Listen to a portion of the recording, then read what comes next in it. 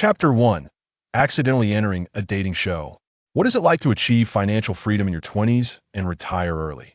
Sue Ran occasionally scrolled through a trending topic on a platform and felt he was qualified to answer this question. Thanks for the invitation. At 24, retired for a year in the landmark city of Shanghai. Waking up in the morning is no longer to the sound of an alarm clock, but to sunlight or his biological clock. He can arrange his time freely, reading, watching shows, occasionally going out for a walk or meeting friends, taking care of plants and vegetables, watching the sunrise and sunset with a cup of tea. Although free, he often feels lost. He began to doubt whether this seemingly perfect retirement life was truly what he wanted. After a long period of reflection, he finally understood. Yes, this is the life I want. After a brief indulgence in his thoughts, Sue Ran happily turned off the screen. He was extremely satisfied with his current life in 1996. No being a corporate slave, no worrying about mortgage or car loans. Life was truly enjoyable. Of course, Sue Ran could live this way not because he was a second-generation wealthy individual, but he merely crossed over lightly, relying on a homage to the classics and early insights, which also counts as achieving financial freedom. In his past life, he had already tasted the experience of standing at the peak. That he was once the youngest vice president of a publicly listed company in the country, having single-handedly led multiple projects worth billions. The immense pressure of being at the top, endless business disputes, and a work pace close to 997 made him deeply understand that being a workhorse for a lifetime was enough. In this life, he naturally chose to live comfortably. After achieving his first financial freedom, Sue Ran began to entertain the idea of retirement, investing most of his wealth into a company he casually established, providing a safety net and assurance for his retirement life, ensuring he wouldn't have to worry about money again. What he didn't expect was that this unintentional company would develop far beyond his imagination. After managing the company's affairs, Sue Ran completely went into hiding and started enjoying his retirement life early. Gardening, nurturing flowers, reading, watching movies, traveling, spending time with family. This was Sue Ran's life for the past year. Simple, pleasant, carefree. Just as Sue Ran was immersed in imagining the future, his phone rang. He picked up the phone and saw it was his mother calling, causing him a headache. While Sue Ran was enjoying this life, his mother was anxious. Her son stayed home every day, not working or dating. How could that be? Not working was fine. She probably knew her son had a good career. But he had a date, right? However, no matter how many blind dates his mother arranged for him, Sue Ran had never gone to meet anyone, as he put it. Wise men don't fall in love who would take responsibility if they drowned. Taking a deep breath, Sue Ran answered the phone. Hello, Mom? Ran, you can't keep living like this, staying home all day. I've signed you up for a variety show, and you must participate, otherwise it will affect your height. Sue Ran was taken aback and asked, this show has something to do with height? His mother sneered, if you dare not go, I'll have your dad break your legs. Sue Ran, the show I signed you up for is a workplace variety show, and your interviewer is a big star. Prepare well. All right. Reluctantly, Sue Ran agreed. However, what he didn't know was that the show his mother signed him up for was not a workplace variety show, but a dating show. She lied, fearing Sue Ran would refuse to participate if he knew it was a dating show. A few days later, in front of an impressive television station, Sue Ran was dressed casually, relaxed as if he were a tourist on vacation. Sue Ran? Is Sue Ran here? As soon as he walked into the lobby, he heard someone calling his name. Here. Sue Ran lazily raised his hand. Wow, you finally made it. The staff, upon seeing Sue Ran, thought to himself, this world actually has a man as handsome as the reader's big shot. The live broadcast has started early. This is a hidden microphone. Just clip it to your collar. The filming period for the entire program is 3 months. During this time, you need to arrange your work and life matters. Your partner is now a top star, Diva. As Sue Ran listened to the staff chatter on, he followed them to the studio. However, he felt something was off. Partner? Shouldn't that be the interviewer? But can a workplace variety show really invite a top star? That's quite extravagant. Soon, the two stopped at the end of the corridor. Here we are, you go in first and wait. The staff reminded him, this is a live broadcast, so be careful with your words and actions. Okay. Sue Ran nodded, indicating he understood. But being careful with his words and actions? That might be a bit difficult. Sue Ran had already decided to mess up this interview. He didn't want to be a workhorse anymore. After the staff nodded, they left directly. Sue Ran pushed open the door, and the scene before him surprised him even more. Pink walls, heart-shaped balloons, pink spotlights rotating overhead. Why does this workplace variety show look like a dating show? On the other side, in the guest lounge, a girl with both beauty and figure looked at her phone screen, which flashed a gray death message. Reba's eyes dimmed. Another qualifying match had ended in defeat. She had initially wanted to struggle for a bit, but her teammates had already started voting. For votes in favor, one against. Defeat. Reba looked at the word failure with tears in her eyes, regretting starting this match. She had wanted to take advantage of her free time to win a qualifying match, but it ended in a disastrous defeat. Frustrated, Reba wanted to have another go, but her assistant reminded her, "Sister Reba, the ordinary guest has arrived. We should head out." "Oh, okay." Reba nodded, putting a sweet smile back on her face. At this moment, the bullet comments in the live broadcast room of Summer Heartbeat 2 had already gone wild. "Here. Wow. It's finally airing. I heard the season has Reba. Wow. I wonder which lucky person will be paired with our Fat D. Who cares? I'm here to see Meng Jia and Li Yun Rue. The Yun Qianming Rao CP is the true legend. You upstairs, don't you think the romance between ordinary people and stars is more interesting?" Knock, knock, knock. A knocking sound echoed. Su Ran looked towards the door, and his gaze was instantly locked onto the figure at the entrance. Li Reba stood in the backlight, wearing a bright yellow floral sundress, the hem swaying gently with the breeze. With fair and delicate skin, exquisite collarbones, and a radiant smile like a blooming sunflower, she exuded sweetness mixed with confidence and a hint of playfulness. Both her looks and figure were stunning, and at the moment Reba saw Su Ran, she leaned against the doorframe, equally stunned. So handsome. That face was simply 360 degrees of perfection. Is this really an ordinary person? Could it be that the production team sent in an idol trainee? If that's the case, she would have to return him. When she agreed to participate in this dating show, the production team had guaranteed her that her partner would definitely be an ordinary person. At this moment, the bullet comments in the live broadcast room had completely exploded. "Wow, this looks amazing. Got his face. I need the latitude and longitude of that mole on his collarbone within 3 seconds. Lick, lick, lick." Countless female viewers are already drooling over the screen. I in the room. "Hello, I'm Li Reba." Reba's voice is soft and sweet, like honey-wrapped cotton candy, lightly drifting into Su Ran's ears. Su Ran stands up, extends his hand for a brief handshake with Reba, and smiles. "Hello, interviewer. I'm Su Ran, and this is my resume for your review." Reba is stunned, clearly not expecting this move from Su Ran. The live stream is flooded with 666 comments. Chapter 2. The wise do not fall in love, who let you be a rich woman. Did you see that? This is called professionalism. Laughing to death. This guy must have run to the wrong set, right? Okay, resume guy, right? Wow. Is he pulling a stunt in a dating show? Show off, is it you? Haha, is it now trendy to treat blind dates like job interviews? After all, Reba is a star. She's seen her fair share of big scenes. She quickly composed herself, but upon receiving the resume, she became confused again. At this moment, the camera zooms in on the resume. Basic information. Name, Su Ran. Job intent, lazy consultant fishing ambassador lying flat expert. Expected salary, the more the better. Educational background, 201-82022. Central Academy of Drama. Major, National Level 1 Retreat Drum Performance. Minor, Versailles Literature and Practice. Graduation thesis, on how to elegantly reject your boss's empty promises. Core skills, Certified Argument Specialist, National Level 1 Provocation Athlete. Musical talent, folk retreat drum old artist. Outstanding acting skills, excellent graduate of Central Academy of Drama. Professional tea tasting, green tea detection, rate 100. Reba's eyelashes fluttered. What is this? Meanwhile, Su Ran is secretly amused. This reaction is just right. This is solid. He believes no boss would want an employee like him. The comments are flowing in like a stream. Ha. Is this resume serious? Look at Reba's expression. She's stunned. Resume guy is too impressive. An interesting soul. Strongly demand resume guy to stay. Having seen big occasions, Reba chuckled, and her gaze lingered on Su Ran, suddenly finding him a bit interesting. So, he is deliberately putting on a show? Is he trying to attract my attention? But looking at his expression, it doesn't seem like it. So he actually doesn't want to record the show and is deliberately causing trouble? Possible.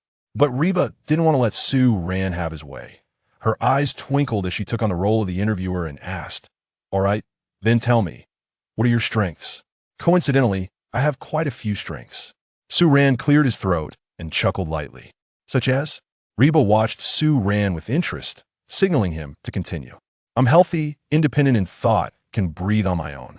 I can use a smartphone, eat when I'm hungry, and put the bowl down when I'm full that I won't randomly pick up things from the ground to eat. I have a great temper, no violent tendencies, and a promising future. There aren't many employees as excellent as me. Now hiring me is like finding a treasure. Sue Ran kept on talking, while Reba just wanted to hit him. If these are considered strengths, then doesn't that make her a high-quality woman? You are really excellent. Reba gave Sue Ran a big thumbs up. Just for Sue Ran's shamelessness, she had to give him a thumbs up. Sue Ran grinned, seemingly showing off. You guys don't know, I can also make instant noodles.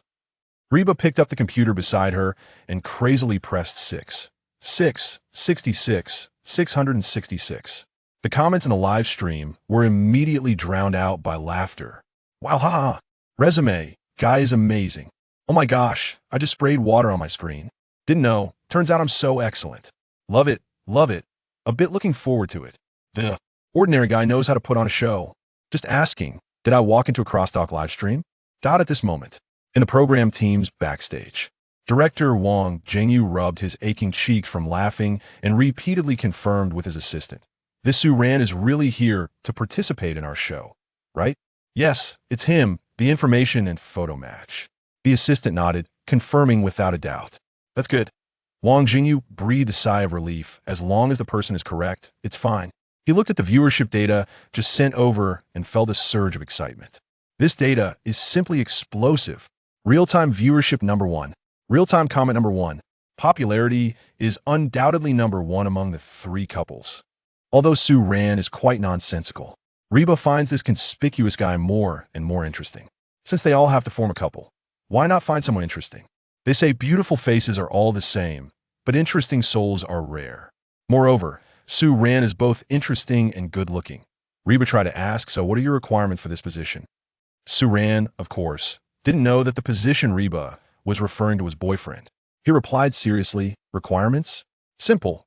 Less work, more pay, close to home, a high position with low responsibility, bonuses during holidays, a monthly salary over $10,000 with 5 insurances and 1 fund. Reba was taken aback. What? Does being my boyfriend also require buying 5 insurances and 1 fund, and also give me pocket money? This man wants to live off me. But looking at Sue Ran's handsome face, it seems not impossible. With such rhymes, are you planning to take the postgraduate entrance exam? Reba chuckled and asked another question. Last question, what are your criteria for choosing a partner? Hiss. The entire live stream gasped. Reba is making a move. Sue Ran was clearly taken aback and wondered, is this related to the interview? Of course. Reba felt her heart racing and defended. This question determines whether you can successfully get the job. Is that so? Sue Ran elongated his voice, thought for a few seconds, then smiled and said, I like someone older than me. Oh, Reba felt a little flutter in her heart. She seems to be just a bit older than Sue Ran. This guy surely likes her, right? Then how much older? Reba asked again. Sue Ran grinned and held up 3 fingers. 3 years older? Reba frowned slightly. That must be the older, the better. Sue Ran shook his head and laughed. As the saying goes, a woman 3 years older brings gold bricks. A woman 3 years older gives away a country. A woman 300 years older gives away elixirs. Reba, who was drinking water, almost sprayed it all over Sue Ran. The live stream erupted in laughter. Ha! I don't care about anything else. I just admire resume guy.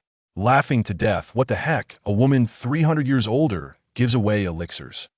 Top-notch joke master. Master of putting on a show. Reba was laughing uncontrollably, and after finally calming down, she curiously asked, so, the very last question, do you want to have a sweet romance? Sue Ran decisively shook his head. Sweet romance? Not even a dog would date. Reba was momentarily stunned and asked, why? Sue Ran replied, as the saying goes, wise men do not fall in love. Drowning is not my responsibility. Women only slow down my speed of drawing the sword. She looked at Sue Ran in disbelief. Is this guy rejecting her? Reba took a deep breath and pointed at herself. annual salary of 1 million, 5 insurances and 1 fund, and you want to give all this up for me? Getting paid for dating and also buying social insurance? Even a dog wouldn't. Date. Must date. Sue Ran exclaimed in shock. Are you serious? Reba smiled. Of course. Just tell me if you want to date or not. With such a good deal, only a fool would refuse. Sue Ran nodded vigorously. Reba teased. Didn't you just say that even dogs don't date? Hearing this, Sue Ran let out a long sigh. As the saying goes, wise people don't fall in love, but who said you're not a rich woman? Reba. Is she dropping golden quotes one after another? This guy is really planning to take the postgraduate entrance exam, right? Wow. The entire live stream room exploded and the comments flooded in. This is too abstract, haha. I'm dying of laughter. Please lock this couple down. Wise people don't fall in love unless she's a rich woman. At that moment, a cold notification sound flashed through Sue Ran's mind. Ding! The host has performed an action that triggers intense emotional fluctuations, successfully activating the Universal Emotion Collection System. The Novice Guide mode has been activated. Currently, only the module Creating Fun is open. The host can collect Creating Fun points by triggering Creating Fun events, which will be exchanged for treasure chest rewards. Tip: more advanced emotion collection modules, such as love, admiration, shock, etc. will be unlocked successively after meeting specific conditions. Ding! Congratulations to the host for receiving a Novice Gift Pack X1. Sue Ran. WTF? A system that arrives late, but is here? As a transmigrator, Sue Ran was no stranger to this thing. Creating Fun? Emotion module. Does that mean it can be upgraded? A glimmer of interest flashed in Sue Ran's eyes. This system is quite interesting. Without any hesitation, Sue Ran chose to open the Novice Gift Pack. Ding! Congratulations to the host for obtaining the skill, God-level singing ability. Ding! Congratulations to the host for obtaining the item, Chinese Song Database. Ding! Congratulations to the host for obtaining the skill, Mastery of all types of musical instruments. The system is generous and lavish.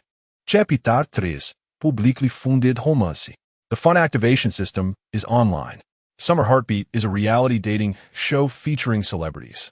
Since its premiere, it has stood out in the variety show market, garnering immense attention and trending topics. The entire creative team actually has higher expectations for Summer Heartbeat. Therefore, the production team spared no expense in inviting one of the top trending stars, Reba. In addition, they also brought in the popular couple from the hit show 9 Layers of Purple, Xiao Mo-CP, Meng Zi, and Li Yunrui, along with Yu Shuxin and Ding Yushi's Yu Zhou-CP. This lineup shows Wang Jingyu's great ambition. Initially, the production team had higher hopes for the Yu Zhou couple. After their pairing in Eternal Night Galaxy, Yu Shuxin and Ding Yushi had long dominated the internal entertainment film and television couple rankings. However, what the entire creative team did not expect was that the most popular combination would actually be a pairing of a celebrity and an ordinary person. Right now, the online viewers in Sue Ran and Reba's livestream have already surpassed 5 million. This is even more than the combined total of the other 2 couples' livestreams. It's worth noting that many of these viewers flocked in from the other 2 couples' livestreams and never left. At this moment, in the reception room, Sue Ran's livestream signal has been cut off. The on-site PD is explaining to Sue Ran what exactly happened. At this moment, Sue Ran's mind is buzzing. It turns out, he has been packaged and sent into a dating reality show by his own mother. No wonder everything seems so out of place. If it were a dating show, everything would make sense. However, it seems he inadvertently activated the fun activation system. Here's the thing. Your salary is indeed after tax 1 million, but there are no 5 social insurances and 1 housing fund. If you really need it, we can pay it for you. Our director even said he would apply for a new contract to improve your treatment.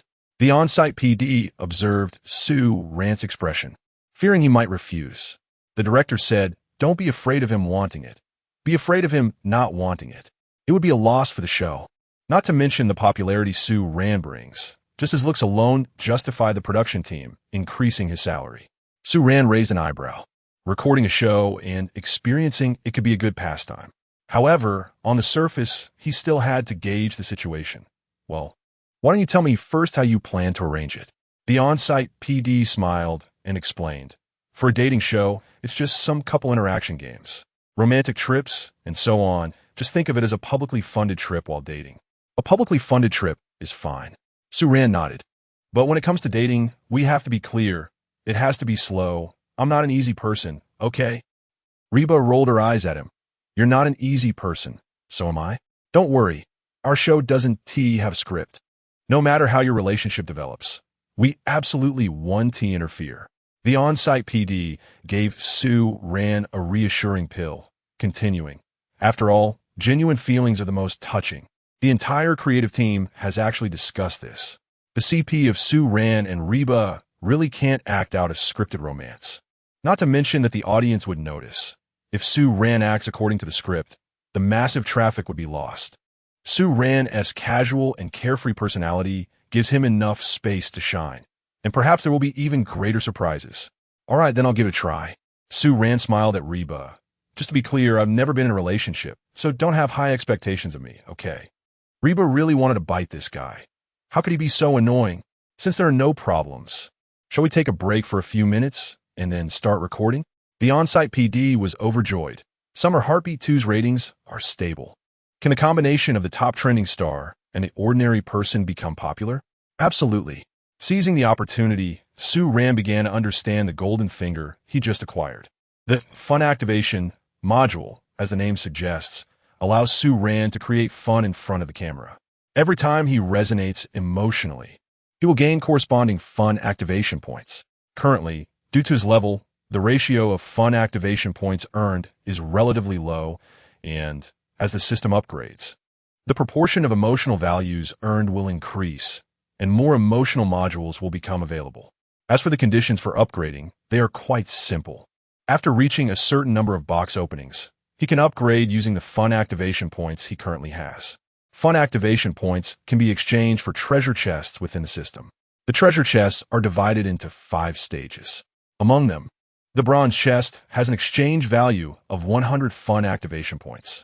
The silver chest has an exchange value of 1,000 fun activation points. The gold chest has an exchange value of 10,000 fun activation points.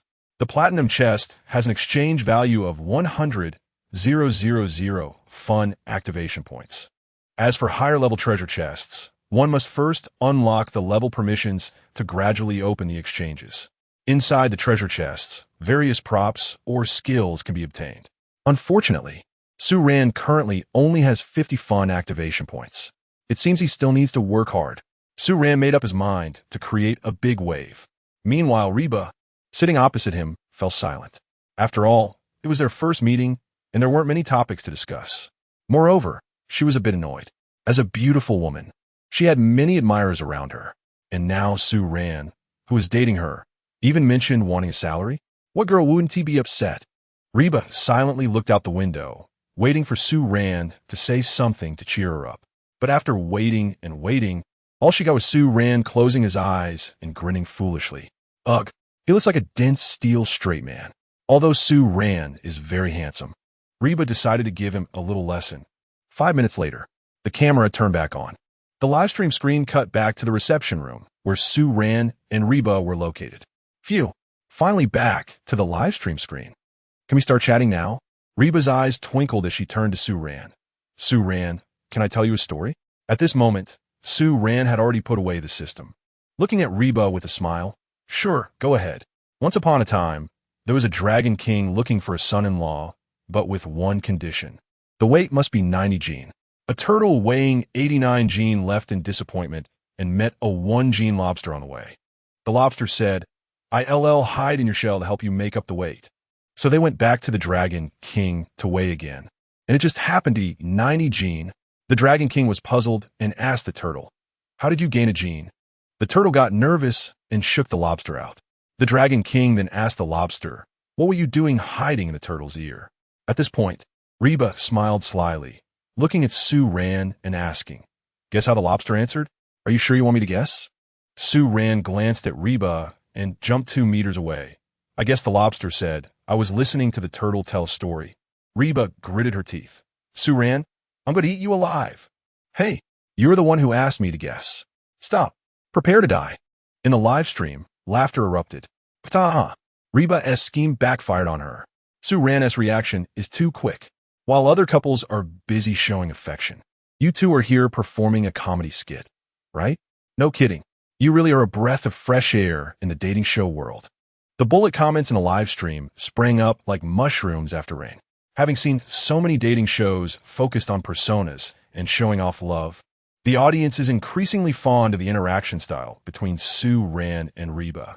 At this moment, the atmosphere in the room was slightly silent. Ray Bong hummed without speaking, and Su Ran was also a bit confused. Neither of them had ever been in a relationship, and at this moment, they didn't know what to do. Fortunately, the on-site PD timely helped the two out of their predicament. Next, we will enter the first segment of the show, Heartbeat First Impression. Chapter 4, First Impressions of a Heart. Talent Show. The First Impressions segment aims to allow participants to showcase their charm and personality through a series of creative and interactive ways while getting to know each other more deeply for the first time. This segment consists of 4 processes. 1. Self-introduction. Each participant has 1 minute to introduce themselves. To make this segment more interesting, participants are required to include a small talent showcase in their introduction, such as singing, dancing, magic, poetry recitation, etc., to display their unique side. 2. Exchange of tokens of affection. Each participant needs to prepare a token of affection, which can be a small item, a picture, or a piece of text that represents a certain trait of theirs or their attitude towards love. 3. Initial impression feedback. After exchanging and describing the tokens, participants need to provide feedback on the token they received and express their initial impression of the token's owner. Su Ran and Reba quietly listened to the on-site PD explaining the rules of this segment. Subsequently, the production team presented each of them with a mobile phone and a heart rate monitoring wristwatch. The phone is for their communication, while the wristwatch is to obtain their heart rate index. On the screen, their respective heart rates were displayed. Su Ran, 78 BPM, Reba, 82 BPM. The couple pairing whose heart rate first reaches 100 BPM will receive an additional reward in this round. Both of you should have heard the rules clearly, right? The on-site PD smiled and said, "Oh, by the way, my name is Li Jing, and I am a live director of the production team. You can call me Li PD." Both nodded. Li PD smiled at them. "So who wants to go first?" Su Ran and Reba exchanged glances, and Su Ran smiled, saying, "Ladies first." Facing the camera, Reba smiled and greeted, "Hello everyone, I am Reba, and I hope to bring joy to everyone in the future." This simple introduction ignited excitement in the entire live broadcast room. In the background, Wang Jingyu was laughing heartily. "This heat is simply explosive." Li PD raised an eyebrow and smiled. "What about your talent?" Reba thought for a moment and said, "Then let me dance for everyone." As a former dance performer in a dance troupe, Reba's dancing skills are quite solid. She slightly raised her wrist, revealing a pair of slender, fair hands adorned with orchid-embroidered sleeves, and began to dance gracefully. Raising her hands, twisting her waist, tilting her head, and bending her back, her dance was grand and elegant. Her confident demeanor made all the viewers in the live broadcast room exclaim in excitement. Soon, the dance ended, and applause erupted. Su Ran gave a thumbs up and praised. "Beautiful. I love it. Do another one." Reba's eyes sparkled with joy from such compliments. Next, it was Su Ran's turn. Li PD smiled and said, "I am quite looking forward to your talent performance." Su Ran scratched his head. "Can I skip the performance? I really have nothing to offer except for my good looks." Li PD. Reba. Reba wanted to scold Su Ran for being shameless, but looking at his handsome face, well, it is indeed handsome. Li PD shook his head and said, "You can tell a joke, too." "Forget it. I'll sing a song." Su Ran thought for a moment and smiled. "Is there a guitar?" He wanted to test out his newly acquired skill. "Guitar?" Reba's eyes lit up. Su Ran can actually play the guitar? Soon, the staff delivered a guitar to Su Ran. He took the guitar, strummed it casually, and nodded. "The sound is nice." Then, he looked at Reba with a sincere expression and said, "I just found out this is a dating show, so I didn't prepare a gift. And this song is both a talent performance and a gift for you." Reba felt a bit touched. She didn't expect Su Ran to be so thoughtful. But the next moment, her feeling of being touched vanished without a trace, because Su Ran, holding the guitar, said, a song the foodie from heaven, dedicated to the super eater, Reba. What does super eater mean? Am I some kind of glutton? Break up. Is there any point in keeping such a boyfriend for the new year? Reba glared at Su Ran, wanted to punch him twice. Su Ran sat cross-legged on the ground, gently strumming the guitar, and the pleasant melody instantly captured the ears of countless people. The gentle breeze carried this melody. It was neither sad nor irritating, but rather tranquil and joyful. Everyone looked at Su Ran with incredulous expressions. The live broadcast room exploded. Wow, so beautiful. This prelude is amazing. No way. Brother Su Ran, you really know how to play. At first, I thought Su Ran was just joking, but he can really play. I bet Su Ran's guitar skills are definitely impressive. At night, feeling hungry with an empty stomach, wanted to go downstairs, but not wanting to move. The takeout button pressed until my fingertips turned red. Fried chicken, hot pot, lobster, and barbecue. The full banquet is all in my mind. The catchy melody and magnetic voice made everything so intoxicating. However, the lyrics drove everyone crazy. Reba looked completely dumbfounded. Did this guy install surveillance in her house? How does he know everything? The live broadcast room went into a frenzy. What the heck are these lyrics? Laughing to death. Reba's face turned green. Is Brother Su Ran's survival instinct not kicking in? While the live broadcast room was wildly discussing Reba's heart rate, 100 BPM. In the live broadcast room, Reba had already taken action.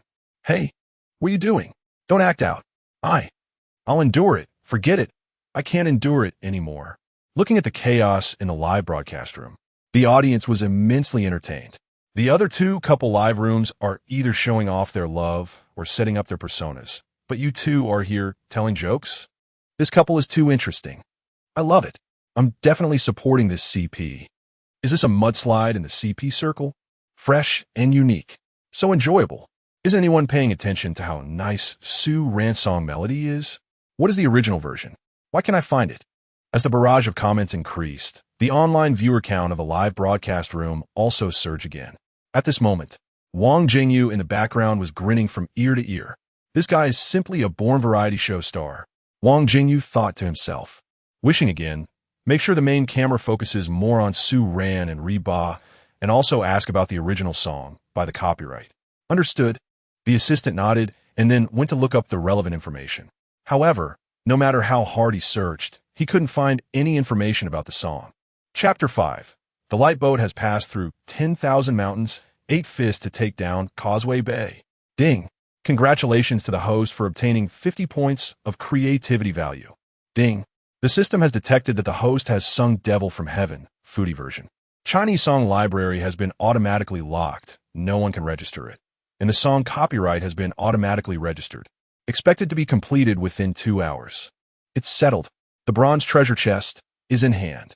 Moreover, the considerate system has automatically locked and registered the copyright. This is really thoughtful. Su Ran silently gave a thumbs up to the system in his heart. Although he couldn't wait to exchange the treasure chest immediately, he could only endure for now, since he was recording a program. Besides, he was currently being locked by the arms of a young lady around his neck. Hiss! I have to say, this girl really has something. On the other side, all the staff of the program group were lost in thought. Hot Bar's heart rate, 102 BPM. Everyone in the program group dramatically looked at this data and suddenly burst into laughter. They never expected that Hot Bar's heart rate would break 100 BPM in this way. Does this count as being moved? Should we give a reward? Or not? Why not? This doesn't violate the program's rules. After discussion, they unanimously decided to award Su Ran and Hot Bar with a heart-thumping reward. Back to the scene. All right, you two, stop messing around. It's time for Hot Bar's gift-giving segment. P. Dealey couldn't help but intervene to rescue Su Ran, who was being locked by Hot Bar's arm around his neck. Hearing this, Hot Bar released her grip, secretly thinking, "It's over, my secret of being a tomboy is exposed." All because of Su Ran. Hot Bar glared at Su Ran angrily, determined to deal with this straight man sooner or later. Feeling the hostility, Su Ran quickly took a step back and said anxiously, "What are you doing? You've already hit me once. Do you want to hit me again?"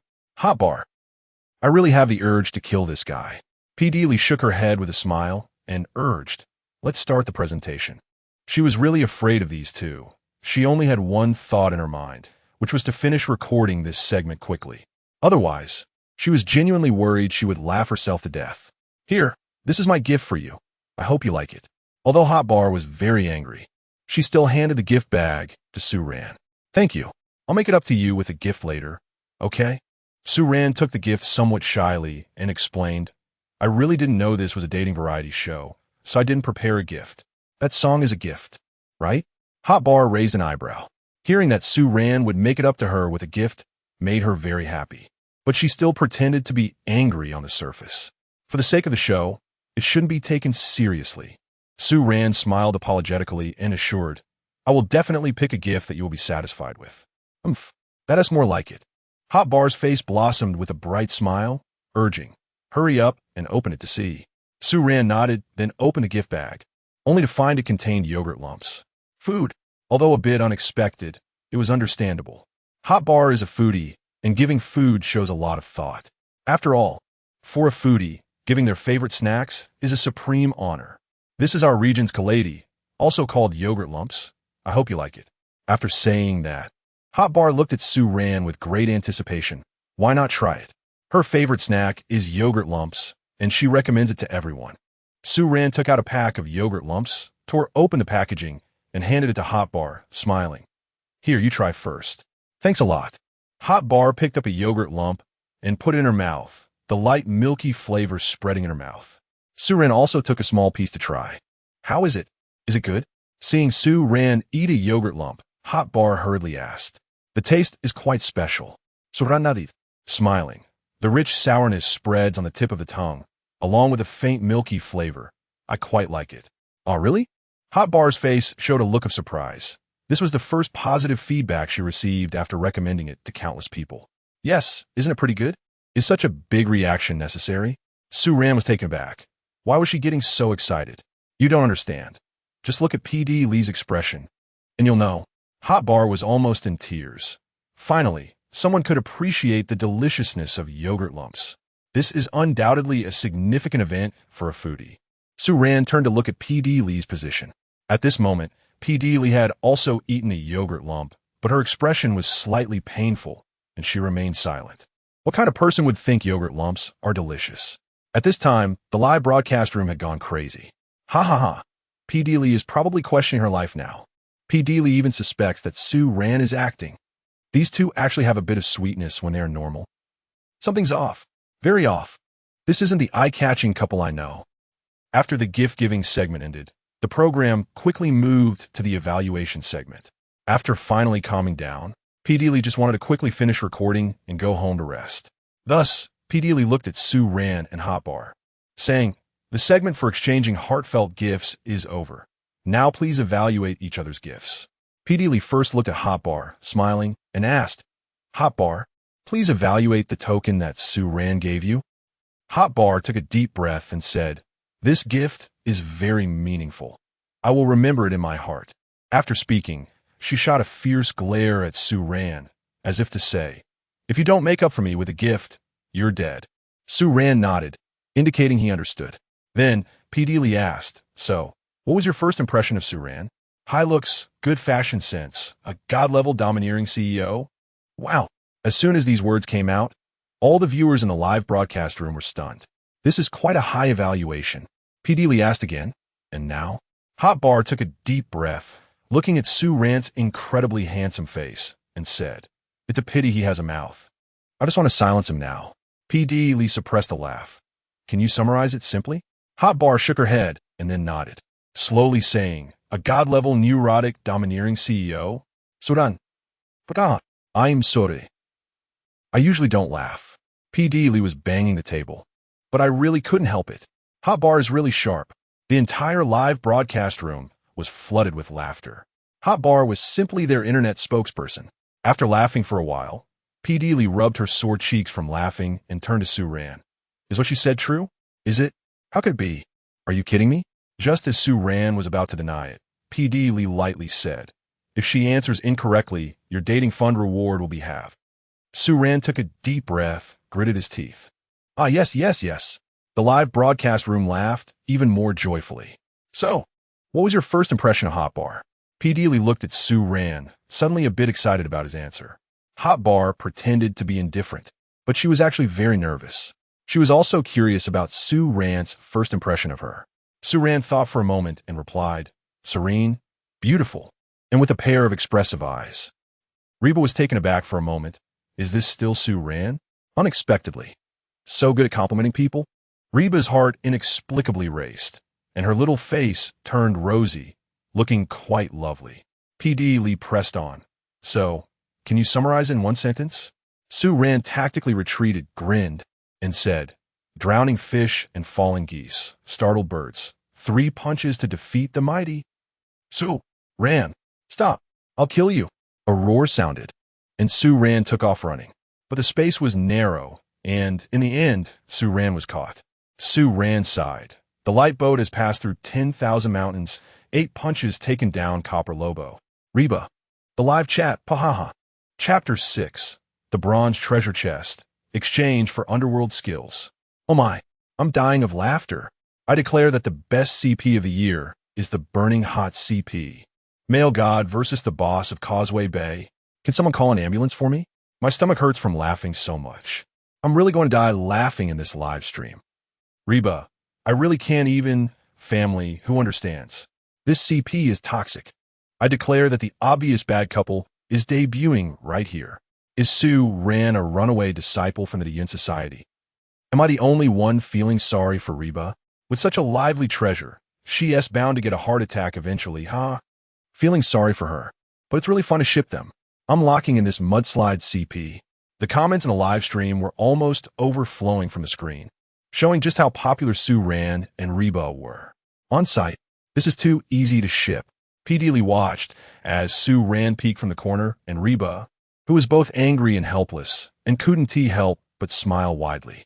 She had followed many dating shows, but the only couple that she found interesting and sweet was the one in front of her, Su Ran and Reba. How should she put it? This pair just felt too easy to ship. Ahem. All right, both of you calm down. Pay attention to the impact. Pay attention to the impact. P.D. Lee, holding back her laughter, played the mediator, saying that hitting is love, and the way you both express your heart flutter is indeed unique. As soon as she said this, Reba's cheeks flushed, and she shot Su Ran a fierce glare. Who has heart fluttering for him? Maybe getting hit would be more like it. Su Ran tried innocently, saying it was for the show, can't take it seriously. So according to our previous rules, P.D. Lee picked up the hand card, her face unable to hide her smile, and announced that Reba's heart rate peaked at 112 BPM during the interaction, the first to break 100 BPM among the 3 couples. Congratulations to both of you for winning the Heart Flutter Acceleration Reward Love Fund. Saying this, the staff timely handed over an envelope printed with pink hearts and the Show S logo. Wow, their SA reward? Reba's eyes instantly lit up, and the slight gloom from being angered by Su Ran disappeared. She rushed over, snatched the envelope from the staff's hand, moving quickly like she was grabbing a red envelope. Thank you, boss. Boss is generous. Reba waved the envelope at the camera, her greedy look making her somewhat adorable. Su Ran looked at her childish behavior and laughed. Say, the biggest credit goes to me. Okay? If it weren't for my talent making your heart race, you wouldn't get this reward. I was angered by you. Reba wouldn't admit that her heart raced because of that awful song, even though the melody was great and Su Ran's voice was nice. But she was definitely angered by Su Ran's infuriating lyrics and expressions. Ding! Strong emotional fluctuation from Reba, gaining 5 active points. Huh, this works? Su Ran felt delighted, and her smile grew brighter. Although 5 active points weren't much, a mosquito is still meat. Anyway, congratulations to both of you. P.D. Lee interrupted their banter with a smile, hoping this fun would add more color to your upcoming heart flutter journey. She paused and continued. So, the first impression of Heart Flutter segment concludes here. Next, the guests will leave the TV station and check into the Summer Heart Flutter cabin that we have carefully prepared for you.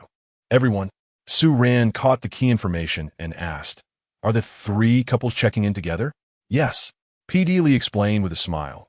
For the next 3 months, the 3 couples will live together in this villa, interact daily, complete various tasks released by the production team, deepen mutual understanding, and spark more heart-fluttering moments. Su Ran and Reba nodded in response. Then they saw PD Lee handing out the task card with a mysterious smile. Both of you. The journey to the Heart Flutter cabin is also the first test of your compatibility. Please read the rules on the back of the task card carefully and complete the challenge in the best way possible. We will be waiting for you in the Heart Flutter cabin. Su Ran took the card, and Reba leaned in to read it together. Dear Burning Hot CP, the journey of Heart Flutter is about to begin. True compatibility lies not only in romantic moments, but also in the wisdom and cooperation when facing challenges together. Now, please start your first test on the way to the Summer Heart Flutter cabin. Use your intelligence and seamless coordination to reach your little cabin in the most economical way and the fastest speed. Good luck. The reward for victory awaits you at the finish line. Summer Heart Flutter production team, the back of the task card also listed detailed rules. In summary, initial funds of 100, all forms of transportation are allowed, but facial recognition is prohibited. All expenses along the way count against the starting funds, which will be verified by the production team at the end. After reading the rules, Reba's face fell. Only $100? ISNT it not enough to take a taxi from here to the beach villa area? The production team is so stingy. PD Lee smiled and said nothing, saying, the challenge starts in 10 minutes. You can now decide on your mode of transportation and plan your route. Good luck. I'll be waiting for you in the love cabin. All right. Reba pouted, wondering if $100 would be enough to take a taxi to the villa area. Of course, it would be. Reba's complaints about the production team's stinginess were just a way to provoke them, hoping to squeeze a bit more from the stingy production team. Unfortunately, the production team was cold-hearted and completely unaffected by Reba's provocation.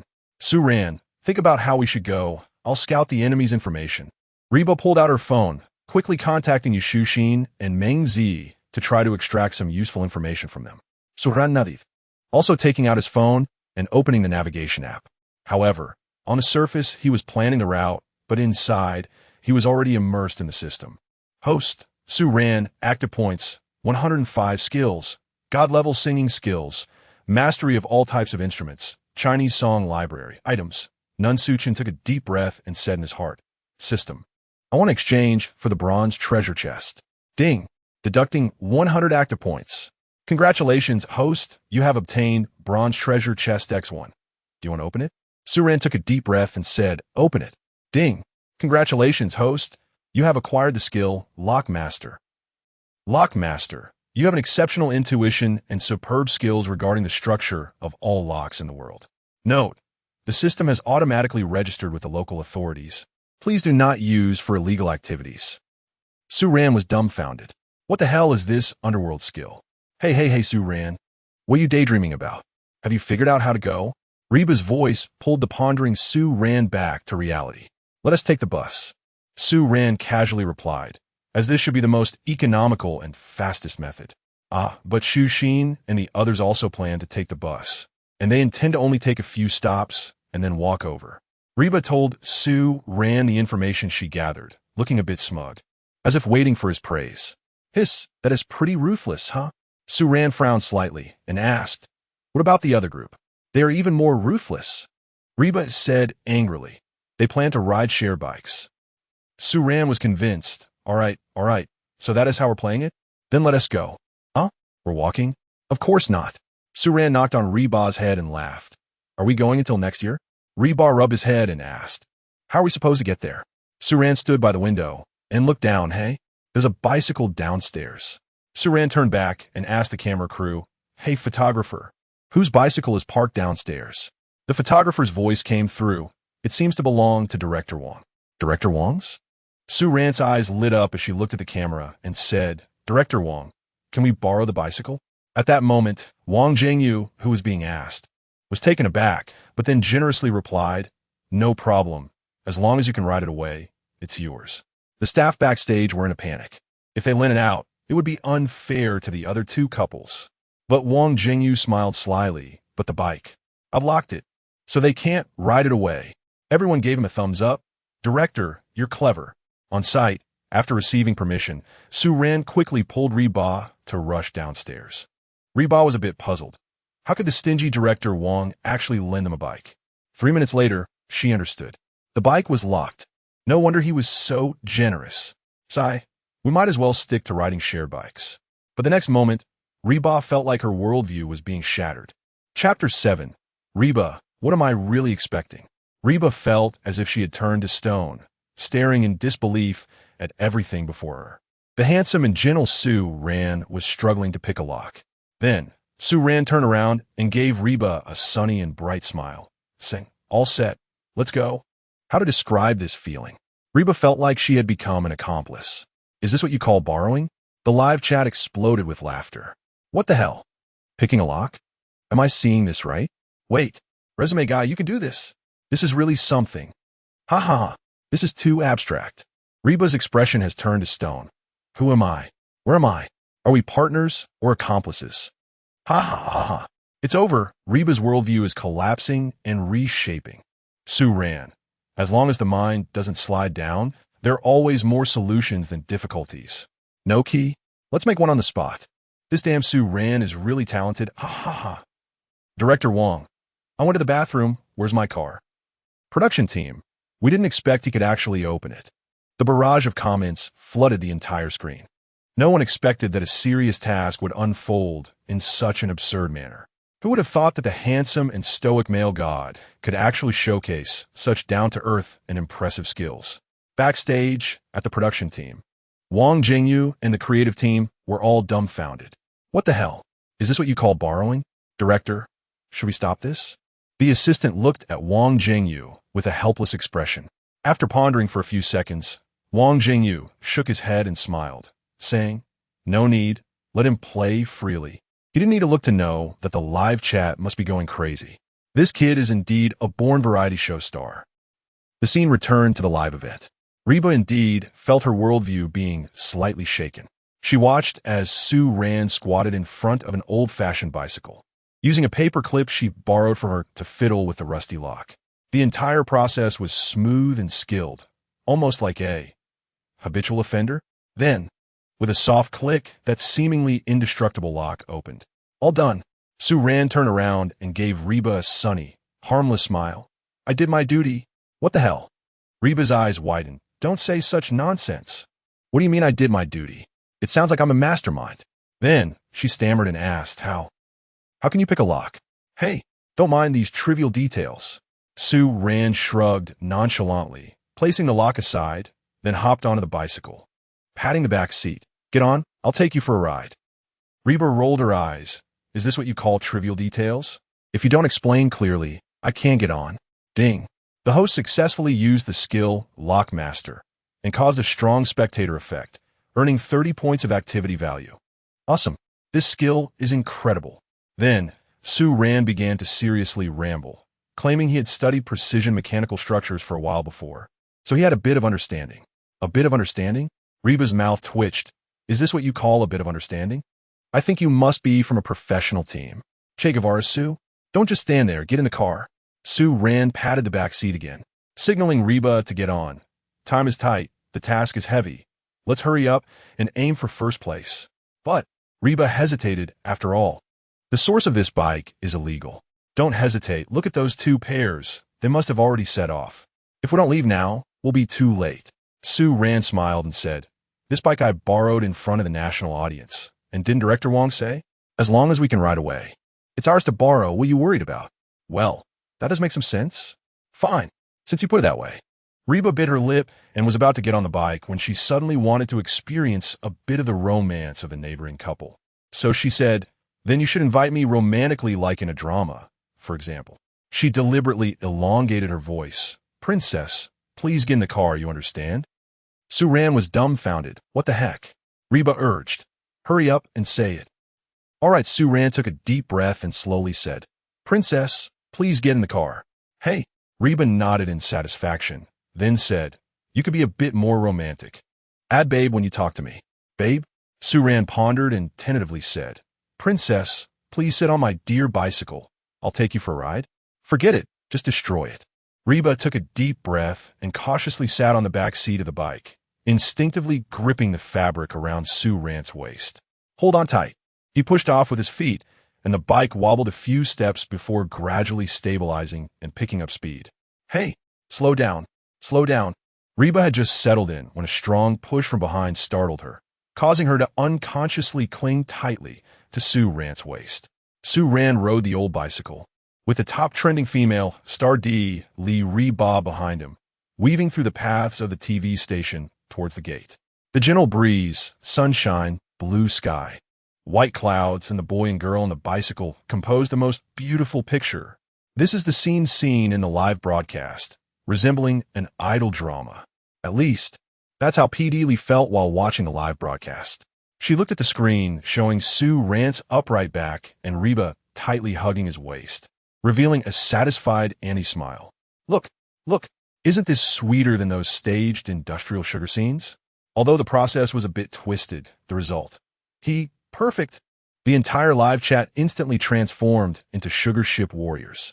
What the hell? This scene is amazing. Is this really the couple we can ship? When they're not talking, it really feels like a good ship. But soon, they realized their thoughts were too naive. The obvious couple can even be shipped? Reba, who was in the middle of an idol drama scene, felt no romantic atmosphere at all. She only felt the wind was too strong. Her hair was a mess. Her butt was bouncing. This guy Sue Rand rode the bike like he was flying a plane. He didn't slow down for the speed bumps. Just charged right over. It was so bumpy that she felt like she was about to lose her mind. Moreover, Sue Rand would occasionally speed up suddenly or make sharp turns, claiming to take shortcuts to avoid congestion, making her feel like her heart was about to jump out. Suran, are you intentionally seeking revenge? Reba couldn't take it anymore and pinched the soft flesh around Sue Rand's waist. Still think it's slow? Then I'll go faster. Can your little body handle it? I mean, slow down. Go wild. Got it. Reba gave up on communicating, silently clinging to Sue Rand's waist, burying her face in his back, not wanting to see anything. Just destroy it. Hurry up, I'm tired. Ding. From D. Lee Reba's forced attachment of hopelessness. Gained 5 points of activity value. Sue Rand felt the softness and warmth from his back, along with the system's notification sound, and the corners of his mouth slightly lifted. In a good mood, he couldn't help but hum a song. It was still that godlike singing voice, magnetic and pleasant, with a melodious and sweet melody. Reba, who had been jolted around, instinctively perked up her ears upon hearing the song. This time, it's not that frustrating song, The Glutton from Heaven. The melody sounds quite nice. Could it be that this guy has finally had an epiphany and learned the romance from idol dramas? Just as Hot Bar felt a flicker of anticipation, he heard Sue Rand sing with that damned, charming voice. Ride on my beloved little scooter. It will never be stuck in traffic. Ride on my beloved little scooter. I'll be home in no time. Beep, beep, beep, beep, beep, beep, beep, beep. Hot Bar. Little. Scooter. You call this clunky old bike that only makes noise from the bell a little scooter? And beep, beep. I'm beeping your sister. Hot Bar facepalmed, wondering what he was expecting. Puffed. Hot Bar finally couldn't hold back, leaning on Sue Rand's back, laughing so hard he was shaking. Forget it. This guy may be a bit crazy, but he's still interesting. The sun was just right, and the breeze was gentle. An old bicycle carrying two incredibly good-looking people sped towards the seaside villa amidst the catchy song. Even though the method was a bit torturous and the process a bit bumpy, this unique heart-throbbing journey seemed to have its own flavor. Chapter 8. I just want to ask if you can take a beating. Meanwhile, the heart-fluttering journeys of the other two pairs of guests are also underway. But the atmosphere is completely different. The camera shifts to the Shao MOCP, where Meng Zi and Li Yunrui have chosen the most reliable, yet time-consuming mode of public transport. The two sit side by side by the window on the subway, looking down at their phone maps and quietly discussing transfer routes. Sunlight streams through the window, casting a warm glow on them, creating a peaceful and harmonious atmosphere. They occasionally exchange smiles, showing great rapport, resembling a couple who have been together for many years, embodying the tranquility of life. On the other hand, the Yuzhou Central CP, who opted for shared bicycles, decided to walk after cycling for a while. Ding Yushi holds an umbrella, while Yushushin thoughtfully takes out a bottle of mineral water from her bag and hands it to her boyfriend. The live stream is sprinkled with pink special effects, creating a very sweet scene. The camera cuts back to the live stream featuring Sue Rand and Reba.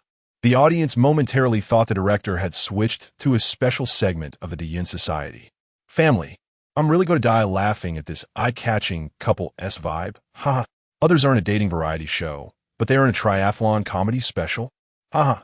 I'm already looking forward to how the three couples will interact in the love nest. Although the process is quite punishing, I have to say, Reba wrapping her arm around Sue Rant's waist really hits me. Am I abnormal? The beauty upstairs. Shipping anything will only harm you. The live stream remains a joyful ocean of laughter. The audience, while poking fun at Sue Rant's antics, can't help but ship this uniquely styled CP. They can't pinpoint what charm Sue Rant has, but they just can't help but want to watch him. Meanwhile, their initial excitement for the Yuzhou Central CP, or Xiao MOCP, seems to have diminished. After leaving the TV station area and entering the main road of the city, Sue Rant slows down a bit. After all, the road isn't owned by him, and traffic rules must be followed. Moreover, Sue Rant doesn't want Reba behind him to get jostled around. Hey, why so slow? Can't keep up? Reba is somewhat unaccustomed to the slow pace. What do you know? Sue Rant scoffs. Driving unsafely will bring tears to your family. Safety first, understand? Reba rolls her eyes. Fine, you have a point. Reba gently pats Sue Rant's back. You've been riding for so long. Aren't you tired? How about I take a turn riding? Seeing him struggle to pedal, she feels a bit guilty. She can ride a bike too, although her skills are, well, rather hit or miss. Sue Rant is surprised you can ride. Reba is speechless. Are you being polite? How about I ride instead? There is a trace of doubt in Sue Rant's tone. This bike isn't easy to ride, and he worries she might fall and get hurt. Don't worry, I'm not that delicate. A fall won't hurt me. A warm feeling flashes through Reba's heart. This guy actually cares? Sue Rant scratches his head, hesitating. I know you can take a beating, but this old bike is probably on its last legs. If it falls apart, we won't have the money to pay for it. At that moment, Reba really wants to stab Sue Rant. She sneers, whether it could take a beating or not. I don't know, but if you keep being this cheeky, I'll ask if you can take a beating. Suran. The livestream's comments explode with laughter. Sensing the threat, Sue Rant shrinks his neck and quickly reassures. Just kidding. I'm worried about you getting hurt. You think you can get away with this? Reba feels a bit smug, straightens her back. Then let us stop, and I'll take over. Sue Rant nods, saying no more, and finds a relatively wide spot by the road to stop. All right, give it a try. Sue Rant jumps off the bike and steadies it. Reba confidently takes over the handlebars, takes a deep breath, and climbs on. However, reality hits hard. This old bike is not only heavy, but also slightly crooked. In less than 10 meters, Reba is already sweating profusely. She genuinely admires Sue Rant. How does he maneuver this piece of junk so smoothly? But a warm feeling also crosses her mind.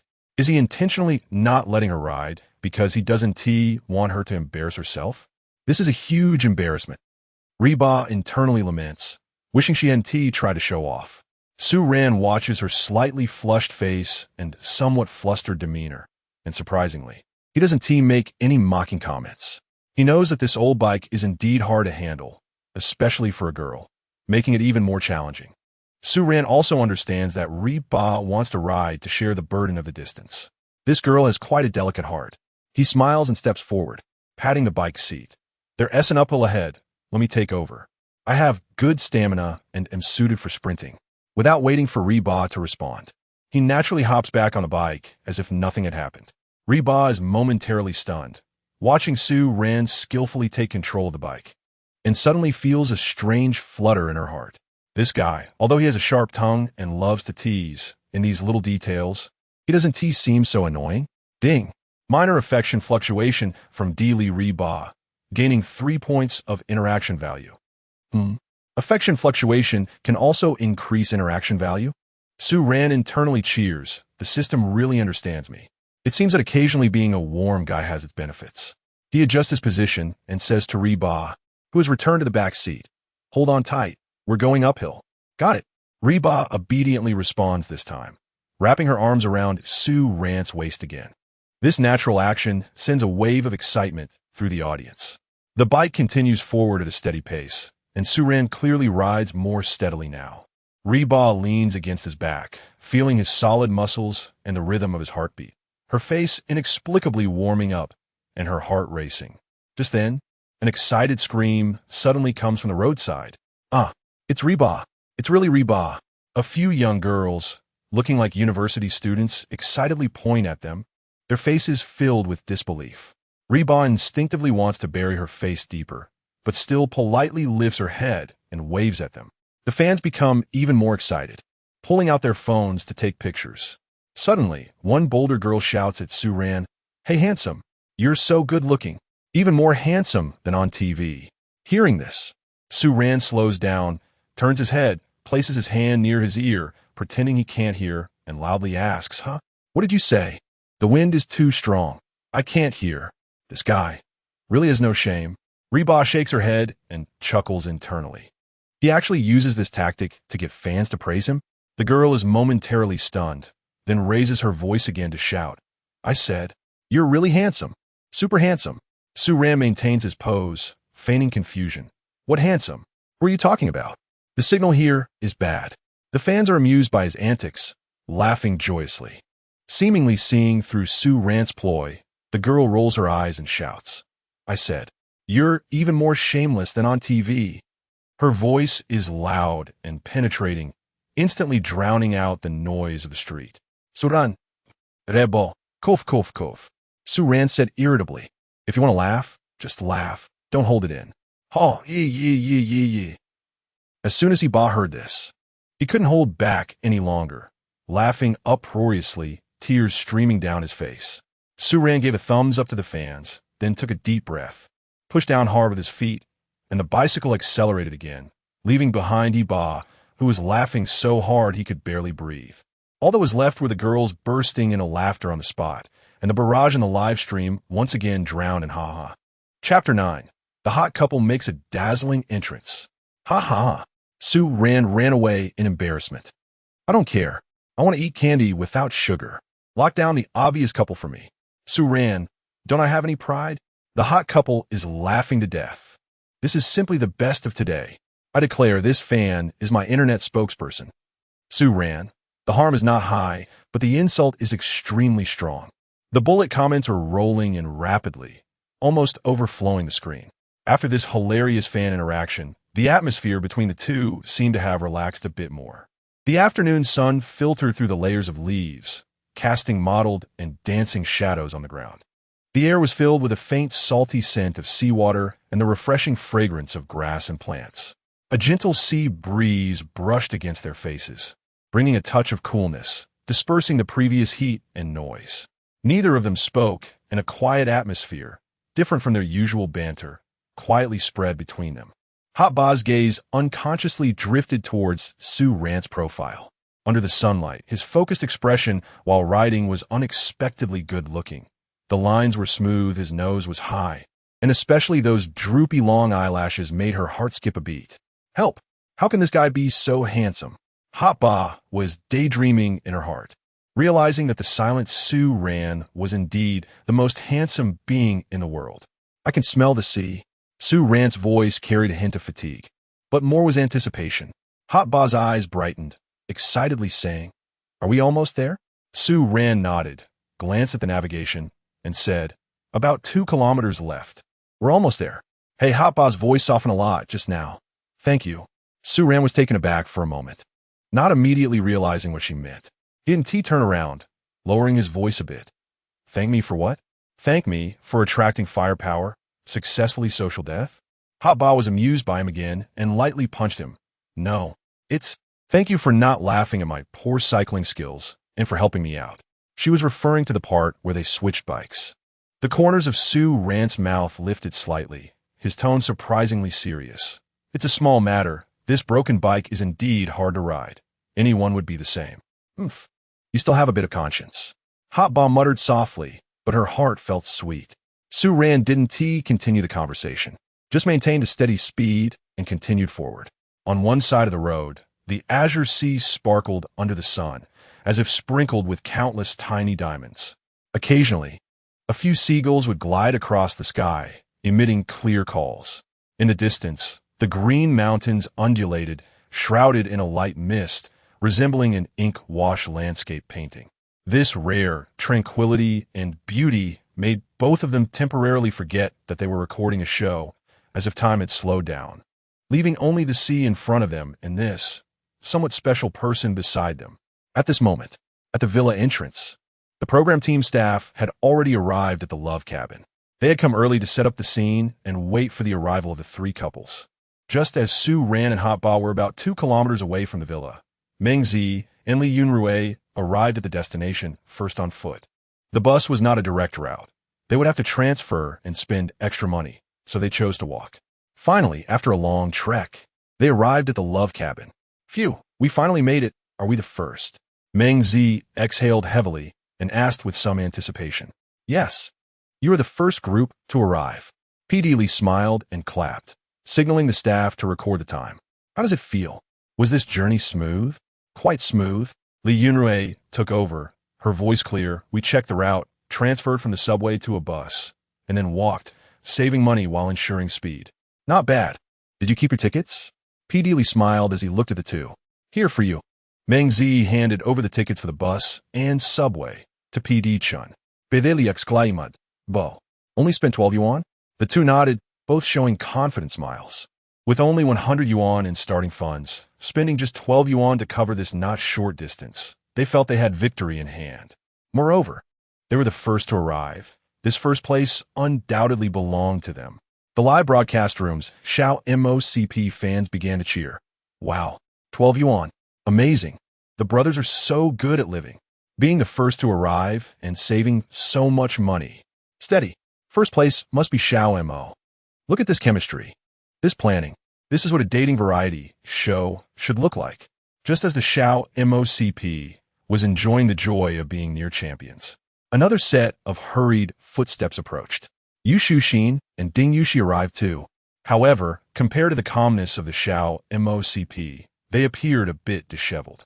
Yu Shuxin's face was flushed, constantly fanning herself with her hands, while Ding Yuxi was also sweating, barely maintaining his image. Phew, I am exhausted. Yu Shuxin ran to PD Li, directly collapsing onto the steps beside him. Director Li, we were the second to arrive, right? Yes. Congratulations to the Yuzhou Center CP for arriving successfully. PD Li nodded with a smile, signaling the staff to record the time. Oh no, we were still a step behind. Yu Shuxin saw Meng Zi and Li Yunrui beside her and pouted about losing the first place. Ding Yuxi laughed beside her. We really couldn't ride anymore for the last 5 kilometers, so we took the bus. How much did you spend? PD Li asked. Yu Shuxin counted on her fingers. Share bikes were 5 yuan each, and the bus was 2 yuan each, so together it was 14 yuan. 2 yuan more than the Xiao MOCP. Oh no, if I had known, I wouldn't have taken the bus. Yu Shuxin slapped her thigh, blaming her lack of stamina. Otherwise, they would definitely have spent less money. She felt a bit regretful, thinking that if she hadn't slowed them down, they could have gotten first place. It's okay. Wasn't the process fun? Besides, second place is still good. Ding Yuxi shrugged indifferently, his tone full of nonchalance. Even if they didn't get first place, second place should be secure, right? He didn't believe there could be a more economical way than theirs. Just as the two couples were exchanging words, a familiar, catchy tune with a rhythmic do-do-do-do sound approached, accompanied by a clattering noise, as if the metal was about to fall apart, catching everyone's attention. From a distance on the small road, a figure was pedaling a rusty, old-fashioned bicycle towards the villa entrance. On the back seat, there was a girl who was squealing and tightly hugging Su Ran's waist. Who else could it be but Su Ran and Hotba? What the heck? They also came by bike, but the shape of this bike is truly peculiar. Everyone was left dumbfounded. Soran executida hasta drift, bringing that weathered bicycle to a steady stop in front of everyone. The hot couple has arrived, but before he could show off his coolness, he was slapped away by Hotba, saying, "Are you trying to kill me? You almost threw me off." Everyone was stunned for a second, then burst into laughter. This entrance method is indeed unique. Chapter 10. The show's effect is explosive. When the two appeared in an unexpected way, everyone wore a look of helpless laughter. At that moment, Reba's hair was blown by the wind. Looking like a bird's nest, her little face flushed. She glared at Su Ran, then felt the gaze of the crowd and quickly put on a smile, enthusiastically greeting everyone. Hi. Hello everyone, you all are so fast. You guys. Lee PD looked at the old bicycle that was even older than her grandmother, then glanced at the spirited Su Ran and the despairing Reba, momentarily forgetting what she wanted to say. Did you ride this thing here? Yu Shushin widened her eyes, circling around the old 28-bar bicycle, exclaiming in wonder. This bike must be older than my grandma. Ding Yushi looked at Su Ran with admiration. Dude, that's impressive. Meng Ziyi and Li Yunrui exchanged glances, both seeing disbelief in each other's eyes. Riding such an old bicycle, carrying one person from the TV station here, that physical strength is terrifying, right? You too, you worked hard. Lee PD finally found her words, signaling the staff to record the time. You are the last group to arrive. Last group? Su Ran and Reba were secretly laughing. Just wait until you find out we didn't spend any money. That expression will be priceless. Lee PD asked as usual. You too, please report your expenses. And you kept all the receipts, right? Upon hearing this, Su Ran raised a finger and waved it in front of everyone. $1? Yu Shushin guessed. Did you borrow this bike from a passerby? But weren't we told we couldn't use our faces? Su Ran shook his head. $10? Li Yunrui guessed. Is it the rental fee? But this bike doesn't look like it's rented. Su Ran shook his head again. Everyone looked at Su Ran with curiosity. Su Ran grinned and slowly said, Not a cent spent. The air seemed to freeze instantly. Everyone's eyes widened in disbelief as they stared at Su Ran. Not spend any money. You rode a bike here and didn't spend a penny. How is that possible? Not spend any money? Lee PD doubted she had heard wrong and confirmed. Su Ran, are you sure you didn't spend anything? Of course I'm sure. Su Ran nodded confidently, then pointed at the old bicycle and explained, it's a means of transportation, just using what's available, borrowed from Director Wong. Pure green travel, zero emissions, zero cost. As soon as the words fell, the entire live broadcast room burst into laughter. Borrowed? Does Director Wong know? Ha ha ha. What the heck is using what's available? You're just picking locks. Su Ran, have you all heard of $0 purchases? Xiaoma CP, I spent $12. I thought I was safe. Yuzhou Center, I spent $14. I thought 12 was the limit. Suran, sorry. Everyone here is younger than me. The other two CP pairs were dumbfounded. They had all sorts of strategies and calculations, taking the subway, squeezing into buses, riding shared bikes. And here they were, going for a $0 purchase. What is the point of competing? Meng Zi twitched his mouth and couldn't help but ask, Reba, did you really borrow this bike? Reba's expression was a bit unnatural. She actually didn't know if this counted as borrowing. But Su Ran, without a hint of embarrassment, said, Of course. I greeted the cameraman in front of the entire nation, and most importantly, Director Wong agreed to let me borrow it. At that moment, Wang Jingyu, monitoring from backstage, felt so embarrassed he could almost dig his toes into the floor. I didn't know you could pick locks. If I had known, I definitely wouldn't have said that you could borrow it if you could ride it. You jerk. Other staff members were also secretly holding back their laughter. Director Wong had really turned the tables this time. He had always been the one to trick others. When had he ever been the one to be tricked? Seeing Su Ran's serious yet nonsensical demeanor, Reba couldn't bear to look and quickly covered her face. But the uncontrollable upward curve of her mouth revealed her true feelings. Hee, are you all stunned? Reba, however, exposed him. He's lying to you. How could it be free? She deliberately paused, and when everyone let out a sigh of relief, she changed her tone and revealed a playful smile. Su Ran bought me ice cream, which cost $2. Everyone. Ha ha. Reba has become cheeky too. This collaboration gets a full score. One is responsible for boasting, the other for poking a small hole in the boast. What the heck? Resume guy actually bought Reba ice cream? What do we miss? We definitely missed the most exciting part during the cut to the camera. What is this ridiculous sense of camaraderie? I inexplicably want to ship them. Lee PD was momentarily stunned, then contacted the director team through her earpiece, ultimately arriving at a ridiculous conclusion. Unable to hold back, Lee PD burst into laughter. This sudden laughter naturally piqued the curiosity of others. Finally, Lee PD struggled to suppress her laughter and explained, You rascal. Director Wong said you owe him a lock. As soon as she said that, the two couples were stunned for a few seconds, then burst into helpless laughter after realizing what had happened. Oh dear. Xiaoma CP's composure vanished completely. Meng Zi laughed until his stomach hurt, meaning, "You pried the lock and then borrowed the bike." Li Yunrui gave a thumbs up, realizing that the so-called $0 purchase was quite literally what it meant. Yu Shuxing laughed so hard she fell into Ding Yushi's arms. Ding Yushi gave a thumbs up, very much appreciating Su Ran. "Dude, that's awesome." Su Ran grinned, feeling no embarrassment at all, and declared, "What's this called? This is called making good use of loopholes in the rules." The task only said no face swiping. It didn't say anything about technically picking locks. Besides, he winked at the camera, "I was also testing the security of Director Wang's lock. You see, it turns out it indeed needs to be replaced. Fortunately, it was me. If it were someone else, they would have ridden off and never returned it." Puff. As soon as these words were spoken, the scene erupted into laughter like a zoo.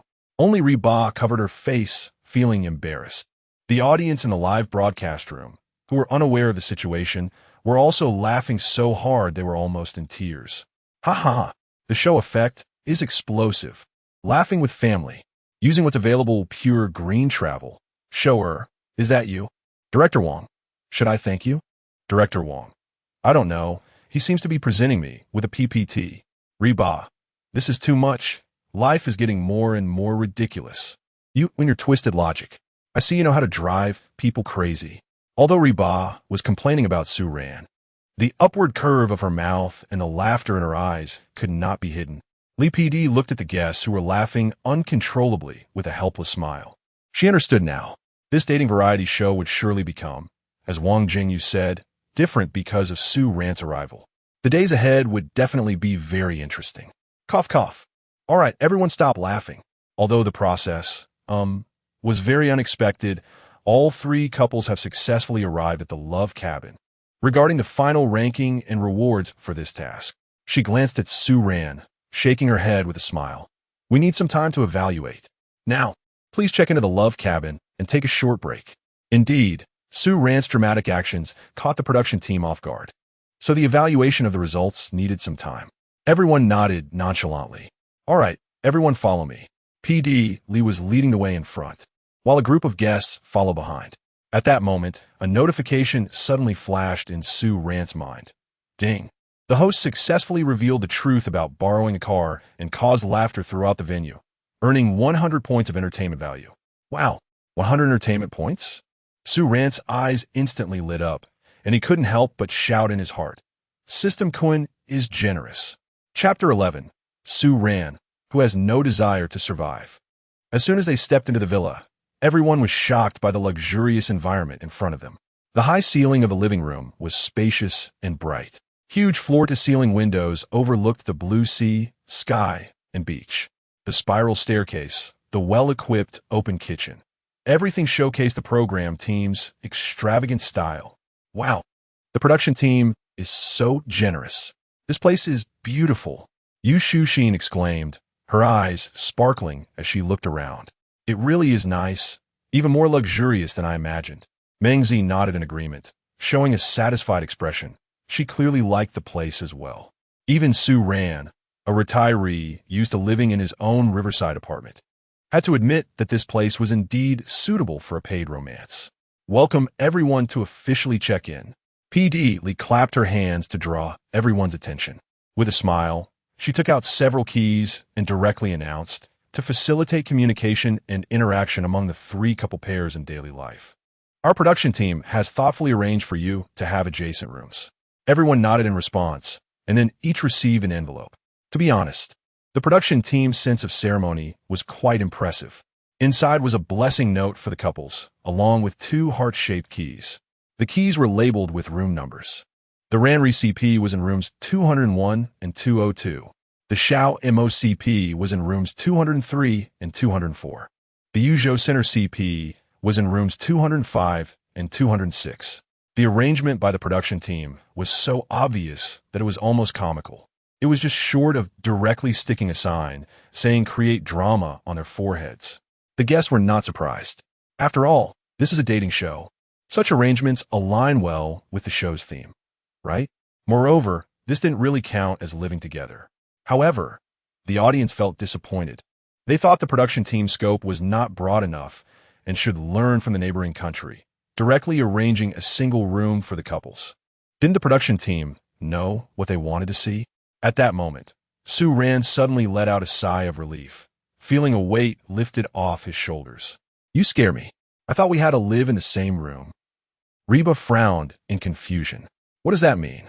Shouldn't I be the one afraid of sharing a room with you? Why are you acting like a victim? However, just as she was getting angry and preparing to confront Su Ran, he had already slipped into his room like a gust of wind and locked the door. Reba stormed to the door and knocked furiously. Su Ran, come out and clarify this. There was no response. Behind her, Yu Shuxin and Meng Zi were snickering. Even they couldn't help but ship this pair. It was too entertaining. Li Yunrui and Ding Yushi silently gave Su Ran a thumbs up. This guy has no survival instincts at all. How dare he easily offend a girl? Truly a role model for our generation. Fortunately, PD Li's voice saved Su Ran. Everyone, please return to your rooms to rest for half an hour. We'll gather on the first floor later. The production team will treat everyone to a feast. Hearing about the feast, all the guests' eyes lit up. After consuming a lot of energy early in the morning, they were already starving. Especially Reba, upon hearing about the feast. She was no longer as angry. However, she planned to eat half of Su Ran's meal as punishment. Ding! From the strong anger value of Li Reba, the host's self-destructive behavior gains 10 points of entertainment value. Su Ran, this is not a loss. He rubbed his hands together, a look of anticipation on his face. System, I want to exchange for a bronze treasure chest. After finally accumulating 100 entertainment points, Su Ran naturally wanted to indulge himself. Ding! Deducting 100 entertainment points. Congratulations, the host has obtained bronze treasure chest X1. Would you like to open it? Wait. Su Ran rushed to the bathroom, washed his hands, and silently thought. Open it. Golden light flashed again in his consciousness, and the familiar system prompt sounded with a hint of mystery. Ding. Congratulations, the host has obtained a special skill, Chef God Special Edition, Duet of Light and Darkness. Chef God Special Edition? Duet of Light and Darkness. Su Ran was stunned. What on earth was that? It sounded impressive. He quickly checked the detailed description of the skill. Chef God Special Edition, Duet of Light and Darkness. Skill level. Beginner, can be upgraded with entertainment points. Skill effect. The host has mastered the two extremes of cooking skills and can switch between the following two modes at will through thought. Dark Cuisine, Taste Paradise mode. Appearance. Any dish made by the host will showcase extreme dark culinary traits, becoming the strongest visual pollution. Enough to make any mentally normal person lose their appetite and experience physiological discomfort. Taste. Contrary to its terrifying appearance, the dish will possess the most delicious taste in the world, each bite being the ultimate baptism for the taste buds, a heavenly enjoyment. Light Cuisine, Taste Hell mode. Appearance. The host will gain god-level artistic styling and plating skills, making any dish a perfect work of art. Possessing the most beautiful appearance in the world, its visual impact enough to impress even the most discerning gourmet. Taste. Contrary to its perfect appearance, the dish will have the most horrible taste in the world, each bite being a ruthless interrogation of the soul, a hellish torment. Mode switch.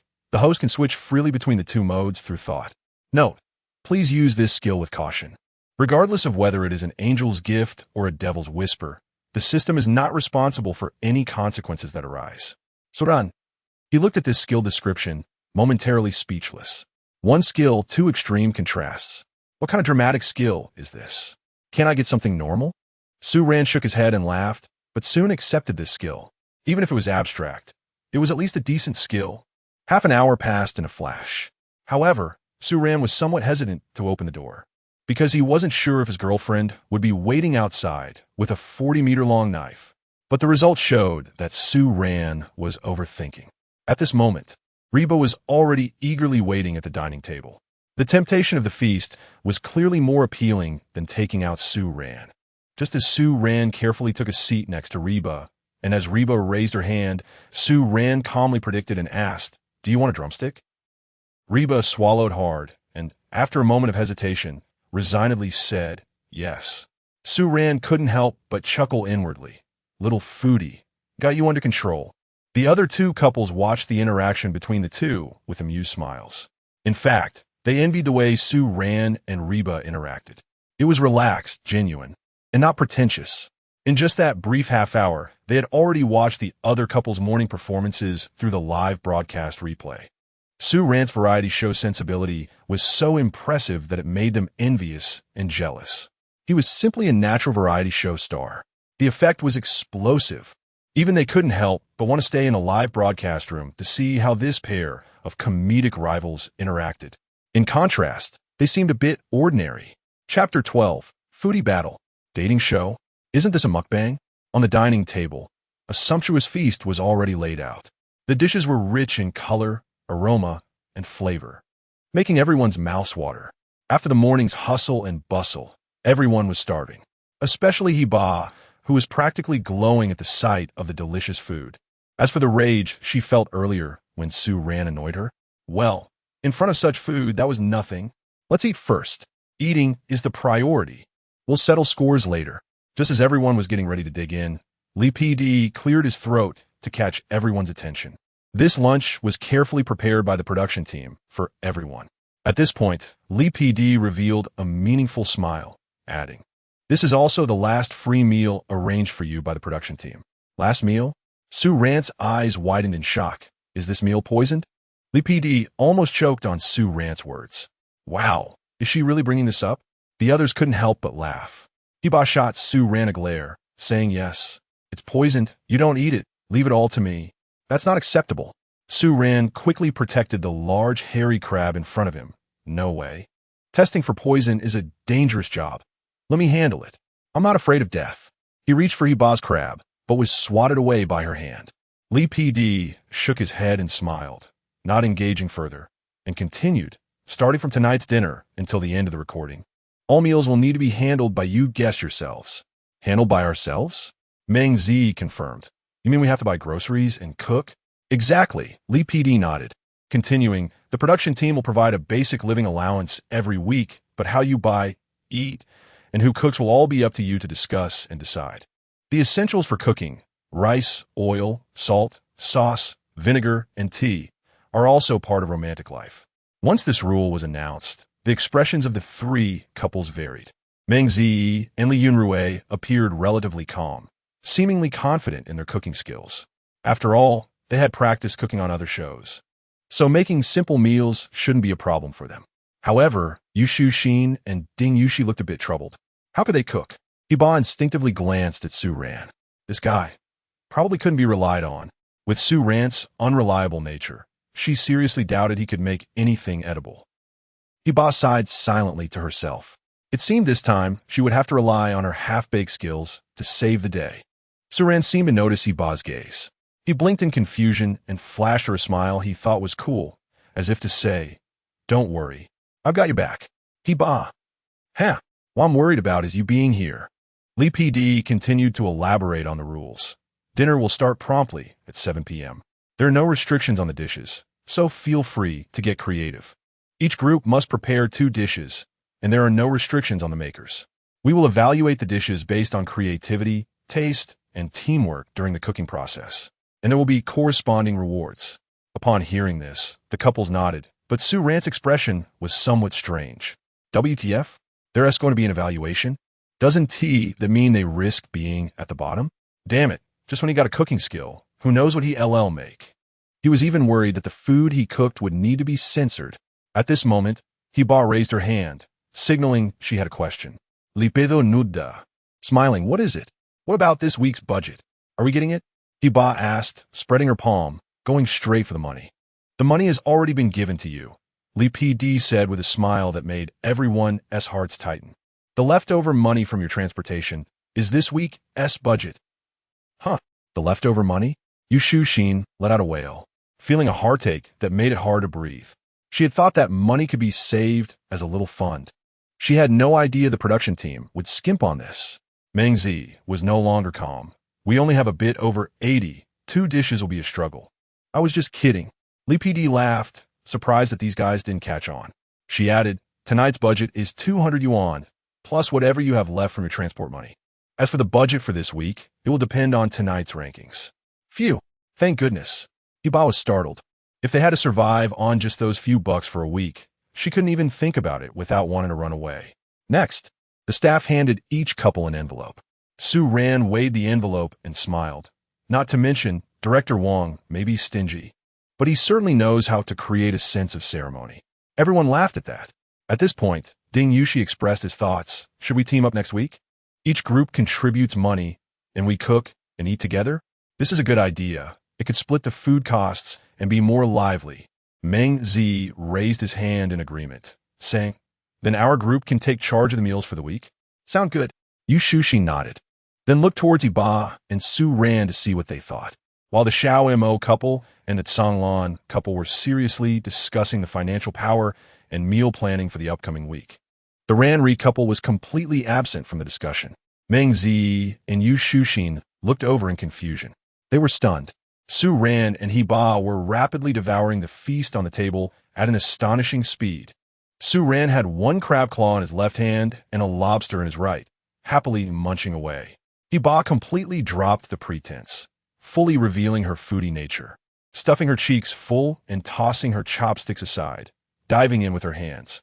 The two had entered full foodie mode, with only food in their eyes. As for the tasks, they could wait until they were full. The four exchanged glances and took a deep breath. What the heck? Why bother putting on airs? Why bother with character setups? If they didn't grab the food now, there would be nothing left. Yu Shuxin was the first to react, swiftly covering the large hairy crab in front of her with a protective hand. What the hell? Are you two starving ghosts reincarnated? Ding Yushi couldn't care less about looking cool anymore and quickly joined the fray. I'm gonna die of hunger. Su Ran, with his mouth full of meat, mumbled incoherently. Meng Zi and Li Yunrui exchanged glances, chuckled helplessly, and also joined the foodie battle. The originally restrained atmosphere at the dining table was instantly turned upside down by Su Ran and Hiba, the two starving ghosts. In no time, the restaurant was filled with a lively atmosphere. Li PD looked at the chaotic scene before him and couldn't help but laugh. But this was good. Compared to the slightly awkward and polite atmosphere before, this lively and playful vibe felt more grounded, more real, and much more entertaining. After all, young people are always better off being lively. What is interesting about being dull? The audience in the live stream instantly burst into laughter. Ding Yushi, wow, I'm seeing double. Ha ha ha. I told you with him around, the vibe would be off. Feeling sorry for the other four, still calculating the ingredients, while these two are about to devour the table. This is hilarious. These two are such clowns. This lively atmosphere is really fun. These two are truly a perfect match. Is this a mukbang? Chapter 13. On the importance of wearing helmets while riding electric bikes. After lunch, the guests enjoyed a brief break. The three CPs found their secret bases and began discussing the menu for the evening.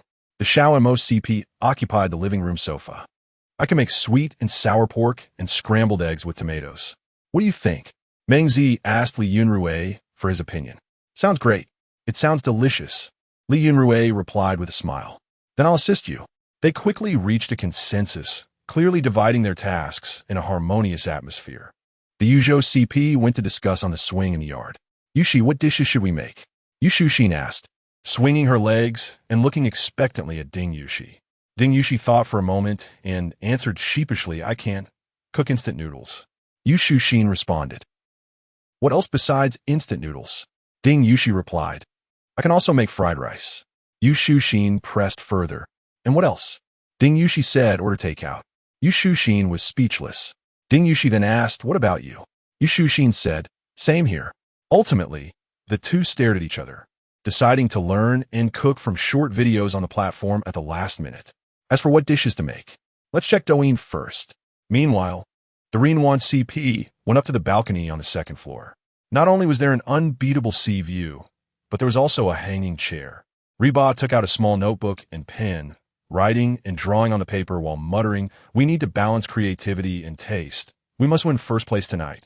She looked up at Su Ran and asked, what do you think we should cook? Su Ran replied with a question. Do you think looks are more important or taste is more important? Huh? Reba was momentarily stunned, not understanding why Su Ran asked that, but after thinking, she answered, taste is more important, right? After all, if it looks good but doesn't taste good, it's useless. Suran nodded thoughtfully. Okay, I understand. What do you understand? Reba looked at Suran curiously. Suran smiled mysteriously. You'll know tonight. Oh, by the way, is there anything you want to eat? I'll buy it for you. Really? Reba's eyes lit up instantly. Then I want spicy strips, potato chips, chocolate, milk tea, cake, dried mango, jelly, pudding, barbecue skewers. And hot pot. Suran was dumbfounded. Wow, are you a cross-top performer with that rapid-fire delivery? The audience in the live stream burst into laughter. After Reba finished her long list, she licked her lips in anticipation and looked at Suran. You keep your word, right? Suran nodded with difficulty. Okay, I'll keep my word. When we have enough money, I'll buy it for you. Reba nodded vigorously and then extended her pinky. Suran asked, what are you doing? Reba replied, matter-of-factly, pinky swear. I'm afraid you'll lie to me. How childish. Still learning to pinky swear? Hurry up. Okay. Suran suddenly found this girl amusing. Did she think a pinky swear would stop him from lying? But Suran silently noted down the snacks Reba mentioned in his mind. At this moment, the audience in the live stream couldn't stop laughing. All right. It seems like it's a trend to trick the dogs into being killed. Huh? But many fans expressed that they loved this scene. After a brief interlude, the two resumed their discussion. Reba asked, Suran, how are your cooking skills? Pretty good. Just close your eyes and eat what I make, Suran said. He hesitated for a moment, unsure of his true cooking skills. After all, he had the skills but hadn't tried them out yet. Really? Then I believe you. Let's each take charge of a dish tonight. Reba chose to trust him. Suran asked, sure, what dish are you planning to make? Reba thought for a moment and said, Coca-Cola chicken wings. Super delicious. After saying that, she asked Suran, what about you? What are you planning to make? I don't know yet, Suran smiled and said, let's go to the market after we wake up this afternoon. Hearing Suran say that, Reba felt that his cooking skills must be impressive. At 4 p.m., the six of them gathered in the hall again, refreshed. However, when they were about to leave and looked at the map showing the distance, they were stunned. Wow, the market is 6 kilometers away. Yu Shushin cried out. She didn't want to experience the walking mode again. The weather was so hot that they would be exhausted just walking there, not to mention carrying groceries back. Meng Zi frowned, realizing they might have to walk to the bus stop. What should we do? Reba instinctively looked at Suran. Suran pointed to the old-fashioned bicycle at the door and said, why are we panicking? Don't we have a vehicle? No way.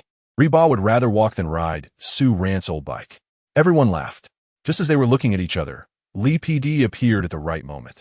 She excitedly said, everyone, the production team has prepared 3 electric bikes for you to solve your transportation problem. Wow, electric bikes. The production team is so considerate. Yu Shushin's eyes lit up, praising the generosity of the production team. Finally, the production team did something considerate. Reba breathed a sigh of relief. As long as they didn't have to ride that old bike. However, they were too happy too soon. Lee PD's next words doused their excitement with cold water. But these electric bikes require a rental fee. Lee PD continued smiling. It's not expensive, just 10 yuan a day. Everyone. As expected, Wang Jingyu is still Wang Jingyu, the thrifty director. But 10 yuan a day isn't too expensive.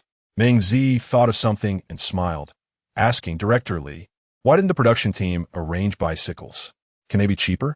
Lee PD glanced at Suran, who was studying the electric bike, and said there were bicycles, but to prevent certain guests from exploiting bugs, we canceled the bicycle rental plan. Everyone instantly understood, looking at Suran with amusement. After the brief interlude, the 3 couples reluctantly paid the fee. After all, when under someone else's roof, one must bow their head. At the villa entrance, Reba hopped on the pink electric bike, patted the back seat, and said, come on, I'll take you for a ride. Suran looked at Reba suspiciously. Are you really going to take me for a ride? You remember the last time he was fooled was just before. Hurry up. Don't dawdle. Get on. Reba, dissatisfied with Suran's doubt, punched him lightly. Fine, here, with his helmet. Make sure to wear it properly. Suran handed Reba a pink helmet, repeatedly reminding her to wear it properly. Oh. Yes. Everyone in the live stream must remember to wear helmets when riding electric bikes. Safety first. Reba nodded and took the helmet. You only know part of it.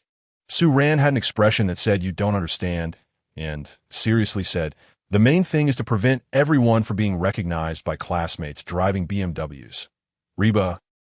Livestream, haha. Chapter 14, Cthulhu Seafood Porridge at the Villa entrance. Reba fastened her pink helmet and patted the back seat, saying, "Hurry up, don't dawdle." Suran, half convinced, climbed on. "Hold on tight," Reba shouted, twisting the throttle. The little electric scooter shot forward like a rocket. Hey, slow down." Suran had just sat down and hadn't even settled in before being startled by Reba's driving skills. "Huh? What did you say?" Reba glanced back at Suran, confusion written all over her face. "Look at the road ahead." "Haha, hold on tight."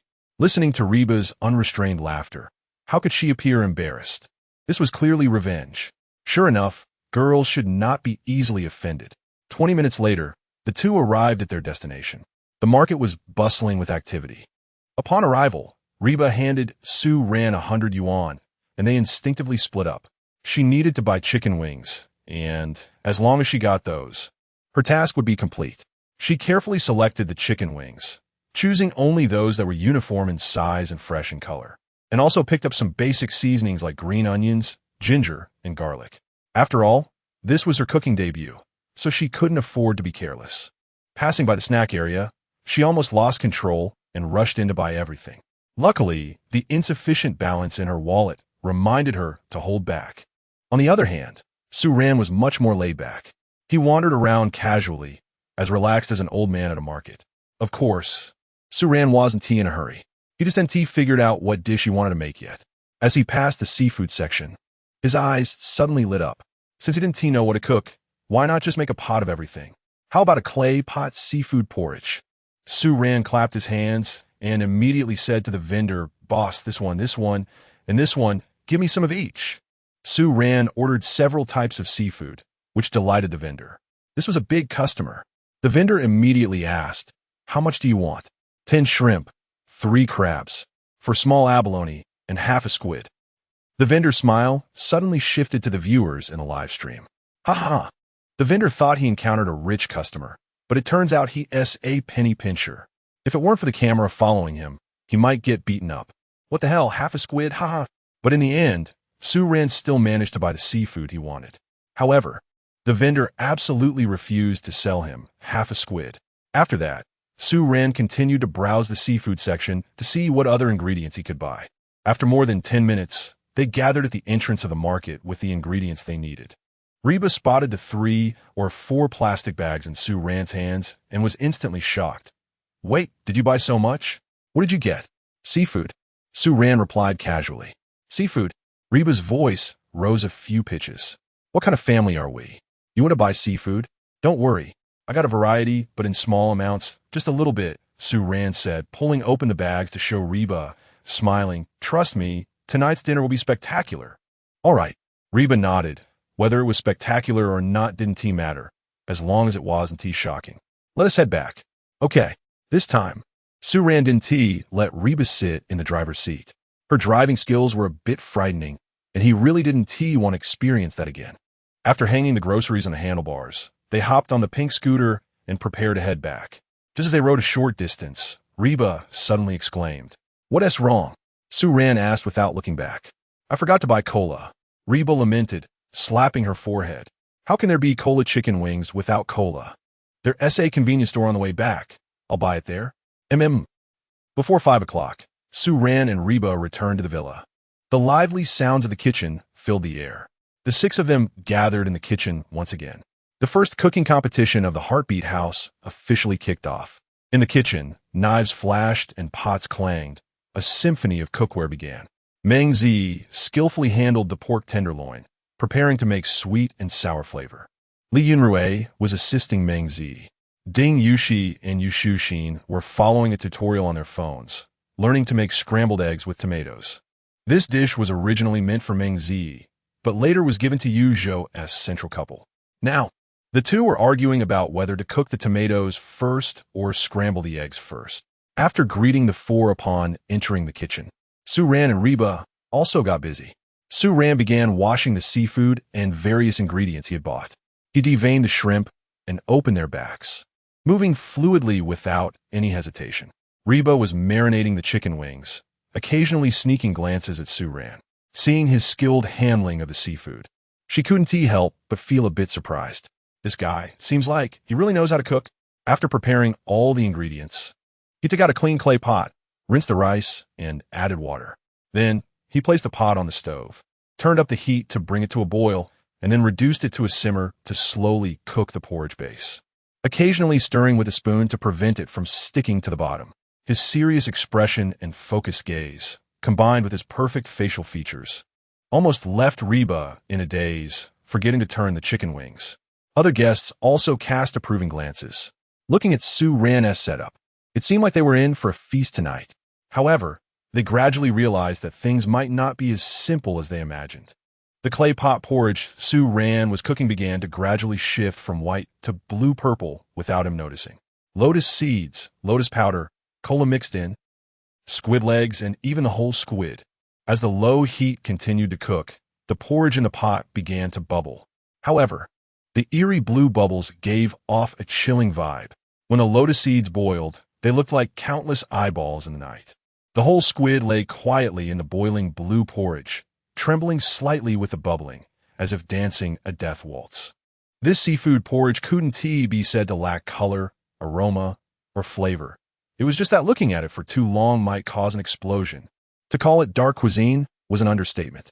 It looked like a poison brewed by a medieval witch. Even a witch doctor would have to consult Su Ran for the recipe. In the kitchen, there was a deathly silence. Only the bubbling sound of the blue-purple unknown substance filled the air. Damn it, Su Ran. Is this what you call eating with your eyes closed? Reba was the first to scream, almost dropping the spatula in her hand. Su Ran looked at his creation calmly and said, "Calm down. I just added blueberry-flavored cola. It may not look good, but it's definitely delicious." Cola? Blueberry flavor? Reba's face changed dramatically. Then she looked at the chicken wings in the pot. Sure enough, the chicken wings in the pot were all tinged with a strange blue color. Damn it, Su Ran. You owe me chicken wings. Su Ran ignored Reba's shouting and, under the astonished gazes of everyone, picked up a spoon and carefully scooped a bowl from the seafood porridge. Under the terrified stares of all, Su Ran, without changing his expression, gently brought the bowl of poison to his mouth. Time seemed to freeze at that moment. Chapter 15, Visual Hell, Taste Buds Paradise. The entire livestream room exploded. The barrage of comments was dense, directly covering the whole livestream room. Wow, wow, wow. He ate it. Can this really go down? The production team should call an ambulance. This is the first time I've seen someone lose sanity points in the real world. No technology, just harsh words. Makes people eat with peace of mind and leave with peace of mind. Su Ran really puts in the effort to maintain his lively persona. Many people say this is visual pollution, but actually, this method is the most authentic, the freshest, 1,000 times better than other foods. If you ask me to eat it, just pretend I didn't say anything. They couldn't imagine how Su Ran managed to eat it without changing his expression. In the kitchen, there was a deathly silence. Time seemed to freeze. Everyone's gaze was fixed on Su Ran. Reba covered her mouth, her eyes wide open, even forgetting to breathe. Yu Shuxin hid behind Ding Yushi, daring only to peek through the gap. Meng Ziyi and Li Yunrui frowned, feeling slightly uncomfortable both mentally and physically. At this moment, Su Ran closed his eyes, savoring the delicacy in his mouth. His expression was calm, even carrying a hint of enjoyment. Su Ran couldn't help but praise in his heart. The system is amazing. This seafood porridge, although visually disturbing, tastes absolutely fantastic. Su Ran had never tasted such sweet seafood porridge before. A few seconds later, he slowly opened his eyes, speaking with a satisfied tone. It's really fragrant. This soul-stirring sigh sounded like thunder in everyone's ears. Really fragrant? Is Su Ran crazy, or is the world going insane? How does it taste? Reba swallowed hard, her voice trembling slightly. She simply couldn't connect Su Ran's expression of enjoyment with the porridge in the pot that looked like a biochemical weapon. Su Ran turned his head, looking at everyone's ghostly expressions, and revealed a harmless smile. He picked up a spoon and scooped another spoonful of the blue-purple, thick, glistening porridge. This time, he didn't eat it himself, but handed it to Reba, who was closest to him. Didn't I say? Just close your eyes and eat. He wore a tempting smile. Come on, open your mouth, Who would want to eat your pot of poison? Eva Delang knows not to eat this. Reba was so scared she kept retreating, her head shaking like a rattle. Are you kidding? This thing looks like it would make you lose sanity points. Who would dare to put in their mouth? Not even going to try? Su Ran emphasized repeatedly. Trust me, it's really delicious. He deliberately elongated his tone, smacking his lips. Everyone took a tacit step back, shaking their heads in unison, as if afraid that others wouldn't believe him. Su Ran drank the porridge from the spoon in one go. The rich and fresh flavor instantly exploded in his mouth, as if the essence of the entire ocean was concentrated in that one spoon. The sweetness of the seafood, the soft and glutinous rice perfectly blended together, layer by layer, with a long-lasting aftertaste shooting straight to the top of his head. Just being able to drink this porridge in his lifetime was worth it. Su Ran comfortably squinted his eyes, a look of happiness on his face. His expression of enjoyment was so genuine it didn't seem like acting at all. Everyone, looking at Su Ran, who seemed to be floating in ecstasy, as if his soul had been sublimated, everyone was completely stunned. Could it be that this pot of apparently deadly stuff really tastes good? Their worldview was shaken just a bit. Especially Reba, it seemed.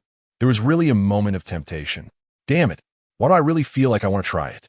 But to be fair, despite the bad appearance, this pot of porridge has an incredibly rich aroma. Others at this moment were also feeling conflicted. Really? Is it that delicious? If it is true, then they would really think they were seeing ghosts. If it's fake, then Su Ran's acting is just too good. In the dining room, when everyone's dishes were served on the table, Su Ran, wrapped in a scarf, ran out of the kitchen with a pot. Seafood porridge is here. Just as everyone was about to complain, an indescribable, extremely domineering aroma suddenly wafted from the pot. It overpowered the previous complex and unsettling smell. It was an extremely pure, extremely rich, and extremely tempting. Ultimate sweetness of seafood. It felt as if the essence of the entire ocean was concentrated in this pot of porridge. Gulp. It was unclear who swallowed first. Soon, the sound of swallowing echoed in the kitchen. The people who had just shown disdain now had subtly changed expressions. Their eyes involuntarily looked towards the still bubbling blue-purple porridge. Although the appearance was still terrifying, the damned aroma, which is too intoxicating. What is this smell? So fragrant. Yushushin couldn't help but sniff, her stomach betraying her with a growl. Ding Yushi also swallowed hard, his eyes filled with struggle. Meng Ziyi and Li Yunrui exchanged glances, seeing hesitation in each other's eyes. Reba was even more painfully battling with her inner self. One little person said, "Eat it. Hurry and eat. It smells too good."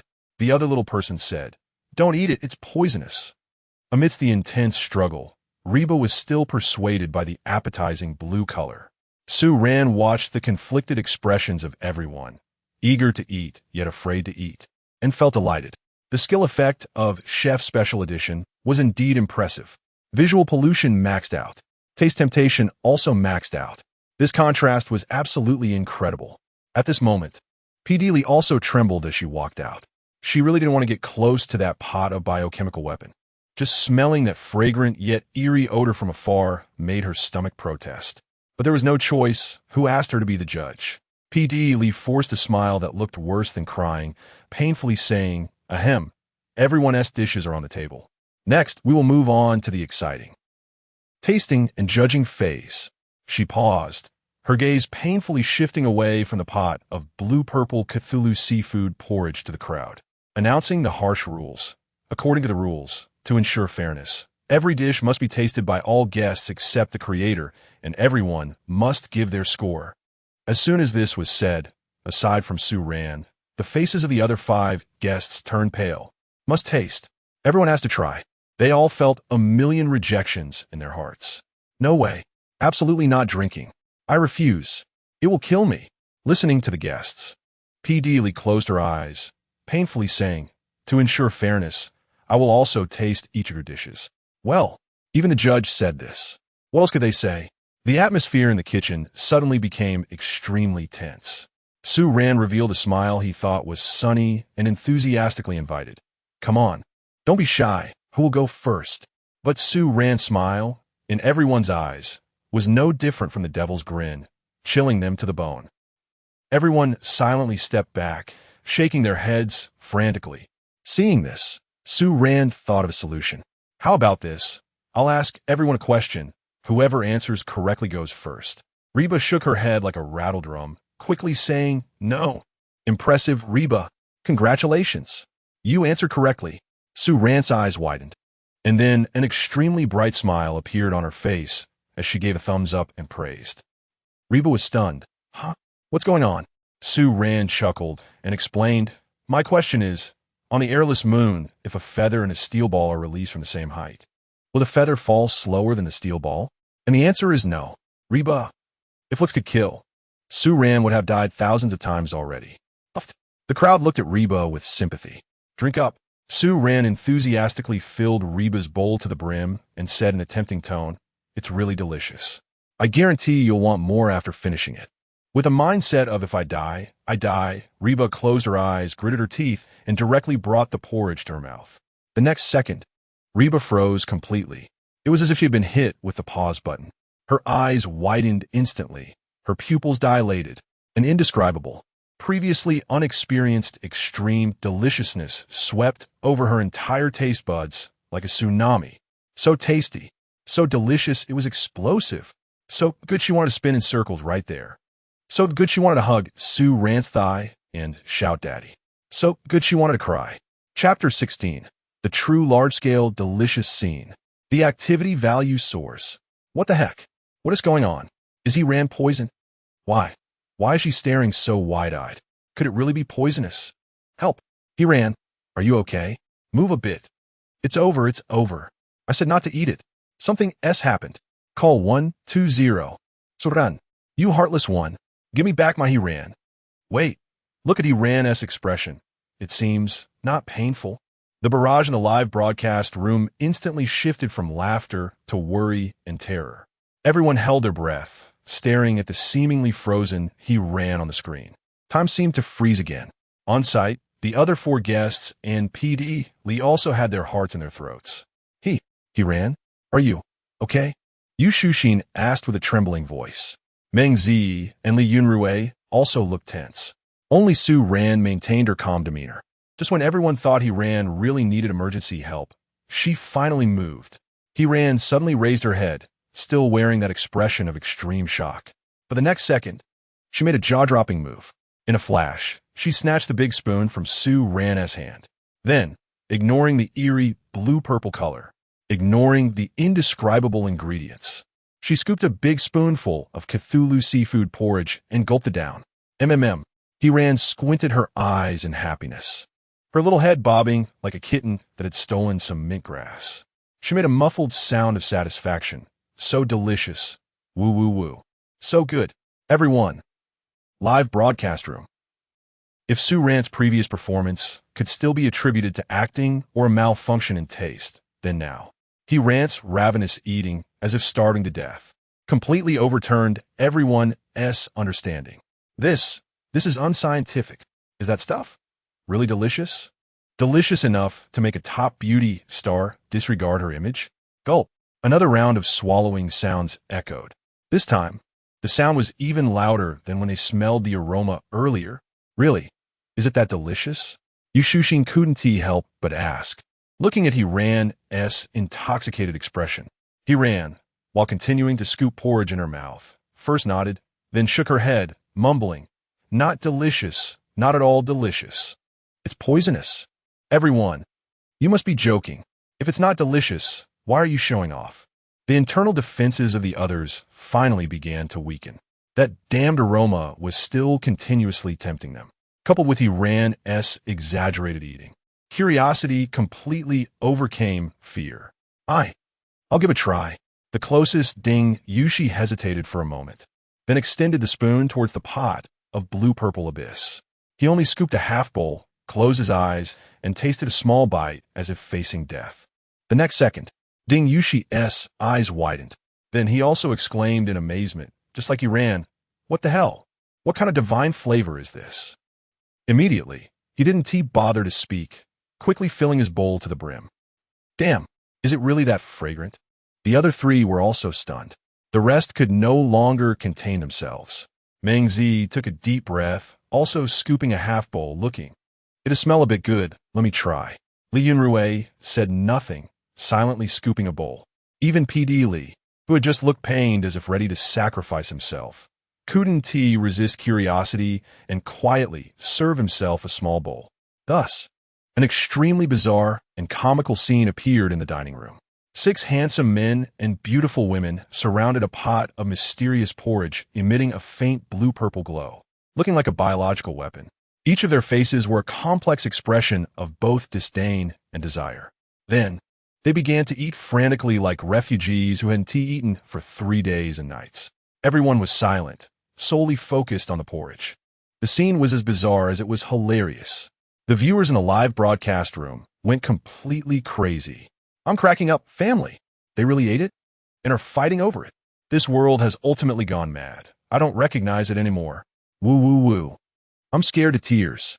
A scene like the apocalypse. What the hell? Did a dating show turn into a horror movie? The stark contrast between the visual and taste effects. It's simply performance art. It's giving me goosebumps. Stop eating, I'm so scared. No, is it really that delicious? Su Ran watched the scene of frantic eating, akin to a demon reincarnated, and nodded in satisfaction.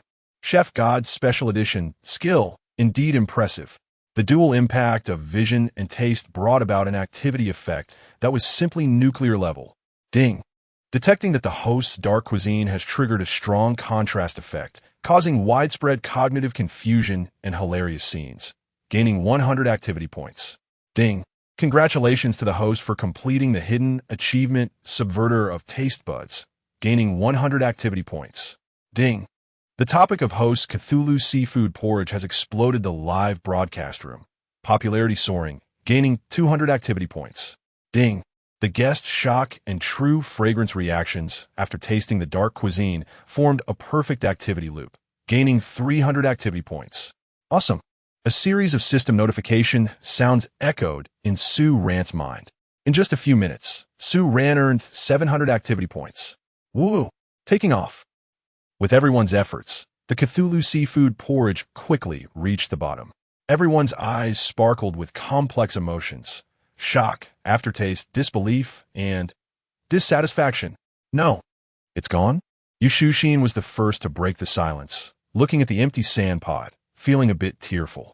She was slow to react and couldn't outscoop anyone. If it weren't for Ding Yushi snatching a bowl for her, she probably wouldn't have gotten any. Yeah, how could it be gone so quickly? Ding Yushi was even more desperate, scraping the bottom of the pot with his spoon, leaving no bit of porridge behind. It felt like there could be more made. We have so many people, this little bit isn't enough to share. He smiled at Su Ran, sweetly saying, Su Ran, you can make more next time. Su Ran shook her head, chuckling. Now you think it's too little? You all wouldn't drink it no matter what earlier. And now you want more in the future? It depends on my mood. Once those words were said, everyone panicked. What do you mean it depends on your mood? How can that be? How can something so delicious depend on your mood? It must be made every day, every meal. Bro, don't be like that. Earlier, we were just too loud. Ding Yushi hurriedly said nice things. Next time we promise, as long as it's your cooking, we'll finish it all. Li Yunrui also nodded vigorously, looking sincerely at Su Ran, adding, yes. Teacher Su Ran, it's really too delicious. We are all looking forward to your next creation. P.D. Li also stepped in. Everyone, let me say that he ran CP is the number one, right? Absolutely deserving. It should be first. If it's not first, there's definitely something shady going on with the production team. Su Ran looked at these people who had just shown disdain, but were now frantically praising her, feeling no waves in her heart and even wanting to laugh. For the sake of food, they don't care about their faces. However, this feeling seems quite enjoyable. The viewers in the live stream exploded again. True large-scale smelling good scene. I'm drooling. Can the production team send the pot over? For the sake of food, I'm throwing away my principles. I'm dying of laughter. Suran, achimepieche, mortals. Now you know how powerful I am, right? Where's Reba?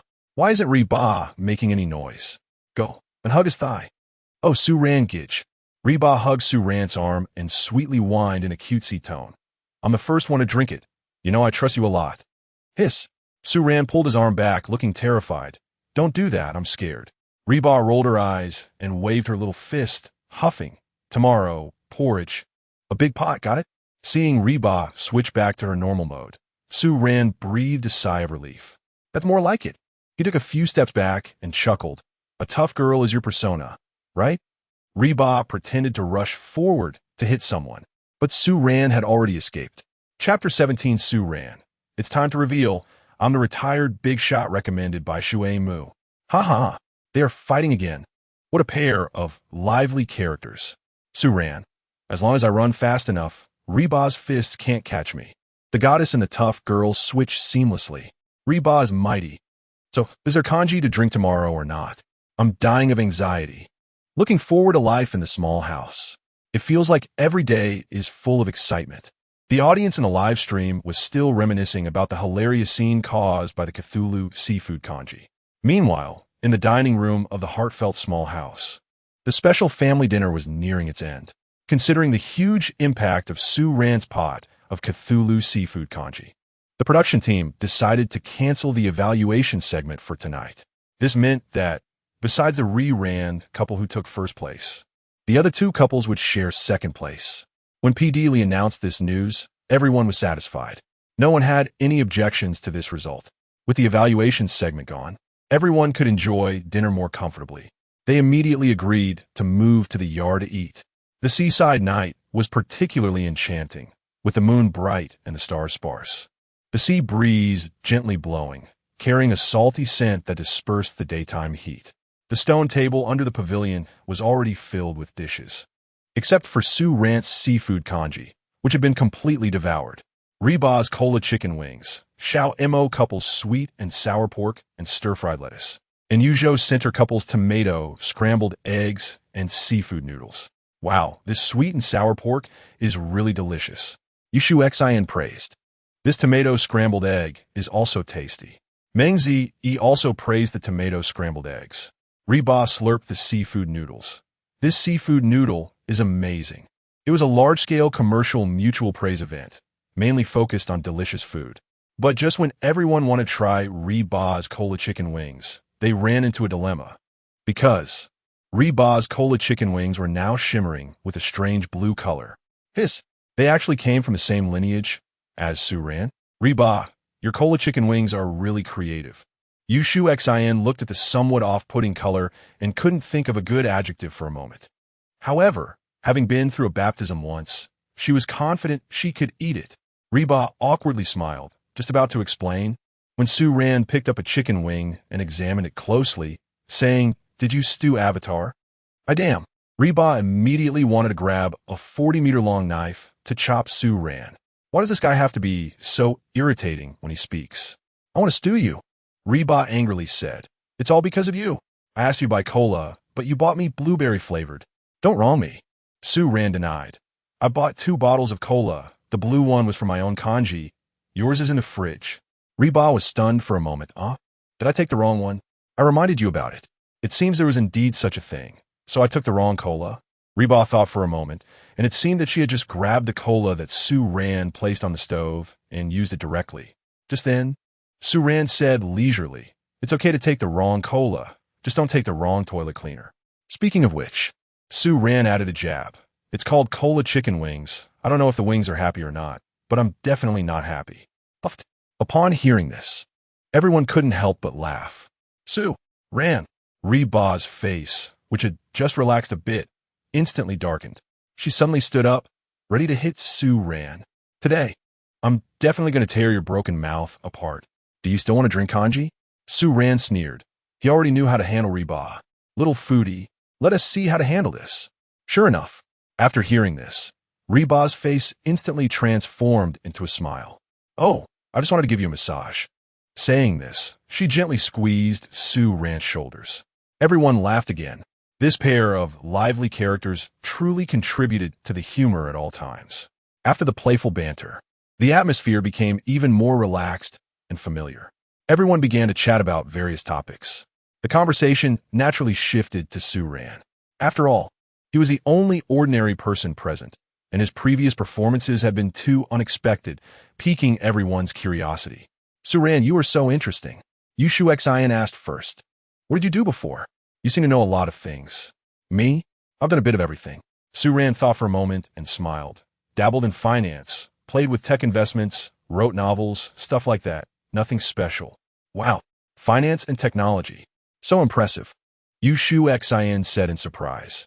You must have graduated from a prestigious university, right? Not bad, Su Ran humbly replied. Just that. Shui Mu University. Shui Mu? The Shui Mu of Qingbei. Everyone was shocked again. Su Ran, the standout, is actually a top student? They felt a strong sense of dissonance. Wow. Then you must have scored very high on the college entrance exam, right? Yu Shu Xin was really impressed, good-looking and smart. Someone like this must have been a prominent figure in school. College entrance exam? I didn't take it. Su Ran shook his head, and his words left everyone confused. Just when everyone was curious, Su Ran added, I didn't take the college entrance exam. I was directly recommended to Shui Mu. Oh, wow. Everyone was stunned. Did not take the college entrance exam and was directly recommended to Shui Mu? What kind of concept is this? That's Shui Mu University, one of the highest level institutions in Long Country. Especially for Riba, her heart was in shock. How could this be?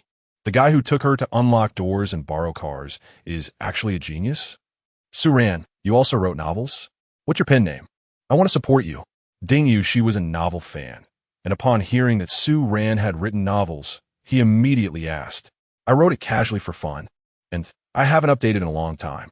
Su Ran smiled and shook his head. He didn't want to provide his pen name and attract more attention. After all, the several popular IPs currently trending online were all from his hands. Ding Yu, she didn't ask further, but said, then remember to call me when you publish. I'll give you a tip. Okay. Su Ran smiled and agreed. So what do you do now? Mengzi, he was even more curious about what Su Ran was doing now. What am I doing now? Su Ran shrugged and smiled. I'm in a sort of retirement state now. Retired? Everyone felt their understanding was being challenged again. Retired at such a young age. What kind of concept is this? At their age, they were right in the midst of their career ascent, busy every day like a top, wishing there were 48 hours in a day. Yet this handsome guy in front of them said he was retired. Yeah. Su Ran nodded and smiled. I've made enough money, so I'm enjoying life in advance. At this moment, Li Yunrui frowned slightly and couldn't help but speak. Su Ran, you're so young and talented. Why did you choose to retire? In his view, young people should strive hard and work to earn the life they want. Li Yunrui's words actually reflected the thoughts of most people present, as well as the mainstream values of society. Upon hearing this, Su Ran did not rush to refute, and even his expression showed little change. He simply picked up the juice next to him, took a leisurely sip, and calmly asked, so, why are you working so hard on your career? Li Yunrui was taken aback for a moment, not expecting Su Ran to respond with a question. He thought seriously for a moment and replied, to realize my own value, and also to provide a better life for my family and myself, so we don't have to worry about money, and can freely do the things we want to do and enjoy life. This was a very standard and sincere answer. What you said is all very good and true. Su Ran paused, turning his gaze back to Li Yunrui and the others, his eyes clear and calm. Realizing value, living a better life, not worrying about money, freely doing what one wants, enjoying life. He gently repeated Li Yunrui's words and then smiled slightly. Is there a possibility that I have already achieved all these goals in advance? As soon as these words were spoken, although they were said lightly, it was like throwing a huge stone into a calm lake. Chapter 18, If You Seek Enjoyment at a Young Age. The live stream room suddenly exploded. Wow, has it all come true? The ordinary guy is actually a big shot. Heartbreaking, my friend. Is this the disparity of the world? Others achieve financial freedom at 24, while I'm still struggling to make ends meet at 24. So what exactly does Su Ran do? A financial mogul? A tech nouveau riche? Or inherited a billion-dollar fortune? Li Yunrui was directly stunned, opened his mouth, and for a moment didn't know how to respond. He felt his cheeks getting a bit hot. The earlier talk about hard work and achieving value now sounded like a joke. He originally wanted to enlighten this seemingly aimless young man from the perspective of someone who has been there, or from a mainstream value standpoint. After all, Su Ran is so young and talented. Choosing to retire seemed a bit of a waste to him. But who would have thought? This guy wasn't avoiding hard work. He had already finished fighting. It was like you were climbing a ladder, halfway up, trying to help someone below, only to find out they were already flying on a helicopter to the rooftop to enjoy the breeze.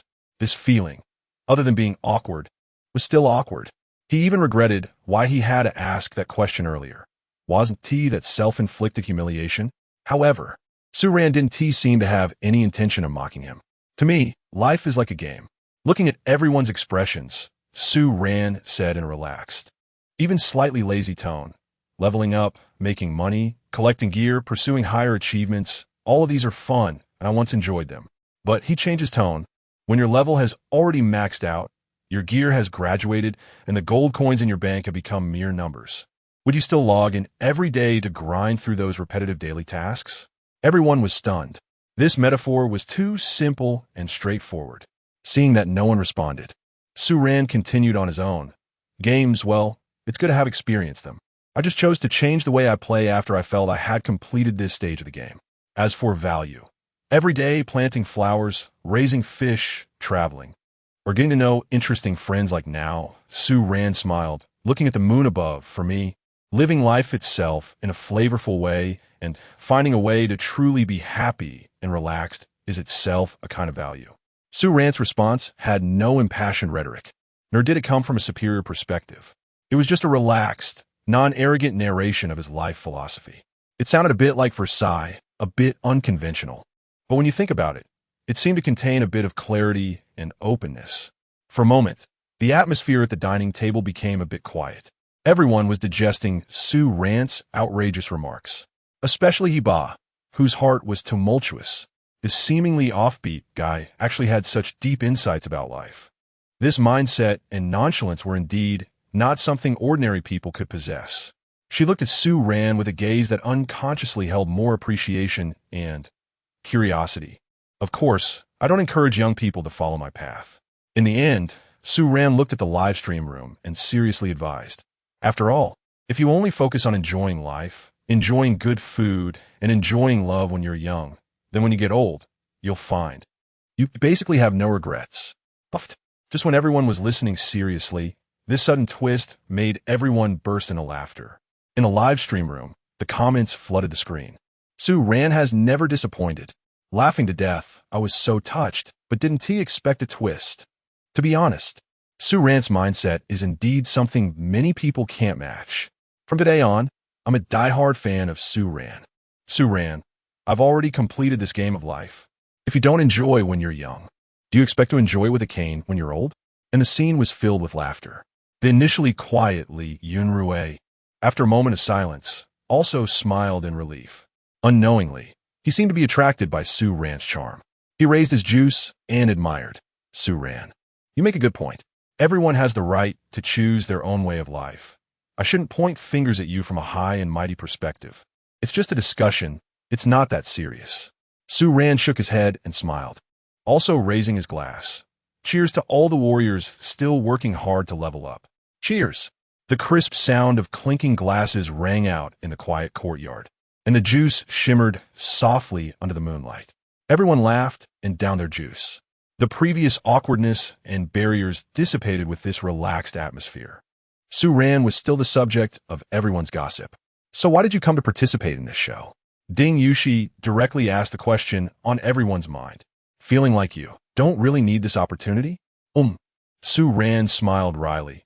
My mom told me this is a workplace variety show, and if I dare not to come, she would break my legs. Everyone laughed. This reason was very Su-ran. So, have you ever been in a relationship? The person who asked this question was Hiba, who seemed to ask casually, but had her ears perked up. She pretended to drink juice nonchalantly, but her eyes secretly glanced at Su-ran. The other people's gossip flames were also ignited, all looking at Su-ran in unison. Yeah, being so handsome, with such a high education, and having the ability to retire at such a young age, how could he not have been in a relationship? Never. Su-ran honestly shook his head in response to everyone's curious gazes. Impossible. Yu Shushin was the first to not believe it, saying, You're so handsome. How could you not have been in a relationship? With Su-ran's looks, I bet people must be lining up to pursue him. Exactly, ISNT Bahir. Are you afraid to tell the truth? Meng Zi joked with a smile. No, really never. Su-ran emphasized again, a hint of faint sorrow appearing on his face. However, I do have a girl in my heart whom I love, but cannot have. Everyone's gossip spirit ignited fiercely. Diva frowned, feeling an uncomfortable sensation in her heart for some reason. Love, but cannot have. Does he have someone he likes? Then why aren't they together? Yu Shushin curiously pressed on. Su Ran sighed, shaking his head and lamenting. Mainly because her family doesn't agree. No way. You're so handsome and a top student. Her parents actually don't agree? Meng Zi also found it absurd. Su Ran's family seemed to be doing well too, right? Could it be because they dislike Su Ran's age? The others also looked at Su Ran curiously. It's not her parents' problem. Su Ran shook his head, rather regretfully saying, mainly because her husband doesn't agree. The scene first fell into a dead silence. Everyone was stunned by Su Ran's sudden plot twist. A few seconds later, puffed, ha ha ha ha ha. Laughter erupted like a tsunami, sweeping through the entire courtyard.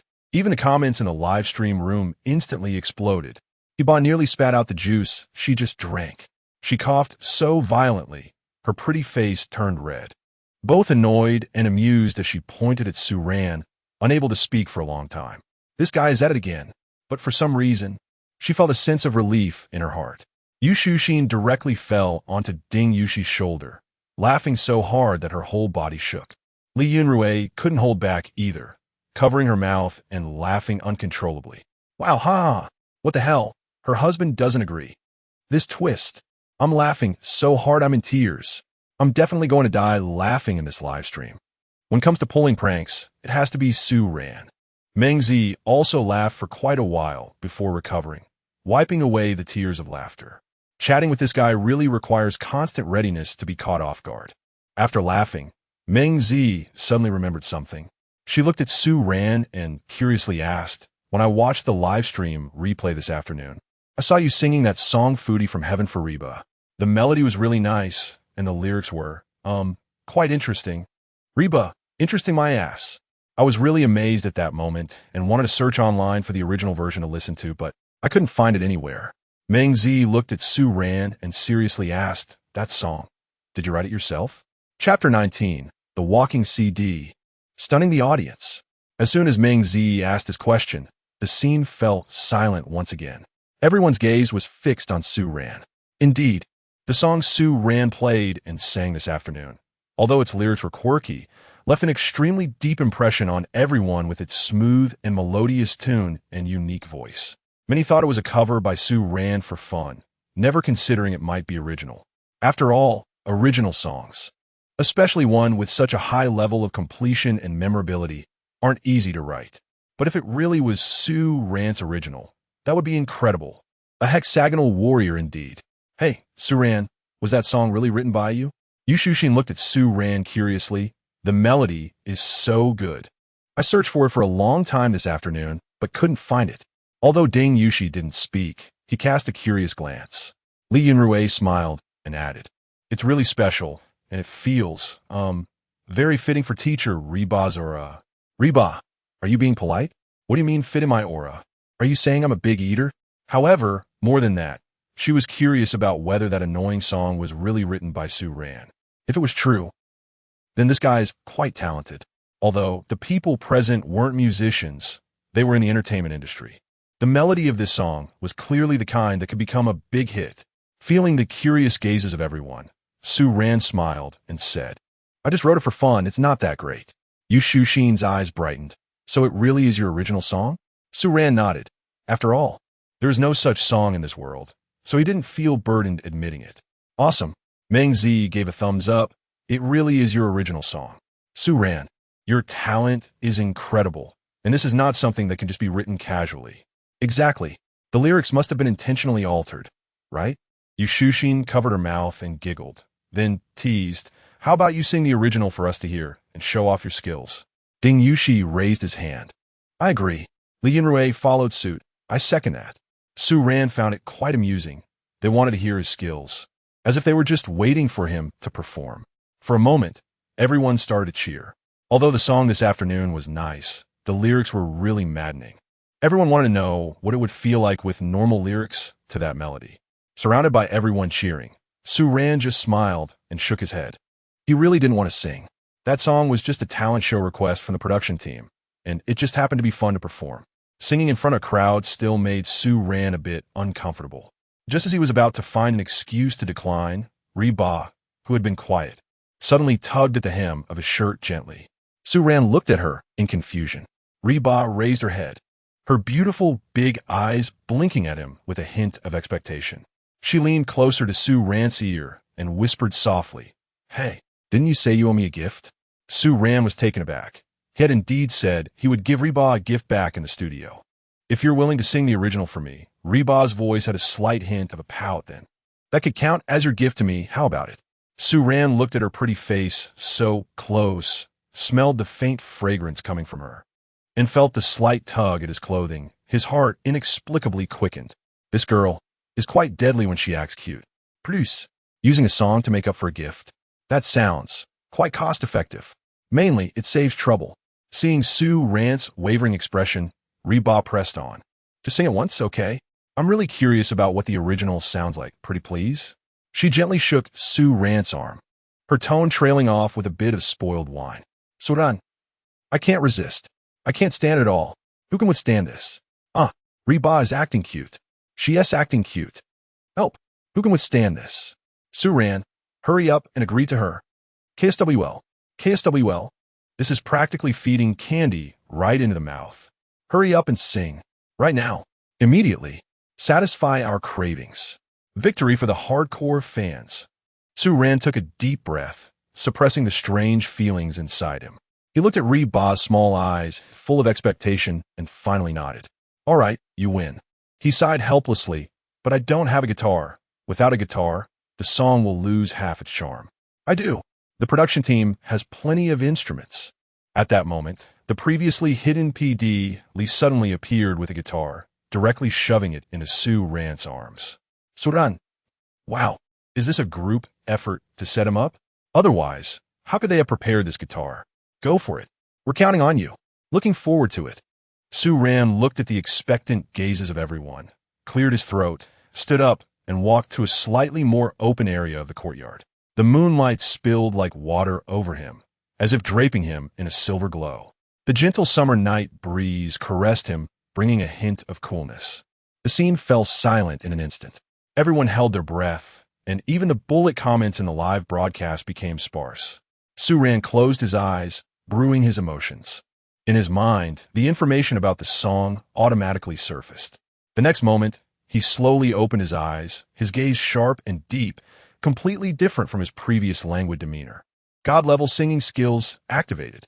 "All right, the song I'm about to perform is called Devil from Heaven. I hope you all enjoy it." Su Ran's long fingers gently strummed the guitar strings. A highly recognizable, rhythmically strong, and somewhat dreamy prelude melody instantly flowed out from the guitar. Just a prelude alone. It immediately captured everyone's ears. This melody is too special, a bit lazy, a bit sexy, and carries a hint of danger. In the night, I had a beautiful nightmare. I want to wake up but can't resist the heartbeat. In the dream, you are a bottomless black hole. I cannot resist the weightlessness.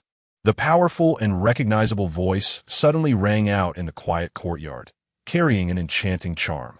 The unique and magical melody, combined with Su Ran's slightly husky and magnetic voice, instantly created a dangerous yet captivating atmosphere.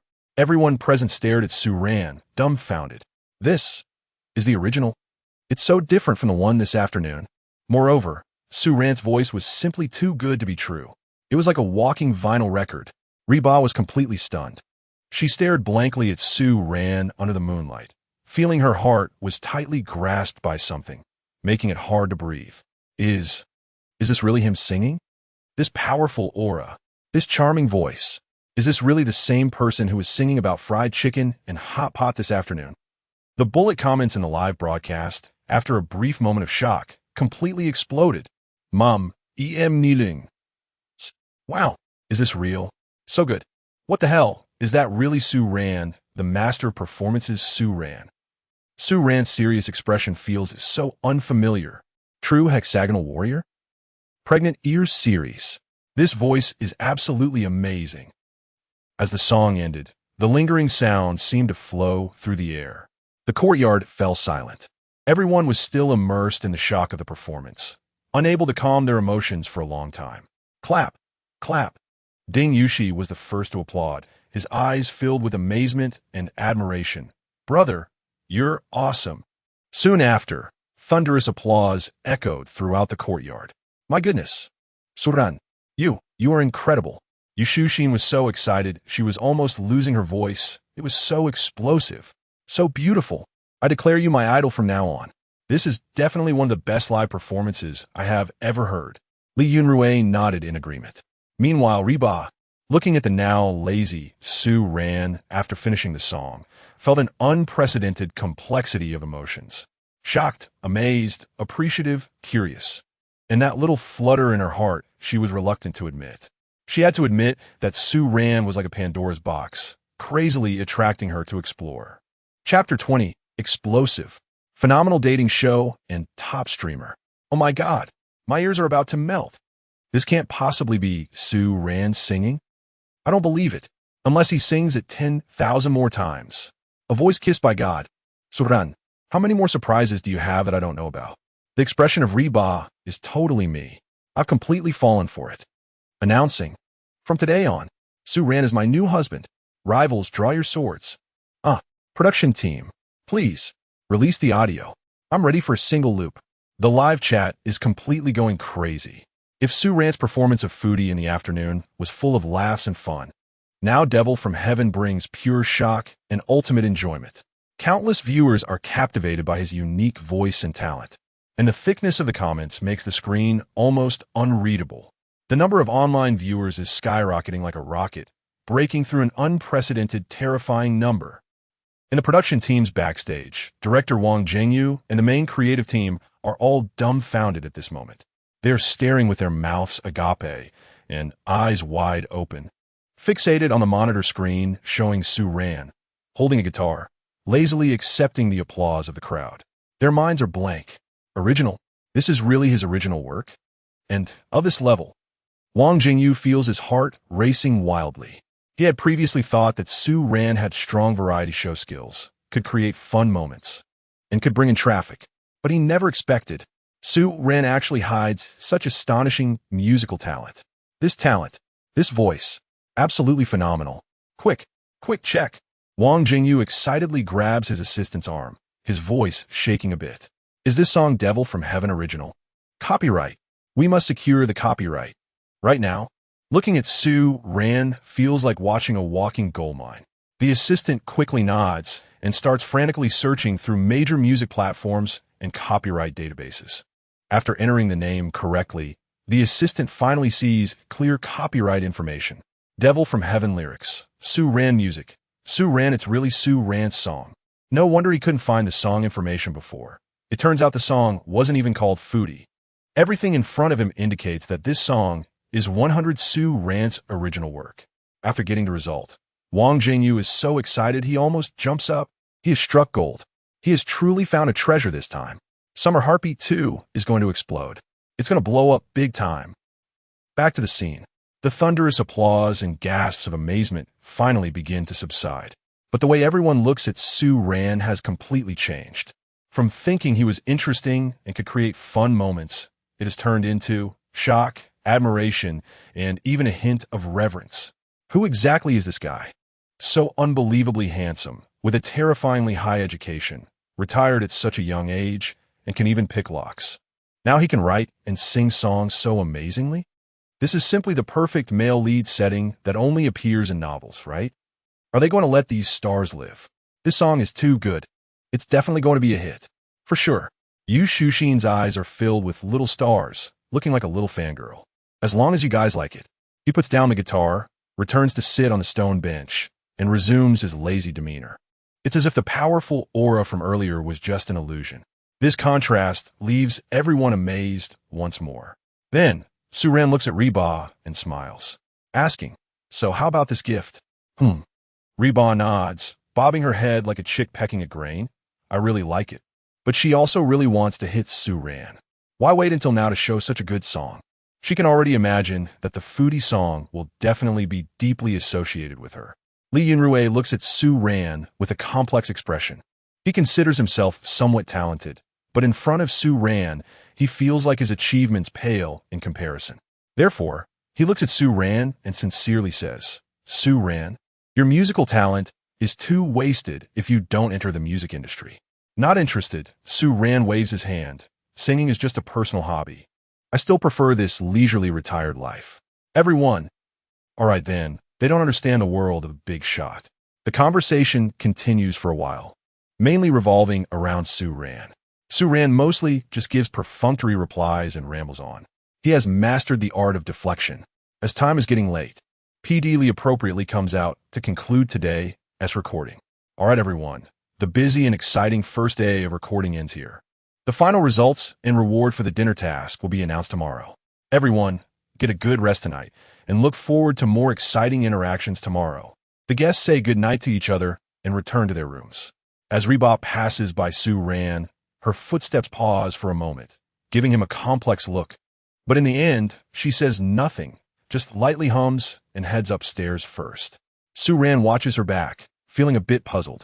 This girl seems a bit different. Meanwhile, the live chat is even more fervent. Is this really the end? I didn't get enough at all. Isn't it a 24-hour live stream? Keep it going. Dude, you have to let the guests sleep. The 24 hours refers to the live stream not being turned off. Looking forward to tomorrow. Luckily I recorded it. I can loop devil now. Wow. Hey, buddy upstairs, send me a copy. Same request. The comments are still crazy, and the guest rest cannot dampen the viewers' enthusiasm.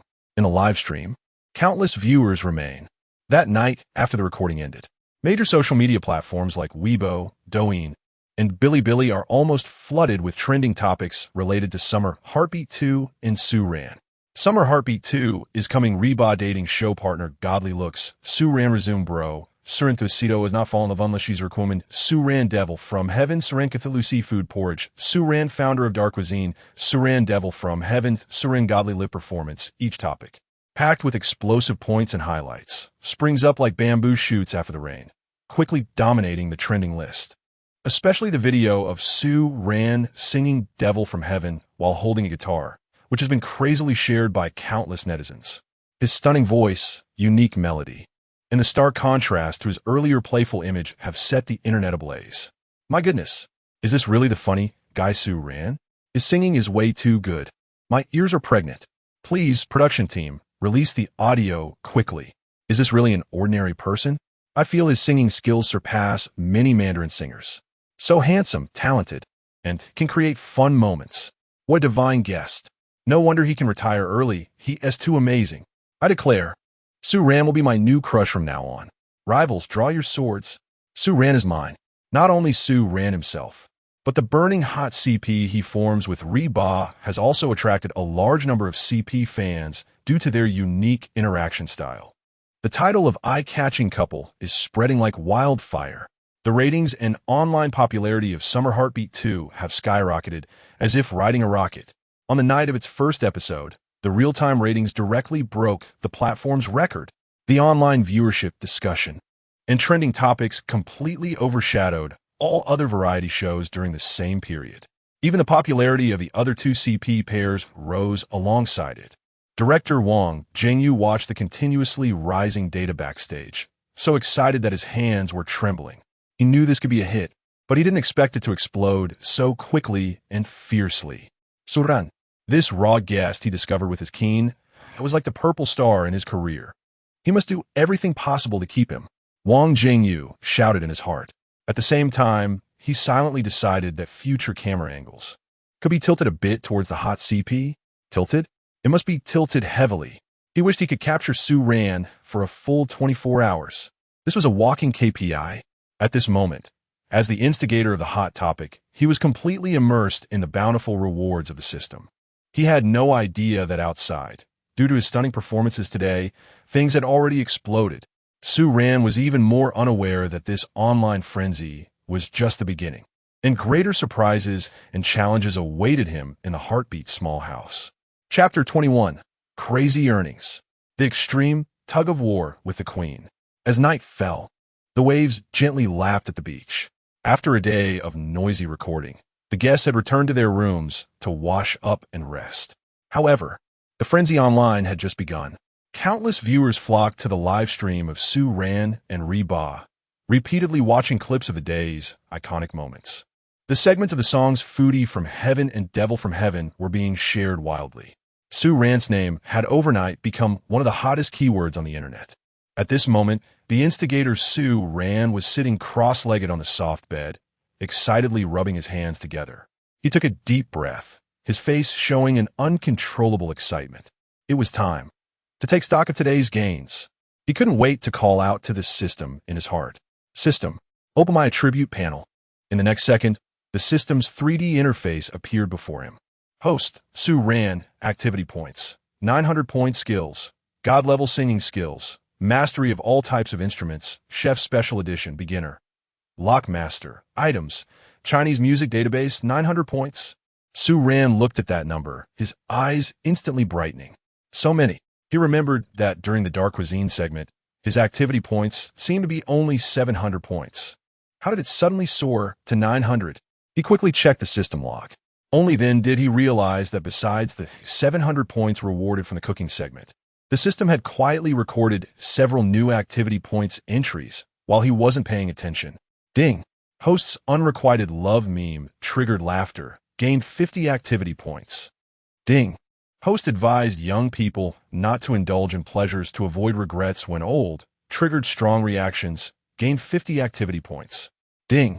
Host complained that Reba's cola chicken wings were stewed for Avatar and added a jab at toilet cleaner, contributing quality humor points, gained 100 activity points.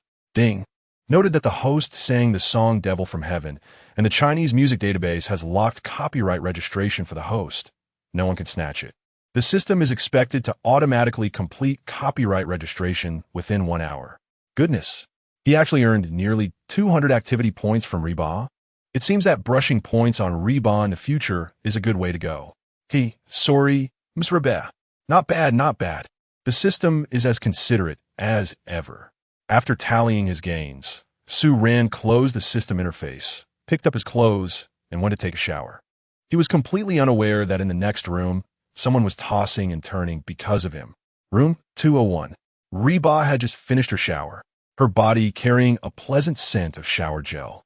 She was wearing a pink silk camisole, outlining her exquisite curves. Her slightly damp, long hair casually draped over her shoulders, making her already stunning face appear even more delicate and tender.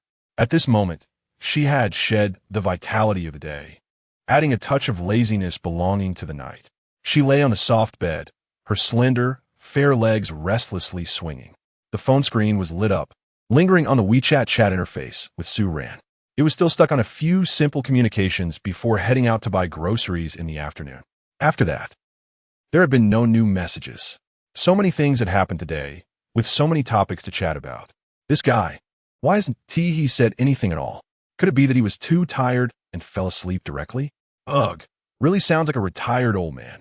Reba felt a bit gloomy.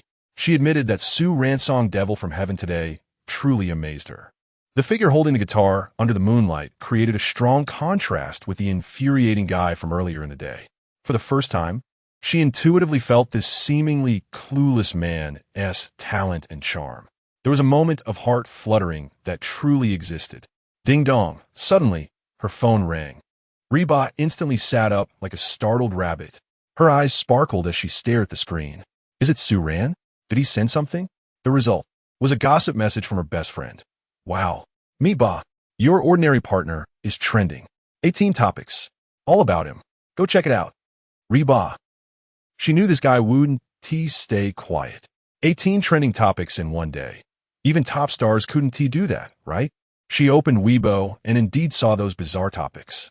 Su Ran resume guy, Su Ran Cthulhu seafood porridge, Su Ran Devil from Heaven.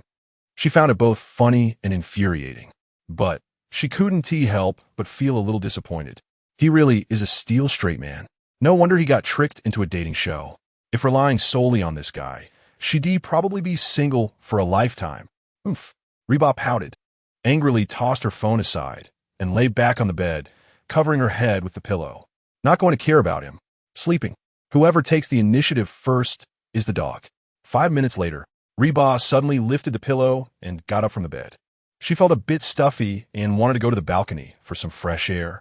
She tiptoed barefoot to the balcony, but her gaze unconsciously glanced over to Sue Rant's balcony next door. The balcony light was still on. "So, hasn't T slept yet?" "Then why hasn't T?" he replied. "Could something have happened?" As a friend, Reba felt it was necessary to check on Sue Rant. After all, this guy was a rookie on his first show. Yes, I'm a responsible big sister." She opened the WeChat conversation with Sue Rant. Her fingers hesitated on the input method for a long time. In the end, she typed a line and clicked send. "Reba, are you asleep?" After sending it, she threw her phone far away, but her little heart was pounding. "Oh, why did I send it out?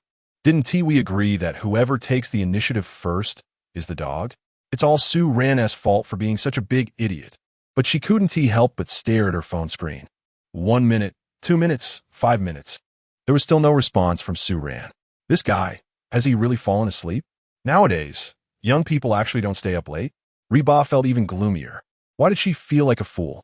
She angrily picked up her phone, trying to scroll through Douyin to numb herself, but she unconsciously clicked on WeChat to refresh. "Forget it, I don't care about him." Just then, ding dong, the phone screen lit up. It was Sue Rant's reply. "Sue Rant, just finished showering. What is up? Can't sleep? Do you need me to sing you a lullaby?" Doghead. Seeing this message, all of Reba's earlier gloom vanished. In its place was an impulse to hit someone. This guy, as expected, is still so infuriating. "Who can't sleep? I just wanted to ask you, what about breakfast tomorrow? We don't have much money left." Reba took a deep breath and began typing her response furiously. "Breakfast? Simple. We'll just sleep until noon tomorrow, and we'll save a meal's worth of breakfast money." Proud. Looking at Sue Rant's smug expression, she couldn't help but roll her eyes. "Why don't you sleep until the evening and save lunch too? You really understand life. Then let us sleep until the evening and save 3 meals. Get lost, get lost." Reba pouted and actively changed the subject. "Hey, tonight, that song Devil from Heaven was really nice." Sue Rant. "It's just okay, just singing casually, as long as you like it." Reba. "Can't this guy just speak properly? Why does he have to be so pretentious?" But to be fair, today's live performance was lacking in everything. And with Sue Rant's live ability, he does have a right to say that. It really sounds great. 1,000 times better than that song from this afternoon. Foodie song. Isn't that a given? It's a gift specially sung for you. Of course I have to take it seriously. Seeing this message, Reba's heart inexplicably raced, and her cheeks flushed slightly. This guy can be quite charming when he occasionally says something sincere. She hesitated for a moment and tentatively asked, "Will I have the chance to hear you sing again in the future?" She always felt that with Sue Rant's vocal talent and skills, if he entered the music industry, he would definitely have a place. "Sue Rant, want to hear it?" "Yes." Reba almost replied in a second. The next moment, Sue Rant's reply came. "Then think about it seriously. Good night, Moon Reba." She looked at the annoying reply and the goodnight emoji on the screen. She almost bit her silver teeth in frustration. This guy, he really can't be serious for more than 3 seconds. The little excitement she felt just now vanished in an instant. All that was left was the impulse to rush next door and hit him. Sue Rant, you big straight man. You're driving me crazy." The pillow in front of Reba was treated as a punching bag, and she hit it a few times.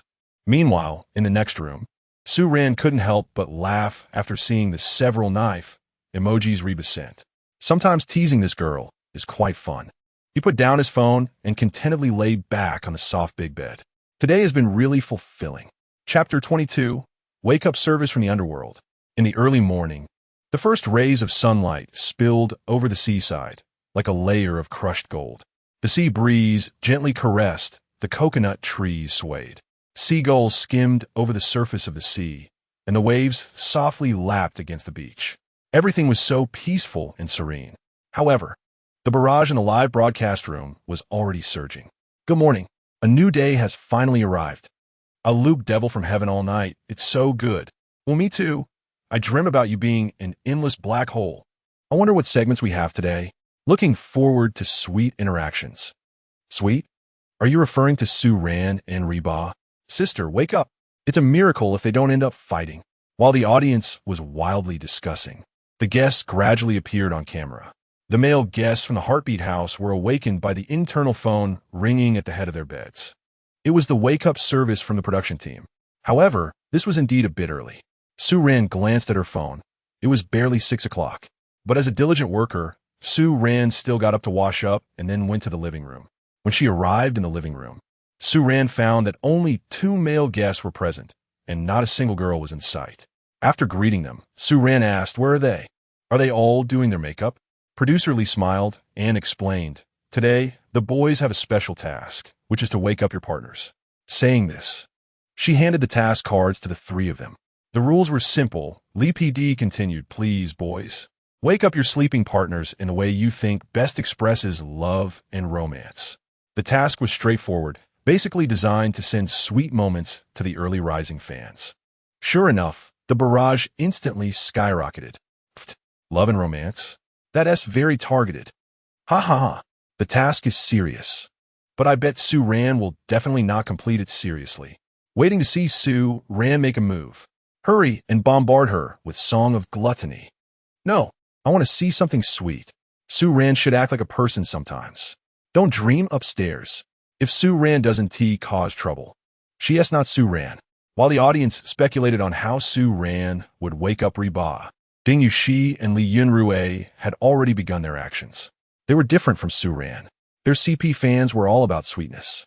Therefore, their completion methods just needed to be sweet. Lee Yunrui didn't choose any fancy methods. He simply walked to the kitchen, boiled a bowl of noodles, and then gently knocked on Meng Zi's door. "Z, it's time to get up for breakfast." His voice wasn't loud, but it had a reassuring magnetism. Soon, Meng Zi responded sleepily from inside, "Okay, I'll get up now."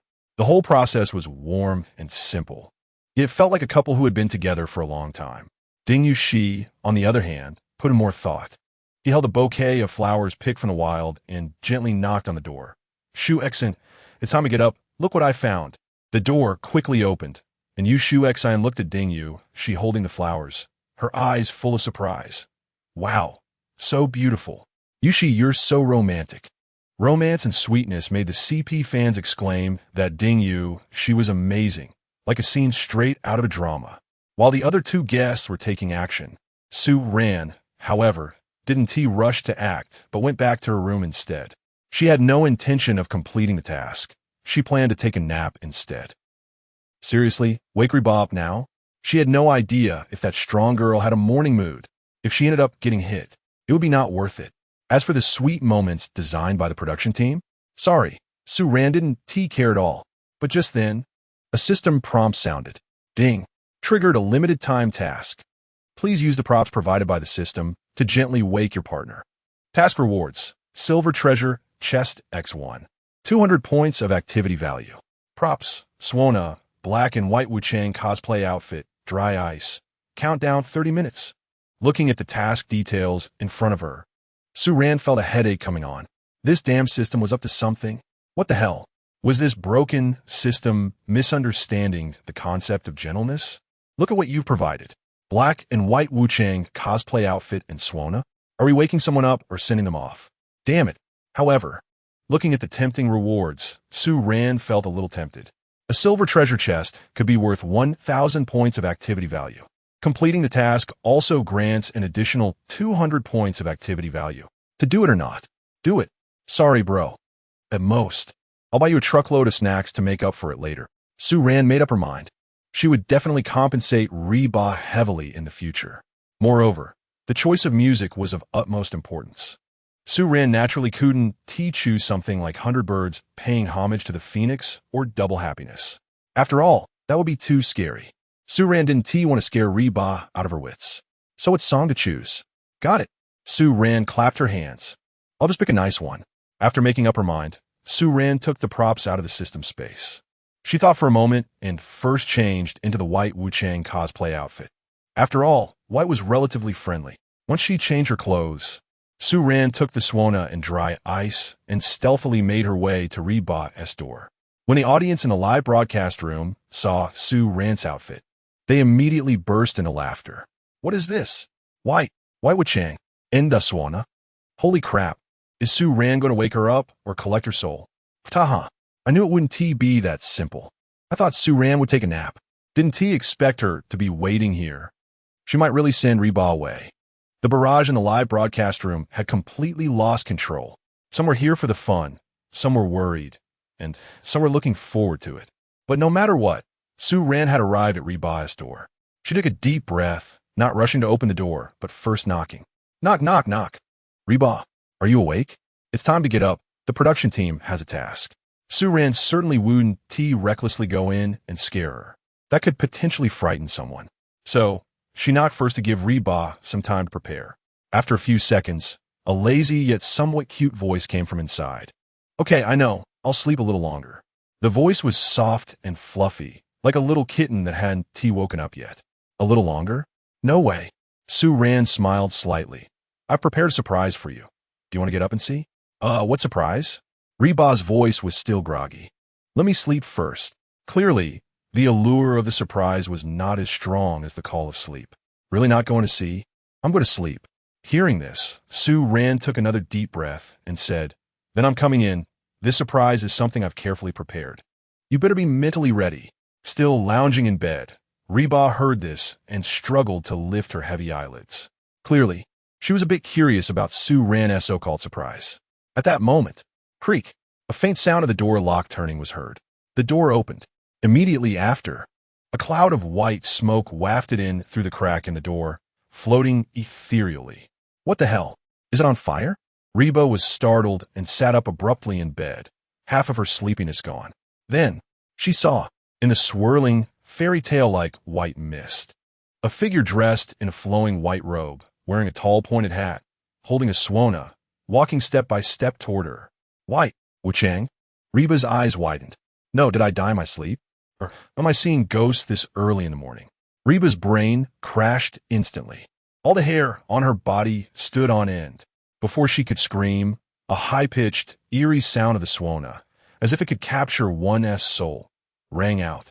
Setting aside the frightening scene, the sound of the swona wasn't T-sharp at all. In fact, the tune was somewhat pleasant. Wait, Reba focused her eyes. The one wildly playing the swona in the smoke was none other than Su-Ran. Surprise? This is a scare, right? If I don't get out of bed, you'll send me away, huh? The entire live broadcast room erupted in laughter. Ha ha, I'm laughing so hard. Reba is so pitiful, but also so funny. Is this an underworld wake-up service dressed as Wu-Chang playing the swona? Although I inexplicably think this tune is nice. Wow, this can't be original, right? This show is too crazy, ha ha. After half the tune, Su-Ran looked at Reba with deep affection. How about it? Do you like this surprise? Su-Ran. A roar filled with boundless rage suddenly rang out. Reba grabbed a pillow and threw it at the door. But it was blocked by Su-Ran closing the door, and Su-Ran had already escaped. Reba clearly didn't want to let Su-Ran off the hook. She jumped out of bed, wearing fluffy slippers, and rushed to the door. Today, she must. Absolutely. Take down this reckless guy. Ah! A scream like a pig being slaughtered rang out. The live broadcast room became even more joyful. Now, this is more like it. Meanwhile, Su-Ran, who was being chased, heard a prompt sound in his mind. Ding. Congratulations, host, for completing the timed task. Reward. Silver treasure chest, X1. Gain 200 activity points. Worth it. Su-Ran live. In the living room, the other four guests and PD Li couldn't help but laugh at the sounds coming from upstairs. Teacher Su-Ran is really multi-talented. Li Yinrue couldn't help but admire him. Guitar, swona, cooking. Is there anything he can't do? However, although the tune Su-Ran played earlier was a bit creepy, it sounded really nice. Yu Shushin became curious. I also think so. Could this be another original piece by Su-Ran? Meng Zi's words made everyone present think it was possible. Just then, the chase Su-Ran tumbled down. Ding Yushi asked, Teacher Su, what was the name of the tune you just played? On a bridge. Su-Ran said, not looking back as he ran away. If I don't run now, my life might be at stake. On a bridge? At this moment, Reba's furious voice came. What a bunch of nonsense. I think it should be called Naiha Bridge. Reba's words instantly caused the scene in the live broadcast room to burst into laughter. Chapter 23. A business-like date? Su-Ran's new definition of dating. This amusing episode ultimately led Su Ran to sign a series of unequal treaties to gain Hiba's forgiveness. At the dining table, Su Ran respectfully presented the surrender document, a rather unequal treaty titled Memorandum of Understanding regarding Comrade Su Ran's serious disruption of neighbors' sleep quality and mental health, listing several compensation clauses. These included, but were not limited to, breakfast for the next week, a week of household chores, and a big snack gift package plus a truckload. Several guests curiously leaned in to see the paper and then burst into laughter. Oomph. If I had known it would come to this, why did I even bother? Hiba proudly signed her name on the peace agreement. Yes, I will dare next time. Wrong choice of words. I won't dare next time. After resolving the internal conflict, the lively atmosphere at the dining table returned. Just then, PD Lee came over again with a task card. Smiling brightly, she first announced the results of yesterday's cooking competition. Without a doubt, the He Ran couple took first place, while the other two couples tied for second. The rewards were also quite generous. The He Ran couple received a month of electric bike usage rights and a 1,000 yuan dating fund. Of course, this 1,000 yuan already included this week's meal expenses. As for the second-place couples, they received a cash reward of 600 yuan. Such results naturally brought joy to everyone. Then, PD Lee announced a task that excited countless viewers: the first romantic date of the heart-throbbing couples. This was the first official date for the three couples in Summer Heartthrob 2. The hardcore fans were ecstatic. The pink bubbles they longed for were about to arrive. On site, heart-throbbing, the first date, the guests all became interested upon hearing this task. That's right. PD Lee looked at everyone's eager expressions, smiled with satisfaction, and continued to explain the rules of the date in detail. This heart-throbbing date is scheduled for this afternoon. The production team will provide each couple with a dating budget of 500 yuan, which they can use freely. The location, format, and content of the date are entirely up to you. After a pause, PD Lee emphasized, it could be a place you've always wanted to go, but never had the chance, like a park or a movie. Or it could be a date that you think will make the other person feel the most heart-throbbing. The production team will just follow along and not interfere at all. When you return tonight, we will have a small sharing session to see which couple's date is the most touching. The rules are still simple. There is no script, allowing the guests to perform freely. Moreover, the production team has exceptionally provided a budget of 500 yuan this time. This undoubtedly gives them great leeway. Otherwise, with tight budgets, where could they go on a date? The Xiao Mo couple and the Yu Zhou couple began to discuss quietly. Meng Zi and Yu Shuxin both showed excitement on their faces. Meanwhile, Hiba couldn't help but feel a little flutter of excitement inside. A date. Although Su Ran was a bit unpredictable. What if this guy suddenly got it right? What if there were surprises waiting for her ahead? But then again, Hiba was also afraid that the surprise would turn into a shock. Her tiny expectations were instantly replaced by thick worries. Although they hadn't known each other for long, Hiba had already gotten to know this guy a bit. Relying on him to play by the rules was harder than hoping for a pig to climb a tree. Heaven knows what outrageous dating plan he was concocting. Please don't take her to some weird place. Hiba's mixed feelings of anticipation and worry were naturally noticed by Su Ran. He looked at Hiba's conflicted expression and couldn't help but smile. Don't worry, it's just a date. I'll definitely arrange it clearly for you. Upon hearing this, Hiba not only didn't feel relieved, but became even more vigilant. That smile clearly meant he was up to something. No, I must take control. With that thought, Hiba cleared her throat and directly stated, since it's our first date, I think we should be cautious. So I'll plan it. Oh, Su Ran raised an eyebrow, not opposing it, and smiled as he asked, all right, then I'll leave it to you. Let us go to our secret base to discuss. Saying this, Hiba pulled Su Ran to the floor-to-ceiling window on the second floor. This had obviously become their secret base. As for the other two couples, they each dispersed to discuss their date locations. The Xiao Mo couple was actively discussing, trying to choose a place they both liked. Meanwhile, the Yu Zhou couple was quieter. Yu Shuxin, who didn't like to think too much, left the planning entirely to Ding Yushi. At that moment, Ding Yushi was busy searching for various dating information. The live audience was even more excited at this moment. With Hiba in charge of the date rights for the He Ran couple, wasn't that sugar guaranteed? In front of the floor-to-ceiling window on the second floor, The sunlight was just right. The sea view outside remained expansive, with blue skies, white clouds, and seagulls flying. Compared to the lively atmosphere in the living room, this place felt particularly quiet, indeed giving off the vibe of a secret base. Diva brought Su-ran to the second floor, her small face tense and serious. Seeing her serious yet somewhat cute appearance, Su-ran couldn't help but smile slightly. It seemed that this girl was genuinely putting a lot of thought into this first date. Diva didn't notice Su-ran's expression. She took out her phone and seriously opened the notes. Then, her fingers quickly swiped across the screen, seemingly searching for something. Su-ran leaned over to take a peek. Wow, the notes were densely packed with various items. The sharp-eyed Su-ran saw a line that read, "The snack gift package that Su-ran promised to buy for me," followed by a list of snacks. Su-ran also spotted a prominent title, Top 50 Must-Visit Places for Couples on a Date. Listed below were various popular restaurants, romantic spots, movie theaters, and amusement parks.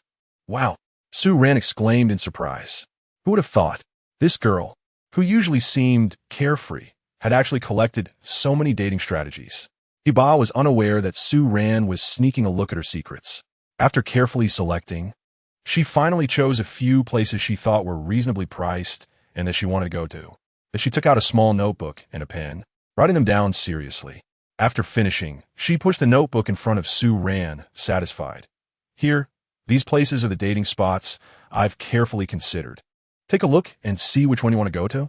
Su-ran took the notebook and saw that Diva had written down 4 dating locations, even marking them with heart-throbbing star ratings. They were Zoo, Botanical Garden, Oceanarium, Amusement Park. Diva looked at Su-ran expectantly, her chin slightly raised, with a hint of pride and anticipation. So, how is it? These places are all quite interesting. Which one do you like the most? The reason she chose these 4 places was that they were suitable for a first date, not too boring, and matched their current economic situation. Su-ran didn't respond immediately, just smiled and nodded, asking in return, "They all sound great. Which one do you want to go to the most?" Diva widened her eyes, feeling scared by the unfamiliarity of Su-ran in front of her. Su-ran didn't even criticize her plans? This is not scientific. Are you not feeling well? Diva kindly used the back of her hand to check Su-ran's temperature. You're not sick. Su-ran slapped Diva's hand away and said, "Hurry up and choose." Diva frowned, looking conflicted. Actually, I want to go to all of them, but I don't know which one to choose. Can we go to all of them? All of them? Su-ran fell silent for a moment upon hearing this. Diva pouted and said regretfully, "Just kidding. If we go to all of them, we definitely won't have enough time." Su-ran shook her head with a smile, saying, "What's so hard about that? I'll take you to all these places this afternoon." Huh? Diva was stunned. All of them? Diva didn't believe it. How is that possible in one afternoon? Are we taking a rocket? Don't worry, I have my ways. Su-ran blinked, a mischievous smile on her face that suggested she knew something. But the places I take you to might be more business-oriented, and we might end up spending all our funds. Diva was left speechless. More business-oriented? What does that mean? Business-related, she's heard of. Is this a business-oriented zoo or aquarium? Is this even proper? And Su-ran's smile always gave her a creepy feeling. Don't worry. Su-ran smiled and said, "The places are chosen by you. Can you be afraid that I'm going to trick you?" Well, that's true. In the end, Diva nodded, repeatedly reminding herself, "The places are chosen by me. He can't do anything funny." And besides, she was indeed a bit curious about what this business-oriented thing was all about. Chapter 24, Golden Egg Fried Rice. Su-ran is good at complimenting people. The afternoon sun spilled over the surface of the sea, shimmering like countless jumping sprites. The sky was a clear, refreshing blue, dotted with a few fluffy white clouds leisurely drifting by. The sea breeze brought a coolness, gently caressing the villa's balcony, carrying the scent of the ocean. I must say, the location chosen by the production team had an excellent sea view. In the second-floor room, the hot girl, who was about to have her first formal date, stood in front of a large floor mirror admiring her beauty, unlike her usual casual t-shirt and jeans. Today she had deliberately changed into a light yellow, floral spaghetti strap dress. The hem of the dress fluttered lightly with her movements, complementing her snow-white skin and slender waist. She had also put on a delicate and vibrant makeup, with curled eyelashes fluttering like little fans and her moist lips glistening enticingly. She looked youthful and full of energy. Perfect. The hot girl glanced at herself in the mirror, satisfied, and nodded. Although she was filled with doubts about Sue Rand's so-called slightly businesslike approach, she still believed that the necessary sense of ritual should not be lacking. After all, for a date, one must dress beautifully. Moreover, she wondered what that annoying guy would think when he saw her. Today I'm going to dazzle him. At that moment, Sue Rand was rummaging through the kitchen downstairs for ingredients. Vegetables, eggs, rice. Looking at the leftover food and eggs in the fridge, Sue Rand decided to try out the power of light cooking. The introduction sounded so eerie that he couldn't help but be curious if the taste was really that hellish. Thus, he immediately got to work. System, activate light cooking skill. Ding. Skill activated. Cracking eggs, chopping scallions, heating the pan, adding oil. His movements were smooth and filled with the flair of a master. The audience found it pleasing to watch. The presentation was even more exaggerated. Finally, it came to the most critical step of combining the egg mixture with the rice. Sue Rand poured the beaten egg mixture over the leftover rice like a golden waterfall, and then, his hand holding the spatula, transformed into an invisible whirlwind. Here it comes, with a flick of his wrist. The iron pan traced a perfect parabolic arc in the air, and the rice and egg mixture were tossed high up, blooming in the air like a golden firework. Just at that moment, an unexpected change occurred.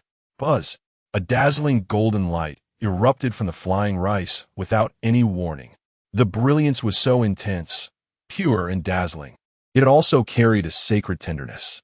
It instantly penetrated the screen, illuminating the entire live broadcast room and the faces of everyone watching, turning them all golden. When that plate of fried rice was served in a white porcelain dish on the dining table, everyone was stunned. Although the glow had toned down significantly, it had not completely dissipated. In that dish, every grain of rice seemed to be wrapped in the purest gold, distinct and independent, plump and crystal clear. What the hell? My eyes. Is it glowing? The egg fried rice is glowing? Am I seeing things? What kind of special effect is this? Is the production team that amazing? Wow, is Sue Rand's cooking really this incredible? If yesterday's Cthulhu seafood porridge was a medieval witch's poison, then this glowing egg-fried rice was simply a work of art. This was the difference between heaven and hell. In the kitchen, Sue Rand looked at his masterpiece and nodded in satisfaction. He picked up a spoon and took a bite. After a tiny taste, Sue Rand's expression changed dramatically. What the hell is this biochemical weapon? How to describe the feeling? It felt like the nuclear explosion damage caused by herring canned fish mixed with blue cheese. Just then, footsteps came from the stairs. Sue Rand looked up and was instantly amazed. The hot girl was descending the stairs in a beautiful light yellow floral dress, the hem swaying gently with her steps. Moving gracefully, the afternoon sun streamed through the floor-to-ceiling windows, as if casting a soft halo around her. Everything was just perfect. Sue Rand had to admit, when this girl dressed up seriously, she truly looked stunning. She was a completely different person from her usual tough girl image. Seeing Sue Rand's mesmerized expression, the hot girl felt a little smug. Now you know how beautiful I am, right? She walked up to Sue Rand, her eyes sparkling. Taking me out will definitely make you look good, right? Of course. Sue Rand nodded vigorously, giving a thumbs up. Your presence is simply impressive. The hot girl was very satisfied with Sue Rand's response, a sweet smile appearing on her face. So, at this moment, shouldn't you say something? Her little face was filled with the words, compliment me quickly. Sue Rand stroked his chin, pondering seriously. Then his eyes lit up, and under the hot girl's eager gaze, he took a deep breath. The hot girl? What is this confusing behavior? Smelling to identify a woman? The hot girl looked at Sue Rand in confusion, but she heard Sue Rand leisurely ask, do you have body odor? The air instantly froze. Time seemed to stand still. Everyone was stunned by Sue Rand's shocking question. He actually asked a beautifully dressed, fragrant woman if she had body odor. What kind of magical thought process was that? After a few seconds of processing, the hot girl snapped back to reality. You have body odor. I use Chanel No. 5. It smells like roses and jasmine. What does that have to do with body odor? Is your nose broken? The hot girl suddenly felt that spending hours on her makeup was better off showing it to a dog than to Su-ran. Su-ran looked at the furious hot girl with a self-satisfied sunny smile and said romantically, "Then how come you're as charming as a fox?" Hot girl. In the live broadcast room, Yu Shu-shin and Ding Yushi, who were preparing to go downstairs, were stunned. After a brief silence, laughter erupted throughout the villa. Goose, goose, goose. Goose Yu Shu-shin and Ding Yushi laughed so hard they nearly toppled down the stairs. Hey, if you can't flirt, don't force it. The hot girl face-palmed, feeling hopeless. Promise me, don't compliment people randomly in the future. Don't like it? Su-ran frowned and cautiously asked, "How about I change it?" "Don't." The hot girl quickly covered Su-ran's mouth. "I love it." Su-ran pleaded, "Give me another chance. I can definitely do it." Looking at Su-ran's sincere eyes, the hot girl softened for a moment. She nodded and said then, "Go ahead." But she heard Su-ran still start with 0 frames. "Is your dad a thief?" Hot girl. Su-ran. "He must have stolen the most beautiful stars and put them in your eyes." Hot girl. "All right, my dad also conveniently stole your brain." Listening to their conversation, the live broadcast room had already gone crazy with laughter.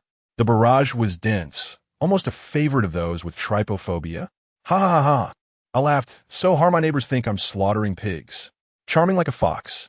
Su-ran, you're really a talent." Hot bar. "Thank you and your whole family." Su-ran, relying on his own strength, has provided a negative example for many straight men. Watma is really going to laugh to death in this live broadcast room. Even the matchmaker would shake his head. Chapter 25. Hot bar. My CPU is smoking. This hilarious episode, triggered by hard flirting, ultimately ended with Su-ran paying the price of 3 ice creams. "Wow, Subot, did you make this fried rice?" At this moment, everyone turned their attention to the plate of fried rice that resembled a piece of art. "Ah, yes." Su-ran nodded lightly and said, "It's not tasty. I was going to throw it away." In an instant, 3 questioning gazes locked on his Su-ran. Hot bar, Yu Shu-shin, and Ding Yushi all felt that Su-ran was definitely trying to hog it all for himself. That clay pot porridge yesterday, which was as poisonous as it was delicious, made them want to swallow their tongues. How could this golden fried rice be that bad? So, Ding Yushi boldly asked, "Su-god, we can't waste food. Can you give me some? I'm not picky." "Yes, yes. Give me a bowl too." Su-ran's eyes were filled with sympathy. "All right, I suggest you." "Forget it. I have no suggestions. Just eat if you want." With that, Su-ran pulled Hotbar away. "Hey, what are you doing? I haven't had breakfast yet." Hotbar protested, wanting to eat that bowl of fried rice too. "Trust me, don't eat. That thing is inedible even with your eyes closed." "Really?" The next second, loud vomiting sounds came from the kitchen. Hotbar glanced at the tragic scene in the kitchen, looking at Su-ran with lingering fear. How did this guy do it? Good food looks bad. Good-looking food tastes bad. 6. Stop thinking about it. Let's go. Su-ran nervously changed the subject and pulled her to the pink little electric scooter outside the yard. "Hold on tight. No jokes this time. We're off on a date." This time, Su-ran didn't pull any tricks, twisting the throttle, and the little electric scooter whisked the two away. The pink little scooter drove steadily along the coastal highway. Hotbar sat sideways in the back, gently supporting Su-ran's waist. Her gaze drifted past Su-ran's shoulder, looking at the endless blue sea in the distance. The sky was clear, and the white clouds lingered. Everything seemed so beautiful, whether it was the pleasant scenery or the anticipation of a first date. Hotbar felt that Su-ran in front of her didn't seem so annoying anymore. Instead, there was a subtle excitement and expectation. The corners of her mouth unconsciously lifted slightly. "Oh my, this scene is so beautiful. Life is peaceful." Su-ran's looks are top-notch when he doesn't speak. Woo-woo. Hotbar's smile is so sweet. Is she starting to have feelings for Su-ran? Blind guess. A business-oriented marine aquarium day trip? You upstairs are the devil. But if it's Su-ran, it might really be possible. The little electric scooter continued forward. However, as Su-ran turned a few corners, the surrounding environment gradually became a bit off. The beautiful sea view disappeared, and everywhere she looked was a bustling street scene. The little anticipation in Hotbar's heart began to be overshadowed by an ominous premonition. Unable to help herself, she patted Su-ran's back. "Hey, did you take a wrong turn? Why is it getting weirder?" "Don't worry, We're almost there. The first stop is the botanical garden. The next moment, the little electric scooter suddenly stopped. When Hotbar looked up at the big characters saying, Farmer's Market, she was completely dumbfounded. She stared at the large, bustling vegetable market filled with various selling sounds. She felt like her CPU was about to start smoking. Suran. Hotbar had a bad guess in her heart and gritted her teeth as she asked, Don't tell me this is what you call a business-oriented botanical garden. Suran gave Hotbar a look that said, You're so smart, and proudly said, How about it? Isn't it business-like? You can shop after browsing. Isn't that great? At this moment, Hotbar really didn't even have the strength to complain. She felt a bit foolish for having expectations of this dogman. You really live life to the fullest. Hotbar squeezed out a few words between her teeth, wishing she could bite Sue Ran to death on the spot. If looks could kill, Sue Ran would have died hundreds of times already. The audience in the live stream was already laughing hysterically. Ha ha ha. I knew it. I knew it would be like this. A business-oriented botanical garden is a farmer's wholesale market. Sue Ran, you must be the devil. So, the business-oriented marine aquarium is just a seafood market? Hotbar's expression, life is devoid of love. JPG, Sue Ran's casual outfit actually fits this environment. But poor Hotbar is dressed like a little fairy and ends up at a vegetable market. Feeling sorry for Hotbar, but it's really so funny. I'm tearing up. On site, Sue Ran ignored Hotbar's murderous gaze and eagerly pulled her into the market. As they walked, he patiently explained to Hotbar various tips for choosing vegetables. Hotbar, she just wanted to find a piece of tofu to crash into. She had never felt so speechless in her life. Just as Hotbar was questioning her life, Sue Ran suddenly pulled her toward another area. Let us go. The botanical garden is done. I'm taking you to the marine aquarium. The next second, the two appeared in the seafood market, and the live stream's comments surged again, looking at the rows of glass tanks bubbling with water, watching all sorts of lively fish, shrimp, and crabs. Hotbar was completely stunned. Sue Ran pointed at those fish tanks and laughed. How about it? The marine animals here must not be fewer than in the marine aquarium. And the best part is it's free. I think this place shouldn't be called a marine aquarium. She looked at Sue Ran expressionlessly. It should be called a boiled fish restaurant, a spicy crab restaurant, and I'll kill you if anyone dares to manage it. Hiss. Sue Ran took a sharp breath, seeing Hotbar's expression and knowing she was probably on the verge of exploding. He quickly said, Don't be like that. Just listen to my explanation. Hotbar snorted, but gave Sue Ran a chance to explain. She wanted to see what kind of trick Sue Ran could pull out. Hotbar, you're confused. Think about it. What's so interesting about those botanical gardens and zoos? Aren't they just the same flowers, birds, fish, and insects? Produce. The tickets are super expensive. You take a few photos and post them on social media, and that's it. What's the point? But here it's different. Speaking of which, Sue Ran pointed at those lively seafood. You can see and play for free, and the money we save on tickets can be used to buy whatever food we want.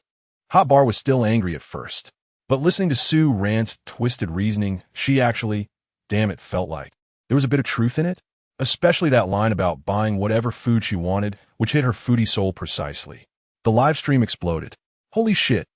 Sue Ran's mouth can turn the dead into the living. I can't believe I find this very reasonable. Hotbar, run. He's presenting a PowerPoint to you.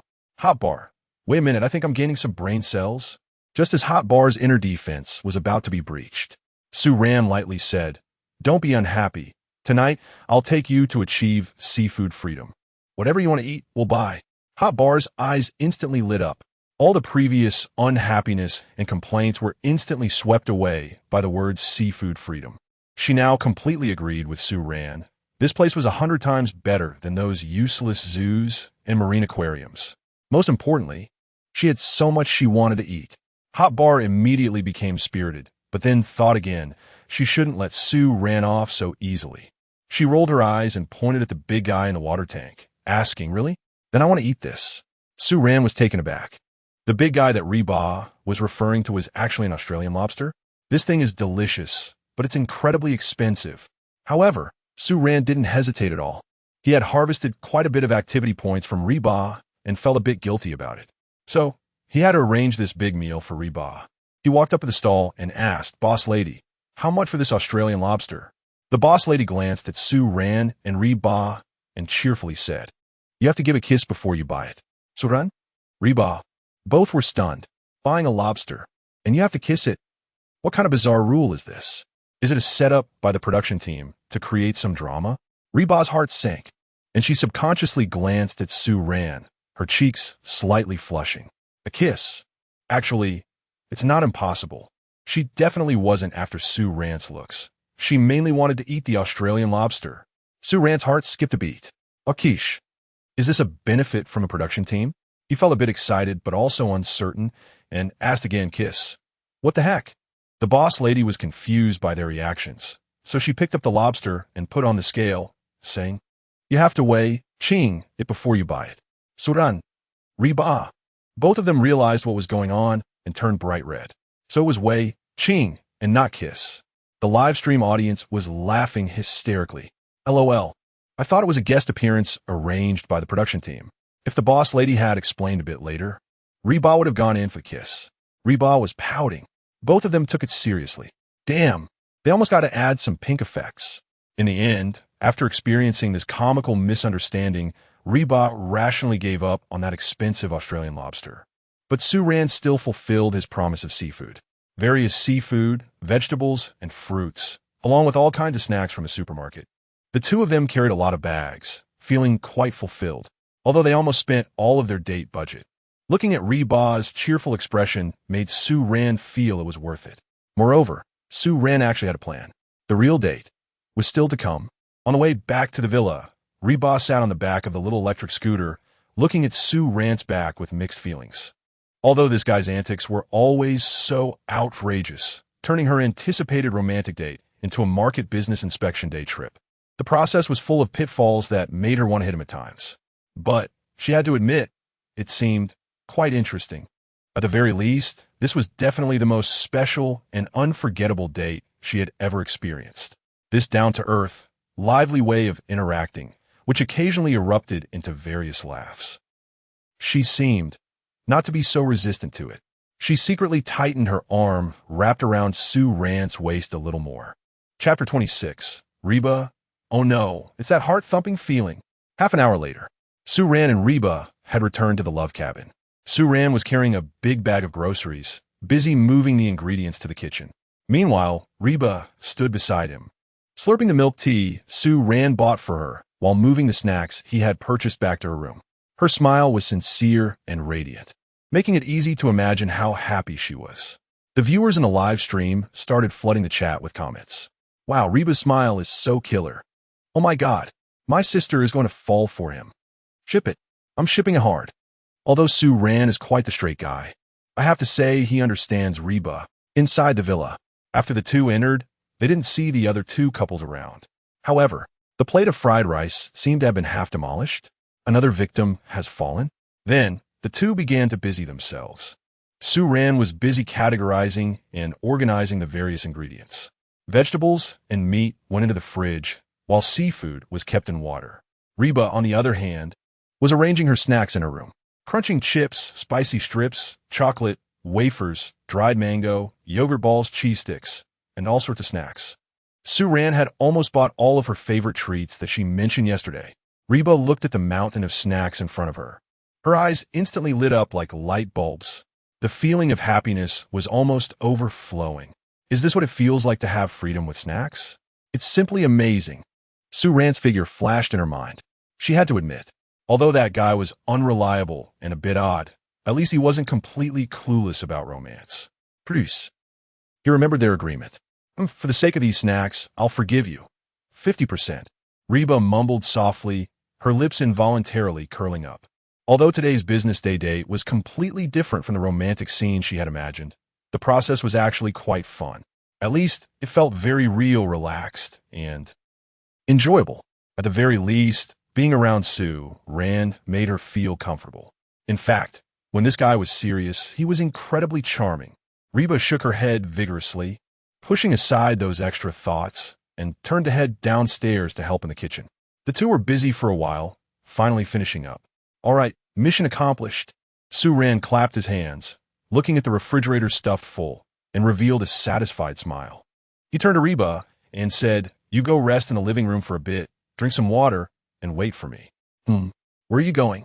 Reba asked, Puzzled. I'm gonna wash off the sweat, change clothes. Su Ran winked at her, leaving a mysterious figure as he turned back to his room. Reba pouted, sitting down on the living room sofa, but couldn't help but start to wonder. Wash up and change clothes? What is this guy doing? Now that the date is over, he suddenly remembers to tidy himself up. Not paying him any mind, Reba took out her phone and started scrolling. A few minutes later, footsteps could be heard coming from the stairs. Reba instinctively looked up, and then her phone slipped from her hand and fell to the ground with a thud. She was stunned. Su Ran had changed into a neat black shirt and trousers, with the top two buttons undone, revealing his well-defined collarbone, and the cuffs rolled up casually. He exuded a cool and noble aura, radiating a strong vibe of restraint, completely different from his usual laziness. So handsome. Reba felt as if her heart had been struck hard by something. It was racing uncontrollably. If she had a heart rate monitor on at that moment, the alarm would have echoed throughout the entire villa. The female viewers in the live stream went completely wild. The chat exploded. Oh my God, is this Su Ran? Help, I'm done for. Who can handle this? Black shirt, collarbone, Adam's apple. Absolutely stunning. The restrained male god. Is this the correct way to unlock Su Ran? My health bar is empty. Call an ambulance. Woo-woo. So handsome. I want to marry him. Reba looked at the breathtakingly handsome man in front of her. Her mind went blank. The only thought racing through her head was, wow, this guy is actually so deadly serious. Just as Reba was still in shock, unable to pull herself together, Su Ran had already walked up to her, wearing a slightly serious yet gentle smile. Let's go, we're going on a date. His voice was deep, with a hint of magnetic charm. Hey, a date? She instinctively reached out her hand. But just as her fingertips were about to touch him, she suddenly remembered something. Her guard was instantly up. She looked at Su Ran suspiciously and tentatively asked, Where are we going? It wouldn't be another business-like thing, would it? If it's another business date, she would rather die than go. She'd rather stay in the villa eating chips and scrolling through Douyin. Su Ran laughed heartily, making a serious face. Oh no, this time it's strictly leisure. Strictly leisure? Even more upgraded than the previous business-like ones. Reba's face fell, shaking her head like a rattle. I'm not going. If you want to go, go by yourself. No way. Having already experienced the food market and seafood market, this strictly leisure date would only be more hopeless, right? Just kidding, come with me. Seeing this, Su Ran directly pulled Reba up from the sofa. Reba struggled a bit symbolically, realizing she couldn't break free, so she just went along with him. This guy wouldn't really sell her off, would he? Su Ran held her hand, walking outside while laughing. Don't worry. This time it's a pure, fun outing. I promise you'll be happy. Reba still wore a face full of distrust. Really? You're not lying to me? When have I ever lied to you? Su Ran raised an eyebrow in response. Looking at Su Ran's earnest expression, Reba chose to believe him, mainly because she really couldn't think of any more ridiculous tricks this guy could pull. Moreover, the transformed Su Ran made it impossible for her to refuse. The two returned to the yard. Su Ran got on the small electric scooter first. Reba hesitated for a moment, but still sat on the back seat. The little scooter started up again, driving out of the villa area. The sea breeze was still gentle, and the sun was still bright. Reba, sitting in the back, felt her mood become a bit subtle and expectant again. But soon, she snuffed out that little flame in her heart. No, can't expect. Pseudo-liar's words aren't worth trusting even a single punctuation mark. What if he takes her to some unreliable and strange place again? That would just be disappointing. But her strong curiosity ultimately made her unable to resist asking, Su Ran, where exactly are you taking me? Su Ran glanced at her from the rearview mirror, a smile playing on his lips. What? Are you afraid I'll sell you off? Puffed. Reba spat at him, huffing. I'm not afraid. This is a nationwide live stream. Millions of viewers are watching. You wouldn't dare. All right, you're quite clever. Su Ran laughed heartily. Just tell me, where are we going? Reba became even more curious. All right, I'll tell you. Su Ran changed his tone and asked with a smile. Do you know what Olympiad math is? I know. Reba's heart tightened. An ominous premonition surged through her. Sure enough, Su Ran said leisurely. This time I'm taking you to a pure business math Olympiad class. It's good for your brain. Math Olympiad class? A pure business math Olympiad class? What the hell is that? Reba immediately thought about jumping out of the car. She knew that Sue Ran was totally unreliable. Then she heard Sue Ran's voice again. Bro, I'm taking you to play mahjong. Stop the car. I'm not going. Reba almost screamed. Sue Ran, are you crazy? Who goes on a date to play mahjong? Ha ha ha. Sue Ran finally couldn't help but laugh. Just kidding. Look how scared you are. Sue Ran didn't need to look to know that Reba in the back seat must be pouting adorably. So, where are we really going? Reba still wasn't reassured.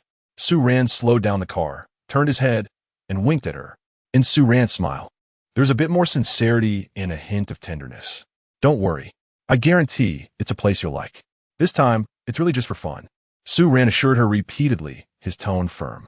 Looking at his rare, serious expression, Reba's anxious heart finally relaxed a little. That tiny bit of expectation she had forcibly extinguished quietly. Reignited. Chapter 27. Sue Ran, I, the master of time management, ask you if you submit. 30 minutes later, the little electric scooter stopped in front of a huge archway. Reba was completely stunned. She even instinctively rubbed her eyes, doubting whether she was hallucinating. The sound of the wind whooshing by like a roller coaster and the screams of tourists filled her ears. And the air was thick with the sweet smell of popcorn and cotton candy. All of this was clearly telling her that this was not a dream. This guy, Sue Ran, actually brought her to an amusement park. In an instant, a tremendous surprise exploded in Reba's heart like fireworks. She turned her head sharply, looking in disbelief at the man next to her, who was still wearing a helmet and smiling brightly at her. In the sunlight, his smile was clean and dazzling.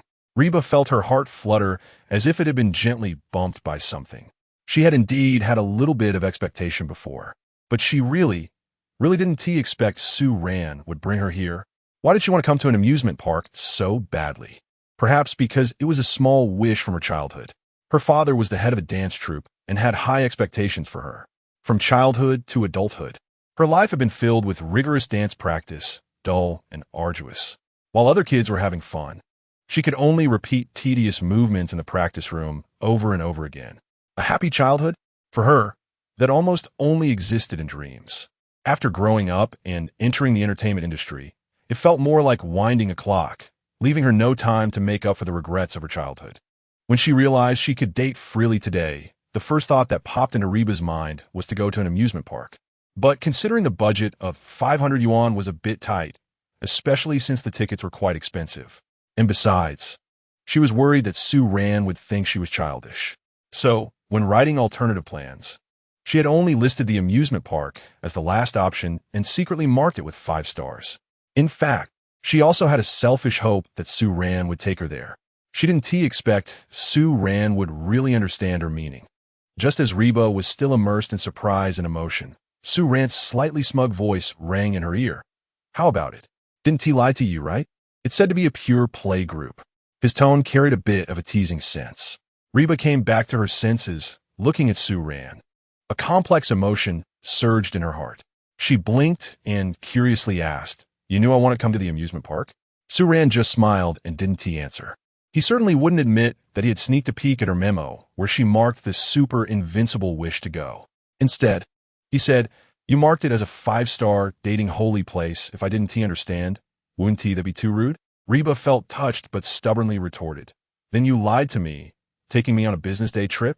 If you had brought me here directly, I would have been angry for half a day. I never said that was for a date. Sue Ran scratched his head and smiled, explaining, Didn't I promise to cook for you and buy snacks before? I thought we had enough money and time today, so I just stopped by to buy them. After saying that, he smiled proudly. Look, we went to the botanical garden to buy groceries, went to the aquarium to pick seafood, and also achieve your snack freedom. What do you call this? This is called a master of time management. Just ask if you submit. There's watching, eating, and playing. The cost-performance ratio is simply maxed out, okay? Hearing Sue Ran's still ridiculous yet somewhat logical words, Reba couldn't help but laugh. Reba suddenly felt like something had gently poked her heart, soft and warm. So it turns out, that ridiculous business day trip was to buy her snacks and prepare dinner, and the real date was choosing the place she wanted to come to the most. This guy. A thought suddenly surged in Reba's heart, making her blush and her heart race. I want to marry him. The audience in the live broadcast room, especially the hardcore fans, had completely gone crazy at this moment. I'm dead. What kind of fairy tale plot is this? Suran, you liar. You arsonist of hearts. He could have taken Reba directly to the amusement park, but he didn't. He first satisfied Reba's snack wish. Details. All details. Suran, don't be too good at this. What iron straight man. This is clearly a top-tier, pure love warrior. Woo-woo. Reba is definitely smitten. Who can withstand this? I believe in love again. Reba felt extremely touched, her nose a bit sour. But on her lips, she still maintained her last stubbornness. She sniffed, turned her head, and pretended to be indifferent, saying, Today, S8 gets 98 points. I deducted 2 points to prevent you from being too proud. Suran shook his head and laughed. All right, let us go in. I bought the tickets long ago. Saying that, Suran took out 2 tickets from his pocket. Wait, I want to take a photo for a check-in. As a girl, of course. She wanted to take some pictures to post on her social media. Reba walked to the giant cartoon character at the entrance of the amusement park and said to the photographer, Brother, can you take a picture of us? Don't bother the brother. Suran stopped her, took out his phone, and said, This little thing, I'll handle it. My photography skills are better than my emotional intelligence. Really? Reba looked puzzled, clearly not trusting Suran. Don't worry. I guarantee to make you look like a 1.8-meter-tall, long-legged beauty. Even a fairy descending to earth can't compare to your beauty. Suran patted his chest to assure her. Fine then. Reba skeptically handed her phone to Suran and asked, You guarantee, okay? Of course. Suran nodded vigorously. So, under Suran's direction, Reba posed in all sorts of bizarre postures. You walk over to that pillar, yes, the thickest one. Then, hug it. Yes, like a koala hanging on it. Your expression should be cute. Imagine you're an adorable national treasure.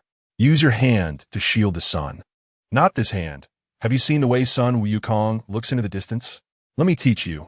Turn your palm outward, with the back of your hand against your forehead. Reba, panda hugging the pillar? Monkey looking out? What kind of weird poses are these? Are we done yet? This pose is exhausting. Reba felt like her old back was about to break. All right. Perfect. Before Suran finished speaking, Reba snatched the phone away. The result, in the photo, she was anything but the cute panda. Due to the angle of the shot, she was taken as short and chubby, hugging that thick pillar, curled up with a slightly strained expression. She looked like a chubby groundhog. And that monkey-looking pose was even worse, making her look like a stupid monkey who was only 1.5 meters tall, looking around in confusion. Suran. Reba's roar echoed throughout the scene. Reba was so angry, she almost passed out on the spot. Is this what you call a fairy descending to earth? Is this the 1.8-meter-tall, long-legged beauty you promised? She pointed at the groundhog in the photo, trembling with rage. If you can't take photos, don't mess around. You made me look so short and so ugly. Suran jumped back a few steps, wanting to say something but hesitating. Do you think there's a possibility? Reba frowned. What? Suran took off running, his voice echoing back in the air. As everyone knows, cameras don't lie. Is there a possibility this is your most authentic self? Go die. A romantic date at the amusement park seemed to be starting to deviate from the original script. However, the viewers in the live broadcast room are already used to it, and they're exceptionally happy about it. Chapter 28. Whether you're fat or not isn't up to you. The scale decides. LOL. This panda hugging a pillar and Great Sage looking out are definitely going viral. The ordinary guy can't stand not causing trouble for a day, can he? The camera never lies. Hoppa. Where's my 40-meter big knife? I must chop him today. Go on a date already. Ferris wheel. Carousel. Roller coaster. Go. Finally looks a bit like a proper date. Looking forward to the pink bubbles. Sisters upstairs. Still the same saying. Overindulging in anything will only harm you. The audience in the live stream couldn't help but laugh and cry at Suran's reckless behavior, and they were filled with excitement about the amusement park date. Meanwhile, a chase sparked by an unflattering photo ended with Hotba symbolically hitting Suran a few times, bringing the curtain down. What to be done? After all, this was the amusement park Hotba had been dreaming of, watching the joyful atmosphere around her. The bit of anger in Hotba's heart quickly dissipated. Moreover, this guy Sue ran, even though he was a troublemaker. He brought her to the place she wanted to go the most. Balancing the pros and cons, let's just let him off the hook this time. Oomph. I'll spare you this time. Next time, just wait and see how I deal with you. Hot Bob proudly lifted her chin and then excitedly pulled Sue Ran into the amusement park. Sue Ran smiled and muttered softly, "Okay, I dare next time." Fortunately, Hot Bob's attention was already captivated by the various attractions in the amusement park.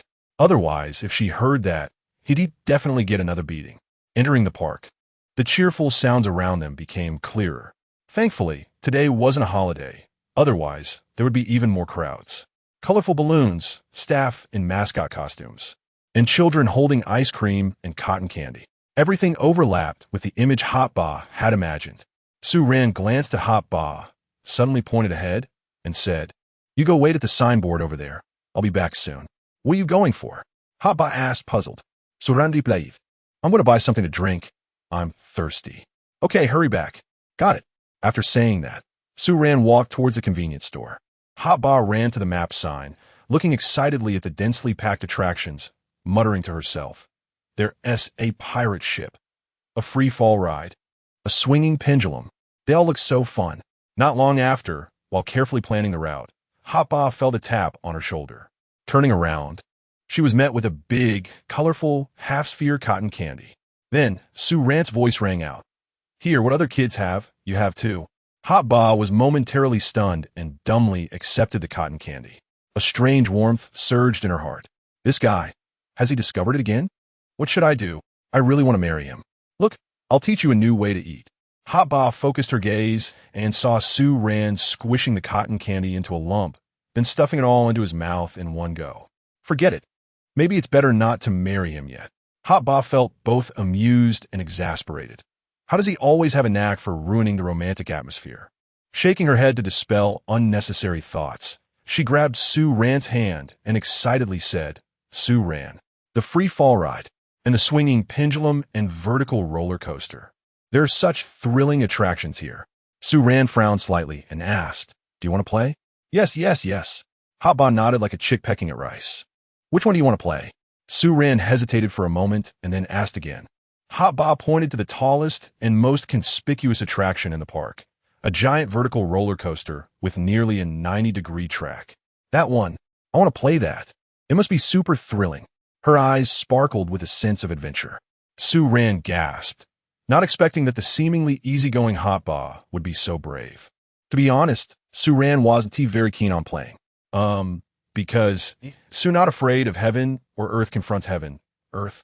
And even Air Ran has a bit of a fear of heights. Although it wasn't severe, he still felt a bit intimidated by high-altitude attractions. But looking at Hot Ba's eyes full of anticipation, he couldn't bear to say no. He asked, "Do you really want to play?" She replied, "I really want to play super badly." Sue Ran nodded and said, "Then let us go." The two walked towards the swinging pendulum. There were quite a few people in line, indicating that this attraction was indeed popular. "Attention all guests, before the attraction starts, we need to confirm your weight. Those who do not meet the weight requirement cannot play." The staff explained the rules to the guests in line. "We have to weigh ourselves?" Hot Ba's excited expression instantly froze. Then it quickly turned into a bit of panic. Although she managed her figure well, a girl's weight? That was top secret, especially in front of the live stream camera. And Sue Ran was still here. "Huh?" Sue Ran suddenly perked up, pulling Hot Ba along. "Let us go weigh ourselves first. The sooner we weigh, the sooner we can play." Hot Ba said with annoyance, "Are you a pervert? Do you want to know how much I weigh that badly? I just want to know if you're really fat or not." "Go away. I'm not fat at all."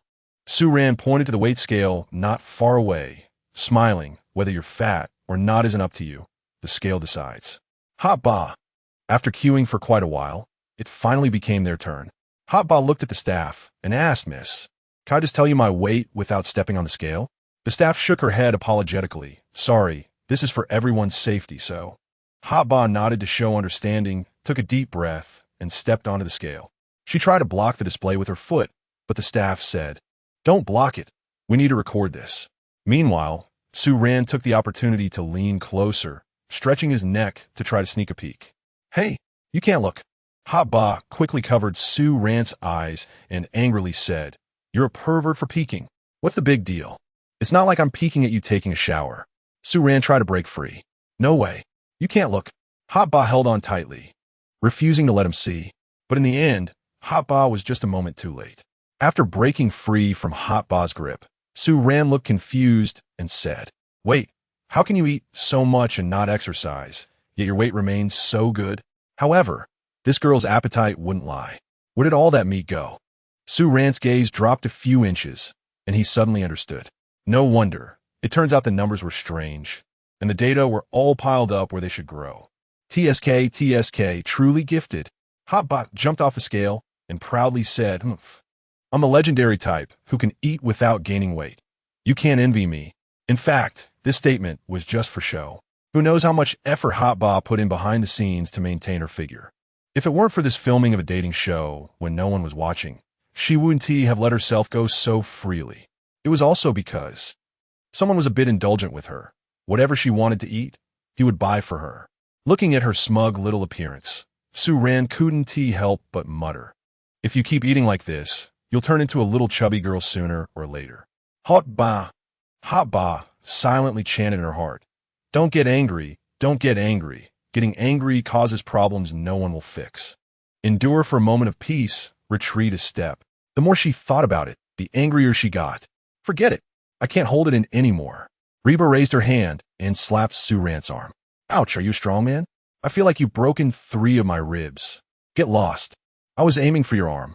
"Wow, you can even hit from a distance?" Reba simply ignored the guy and walked toward the entrance of the vertical roller coaster.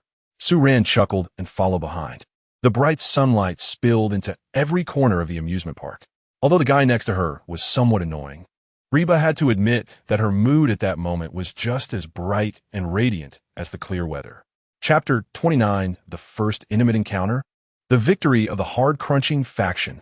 Before long, Su-ran and Reba were seated on a vertical roller coaster. The staff carefully secured the safety restraints for both of them and checked them repeatedly. Reba's small face was filled with excitement and anticipation. She tightly gripped the safety handlebars on either side, her knuckles turning a bit white. But in her bright, sparkling eyes, there was a gleam of eagerness. The vertical roller coaster, the attraction she had been longing for. Finally, it was her turn. On the other hand, Su-ran's expression was not as relaxed. His face was slightly pale, and he felt an inexplicable sense of panic. Although he forced a smile, his somewhat stiff posture revealed his unease. Before the roller coaster had even started, Su-ran seemed to feel the wind howling in his ears. Reba appeared to notice Su-ran's unusual demeanor. She turned her head and looked at Su-ran's noticeably tense profile, teasingly saying, "Hey, you're not scared, are you?" Surprisingly, Su-ran did not retort with bravado this time. He swallowed hard, his gaze a bit wandering. Reba frowned slightly, as if she thought of something. She leaned in closer and asked softly, "Are you really scared?" After 2 seconds of silence, Su-ran nodded, his voice a bit dry. "Yeah. I'm a bit afraid of heights, but it's not serious. I can handle this." Su-ran was trying to be brave. He genuinely could handle it. After all, he had been on roller coasters when he was younger. Reba was taken aback. Afraid of heights? This guy was actually afraid of heights? And he came to ride the vertical roller coaster with her? She suddenly recalled that when she mentioned wanting to ride the roller coaster earlier, Su-ran's expression seemed to change. But she had been too excited at the time to notice this detail. So it turned out, he had come along to accompany her, forcing himself to face his fear. A wave of indescribable warmth surged in Reba's heart. Then, feeling a bit guilty, she looked at Su-ran and said, "I'm sorry, I didn't know. How about we don't ride it?" Su-ran shook his head and forced a smile. "It's fine. I want to challenge my weakness." Seeing Su-ran's attempt to appear calm, Reba felt her heart soften. Meeting Su-ran's gaze, she took his hand. Her tone firm, "Don't be scared. I'm here." She held Su-ran's hand tightly, seemingly trying to ease his tension through this gesture. Su-ran looked into her eyes, sparkling with light, and felt her warmth and softness in his hand, stirring something within him, just as he was about to say something. Da-da-da-woo. The vertical roller coaster began to slowly start, climbing along the steep track. As the height increased, the view became more expansive. Reba excitedly watched the figures on the ground becoming smaller and smaller. But in the next moment, Reba's smile instantly froze. Just a second ago, She had confidently told Sue Ran not to worry, but now she was screaming in fright. She tightly shut her eyes, gripping Sue Ran's hand tightly. "Whoa, Sue Ran. I'm so scared. We won't fall, will we?" Sue Ran. "Sister, I'm even more scared than you, okay? You said you'd be here for me, right? Huh? Are you acting here?" The roller coaster had reached the highest point and came to a stop at a nearly vertical angle in the air. The next second, the screams instantly echoed through the sky. Oh, holy crap. It felt like gravity had disappeared. A strong sense of weightlessness enveloped them. The whole world seemed to spin. Amidst the loud noise and weightlessness, Reba screamed with her eyes tightly shut, while still gripping Sue Ran's hand. Suran, who had started out panicking, began to feel a bit of enjoyment. This didn't seem so terrifying after all. This feeling of weightlessness was quite exhilarating. "Huh? What did you say?" "I said it's quite fun. Do you want a grilled sausage?" Just as the roller coaster dove down, the immense sense of weightlessness made Reba feel like her heart was about to leap out. Suddenly, she remembered something and shouted into the air, "Sue Ran." "Huh? Can't hear you." "Sue Ran, thank you." "What?" "I said I really like today's date." "What date?" "Want to eat stewed noodles?" "Can't hear." Reba paused slightly, as if making a certain decision, and lowered her voice a bit. "Sue Ran, I think I might like you a bit." Sue Ran only heard Reba calling his name, then babbling on. He thought to himself, "What's going on? Is she reading the menu again? I can't hear. I can't hear." After the 3-minute vertical roller coaster ride ended, most visitors looked pale, their legs weak, as they helped each other leave. Some even rushed to the nearby trash, to throw up. Sue Ran and Reba were not much better off. Reba leaned almost entirely against Sue Ran. Without him supporting her, she would probably have collapsed on the ground. The giant swing. Experiencing it once in a lifetime is enough. Reba shook her head, secretly deciding there wouldn't be a next time. Reba, still shaken, said, "Fortunately, I almost thought this thing was going to take me away." Sue Ran looked at Reba's frightened expression and teased. "Now you know fear? Let's see if you dare to show off in the future." He then asked with concern, "How are you? Are you okay?" Looking at Reba half hanging on him, Sue Ran found it somewhat amusing. Who was the one afraid of heights? And who was the one so excited earlier, now looking all sickly? Truly both a coward and a thrill-seeker. Me fine. Just a bit dizzy and my legs are a bit weak. Reba waved her hand, signaling she was okay. "Then should I help you sit over there for a while?" Sue Ran pointed to a stone bench ahead, asking tentatively. "Okay," Reba nodded, still leaning against Sue Ran. For some reason, she always felt that Sue Ran had a very pleasant scent. It was faint and fragrant, making her like it more and more, even becoming a bit addicted. The two walked slowly. Sue Ran seemed to remember something and asked, "By the way, what were you saying up there?" "I didn't hear anything." I'm not telling you." Reba's voice was soft, her little face slightly red. "What?" Sue Ran leaned in closer. I called you a bad guy. What did I do wrong? I brought you to the amusement park and bought you so many delicious things. You make me angry every day. What can I do? Who told you to look like that? Just like the orange cat downstairs." Reba was stunned for a moment. Was Sue Ran saying she was cute? This straight guy finally got it. The live stream chat was already exploding at this moment. Holy crap. The first intimate encounter? Their hands. They're holding each other. Guys, I really ship them. My intuition tells me Reba is definitely not speaking the truth. Another victory for the hard-crunching faction. However, just as a live stream, under the director's arrangement, was filled with pink bubbles. Sue Ran looked at Reba's slightly flushed face and added, "Every time I tease that orange cat, it always gets all puffed up and it's quite funny." Reba face-bombed, sometimes really wanted to call the police. The live stream. As expected of you. Sue Ran. Chapter 30, Under the Witness of the Setting Sun. He held her in his arms. Although it's very straight, I somehow find it a bit sweet. Hot bar. Don't make me slap you when I'm feeling emotional. Meat bar must be so exasperated by now. But still, it gives off a very shipeable vibe. Please continue the date. The barrage was dense, filled with joy and anticipation. On site, after resting for a while, the two regained their energy. Hot Bar shouted that she wanted to try the next attraction. She pointed at the distant free-fall ride and eagerly asked, "Sue Ran, what about that one?" Sue Ran glanced in the direction and twitched his mouth. "Are you serious?" Have you forgotten the pain after healing the wound? Just kidding. Hot Bar stuck out her tongue. She loved seeing Sue Ran in a tough spot. After thinking for a moment, she said, "Let us just wander around first and play whatever we feel like." All right. Sue Ran nodded and got up to follow Hot Bar. They walked aimlessly for a while. Suddenly, Hot Bar stopped. She turned back to look at Sue Ran and pointed at a somewhat terrifying-looking haunted house in front of them, saying, "Sue Ran, this one, do you want to try this?" Sue Ran was stunned for a moment, thinking to himself how this girl was always so reckless. This haunted house looked very scary. Hot Bar nodded excitedly, her face practically screaming she wanted to play. Just then, a few girls ran out from the back door of the haunted house, crying as they ran. "Are you sure?" Sue Ran said seriously. "I'm telling you, these haunted houses love to pull sudden attacks, like headless ghosts, the girl in red, Sadako. They might just jump out from some corner and get in your face, grab your ankle, and when that happens, no one will save you." Listening to Sue Ran's vivid description, Hot Bar's little face instantly turned pale. She quickly shook her head. No, I don't want to play anymore. It's too scary." "That's right." Sue Ran breathed a sigh of relief and smiled. "We came here to find joy. Why let NPCs play with us?" "That makes sense." Hot Bar felt something was off about Sue Ran's words, but she couldn't figure out what it was.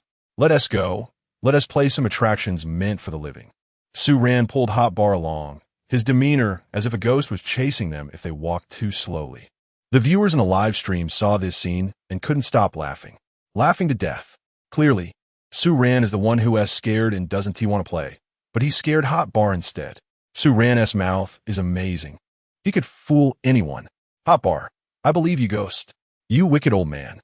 But still, the haunted house is really a good place to enhance feelings. Physical contact.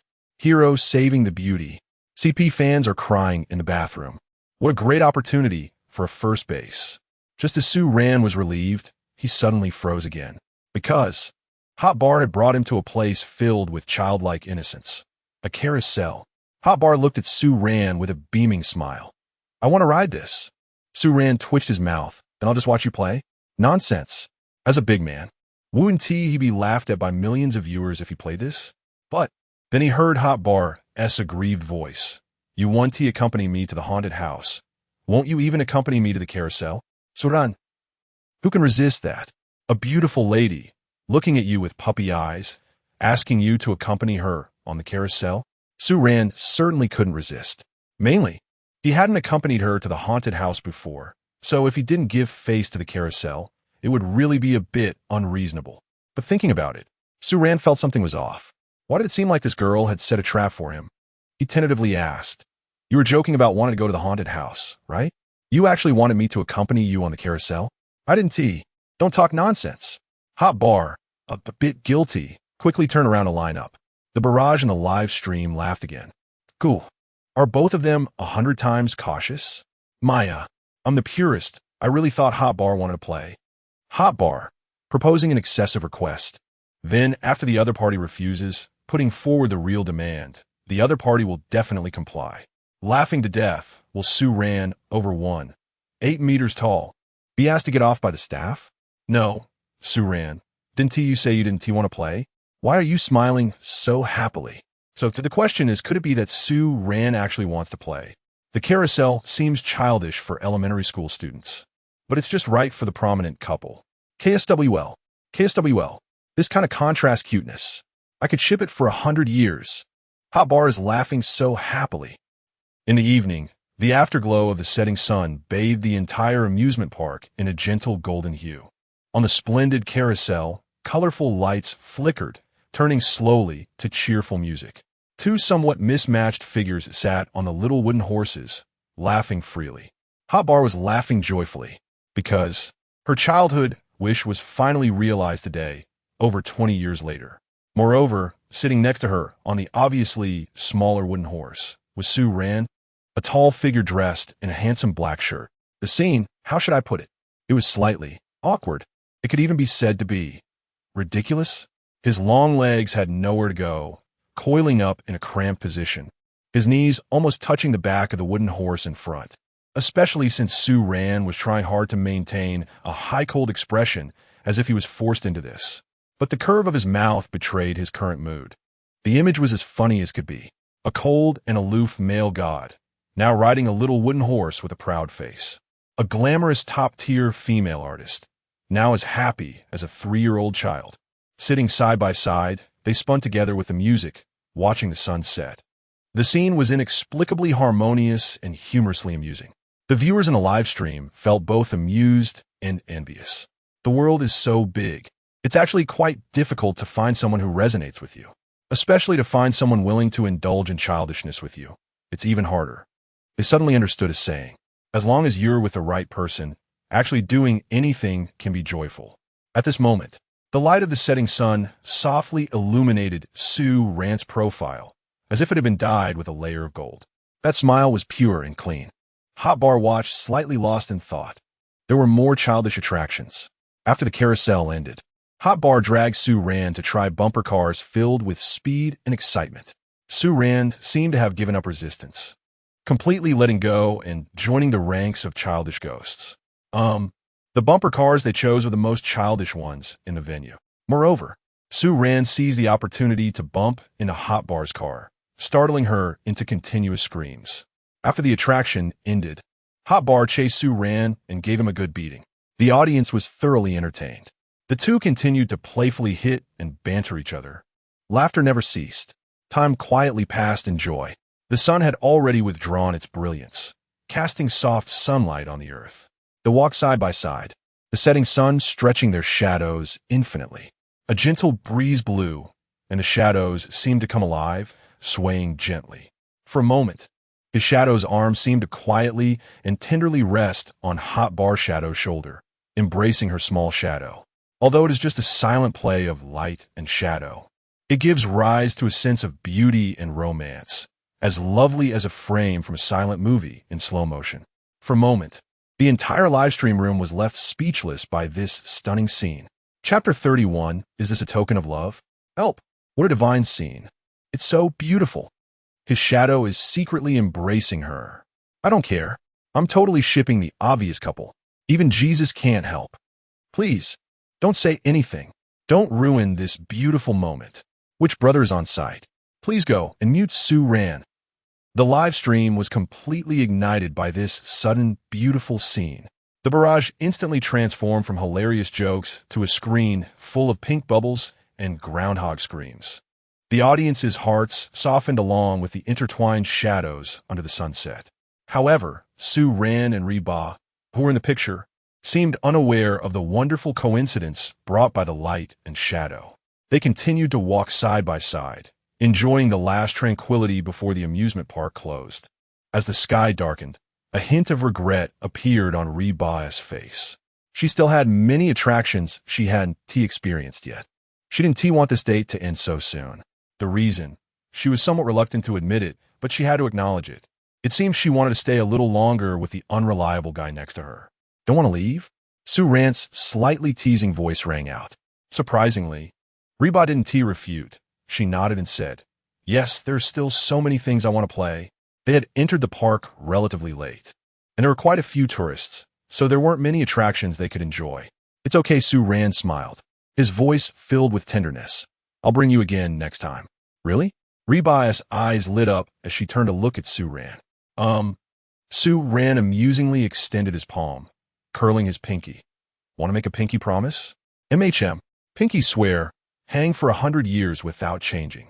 After completing the ritual, Reba happily followed Su Ran out of the park. Just as they were about to reach the exit, Reba's gaze was drawn to a bustling stall. It was the classic shooting balloons to win prizes stall. Colorful balloons filled the entire backdrop. Next to it were cute and lovely plush toys piled up. Wow, Su Ran, look, so many furry dolls. She pointed at the stall, her tone a bit excited. Let us play this. I want to win a lot of dolls to take home.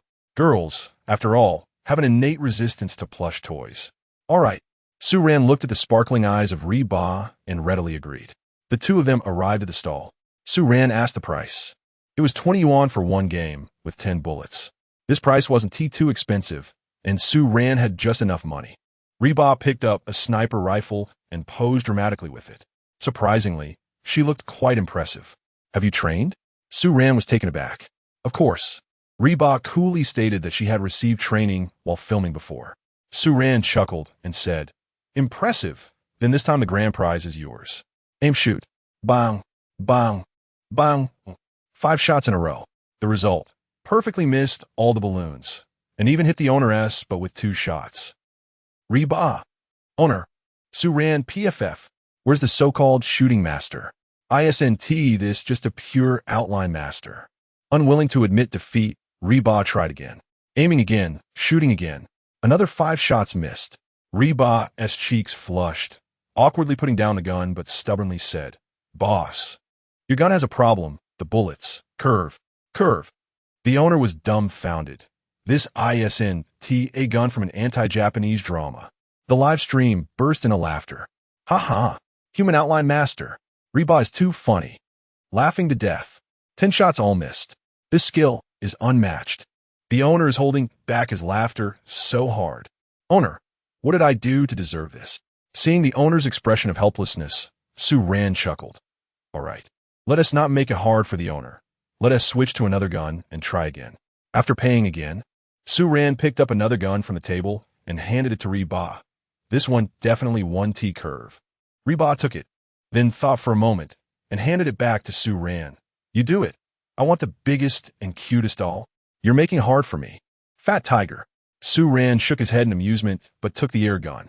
Resting the gun on his shoulder, he squinted one eye and aimed. Then, holding his breath, he pulled the trigger. The action was seamless, flowing like clouds and water, pleasing to the eye. Reba almost stared in awe. So cool. Bang, bang, bang. As the gunshots rang out, a volley of bullets flew out. Then, without even looking, Su Ran slowly put the air gun down on the table and flashed a cool smile at Reba. For a moment, Reba was completely mesmerized. However, she heard the owner say, "Hit 4 balloons. Just enough to meet the minimum requirement for redeeming a prize." Su Ran stumbled, almost losing his cool pose. Reba paused for a moment and joked, "I thought you were really good. Don't worry about whether you hit or not. Just say if you're cool or not." Su Ran still maintained that cool expression. Cool.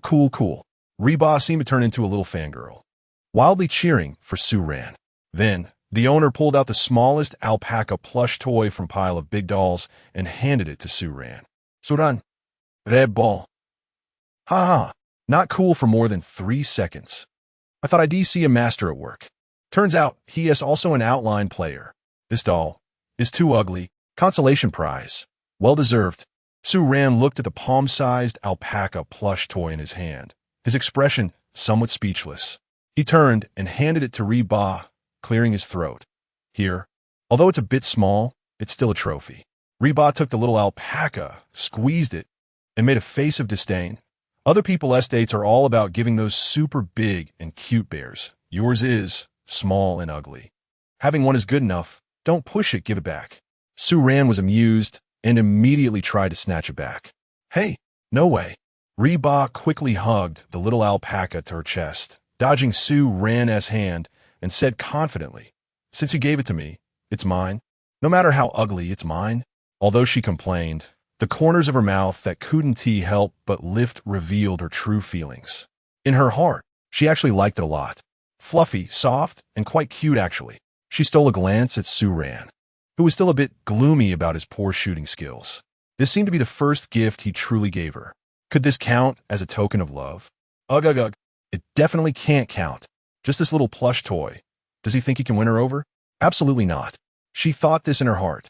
But Reba tightly clutched the little alpaca in her hand. "Let us go. I'm hungry. I want to eat." She was most proactive when it came to eating. ISNT, they're saying, if you're not proactive about eating, there is something wrong with your head. I think that's what you said. You're slandering me. On the way back, night had fully fallen, and the lights of the amusement park gradually faded behind them. The street lights elongated their shadows again, gently swaying on the ground. Along the way, the two of them were surprisingly quiet. This made the viewers in the live broadcast room momentarily think that their speakers were broken. The two didn't speak, but there was no awkwardness either. It was as if there was a tacit understanding quietly growing in silence. Perhaps tired, Reba gently leaned against Su Ran's back, tightly clutching the ugly yet cute little alpaca. She could clearly feel Su Ran's warmth and the strong beating of her heart. There was also a faint, pleasant scent coming from Su Ran. In the night, her cheeks unconsciously began to heat up again. Reba suddenly hoped that this coastal road could be a little longer, just a bit longer. Chipped at the Swiss Robins. A large dog food scene. As night fell and the sea breeze brought a coolness, Su Ran, carrying Hot Bar and riding that pink little electric scooter, wobbled back to the heartbeat cabin. The other two groups of guests had already been chatting enthusiastically in the living room. "Oh, you're back." The sharp-eyed Yushushin was the first to spot the two and greeted them warmly. "How was the date? Did it go well? Where did you go?" The other three pairs turned their curious gazes towards them. After all, it was highly anticipated how this eye-catching couple's first official date would turn out. Romance? Everyone thought. Too optimistic. After all, Su Ran was allergic to romance. They were more curious about whether Su Ran had done something new or if Hot Bar had been angered. "It was fine. We had food, drinks, and fun. I'm quite happy," Su Ran casually replied after parking the scooter. Surprisingly, Hot Bar didn't refute him, just quietly moved to join the others. Something's off. Everyone present felt that something seemed amiss between the two. How could a simple outing emit such an ambiguous vibe? "What about you guys? Where did you go?" Su Ran plopped down onto the sofa beside Hot Bar, asking curiously. "Us?" Yushushin immediately excitedly shared. "Xiaoding took me to a super popular, trendy Western restaurant. The atmosphere was so romantic. We took a lot of photos." Ding Yushi nodded beside her, smiling as he added, "We waited in line for a long time. There were so many people." Mengzi also smiled and shared, "We went to a very quiet art exhibition and even DIY'd couple pottery cups. It was quite fun." Li Yunrui picked up the pottery cup and joked, "It just doesn't look very good, as long as it's meaningful." Hot Bar looked at the somewhat ugly but cute alpaca in her hand and felt inexplicably that what Li Yunrui said was incorrect. What's wrong with being ugly? It has meaning. Listening to the other two couples share their date experiences, it was either a romantic Western meal or artistic pottery, all very much in line with everyone's general perception of a date. It sounded quite sweet, but for some reason, the viewers in the live stream felt a sense of blandness after hearing it. A Western restaurant and an art exhibition. Pretty good. A standard date process. The sweetness is nice, but it feels a bit like watching an idol drama template. It has a bit of an artificial sweetener taste. Still want to see the fiery couple. Where did the fiery couple go today? I think it's quite sweet. Why do you feel so indifferent? The comments from the fiery couple fans also piqued the curiosity of other couple fans. You're right. Li Yunrui nodded in agreement and asked, "What about you guys? Where did you go?" Just as Hot Bar was about to share, P. Dealey came over with a few cups of juice. "Looks like everyone's first date was quite exciting. Since it's getting late, how about we have a little sharing session now? Let us talk about your feelings from today's date and let us, and the audience, feel your heart-pounding moments." When P. Dealey spoke, her gaze couldn't help but sneak towards Su Ran and Hot Bar, her lips curling into a slight, Annie smile. P. Dealey had completely switched sides. Although she initially favored the Yuzhou-centered couple, Su Ran and Hot Bar were simply hitting her sweet and cute spots. Su Ran seemed offbeat, but damn it, how could he be so good at key moments? Buying cotton candy, playing childish games, and even giving a somewhat ugly but meaningful little gift. Previously, P. Dealey only saw the fiery couple as the comedic relief in the show. But now, she declared, "I'm going to ship the fiery couple hard." All right. Yushushin was the first to agree, already eager to share the beautiful photos taken today. Xiao and Mo's couple also smiled and nodded. "So, who wants to share first?" P. Dealey asked. Everyone looked at each other, and in the end, their gaze naturally fell on Hot Bar. The two groups had slightly shared their date processes, but Hot Bar hadn't revealed anything at all. Naturally, everyone was looking forward to it. "I'll go first." Hot Bar didn't refuse but subconsciously glanced at Su Ran. To her surprise, he seemed completely out of it. Little did she know, Su Ran was already itching to go back to the room to open the treasure chests. After all, he was now holding 2 silver treasure chests. Seeing that Su Ran had no intention of speaking, Hot Bar decided to share herself. But she didn't rush, saying, "Wait a moment," before dashing back to her room. When she returned to the living room, she had a large bag of snacks in her hands. With a whoosh, she dumped the snacks onto the table. "Wow!" the two girls exclaimed in unison. Girls naturally have no resistance to snacks. Hot Bar clapped her hands with a proud little expression and announced, before sharing about her date, "Let us first share our spoils." She emphasized, "These snacks were all bought for me by Su Ran." "Snacks?" Yu Shuxin gasped. "Is that something that big straight guy would do?" Meng Zi looked even more envious. "You're so lucky. Su Ran spoils you so much." Then, they heard Hot Bar narrate about the semi-business plant garden, the zoo, and the oceanarium. Just hearing such words made them laugh uncontrollably. But gradually, they couldn't laugh anymore. Su Ran spent all the money saved from the tickets to buy Hot Bar, her favorite food, snacks, milk tea, and seafood freedom. The two girls looked enviously at each other. The two boys looked at each other with admiration. They hadn't expected that Su Ran could come up with such creative ideas for a date. What happened next? You can't possibly stay at the farmer's market all day, right? Everyone couldn't help but laugh. No, as she said this, Hot Bar's tone slightly lowered. Revealing a radiant smile, Su Ran took me to the amusement park I've always wanted to go to. Wow! Everyone present was momentarily stunned. Amusement park? Those tickets are quite expensive. With a 500 yuan dating budget, that should be just barely enough. So, Su Ran spent all the money on today's date? This made the two girls feel even more envious. Hot Bar held up the somewhat ugly but cute alpaca plush toy and shook it, her tone a bit boastful. "This was one for me by Su Ran." Finally, she took out her phone and shared many photos with everyone. There were pictures of her beaming on the carousel, blurry snapshots of them attacking each other while playing bumper cars, and photos of Hot Bar holding Su Ran's hand on a roller coaster, and many, many more. Each photo reflected genuine happiness. "Did you delete 2 photos?" Su Ran suddenly asked inexplicably. "Shut up. Do you believe I'll hit you?" Hot Bar immediately wanted to hit someone as soon as it was mentioned. Fortunately, the photos of the panda hugging a pillar and the great sage looking out were deleted. Otherwise, today's sharing session would have been ruined. Little did she know, Su Ran had already secretly sent the photos to his phone.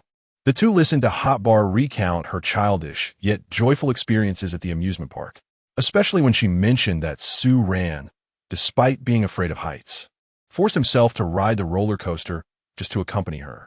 The smiles on Yu Shuxin and Meng Zi's faces gradually turned thoughtful. Their date today was also perfect. They went to a romantic restaurant and took beautiful photos.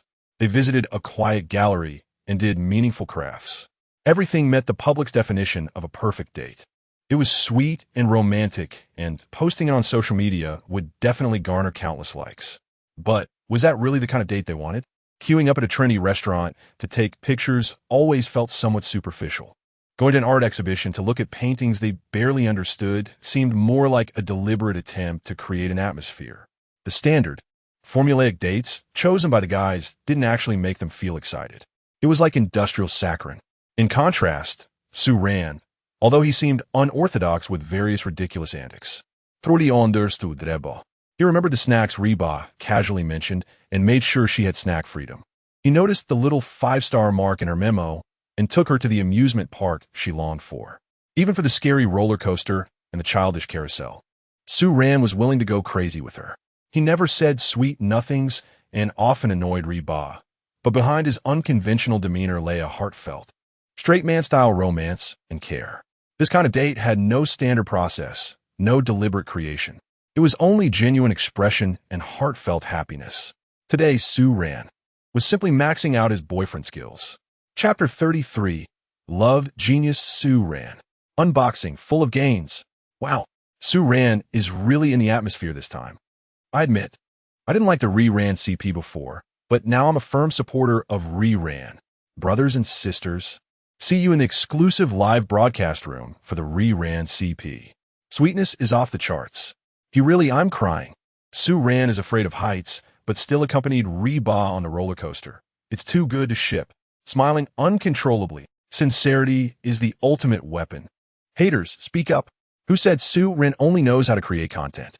The bullet comments in the live broadcast room were densely packed, almost all discussing Su Ran and Reba's date today, especially the CP fans of the other two couples and some neutral fans. At this moment, they were all impressed by Su Ran's performance today. Among them, many actually didn't like Su Ran much. After all, this is a dating show. and they are here to ship CPs and enjoy sugar. Sue Rant's loud and boisterous personality, while funny, didn't resonate with them. But at this moment, everyone was moved. Sue Rand might be eccentric and unreliable, but sincerity is always the ultimate weapon. He remembered the snacks that Reba casually mentioned. He is afraid of heights, yet he unhesitatingly accompanied Reba on the roller coaster. He finds childish things annoying, yet he is willing to indulge her. They admitted that they had been too loud before. From now on, they would definitely raise the flag for the Re-Ran CP. On site, with Reba's vivid sharing, the air was filled with sweetness. The other two couples also shared at this time. Although they were also sweet and romantic, it felt like something was missing. All right, today's sharing session ends here. P. Deely stood up and summarized. Every relationship has its unique form.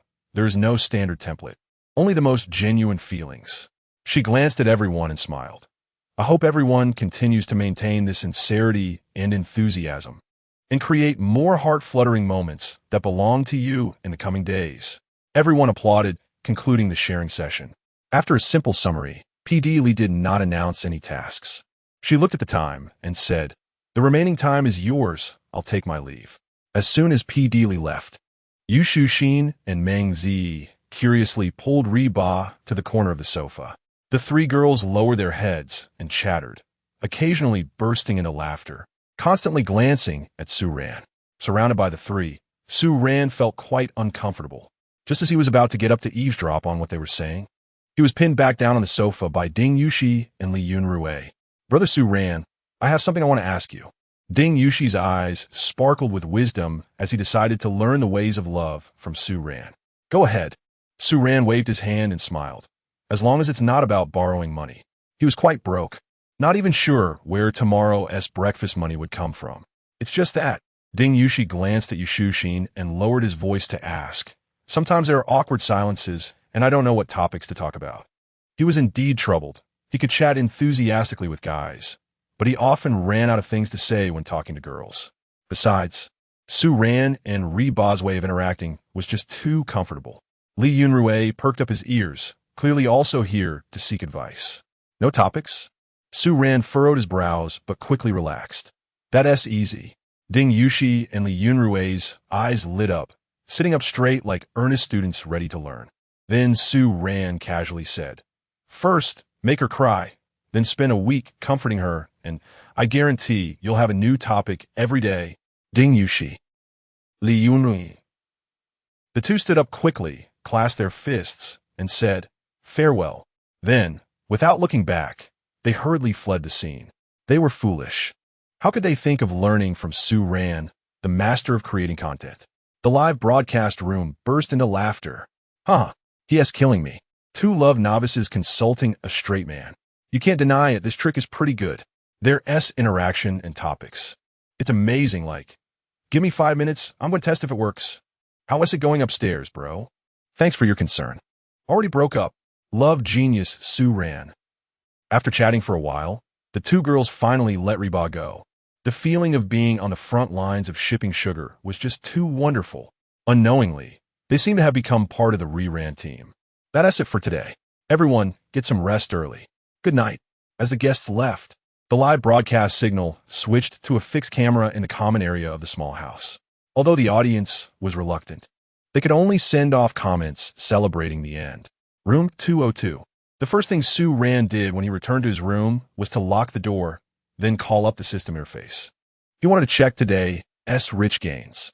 Host, Sue Ran, content creation points, 1,250 points skills, God-level singing skills, mastery of all types of instruments, chef special edition, beginner, locksmith master, beginner, items, Chinese music library, silver treasure chest, 1,253 content creation points.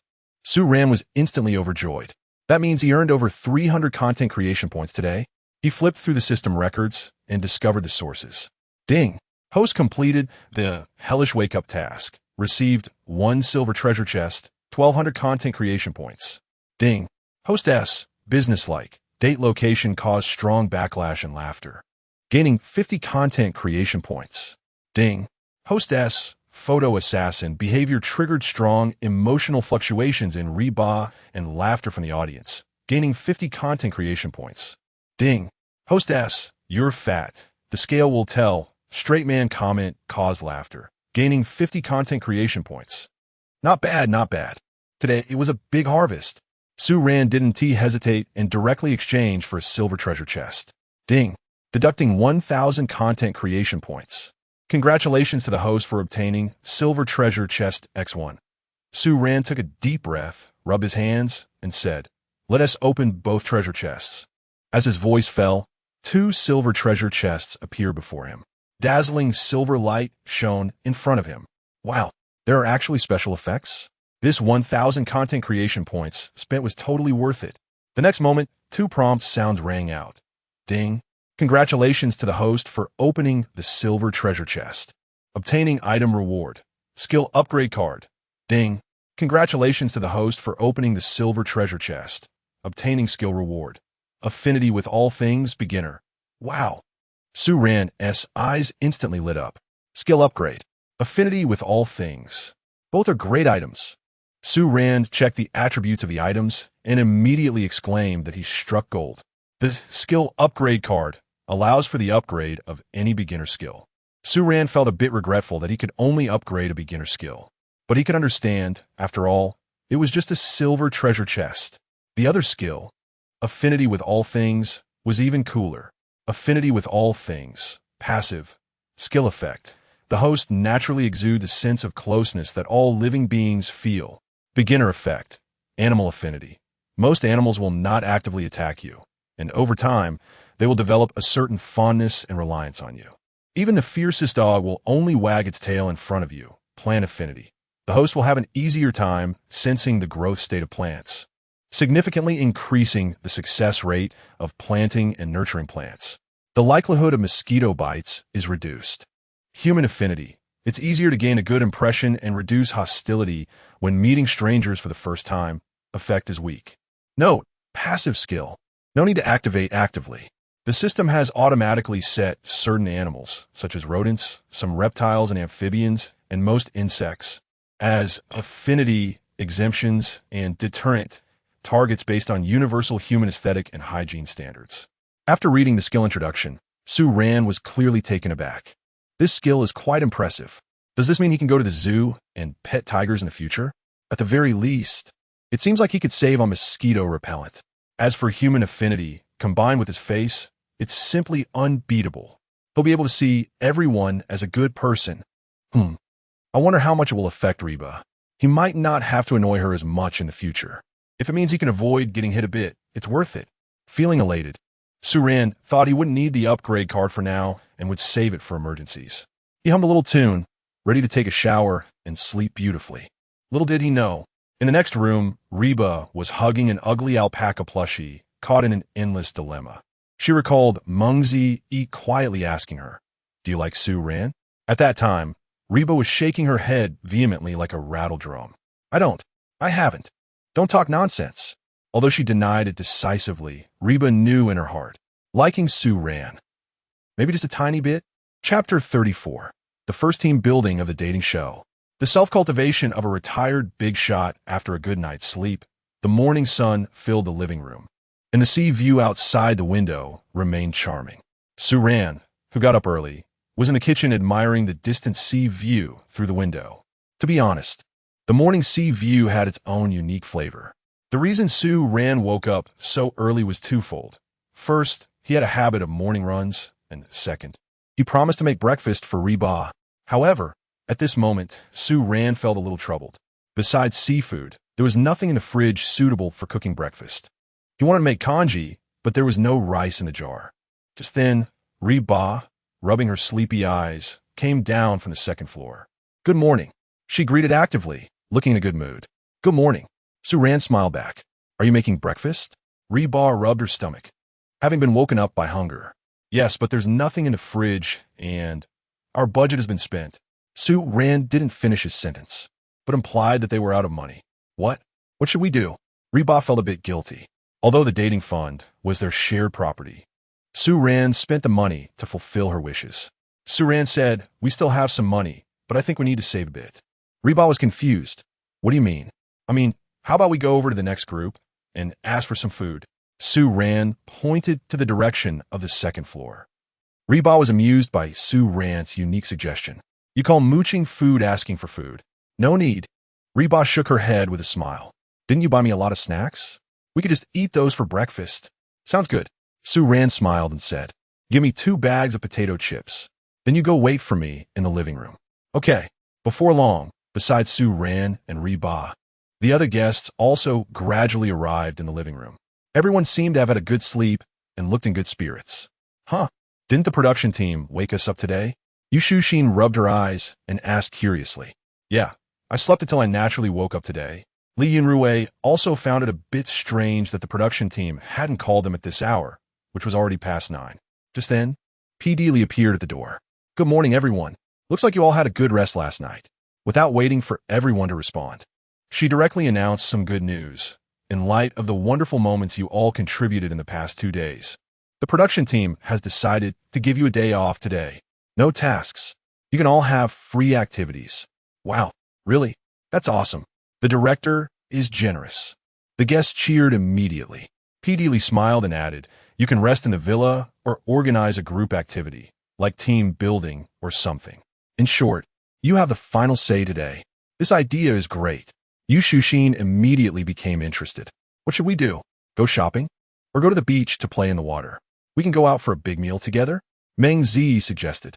Everyone eagerly discussed. Only Su Ran yawned silently and raised his hand to ask, PD Lee, on free activity day, does the production team provide activity funds? PD Lee maintained her smile and answered succinctly no. Hearing this, Su Ran immediately slumped back onto the sofa and said, oh, then there's nothing we can do. He pointed himself and Reba. We spent most of the budget on our date yesterday. For activities over 50 cents, don't count on us. We'll support you spiritually. Everyone laughed. So, romance really comes with a price. But Su Ran's words did not dampen everyone's enthusiasm at all, especially the girls, who were eagerly discussing where to go for fun. Just then, Reba's eyes lit up and suggested, how about we have a little barbecue with beer by the beach? Even though we don't have money, we can provide the ingredients.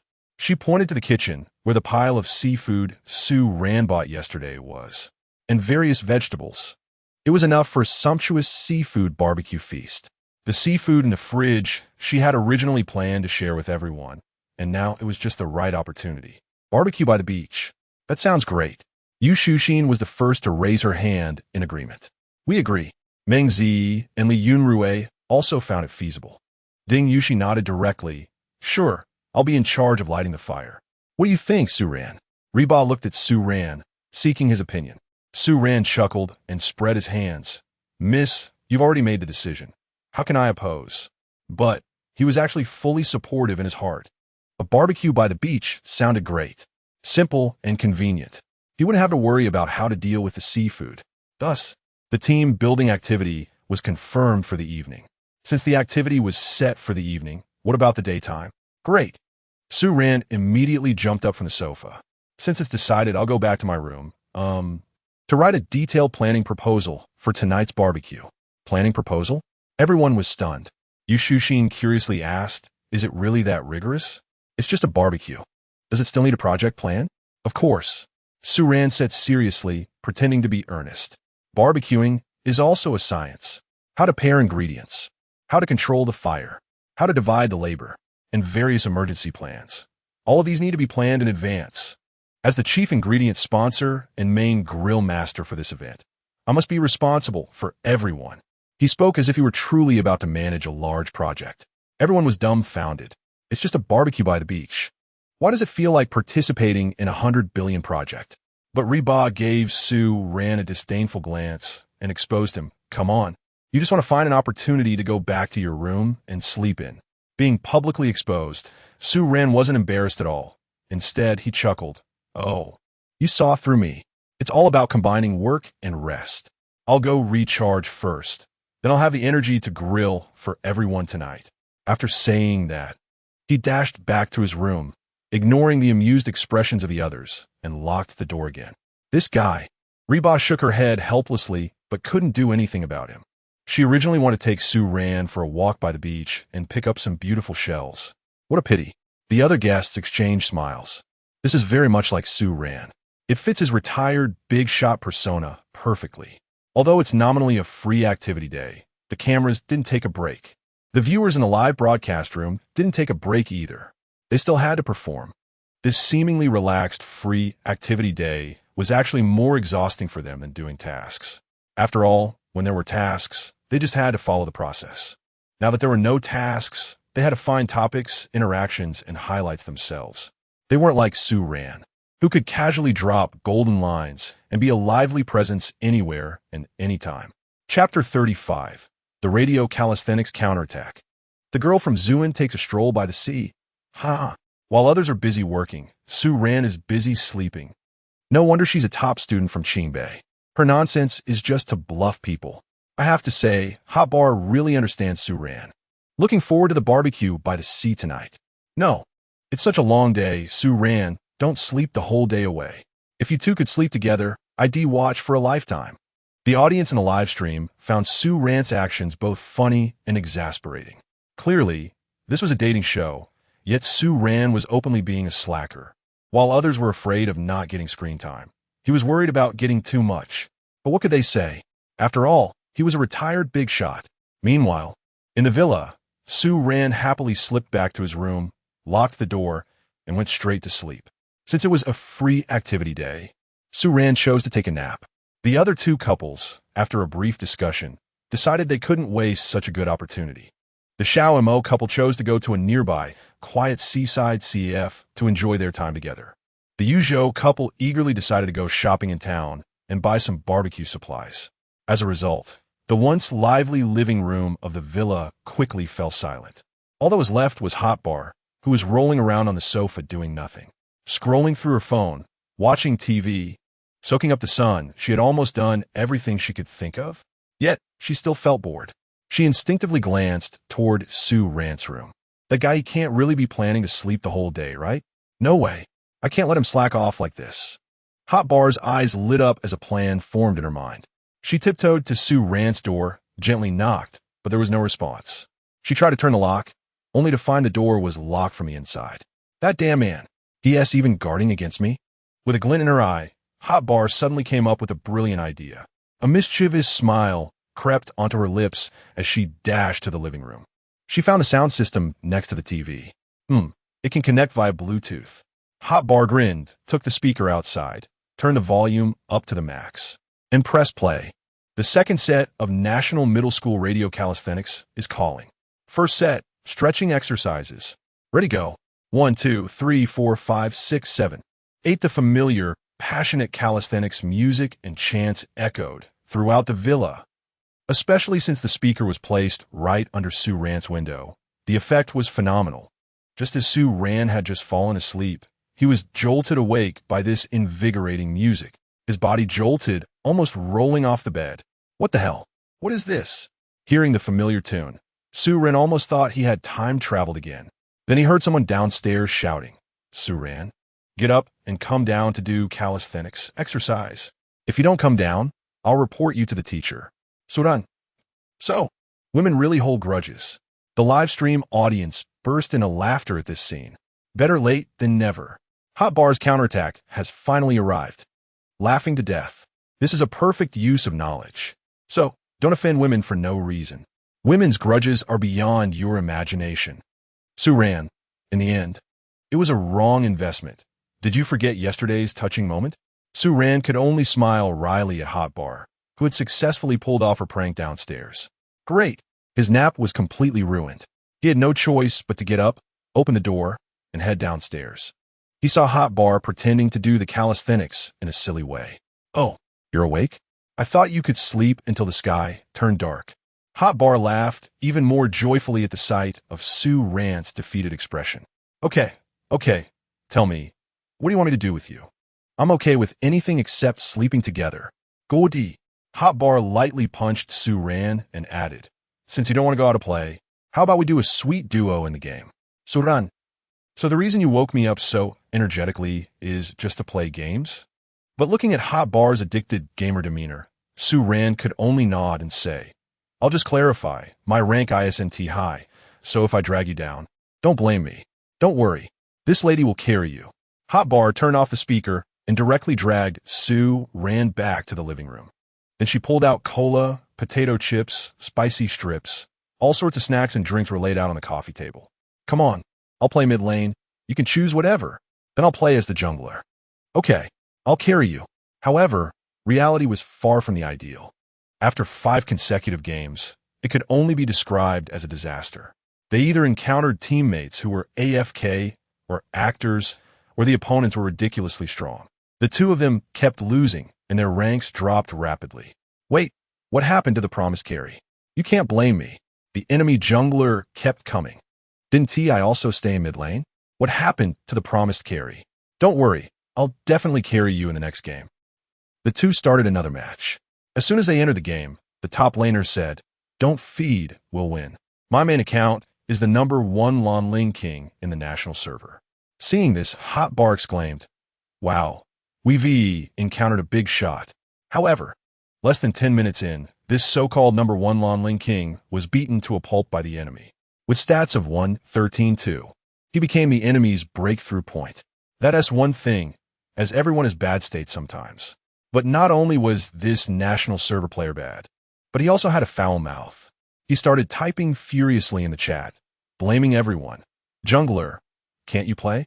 Haven't T come to gank top lane even once? Is mid lane a pig? Don't you know to support? Hotbar. Support and marksman are conjoined twins? No awareness at all. A bunch of useless teammates. Can't carry. Let us restart. Watching the national server player indiscriminately attacking and shifting blame.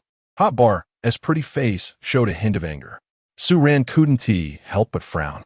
Just as he was about to speak up and let that so-called national server #1 feel the wrath of Zooin people, Hotbar beat him to it by typing, "Come on, national server brother, turn on your microphone. You're so bad and still have a nerve to call yourself #1? My cat plays better than you with its paws. You fed first blood within 2 minutes. Your economy is worse than the river crab, but you've got a mouth that can challenge a turret. Playing top like a sacrifice. You're as bad as a boiled egg, and you still have the nerve to criticize others? The enemy is almost treating you like a super minion to farm gold. Do you know that? Still calling yourself #1? I think you're the #1 loser in the national server." This barrage of insults left Sue Ran dumbfounded. What the hell? Is this still the soft, cute Hotbar who occasionally hits people? Her combat power is insane, and her verbal skills. Did she go to Zooin for training? Sue Ran stared in awe at Hotbar, who was firing on all cylinders. For the first time, he had a completely new understanding of her. Turns out, this girl isn't without temper. It just seems like she has a special tolerance for him, and her combat power is indeed quite impressive. Of course, the game eventually ended, but Hotbar felt satisfied. Seeing Sue Ran's shocked expression, her face turned slightly red. "Sue Ran, I usually don't curse," she hurriedly explained, but except for those with brain holes. Her logic was clear, and there were no dirty words. Impressive. Sue Ran smiled and gave her a thumbs up. What Hotbar said was something else. If Sue Ran were to speak, the other party's ancestors might have been greeted 18 times.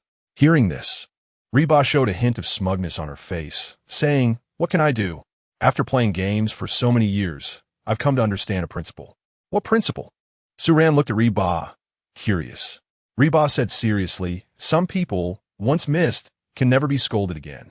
After hearing this, Sue Ran was stunned for a full 3 seconds. Sue Ran gave a thumbs up and said, "That makes sense." After this incident, they couldn't play the game anymore. The two looked at the time and realized it was almost noon. They hadn't figured out lunch yet. So, with their thick skin, Sue Ran and Reba went to the backstage of the program team to scrounge for food. This bold move made the viewers in the live stream burst into laughter again. They were really calculating it on the program team. It was quite clever. After lunch, both of them returned to their rooms for an afternoon nap. In the afternoon, the lazy sunshine spread across the earth. Reba had a good nap and felt much more refreshed. She walked to the balcony and looked at the shimmering sea in the distance, feeling her mood lift. She saw Sue Ran next door, leaning on a lounge chair, seemingly reading a book.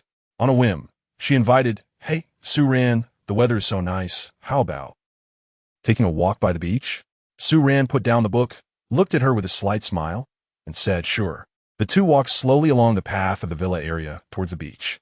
They didn't talk along the way, but it wasn't awkward. The The sea breeze gently brushed against them, carrying a faint salty taste. Their shadows stretched behind them, occasionally overlapping. Once they reached the beach, Reba was immediately attracted by various oddly shaped shells and beautiful pebbles. She bent down like a child, eagerly picking them up. Wow, this one looks so good. Oh, this stone looks like a little sea snail. Su-Ran followed behind, watching her excited demeanor, and couldn't help but tease. Aren't you being childish? What's the point of picking up these things? You can't even eat them. Mind your own business. I just like it. Reba hummed without looking back. Su-Ran made a face of disdain, but when she saw a nice shell, she quietly picked it up. Here, this one is for you. It's quite pretty. Thanks. As the sun set, it painted the sky and the sea a warm orange red. The waves gently caressed the beach, leaving moist traces. The distant rocks, illuminated by the afterglow of the setting sun, formed silent silhouettes. Su-Ran and Reba stood side by side on the beach, holding shells in their hands, occasionally exchanging smiles. The scene froze at this moment, peaceful and beautiful. Chapter 36. The cautious affection from the orange cat. The sunset gradually sank below the horizon, painting the last gentle glow across the sky. The evening glow resembled a spilled palette of colors, brilliant and dreamlike. The sky grew darker, leaving only distant fishing lights twinkling like stars. The whole world seemed to fall silent, leaving only this moment of tranquility and beauty. Whoa, this scene is too beautiful. Every snapshot could be a wallpaper. Sunset and beach, Su-Ran and Reba. This scene is amazing. The atmosphere is perfect. Why aren't they talking? Come on, just kiss already. Calm down upstairs. Su-Ran will definitely ruin the atmosphere if he speaks. Just kiss her. Exactly. Isn't it good for Su-Ran to play the silent groom for once? The viewers in the live stream were also captivated by the beautiful scene, and the bullet comments became gentler. On the beach, Su-Ran and Reba sat side by side on the soft sand, watching the sun slowly sink into the horizon. In front of them lay a pile of colorful and oddly shaped stones and shells, trophies from Reba. Well, half of them were Su-Ran's contribution. Su-Ran, Reba said softly, gazing at the distant skyline. I heard you say you're a student from Qingbei. Did you study really hard when you were young? Su-Ran frowned slightly at her words, as if he was thinking seriously before he slowly replied. I probably wouldn't say I was diligent. Huh? You didn't study hard, yet you got into Qingbei? Reba was somewhat surprised, a hint of curiosity flashing in her eyes. Well, to be honest, getting into Qingbei isn't just about hard work, Su-Ran said, suddenly smiling, reminiscing. I remember one year when I was a kid, I was obsessed with my Nintendo handheld console and felt uncomfortable if I didn't play every day. My mom hid my console to make me study. Huh? Su-Mama really went to great lengths. Reba laughed, her cheerful voice spreading in the wind. She couldn't help but ask, so what happened later? Where did you find it? Later, I couldn't find it for an entire semester. Su-Ran shook his head, then nodded again, wearing a helpless smile. It wasn't until the end of the semester, when I was organizing my backpack to go home, that I found the console hidden in the innermost compartment. After a pause, Su-Ran added, my mom succeeded. By the time I found it, I'd already lost interest in the game. Oh my gosh. You didn't even touch your backpack for an entire semester? Reba couldn't hold back and burst out laughing like a goose. The viewers in the live stream also went wild with laughter. Ha ha ha. I'm dying of laughter. The one who understands Su-Ran the most is definitely Su-Mama. Su-Mama, the most dangerous place is the safest. Uncle probably never had any secret stash of money, right? Dark under the lamp. I deeply understand the terror of Su-Ran, the study god. He doesn't study usually, but always scores high at the end of the semester. Then, you're good at studying and good looking. There must have been a lot of girls who like you in school, right? Reba looked into the distance, but her eyes secretly observed Su-Ran. The live stream instantly became excited. Here it comes. Reba's probing question. Su-Ran tilted his head, glanced at Reba, and asked with amusement, what? Is there someone you like in there? Reba felt like she might get blood pressure from anger. This dog man.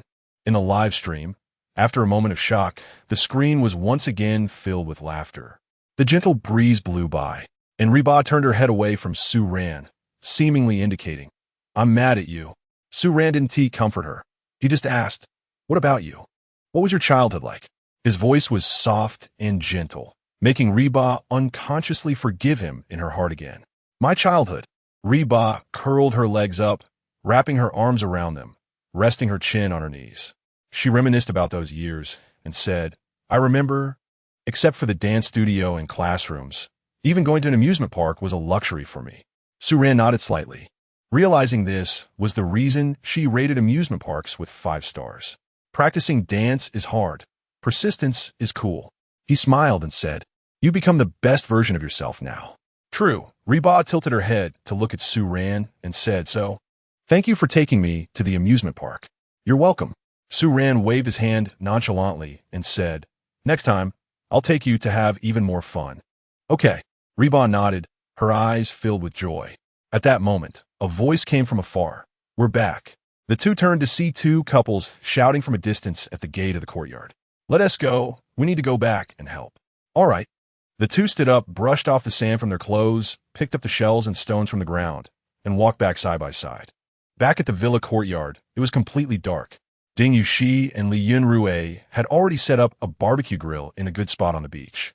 As for Su Ran, he was busy in the kitchen with Reba and a few other girls. Although Su Ran had already prepared the seafood in the afternoon, Ding Yuxi and the others brought back a lot of meat in the afternoon, so they still had to marinate it. Soon, everything was ready. Everyone sat around the beach mat by the bonfire, with sizzling skewers and chilled beer and drinks in front of them.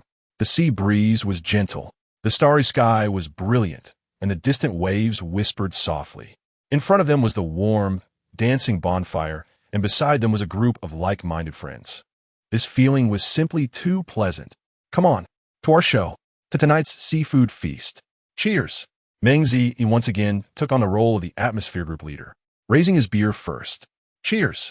Everyone laughed and clinked their glasses, producing a crisp sound.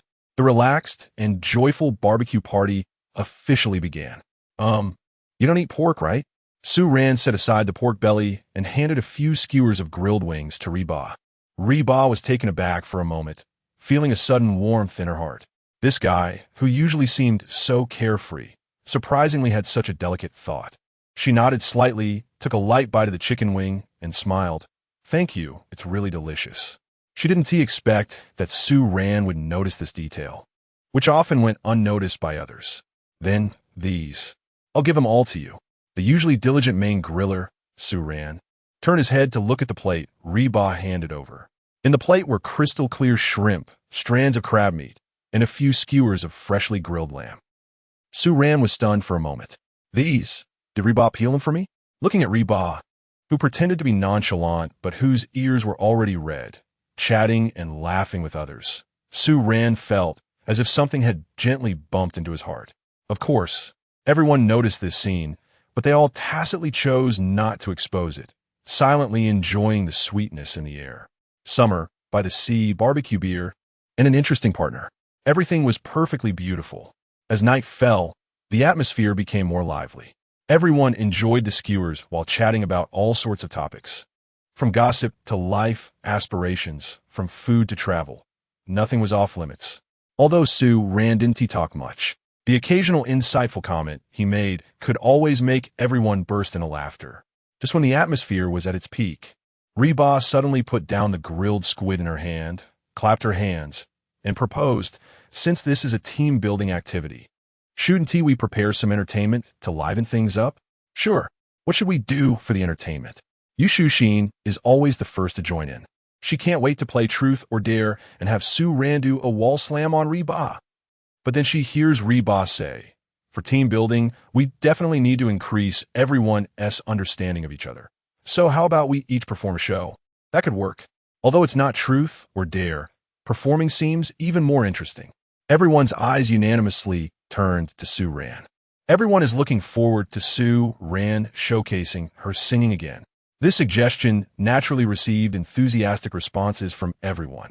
But there's always a lazy fish wanting to take it easy. While barbecuing, Su Ran waved her hand and said, I'll pass, performing is so tiring. It affects my cooking skills.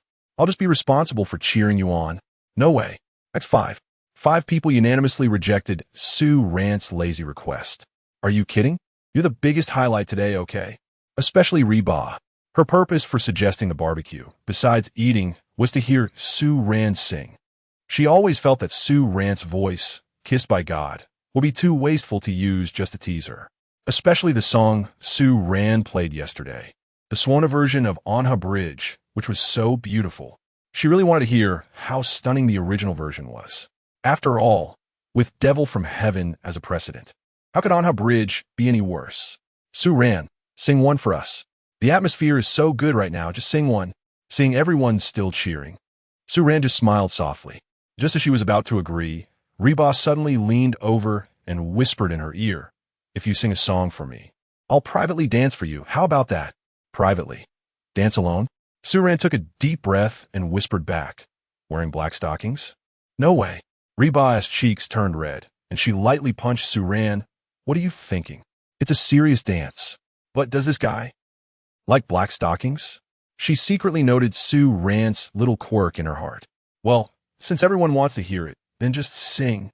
Sue Rand smiled and said, "Guitar, please." Chapter 37, Controversy. Dimensional Strike.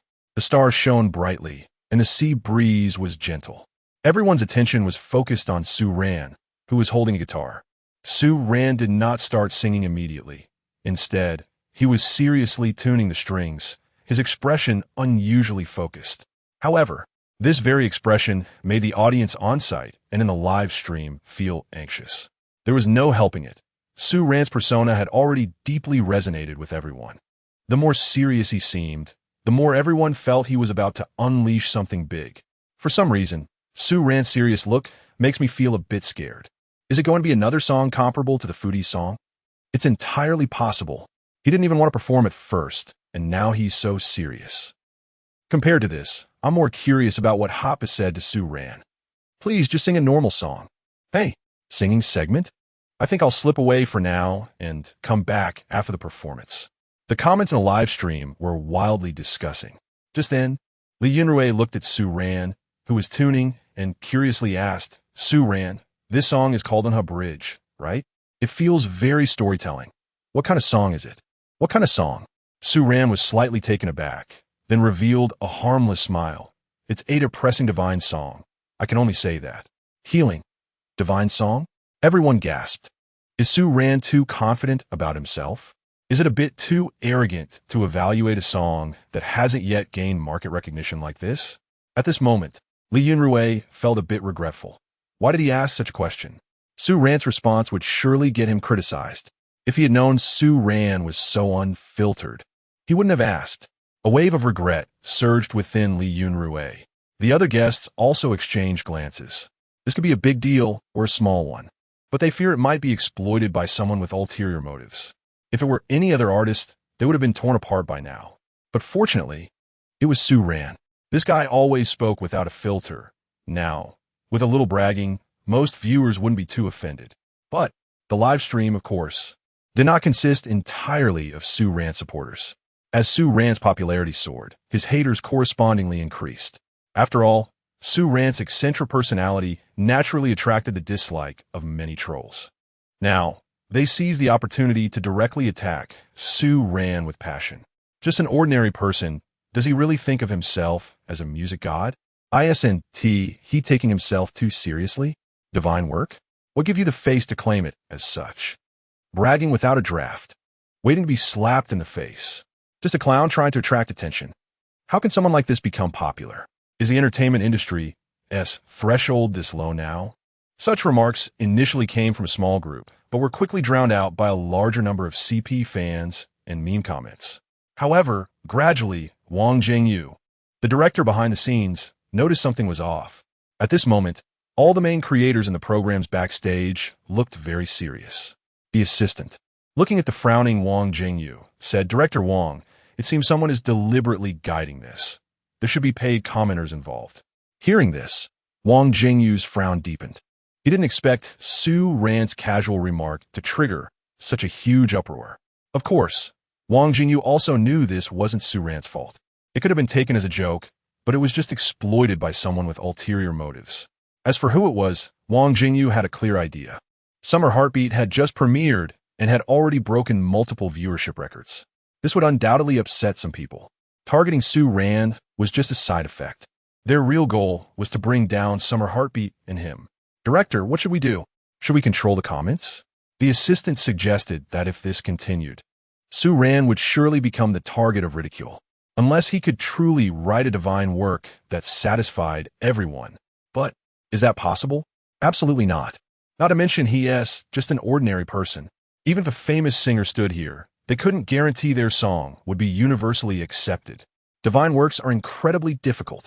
Wang Jingyu looked at the young man on the screen, who appeared calm and seemingly unconcerned about everything, and suddenly felt at ease. Why panic? Wang Jingyu smiled slightly. They wanted to escalate things, right? Fine, let's give them what they want. Now, apply for promotional resources from the station. The entire backstage exploded. Director, think twice. Don't act impulsively. This is a trap. But Wang Jingyu shook his head. For some reason, he always felt a sense of trust in Su Ran. Don't try to persuade me. I know what I'm doing. I'm completely clear-headed right now, and I feel no anger. Wang Jingyu smiled. Pointing at Su Ran on the screen, I just have full faith in this guy. I believe he can create a miracle. Then, his smile appeared somewhat cunning. Even if Su Ran messes up with his looks and topic, we can still hype it up. Black fame is still fame. What is there to be afraid of? Upon hearing this, everyone felt that Director Wang was indeed an experienced veteran in the variety show industry. He was truly cunning. They then looked at Su Ran on the screen, and a flicker of expectation rose within them. Perhaps, just perhaps, he could really do it? Stop dawdling, get to work. Raise the exposure to the maximum within 5 minutes. I want them to shoot themselves in the foot. Received. On site, Hoppa still tugged at Su Ran's clothes, lowering her voice to say, "It's live. Be modest." Su Ran was taken aback for a moment and asked, "You don't believe in me?" "Of course not." Hoppa hurriedly explained, "I believe in you, but this is live. Your words will be exaggerated by some people. Don't worry." Su Ran waved his hand and smiled softly. "Get ready with tissues. I guarantee this song will be so beautiful it'll make you cry. Literally cry." Su Ran was completely unbothered. He didn't think there was anything wrong with his words. He was merely stating a fact. He had a deep understanding of the song's impact from his past life. This was a divine work that could even depress a dog. In this somewhat backward world of entertainment, one could only say it's a dimensional strike. You. Hoppa facepalmed. How could he still be so cheeky at a time like this? But she looked at Su Ran with a determined expression. "Su Ran, I believe in you." "Yeah, I know." Su Ran just lowered his head, his fingers lightly resting on the guitar strings, the smile at the corner of his mouth still so calm and carefree. Then, he took a deep breath. Under the gaze of countless expectant, questioning, and worried eyes, his long, handsome fingers finally gently fell on the guitar strings. Just a few simple chords, like small stones thrown into a calm lake, instantly created an indescribable atmosphere that silently spread like ripples. The slightly melancholic and melodious prelude, accompanied by the sound of the waves, began to play. This melody flowed like a gently flowing river, spreading out in the quiet night. There was no deliberate showmanship, no flashy arrangement, just the most simple, most direct force that precisely struck the softest depths of everyone's hearts. Just the prelude had already made countless people fall into it. Everyone stared blankly at Su Ran in front of them, their eyes filled with disbelief. Just the prelude was enough to make him a legend. Chapter 38, Folk Music Ceiling. System Module Upgrade. As the last note gently falls, the lingering echo is profound. The campfire crackles. The waves whisper, and time seems to stand still at this moment. Everyone holds their breath. An inexplicable emotion begins to spread. Just then, Su Ran's unique voice, as if kissed by God, resonates. It flows like a monologue, carrying an inescapable melancholy. "Let me see you one more time. From south to north like the blindfolded eyes on the Fifth Ring Road, please tell me again about the girl with the box and the man wiping his sweat." The song is soft, yet it silently inundates everyone's heart like a tide. The simple and plain lyrics act like a dull knife, leaving a gentle mark on each person's heart with each stroke. A faint, inexplicable sadness lingers in everyone's heart. There are no tricks, but the emotions overflow, causing every listener to feel emo. I know those summers can't come back, Just like you, I won't look forward to anyone again, I know. This world has too many regrets every day, so. Hello, goodbye, the chorus remains calm, but the emotions grow stronger. There is no deliberate sentimentality. Su Ran's singing is like an old friend, sharing parting sorrows with a slight intoxication. The song carries a sense of nonchalance, a release, but more importantly, helplessness. Just as the lyrics say, there are too many regrets in this world. All we can do is accept them and move on. Yu Shushin feels a bit of acidity in her nose, recalling the heartaches when she first debuted, as well as those friends who have drifted away. Meng Zi's eyes show a hint of nostalgia and emotion as she remembers a summer long gone, a story that cannot be revisited. Li Yunrui is incredibly shocked, looking at Su Ran in disbelief. Can a song like this really be written by someone in their 20s? What kind of talent does this person possess to create such melodies and lyrics? Ding Yushi slightly furrows her brow, her gaze vacant, letting out an unintentional sigh. And she stares blankly at Su Ran, watching his lowered eyes, his faint smile, listening to his almost whisper-like singing. She feels an inexplicable tightness in her heart, a bit sour, a bit stuffy. What has he experienced to write such melodies and lyrics? She struggles to suppress the impulse to rush up and hug him, only able to look at him with a pained expression. Meanwhile, in the live broadcast room, the surging emotions are spilling out through the bullet comments. Whoa, liar. Where's the healing you promised? I'm about to get depressed. I don't smoke, but after listening to this song, I've already smoked 3. Bro upstairs, share one. Su Ran is such a strange person. How can someone so lively write such songs? Maya, I have goosebumps all over. It's so good explodes. Su Ran looks so handsome when he's serious. The hater just now, come out and face the music. LOL, you were so lively just now, why are you silent now? It turns out Su Ran's talent is really resilient. Su Ran shout, keep shouting. Su Ran, not taking apprentices. At this moment, the bullet comments come flooding in like a tide, and those who were previously trolls and haters can only awkwardly lurk in silence. They want to criticize, but even they have to admit they're feeling emo. At this point, the song suddenly stops. The melodious guitar melody also comes to a halt. On the beach, only the crackling of the campfire and the whispers of the waves remain. Everyone is still immersed in that pervasive emo emotion, unable to extricate themselves. Breaking this silence is not applause nor cheers, but a series of knocking sounds. Dong dong dong dong. Dong dong. The crowd looks at Su Ran in surprise. Su Ran is seen holding the guitar, rhythmically tapping the guitar's body. The drum beat is not complex.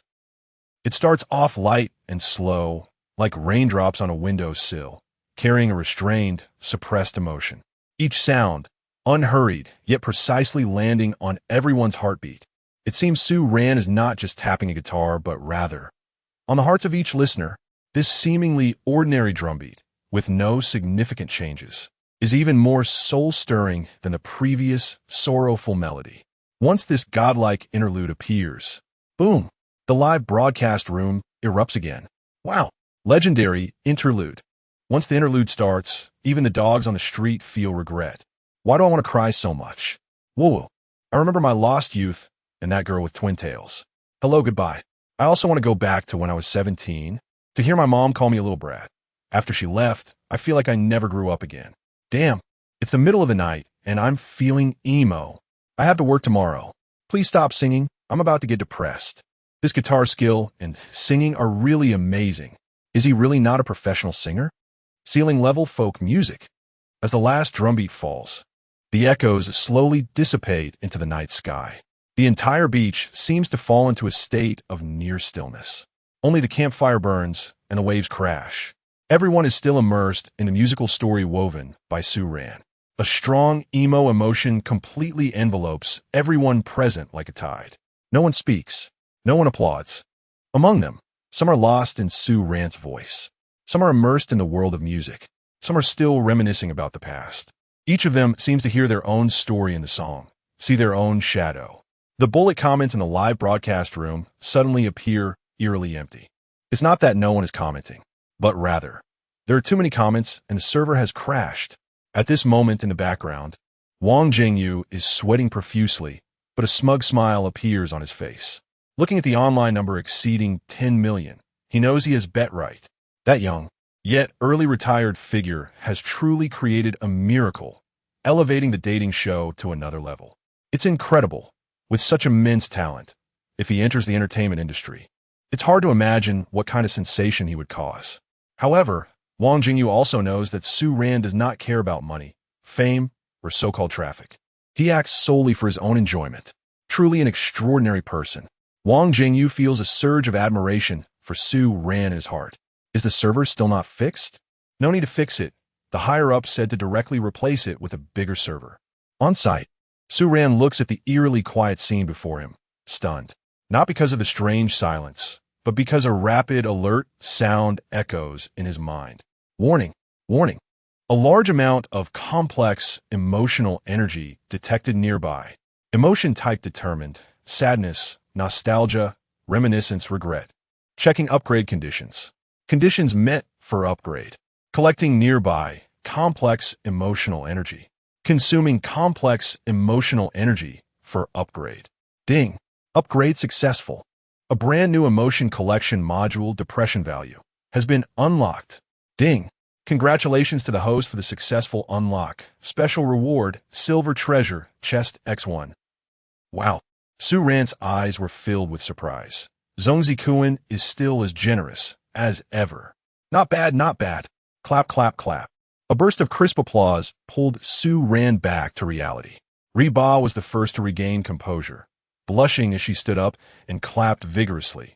Su Ran, you look so handsome today. Clap, clap, clap. Everyone seemed to wake from a dream, and a wave of applause came crashing in. So nice. It sounds good, but I can't bear to listen any longer. It's too depressing. So this is the depression. Although everyone was joking, they truly admired him deep down. With unmatched looks, unparalleled talent, and the ability to entertain, Su Ran is simply born to be a top influencer. Damn, how is he so amazing? Ding Yuxi and Li Yunrui felt an infinite envy rising in their hearts. Yushu Xin and Meng Zi also felt an immense admiration for Riba. Having such a boyfriend, even if it's just a screen couple, is still enviable. Moreover, what as fate can also become real. Didn't you see how Riba looks at Su Ran? But as expected, Riba's popularity will surely rise with Su Ran. Su Ran winked at Riba. So, did I not embarrass you, brother? Definitely not. Riba shook her head vigorously like a rattle drum. Seeing Riba in such a daze, Su Ran leaned closer to her ear and said in a voice only the two could hear. Since you're satisfied, shouldn't we discuss the return gift we talked about earlier? I got it, you. Think about what dance and what color socks you like. After finishing, without waiting for Su Ran's reaction, she dashed towards the villa like a startled rabbit. Huh? Socks. Su Ran stared at her fleeing figure, momentarily stunned.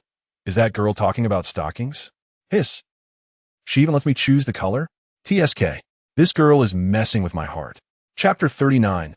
The Zon girl is online. I will protect my man. The night was deep. The bonfire by the seaside had long been extinguished, leaving only a few smoldering embers flickering in the evening breeze. The guests returned to their rooms with complex emotions still lingering in their hearts. The lively little love house, which had been bustling all day, finally fell silent. Only the distant waves gently lapped against the shore. The fixed camera in the live broadcast room captured the empty living room and courtyard, signaling the end of today's live stream. However, the celebration belonging to the audience and fans had only just begun. Su Ran's guitar performance of On Her Bridge spread like a virus across major social media platforms. Following the 18 trending topics on the day of its premiere, terms like Su Ran On Her Bridge, Healing Masterpiece, Hello Goodbye, and Server Crashed once again dominated the charts.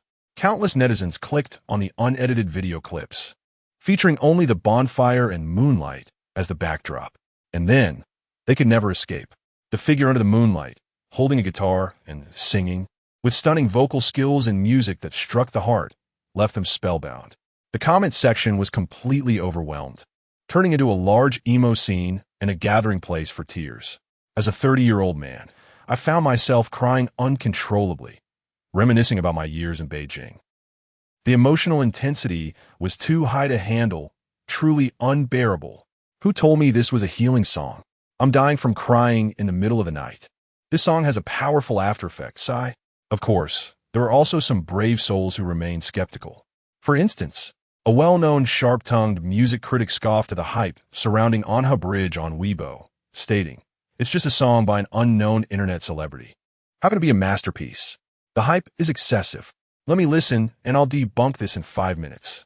5 minutes passed. 10 minutes passed. Half an hour passed. Yet this music critic never reappeared. His fans waited and waited, but didn't get the debunking they expected. Instead, they saw his account flooded with notifications, only to discover the system message: "This account has been canceled." The after effects were undeniable. Tonight was destined to be a sleepless emo night.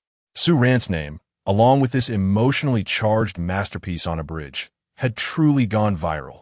Countless passers-by who were initially uninterested in dating shows now knew about Summer Heartbeat 2 and recognized Su Ran as an eye-catching yet talented guest. The show's various metrics soared once again, even sparking discussions across different circles. Wang Jingyu looked at the terrifying data growth in the back end, unable to contain his smile. This time, they had truly struck gold. Meanwhile, the initiator, Su Ran, was utterly indifferent to it all. To him, trends and traffic were nowhere near as entertaining as teasing the orange cat next door. After taking a shower, he comfortably lay in bed and habitually checked his phone. However, he noticed that the hot search had come to chat with him today. Could she have fallen asleep? Su Ran felt a bit strange and wondered if he should ask her when her private dance would be fulfilled. Shaking his head and chuckling, he dismissed the thought and opened the system panel. Since the system upgrade, he hadn't taken a good look at it yet. System: Universal Emotion Value Collection System. Host: Su Ran. Fun Value, Emotional Value. 353 points. Skills: God-level singing skills. Mastery of all types of instruments. Chef Special Edition. Locksmith Master. Items: Chinese Music Library. Silver Treasure Chest. Although the emotional value is still pitifully low, the Silver Treasure Chest in the item bar piqued Su Ran's interest. This was already considered a pleasant surprise. Moreover, it would provide an additional channel for collecting emotional values. So what was he waiting for? Su Ran waved his hand and opened the chest. Ding! Congratulations, host, for opening the Silver Treasure Chest. You have obtained a permanent charging item. Lucky Scratch Card, small amount. X1. Scratch Card? Su Ran was taken aback. He actually received a scratch card as a reward. Clicking into the item details, he saw the specifics of the scratch card. Item effect: a seemingly ordinary instant lottery ticket, guaranteed to win when scratched, with the specific amount being random, not exceeding 4 digits. Charging times: 1. Refreshes automatically on the 1st of each month. Unused times do not accumulate. Note: although this small amount of money may just be a number to you, the anticipation at the moment of scratching is the best spiritual comfort for every struggling fish in life. Please experience it soon. All rewards from winnings are from legal sources. This. After reading the introduction, Su Ran shook his head, both amused and exasperated. Money was no longer a concern for him. But this thing was interesting. All right.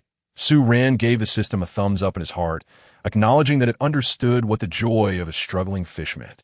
At this moment, in the adjacent room 201, Miss Orange Cat was also tossing and turning, unable to sleep. She hugged the ugly yet cute alpaca plushie, rolling around on the bed. In her mind, she kept replaying Su Ran's performance of Anha Bridge, his infuriatingly straightforward remarks, and their conversations by the seaside. Most importantly, who was that song Anha Bridge written for? This question left her feeling inexplicably gloomy and restless. She decided to stop thinking about it and picked up her phone, planning to scroll through Weibo. As for Su Ran, she didn't want to seek him out for now. Upon seeing various trending topics related to her and Su Ran on Weibo, her mood improved significantly. However, there were both positive comments and many that criticized Su Ran. Some haters and contrarians clung to tags like unknown, arrogant, and attention-seeking, attacking and slandering him without restraint. Looking at these baseless negative reviews, her anger flared up. What do these people know? Su Ran was clearly so talented and interesting, although he could be infuriating at times. But it wasn't their place to criticize him from behind a keyboard. The more she thought about it, the angrier she got. So she switched to her secondary Weibo account, a must-have for seasoned internet addicts. She unleashed a torrent of furious responses to those negative reviews. If you think you're so great, then do it yourself. If you don't like it, then leave. No one is forcing you to like it. My Sue Ran is the most handsome in the world, even if he could be a bit annoying. Don't even come near him. The Zon girl was online again. Her combat power off the charts. She retaliated against the loudest haters until they deleted their comments and ran away. After dealing with the haters, she felt much better. But when she put down her phone and looked at Sue Ran's WeChat avatar, she fell into a new round of entanglement. That annoying guy. Doesn't he know that my not initiating contact means I'm in a bad mood? Can't he just reach out to me once? I even defended him against so many haters and contrarians. It's infuriating. She took out the ugly alpaca plushie to vent her frustration.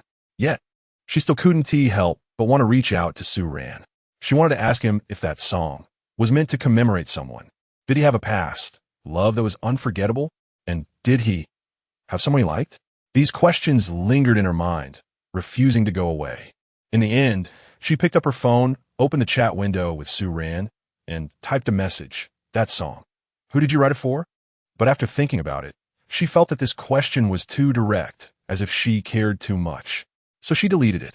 Instead, she typed, "Did you experience something unhappy in the past?" No, that's too gossipy, like peeking into someone else's privacy. Delete it. Let's input. Do you have any other nice original songs? That seems a bit more natural, but it doesn't relate to what she wanted to ask at all. Still, delete it. Just like that, writing and deleting, deleting and writing, her brows were almost twisted into a knot. The dialog box on WeChat kept intermittently showing that the other person was typing. Just then, Sue Ran's avatar jumped, and a special notification sound from her phone rang out. It was a message from Sue Ran. He actually took the initiative to contact me? But the next moment, she felt so awkward that her toes almost dug into the ground. Sue Ran sent several screenshots. In the pictures were the chat boxes between her and Sue Ran, showing that the other person was typing. Below was a cheeky line. "Are you asking me what color socks I like? I'm not picky, preferably one black and one white." Seeing the teasing words and screenshots, Heatwave was stunned. This guy. He saw it. Heatwave felt her cheeks instantly heat up as if she could fry an egg on them. The embarrassment was overwhelming. She wanted to rush next door and silence Sue Ran. Feeling both shy and angry, she no longer cared about her modesty. With a whatever attitude, she directly sent the question that had been bothering her. That song. Who did you write it for? Sent successfully. Heatwave threw her phone onto the bed and covered her head with a blanket. It's over. How'd I end up asking that? So embarrassing. What do you think, I'm strange? After a while, she cautiously peeked out from under the blanket and picked up her phone. On the screen, Sue Ran's reply was very simple, just a few words. "For my elders." Elders? Wasn't it written for some white moonlight? Heatwave froze for a moment. For some reason, upon seeing this answer, she felt a sense of relief. All the inexplicable sourness and speculation vanished. So, that's how it is. She let out a sigh of relief, her lips involuntarily curling up slightly. But before she could reply, Sue Ran's second message quickly followed. "What's wrong? Are you jealous? Why are you so concerned about who this song is for? Are you afraid that I have someone I can't let go of? You're not craving my body, are you? Who's jealous? Who's craving your body? Don't be so self-important." Sue Ran didn't reply, but sent another screenshot. "Go to hell. I'm going to sleep. I'm ignoring you."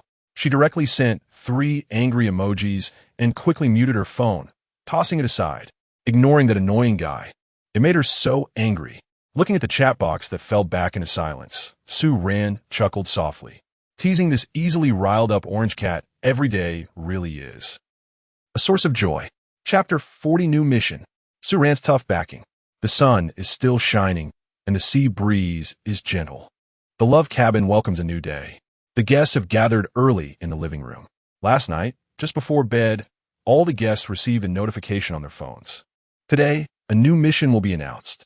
At the dining table, the guests are enjoying the seafood porridge that Sue Ran made with the leftover ingredients from last night. This time, the seafood porridge still looks a bit unappetizing. However, everyone seems to have developed a visual resistance to it and eats without any psychological pressure. Moreover, compared to the glowing dishes, this is truly a delicacy to eat with eyes closed. Yet, This scene is a complete visual pollution for the viewers in the live broadcast room. Seeing this scene in the morning is just too much. I really can't connect the handsome guy from last night with today's Suran. Suran, please speak with your main account. After being emo all night, I hope Suran can lighten things up today. No. The brother upstairs. What we should look forward to is sweet moments. The other two CP pairs are also immersed in their own little worlds, with a warm and harmonious atmosphere. Only the atmosphere between Suran and Reba is somewhat subtle. Reba is focused on eating, occasionally stealing glances at Suran, her face showing signs of anger. After all, this guy made her so angry last night that she couldn't sleep until the early hours. Suran is happy to enjoy the peace, eating quietly, and occasionally making slurping sounds while drinking milk as if deliberately trying to draw someone's attention. Breakfast ends in this slightly strange atmosphere. Just then, P. Dealey appears with a new task card, beaming with a smile. Good morning, everyone. Did you all sleep well last night? It seems like everyone has regained their energy. She glances at the guests in different states, secretly laughing. All right, after a day of rest, today we are going to start a new challenge. Payday de Kuliars head turot. Her tone becoming serious. Considering everyone's previous expenses, there's been a significant consumption, and many things they want to do may not be feasible due to budget constraints. So, to allow everyone to better experience love life, the production team has decided to give you a chance to work hard and get rich. Upon hearing this, the guests look at each other in confusion. What kind of trick is the production team up to this time? P. Dealey unfolds the task card and reads, Today's mission is work hard for Love Career Experience Day. Career experience? Meng Zi asks, Is it about working to earn money? Yes. P. Dealey nods and continues. The production team has contacted some local businesses to provide various part-time job positions. As long as you complete the daily workload, you can earn corresponding rewards. The staff immediately pushes a job selection board in front of everyone, featuring various common professions. For example, milk tea shop staff, CAF workers, pet shop employees, bookstore workers, and dozens of other positions. The working hours and hourly wages vary, but they generally range from 100 to 300 yuan. The rules are simple. P. Dealey taps on the small blackboard and smiles. Positions are limited, first come, first served. Each group can choose 2 jobs and just complete 1 each day. In other words, this task lasts for 2 days. The guests' eyes brighten. This really solves their funding problem. As soon as the task is announced, the scene immediately becomes lively. After a brief discussion, the Xiao MOCP and Yuzhou CP also choose high-paying jobs. The Xiao MOCP selects the CAF staff, 300 yuan, and the milk tea shop staff, 200 yuan. Although these 2 jobs may be more tiring, they are among the highest-paying options. The Yuzhou CP chooses the pet shop staff, 200 yuan, and the seaside restaurant staff, 300 yuan. Their reasoning is simpler. The pet shop allows them to cuddle cute animals, and the restaurant includes a free dinner. Where can they find such a job that combines both eating and playing? Seeing that the high-paying jobs have already been taken, the feigning angry Reba suddenly becomes anxious. She nudges the indifferent Suran with her elbow and urges, Hey, you should choose too. The high-paying ones are all gone. Only then does Suran lift his head and lazily respond, Work? It's impossible for me to work. I will never work in this lifetime.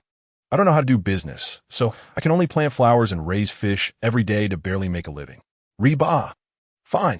I forgot this guy is already retired early. Asking him to work is indeed as difficult as climbing to the sky. She takes a deep breath and sighs. But if we don't work, we won't have money. If it weren't for the leftover ingredients from last night, we wouldn't even be able to afford breakfast. Upon hearing this, Suran reveals a familiar yet dangerous smile that Reba knows all too well. He mysteriously says, Don't worry, bro has a way to make you rich. Make me rich. Here we go again. Reba immediately becomes vigilant, recalling that day's business day trip. This guy won't take her to some strange place again, will he? She wants to ask, but Suran remains tight-lipped, being very mysterious. At this time, the other 2 CP pairs say their goodbyes and set off. Let's go. We should get moving too. Suran unceremoniously pulls Reba's wrist and heads outside. Hey, where are we going? Are we really not going to work? Reba is filled with doubts, but doesn't struggle. You said you would make me rich. Just follow me. Suran doesn't look back. As the 2 set off, The live broadcast room is flooded with comments. What big trick is Su Ran planning this time? Getting rich. I have a bad feeling about this. Is it about putting stockings on our heads to get big and strong, and then creating glory? Laughing to death. If he really goes to rob a bank, that would be a lifetime of guaranteed income. Haha. Wang Jingyu backstage is also in disbelief. What is this kid up to again? The assistant weakly asks, Should we intervene? Wang Jingyu waves his hand, his eyes sparkling with excitement. No need. Let him do his thing. I'm curious to see what he can come up with today. Thus, under the watchful eyes of millions of viewers online, Su Ran once again takes the bewildered Reba and rides off on that pink little electric scooter. This time, the destination leaves everyone in shock. What unfolds before them is a very legitimate lottery ticket sales point. Reba looks at the familiar sign, completely stunned. Wait, you mean getting rich is just taking me to buy lottery tickets? She feels her blood pressure starting to rise. Yes, Su Ran says with a look of course. Think about it. If we win the biggest prize, we could just lay flat for 3 months. Reba, what are you thinking? Winning $5 would be a miracle, okay? The live broadcast room instantly erupts in laughter. Ha ha ha ha. A lottery shop. I'm laughing so hard I could crow. Su Ran's secret to getting rich all depends on luck. I knew it wouldn't be a serious route. Su Ran's way to get rich is indeed wild. Reba, I'm tired, just destroy me. Su Ran is so unreliable.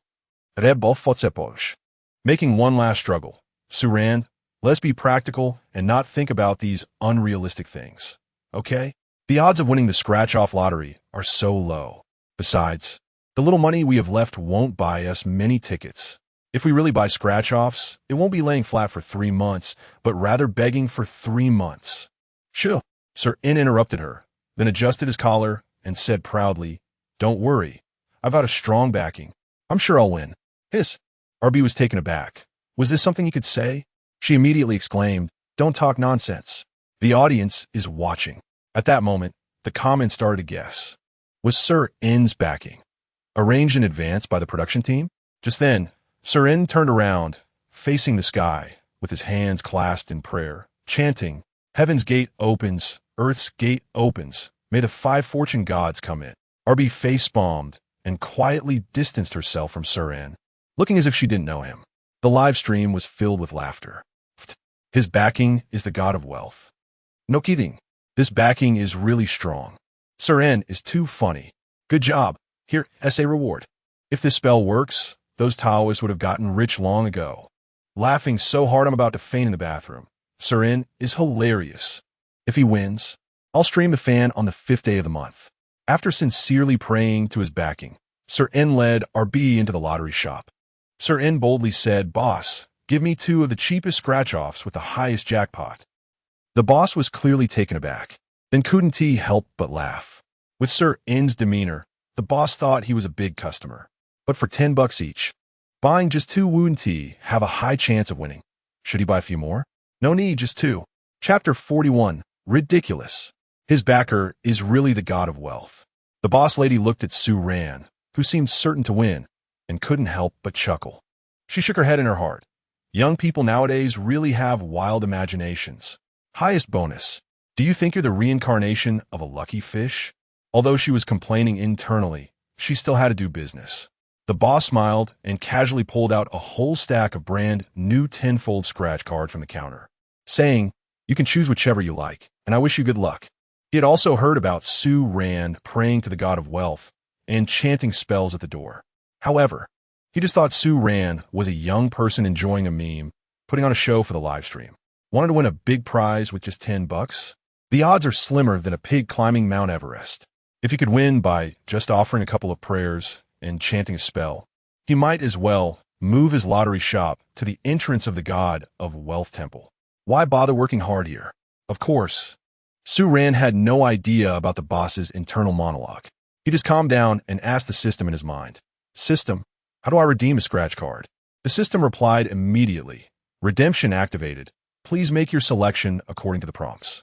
With a ding, Su Ran saw a particular scratch card in front of him glowing with a strange light. It seemed that only he could see this glow. Su Ran smiled and directly pulled out that chosen lottery ticket, saying this one. Then he looked at the motionless Reba and asked, Why aren't you picking? I won't play. Let's just buy one together for the fun of it. Reba shook her head, thinking that saving a bit was better. This thing doesn't guarantee a win. Buying it is just wasting money. It's okay, my backer is super strong, guaranteed to win. Unable to resist Sue Rand's persuasion, Reba randomly picked one. You wouldn't believe it. But after Reba made her selection, her little heart was also a bit excited. It was as if this scratch card could really win the grand prize. However, the result was, of course, disappointing. Looking at the words, "Thank you for your patronage," Reba sighed and said, "If I had known, I wouldn't have scratched it. Could have saved $10. It's fine." Sue Rand smiled and pushed the scratch card in his hand forward, saying, "Let's do it again. I guarantee you'll win big."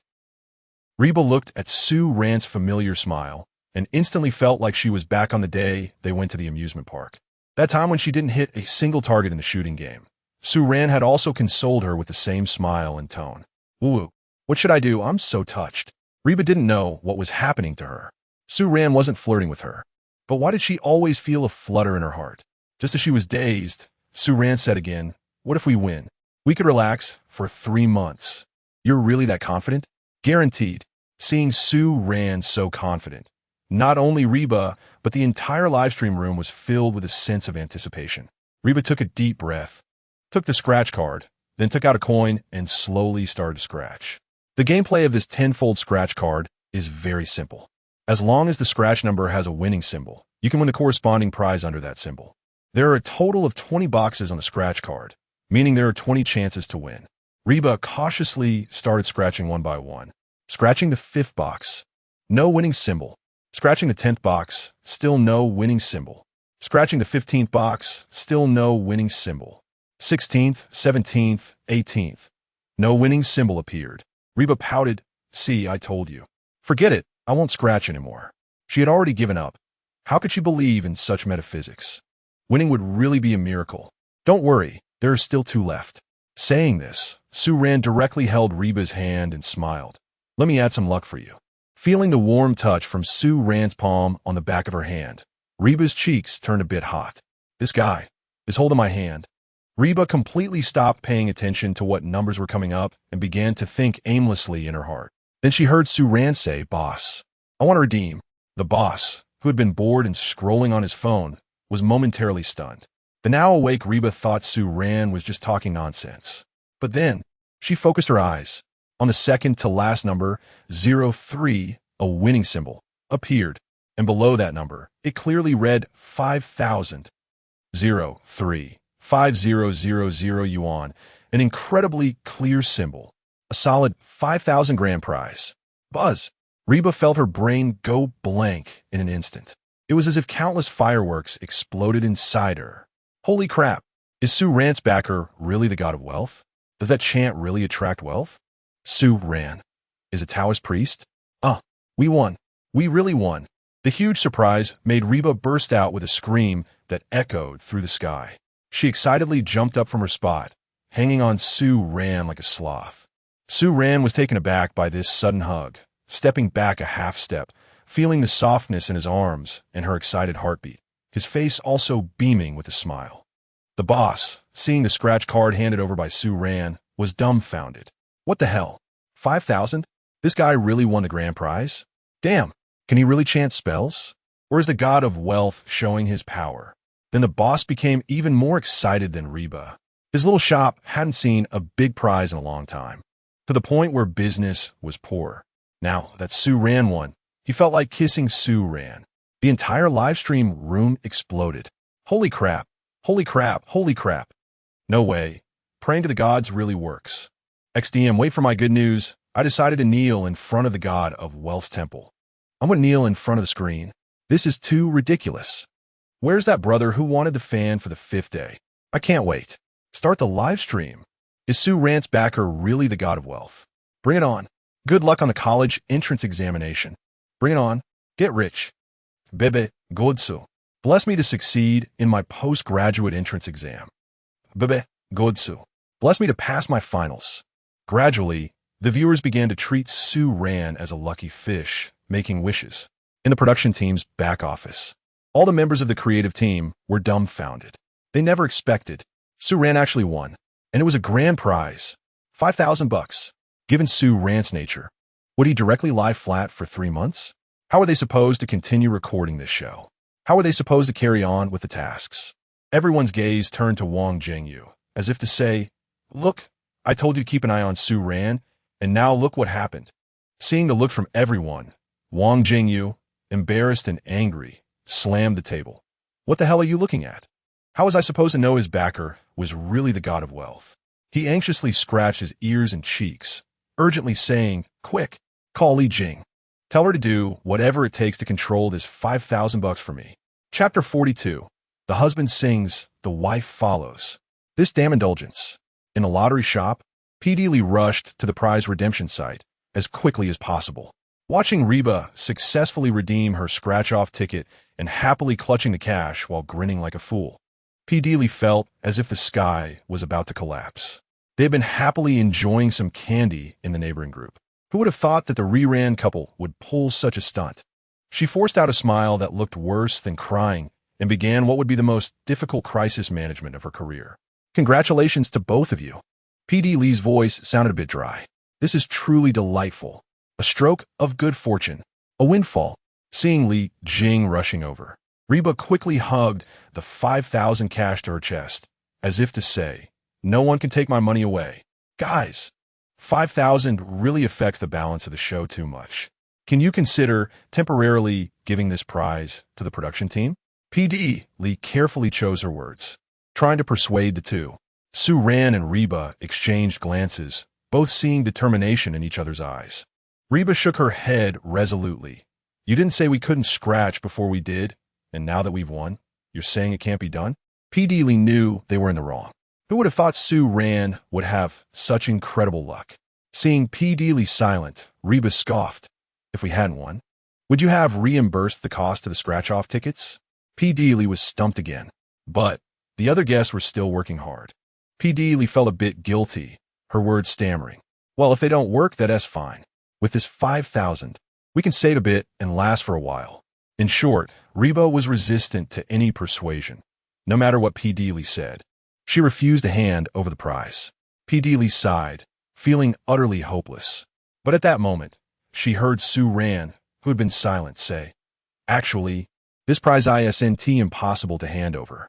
Hearing this, P.D. Lee felt as if she had grabbed a lifeline, her eyes lighting up instantly. "There's a chance." P.D. Lee quickly leaned in, eagerly asking, "Sue Ran, if there are conditions, just propose them, as long as they're not excessive." "I'll agree on Director Wang's behalf." She knew she might have tricked these two, but she didn't care anymore. She just wanted to get rid of this hot potato of 5,000. Otherwise, her bonus this month would likely be deducted by Wang Jingyu under the pretext of stepping into the company with his left foot. "Gotcha." He organized his words and revealed an innocent smile. "You know, this scratch-off ticket was bought with all our savings. I don't need to say how precious it is, right? I even asked my backer for help. How much effort did I put in? You guys expect me to just hand it over?" Listening to Sue Rant's words, P.D. Lee rolled her eyes internally. "What do you mean by using all your savings? You just blew all the money and were left with $20. Besides, is chanting to the god of wealth considered effort? But under the roof, one must bow their head." P.D. Lee could only force a smile and say, "Yes, yes, yes. We see all the hard work and effort you both put in." So, Sue Ran finally revealed his true intentions, showing his cunning side. "This prize. We can be generous and just keep 2,000. Additionally, the production team must cover our 3 meals for the next week to the highest standard. Lastly, the production team must arrange a high-standard seafood feast for lunch today." P.D. Lee almost spat out a mouthful of blood. They want to cover the meals for the next week too? It's a trap. These two are definitely setting her up. The live chat exploded with laughter. "Haha, em dying. This is the first time I've seen guests extort the production team. Ha ha ha. Em impressed." Sue Ran's brain. PS2 calculating. Production team. I'm cracking up. Director Wang probably fainted in the back. Reba, well done. Are these two working in tandem? The Re-Ran couple is awesome. They have such great chemistry. P.D. Lee glanced at Reba, only to find that the girl was also raising her head proudly, looking as if she were saying, "My Aaron is right." This truly had the feel of a husband and wife working in harmony. P. Deely looked at the two conspirators before her and felt like she was suffocating. Just as P. Deely hesitated, she saw Su Ran pulling Reba to pray together, hands clasped in front of them. Su Ran's voice echoed, "If you don't agree, I'll pray to the gods again." "No, you're coming again." P. Deely was dumbfounded, unable to react when she heard Wang Jingyu's roar through her earpiece. "Don't let him pray. Agree to his conditions." P. Deely quickly shouted, "No, we agree." Su Ran and Reba exchanged glances, high-fived in perfect coordination, and then burst into laughter. The Ran couple. A complete victory. This plan to extort was actually decided after some discussion between the two. After all, the production team would definitely not let them keep the 5,000. It was better to fight for the best treatment possible. Now, they could keep 2,000 and have the production team cover their 3 meals for the next week, along with a seafood feast for lunch today. All in all, it wasn't a loss. Not bad, they were very in sync. Reba gave Su Ran a thumbs up. "Your acting is great too. No wonder you are the Golden Eagle Goddess." Su Ran returned the compliment. P. Deely watched the two acting so casually and felt a mix of amusement and frustration. After sorting out the prize issue, P. Deely took out a special job selection board. This was a job position specifically arranged for the Ran couple by the production team. Although you've solved the funding issue, you still need to participate in the work experience theme. This is an important part of increasing interaction and life experience for both sides. P. Deely stated her second task for coming here, which was to have the two work. This was part of the show's task. If they didn't complete it, what would the audience watch? However, the production team also prepared more relaxed options for the Ran couple. P. Deely displayed 3 laid-back job options: hotel sleep tester, panda caretaker at the zoo, and new dessert taste tester. All 3 jobs were very interesting. Plus, the pay was top-notch, 300 yuan a day. You two can choose one. Hiss. The two were stunned looking at these 3 job options. There were actually such good jobs? Reba's eyes lit up. She wanted to do each of them, especially the panda caretaker. Didn't that mean she could get up close and personal with pandas? And the dessert taste tester? That was simply her dream job. Su Ran also thoughtfully looked at these options, then glanced at Reba and chuckled softly. This girl would probably choose the dessert tester, right? But unexpectedly, Reba exclaimed excitedly, "Su Ran, let us go feed the pandas. I really want to go. You want to choose the animal caretaker?" MHM, MHM, MHM. Reba nodded like a chick pecking at rice. She had 2 reasons for wanting to go to the zoo. First, she could get close to the pandas. Second, the zoo, one of the popular date spots for couples. If she went to the zoo with Su Ran, wouldn't that count as a date? Su Ran thought about it. It seemed fine. He hadn't had a chance to test out the affinity with all skill he had drawn yet. This would be the perfect opportunity to test it. Wouldn't it be wonderful to pet a tiger and walk a lion? Su Ran smiled and said, "All right, I'll listen to you." "Okay, City Zoo Panda Keeper. Both of you report at 2 o'clock in the afternoon." P. Deely let out a sigh of relief. As expected, to win over Su Ran, he must start with Reba. This guy, even though he talks back a lot, actually cares a lot about Reba, right? P. Deely felt an endless excitement in his heart. This damn pampering is really going to kill me. Chapter 43. Shocking. Reba's IQ gets grounded. The afternoon sun was just right. The sky was a clear blue with not a single cloud in sight. The sea breeze carried warmth, gently brushing past. According to the agreement, the production team reluctantly reserved a private room at the highest-end seafood restaurant nearby. Su Ran and Reba felt justified enjoying this luxurious seafood feast paid for by the production team. Australian lobsters, king crabs, abalone. Su Ran ordered everything on the menu. After all, the production team was footing the bill. Why not order the expensive stuff instead of the right stuff? Reba even took photos and posted them in the group chat, which instantly filled with wails of despair. At that moment, the couples Yuzhou and Xiao Mo, who were taking a break, suddenly found their work meals unappetizing. Why should they suffer while Su Ran and Reba enjoyed such delicacies? Later, when they learned that Su Ran and Reba had won a 5,000 prize from a scratch card, the 4 of them collectively froze in shock. They howled at the sky, begging for a chance to cling to Su Ran. Had they known he was so lucky, they would have joined him earlier. After eating their fill, the 2 of them satisfiedly burped. Checking the time, they realized there was still more than an hour before they had to start work at 2 o'clock. Ran initially thought about returning to the villa for a quick nap to recharge.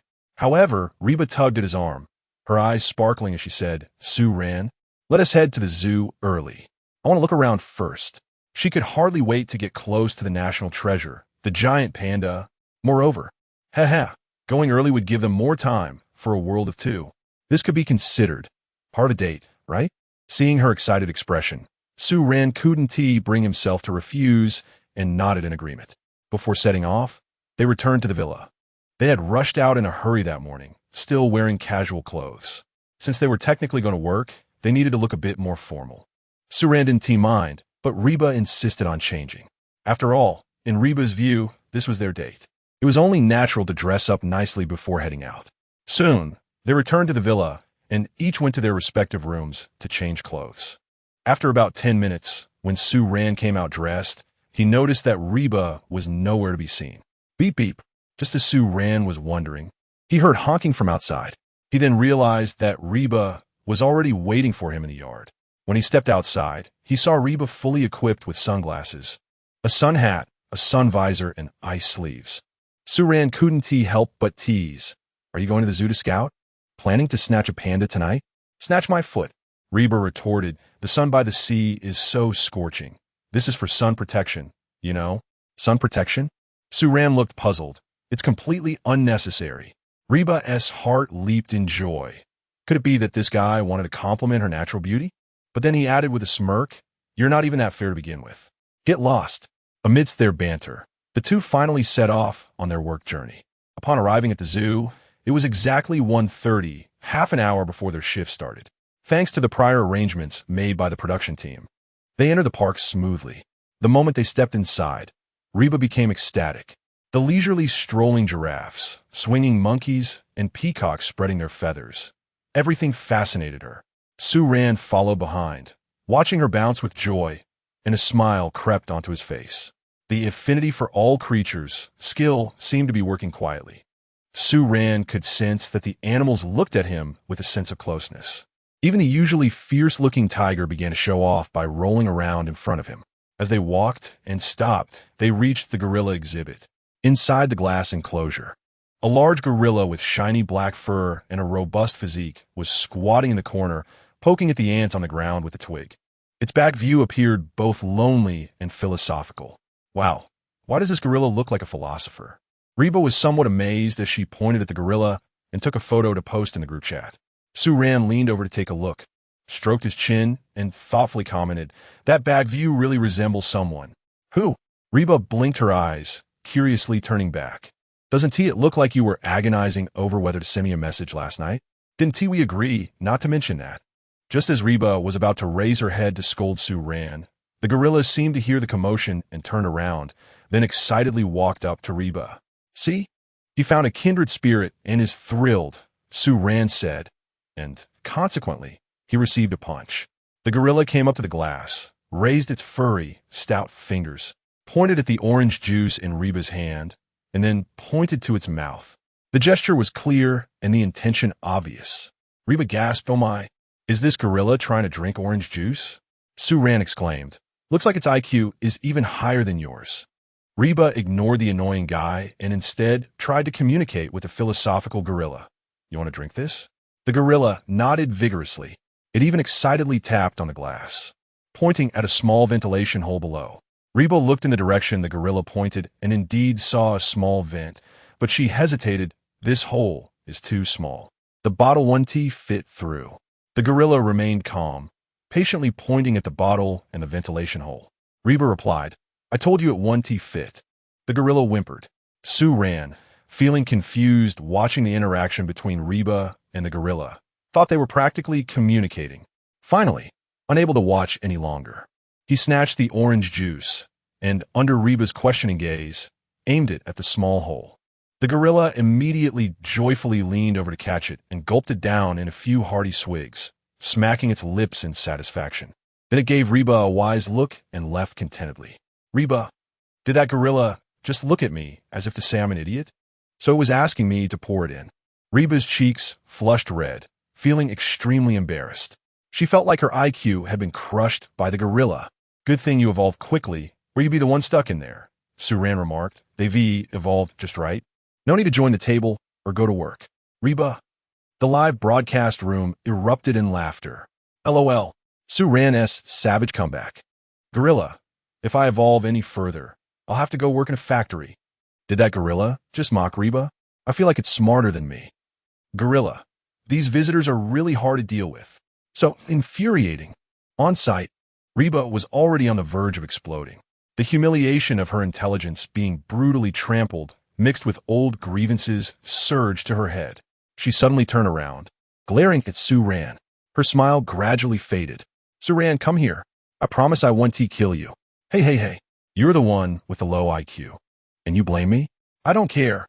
If I can't beat the gorilla, can I not beat you? As they chased each other, they accidentally found themselves at their workplace, the panda exhibit. Thus, this chase scene came to an end. Reba could hardly wait to see the round and fluffy pandas, while Suran was curious. Would interacting with the pandas under the influence of affinity for all creatures yield some miraculous effect? He was really looking forward to it. Chapter 44. A terrifying moment. Suran is about to be charged by a panda. Finally at the panda exhibit. Roam, my roam. Looking forward to Suran and Reba's interaction with a panda. Will it be super cute? You bet 50 cents. Suran is definitely going to do something funny. Will Suran feed the panda dark cuisine? No way. That's a national treasure. Dare to mess around and you'll end up in jail. The livestream audience was filled with anticipation for the upcoming panda exhibit experience. After all, who could resist the incredibly cute national treasure? This coastal city zoo is quite large, built on a hillside and shaded by green trees. It is one of the must-visit trendy zoos in the country. Not only does it have a wide variety of animals, but it also emphasizes animal welfare and simulating natural environments. Especially the panda exhibit, where Suran and Reba work, is one of the largest panda breeding bases in the South. The panda exhibit is designed with great care, highly simulating the panda's natural habitat. There are fake mountains, flowing water, dense bamboo forests, and wooden climbing frames and swings for the pandas to play on, everything you could possibly want. In the backstage work area of the panda exhibit, Suran and Reba, guided by the staff, changed into matching blue zookeeper uniforms. The clothes were a bit oversized and lacked design, but on the two of them, the effect was quite different. Reba, tall and slender, wore the plain work uniform that did little to hide her youthful and vibrant charm, adding a touch of neighborly warmth. As for Suran, this guy was practically a walking clothes hanger. The simple blue work uniform didn't look tacky on him. Instead, it accentuated his tall posture and clean, fresh demeanor, coupled with that flawless face. He looked like the most handsome zookeeper straight out of an idol drama. Reba was genuinely impressed. She looked dowdy in it, but this guy managed to look so good. Seriously, he could make a burlap sack look good. However, she didn't forget to tease. In that outfit, you look more like you're going to shovel poop. Suran adjusted his collar and shot back. Same to you. You have great potential as a poop scooper. Reba, get lost. After changing into their work uniforms, the two headed to the main hall to begin their training. The training process wasn't complicated. It was just a simple introduction to panda habits, precautions, and how to prepare panda cakes and formula milk. Reba raised her hand in confusion and asked, Teacher, don't giant pandas only eat bamboo? Teacher Xiao Chun, the professional zookeeper, smiled and explained. In artificial breeding environments, giant pandas also consume a small amount of panda cakes, fruits, honey, and other foods. Oh, I see. Learn something new. During the subsequent experience, they were instructed not to make loud noises that might scare the pandas and not to attempt to feed them human food. Although artificially bred pandas are not very aggressive, it's best to be cautious and not touch them easily. Despite their cute appearance, they're still wild animals that could wrestle with a tiger. Got it. Reba nodded repeatedly. Although a bit disappointed, she understood the zookeeper's concerns. Their panda keeper experience officially began. The two started their first task of preparing the panda baby's favorite formula milk. The formula was a special milk powder developed by panda researchers over many years, tailored to provide the necessary nutrients for growing panda cubs. Under the guidance of zookeeper Xiao Chun, Sue ran and Reba began pouring various milk powders and calcium powder into a bowl, adding warm water and stirring it all together. The process wasn't too complicated. It was just like mixing milk powder. Watching Sue Ran handle it with ease, Reba couldn't help but think, this guy would make a qualified dad. Our future baby. Ugh, what am I thinking? She quickly dismissed those unhealthy thoughts and focused on stirring the milk powder seriously. Before long, the formula milk was ready. Next up was the exciting feeding time. Let us go. I'll take you to the panda cubs play area. Zookeeper Xiao Chun smiled, but then seriously reminded them. But I must remind you again, keep safe distances and don't touch them casually. Understood. Reba nodded excitedly, carefully following behind with a large bucket of milk, her little face flushed with excitement. Seeing that she was struggling a bit, Sue Ran reached over to help lift the other side, instantly easing the pressure on her. She glanced at Sue Ran sideways and smiled lightly. Thanks. After passing through a disinfection channel, they arrived at the outdoor play area for the panda cubs. The area was spacious, with lush green grass, small trees, and wooden structures for the panda babies to climb. A few round, fluffy panda cubs, only a few months old, rolled around on the grass, playing and nibbling on small bamboo shoots, melting hearts with their cuteness. Too cute. Reba was immediately smitten. Her eyes turned into two giant hearts. She almost wanted to rush over and cuddle them. She eagerly poured the formula milk into the designated bowl, then squatted down, gently calling out with a command she learned from the zookeepers. Come drink your milk, babies. Hearing the call, the panda cubs paused their activities. Wobbling and moving their little feet, they clumsily crawled toward Reba. Then, they lowered their round heads, eagerly starting to drink. Ah, they're so cute. Reba felt her maternal love overflowing, really wanted to rub their little heads. Sue Ran watched her silly smiling face and shook his head with a smile. He set down his spray bottle of formula milk and walked over to the adult panda area with the panda cakes. There, a particularly strong-looking adult panda with exceptionally shiny fur was lazily resting against a fake mountain. That SR star panda, Wan Wan, zookeeper Xiao Chun quietly introduced. She has a rather, aloof personality and generally doesn't engage with people much. Aside from the zookeepers, she rarely approaches anyone. Is that so?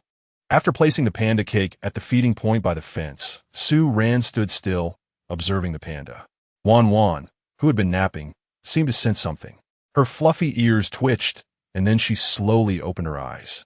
Her round black pupils quickly locked on a Sue Ran's gaze. One person and one panda, their eyes met. Sue Ran smiled slightly, tried to convey his goodwill.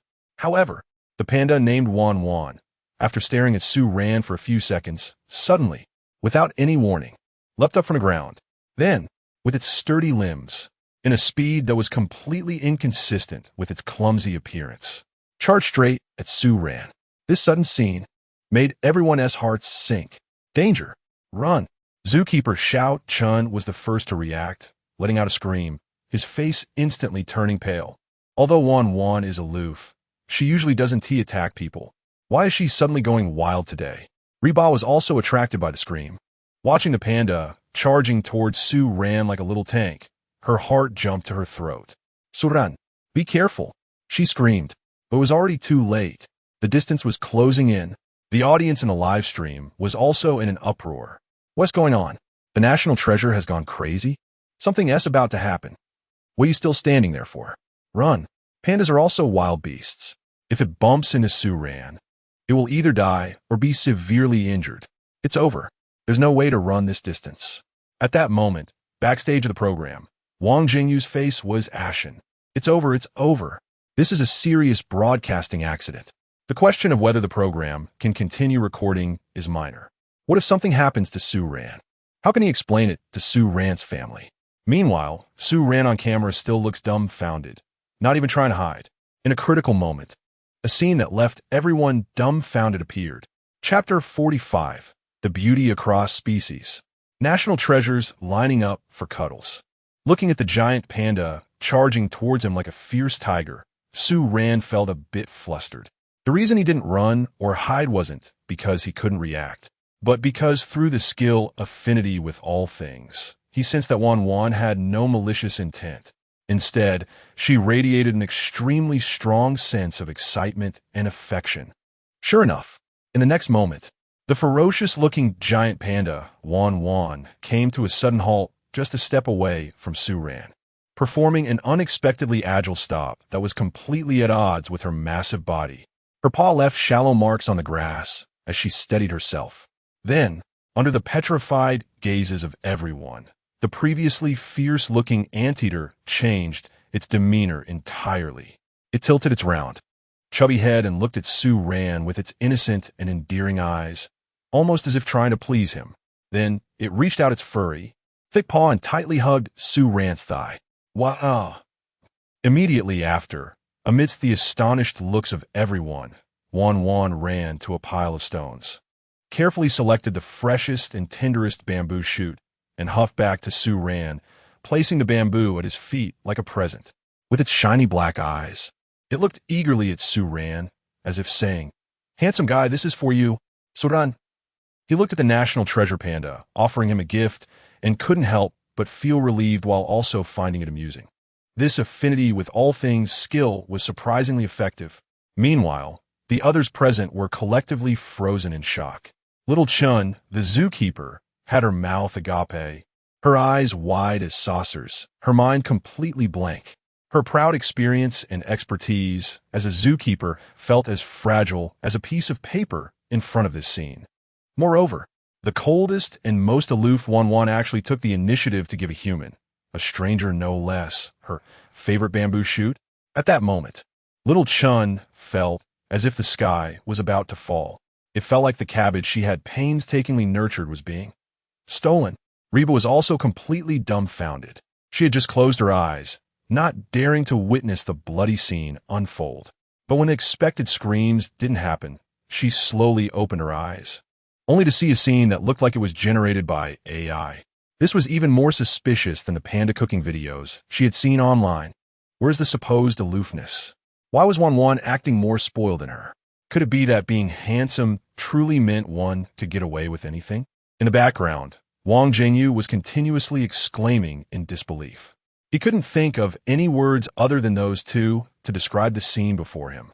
The live stream had plunged into unprecedented chaos with a barrage of comments. What the heck? What am I seeing? Someone wake me up and tell me this isn't real.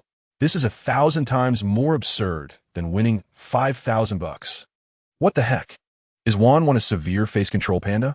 Su Ran's face, is this lethal even in the panda world? Little Chun, the zookeeper, is probably questioning her life choices.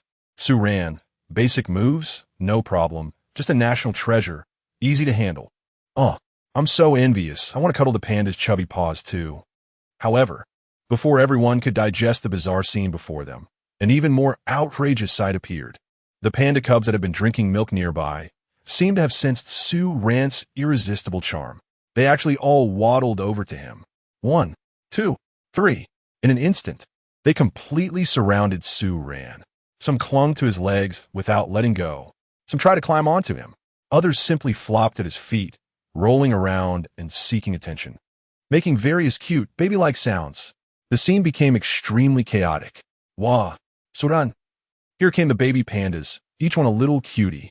Oh, it seemed like he couldn't just handle them one by one. These little ones could probably each swallow him whole. Too bizarre. Too ridiculous. Reba. Little Chun, the zookeeper. The production team. The live stream.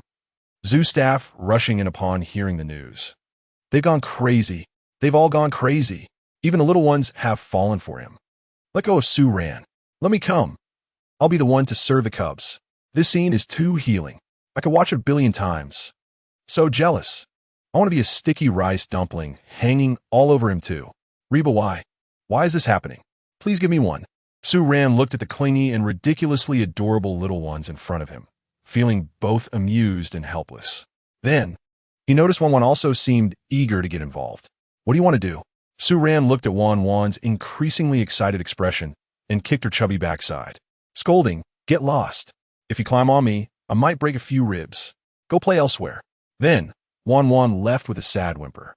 Before she left, she glanced back at Su Ran, as if saying, "You scoundrel, you deceived both me and my heart." Everyone. Only Su Ran would dare to kick a giant panda and not fear being squashed in return. Next, Su Ran peeled the sticky little dumplings off himself, muttering under his breath, "You all must be Reba's little followers, always wanting to cling to people when you're happy." Reba took a deep breath, suddenly wanting to hit Su Ran. This guy was taking advantage and pretending to be innocent, but she obediently ran to Su Ran's side, looking at him with an expectant face. "Su Ran, what are you doing? Don't act all mysterious." Su Ran quickly took a step back, sensing a trick. "Oh, Reba," shaking Su Ran's arm with a sweet voice. "Let me hold a little panda, okay? Is that all?" Su Ran bent down and scooped up a little panda, which was promptly placed into Reba's arms. Little Chun, the zookeeper, was about to say something, but then she saw Su Ran tell the little panda, "Don't bully this sister, or I won't play with you anymore." The little pandas all nodded obediently one by one. Little Chun was at a loss for words, even considering resigning. Meanwhile, Reba was completely enchanted by the soft, furry dumpling in her arms, which smelled like milk. She held it carefully, rubbing its chubby little head. The feel was just amazing. Reba was so excited she felt like she could fly. Of course, she didn't forget to take a selfie and post it on all her social media, declaring that today was a day for cuddling pandas. Showing off. Pure, unadulterated showing off. The couple at the Yujo Center and the Xiao Mo couple clearly saw the cat-cuddling messages in the group. Especially Yu Shushin, who worked in a pet store, was completely dumbfounded. "Wait, you're cuddling a cat? Then what am I cuddling?" Yu Shushin looked at the Persian cat in her arms and suddenly felt it was no longer appealing. "Oh, why do they get to cuddle pandas?" Yu Shushin was so envious she felt like flying to the panda base right away. At the panda base, Little Chun and the director who rushed over were observing the panda's behavior. They truly couldn't make sense of it. The little pandas were lining up to wait for Su Ran to cuddle them. Not only that, but they were also bringing their favorite toys and food to offer to Su Ran. This scene once again left all the keepers dumbfounded, their worldview shattered. They began to seriously doubt whether Su Ran had secretly fed the pandas some kind of mind-altering drug. Otherwise, how could one explain this phenomenon that defied scientific logic? Mr. Su Ran. Keeper Xiao Chan finally couldn't help but ask Su Ran a soul-searching question. "Have you ever received professional training in panda care somewhere? Or have you conducted in-depth research on animal behavior?" Su Ran lifted his head, looking at the keepers who were doubting life, and chuckled softly. "Training and research? No, not at all." He shrugged, his tone relaxed and casual. "Maybe it's because I'm good-looking. They must be attracted to my beauty." All the keepers. "So, beauty transcends species, huh? I believe you, sure." But they couldn't figure out the reason and had to let it go. At this moment, the director stepped forward, looking sincerely at Su Ran. "Mr. Su, we have an orangutan in the park that hasn't eaten or drunk anything for a while. Can you help us take a look?" "What's going on? Do I have to work part-time as an animal psychologist now?" Chapter 46, Skill Upgrade. Mission. The whole internet is in an uproar. "Su Ran, are you crazy? The gorilla is on a hunger strike and wants Su Ran to take a look? Is the curator mistaken? Goodness, just finished being the principal of the panda kindergarten, and now he has to be an animal psychologist?"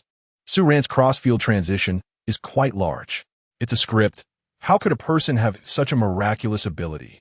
Speaking of scripts, can you get a national treasure to act with you? But Su Ran is not a veterinarian. What can he see? The curator probably had no other choice and was just desperate. The comments were filled with thick doubts. It's not that they didn't want to believe Su Ran. It's just that such things were too absurd. On site, Su Ran heard the curator's serious request and had a face full of helplessness. Asking him to check on a hunger-striking gorilla? What a joke. Not to mention the danger. The key is that he is not a veterinarian. Although he has a skill called affinity for all things, which would make animals have a good impression of him. But a good impression doesn't mean he can cure them. What if that gorilla is really sick? Wouldn't that delay treatment? Well, curator, it's not that I don't want to help. Su Ran scratched his head and smiled apologetically. My expertise is not relevant. I can't treat animals. Reba was also beside him, looking surprised at the curator and then at Su Ran. She knew Su Ran was very popular with animals, but asking him to treat a gorilla? That was simply ridiculous. Hearing this, the curator understood Su Ran's concerns, but he was already out of options. "Mr. Su, Please don't misunderstand. We are not asking you to treat Caesar. The curator pushed up his glasses, sighed, and began to explain. There is a male silverback gorilla named Caesar in the zoo, the treasure of the zoo, usually gentle in temperament and very healthy. But for some unknown reason, starting 3 days ago, he suddenly stopped eating and drinking, looking listless.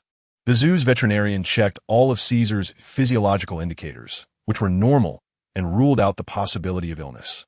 Finally, the curator helplessly said, "We suspect he has depression." Sue Ran and Reba exchanged glances upon hearing this, both surprised by each other's expressions. In this day and age, even animals can get depressed. We have tried many methods. The curator continued, giving him his favorite food, increasing toys, letting the zookeeper who is closest to him comfort him, or simply giving him a long vacation. None of it worked. Little he added, "If this continues, we are worried Caesar's body won't be able to take it. From my observation, I found that Mr. Sue seems to have a natural affinity for animals, so I was wondering if we could ask you to take a look, even if it's just to get him to eat something." The curator glanced at the panda cubs still rolling around Sue Ran, his eyes filled with amazement. The curator was truly out of options and could only place his hopes on Sue Ran's unscientific affinity. Hearing this, Sue Ran roughly understood. It wasn't asking him to treat the illness, just to go and see if it could have any effect. This was doable. After all, with the skill affinity for all things, it should be safe. Sue Ran. Reba tugged at Sue Ran's shirt, leaning in and whispering, "Be sure to know your limits. Don't overestimate yourself." Sue Ran looked at Reba in surprise. He didn't expect this girl to show concern for his safety instead of overflowing with sympathy. This girlfriend is a keeper. I know. Just then, a prompt sound rang in Sue Ran's mind. Ding. Triggered a time-limited mission. Rise of the Planet of the Apes, the Mind Mentor. Mission requirement. Please accept the curator's request. Go to the chimpanzee exhibit and have an in-depth emotional communication with the depressed silverback gorilla Caesar, helping him out of the gloom. Mission reward. Silver treasure chest X1. Healing value 500 points. Mission time limit 12 hours. Wow. A silver treasure chest plus 500 activity points. This reward is too generous. But the difficulty of this mission is not ordinary. To communicate emotionally with a gorilla and help the gorilla out of the gloom. This is practically an impossible task. However, let us first see what is going on. So, Sue Ran looked at the curator and said, "All right, I'll go take a look, but I can't guarantee anything." Sue Ran didn't say too much. After all, who knows how this will turn out? Great. Thank you so much. The curator was immediately excited and thanked him repeatedly, then promised, "Mr. Sue, if you can really cure Caesar, our zoo will give you a special reward." Special reward? All right, let us see first. Sue Ran didn't care too much about this reward. Thus, Sue Ran temporarily bid farewell to the group of reluctant panda charms on his lap. Under the personal guidance of the curator and the zookeeper Xiao Chun, along with the equally curious Reba, they headed towards the chimpanzee exhibit. Inside the chimpanzee exhibit, the lighting was dimmer than outside, and it was quieter. Through a thick bulletproof glass, one could see the spacious space inside, decorated with fake mountains, perches, and various toys. But at this moment, the silverback gorilla, named Caesar, showed no interest in any of it. He curled up like a statue in the darkest corner, facing away from everyone. Motionless. Caesar was huge, yet exuded a heart-wrenching loneliness and desolation. Just like now, the curator pointed at Caesar inside and whispered, "It's been 3 days, and he hasn't moved much, nor has he eaten or drunk anything." Caesar's zookeeper May choked up and said, "We are really worried about him." Reba looked at Caesar's desolate back, feeling a pang in her heart. She asked softly, "Why is he like this?" May sighed and said, "It might be related to the departure of the female gorilla Anna, who grew up with him." Departure? Anna was fostered at our zoo from another zoo, and now she has grown up, so she went back. I see. Reba felt even more heartbroken. It turns out that the bond between animals can sometimes be deeper than that of humans. Sue Ran looked at the large figure in the corner, exuding a sad aura, and felt a slight tug at his heart. He walked to the glass wall, said nothing, and quietly watched Caesar's back. A few seconds later, the originally motionless Caesar seemed to slightly tremble, and he slowly turned his head, using his deep, sorrowful, and wary eyes to gaze at Su Ran from afar. This miraculous scene once again shocked everyone on site and in the live broadcast room. Su Ran really has a natural affinity for animals? One person and one ape, just gazing at each other quietly. Time passed, minute by minute. The atmosphere was tense and subtle. The audience in the live broadcast room also nervously started spamming the comments. My God, this gorilla looks very aggressive. It feels like if he punches, I'd be done for. Definitely don't go in. Dangerous. This is completely different from a national treasure. After all, national treasures are still very close to humans. Su Ran took a deep breath and called out to the system in his heart. System, use the upgrade card to upgrade affinity for all things. Ding. Upgrade successful. Affinity for all things beginner has advanced to affinity for all things intermediate. Then, under the astonished gazes of everyone, Su Ran smiled slightly and said, Curator, let me in. Reba tightly grasped Su Ran's clothing corner, her eyes filled with pleading. I'm begging you, don't go in. Mr. Su, are you sure? Caesar's emotions are quite unstable right now. We're worried. Don't worry, I know what I'm doing. All right, then we'll arrange for the caretaker to go in with you. Rest assured, I'll just have a chat with it. Having more people around might actually be worse. The livestream's bullet comments had already exploded. Everyone felt a chill down their spines. Su Ran was going to approach that seemingly highly dangerous silverback gorilla. Is he crazy? Is he trying to get himself killed? Meanwhile, in the background, Wang Jingyu was almost scared to faint. Damn it, I just want to record a good show. Why does this kind of thing keep happening? Chapter 47, The Birth of an Epic Scene. Caesar the Great offers a cigarette to Su Ran. Wow, he really went in? No, Su Ran, come out. That's a silverback gorilla. One punch can kill a cow. Crazy. Is this guy risking his life for ratings? The crew is almost crying. Where's the security? Hurry up. This is going to end badly. I'm having a heart attack. Su Ran, please be okay. The live chat was in complete panic and disbelief after Su Ran made a crazy decision and actually acted on it. The speed of the chat refresh challenged the server's limits once again. On site, the atmosphere was tense to the extreme. Everyone held their breath. They stared intently at Su Ran, who was slowly stepping into the gorilla's enclosure. The crew's eyes were red with anxiety, yet they felt powerless. Su Ran seemed easygoing, but once he made a decision, no one could dissuade him. The zookeepers were visibly tense, tightly gripping their tranquilizer guns. If Caesar showed any signs of aggression, they would immediately act to ensure Su Ran's safety. The director was sweating profusely, palms cold, constantly praying. Please don't let anything happen. He was regretting relying on a layman. Sigh. However, Su Ran, at the center of the storm, was completely out of sync with the surrounding tension and fear. After stepping through the small iron gate, he waved his hand without looking back, signaling everyone to relax. Inside the enclosure, Caesar, initially calm, became alert at the intrusion of a stranger. Its massive body straightened, muscles taut, emitting a low, rumbling roar. The overwhelming pressure made it hard to breathe. Even through the screen, the audience could feel the terrifying aura of the primal beast. It's over. Animals have territorial instincts, especially gorillas. Su Ran is going to be attacked. The live chat was filled with wails again.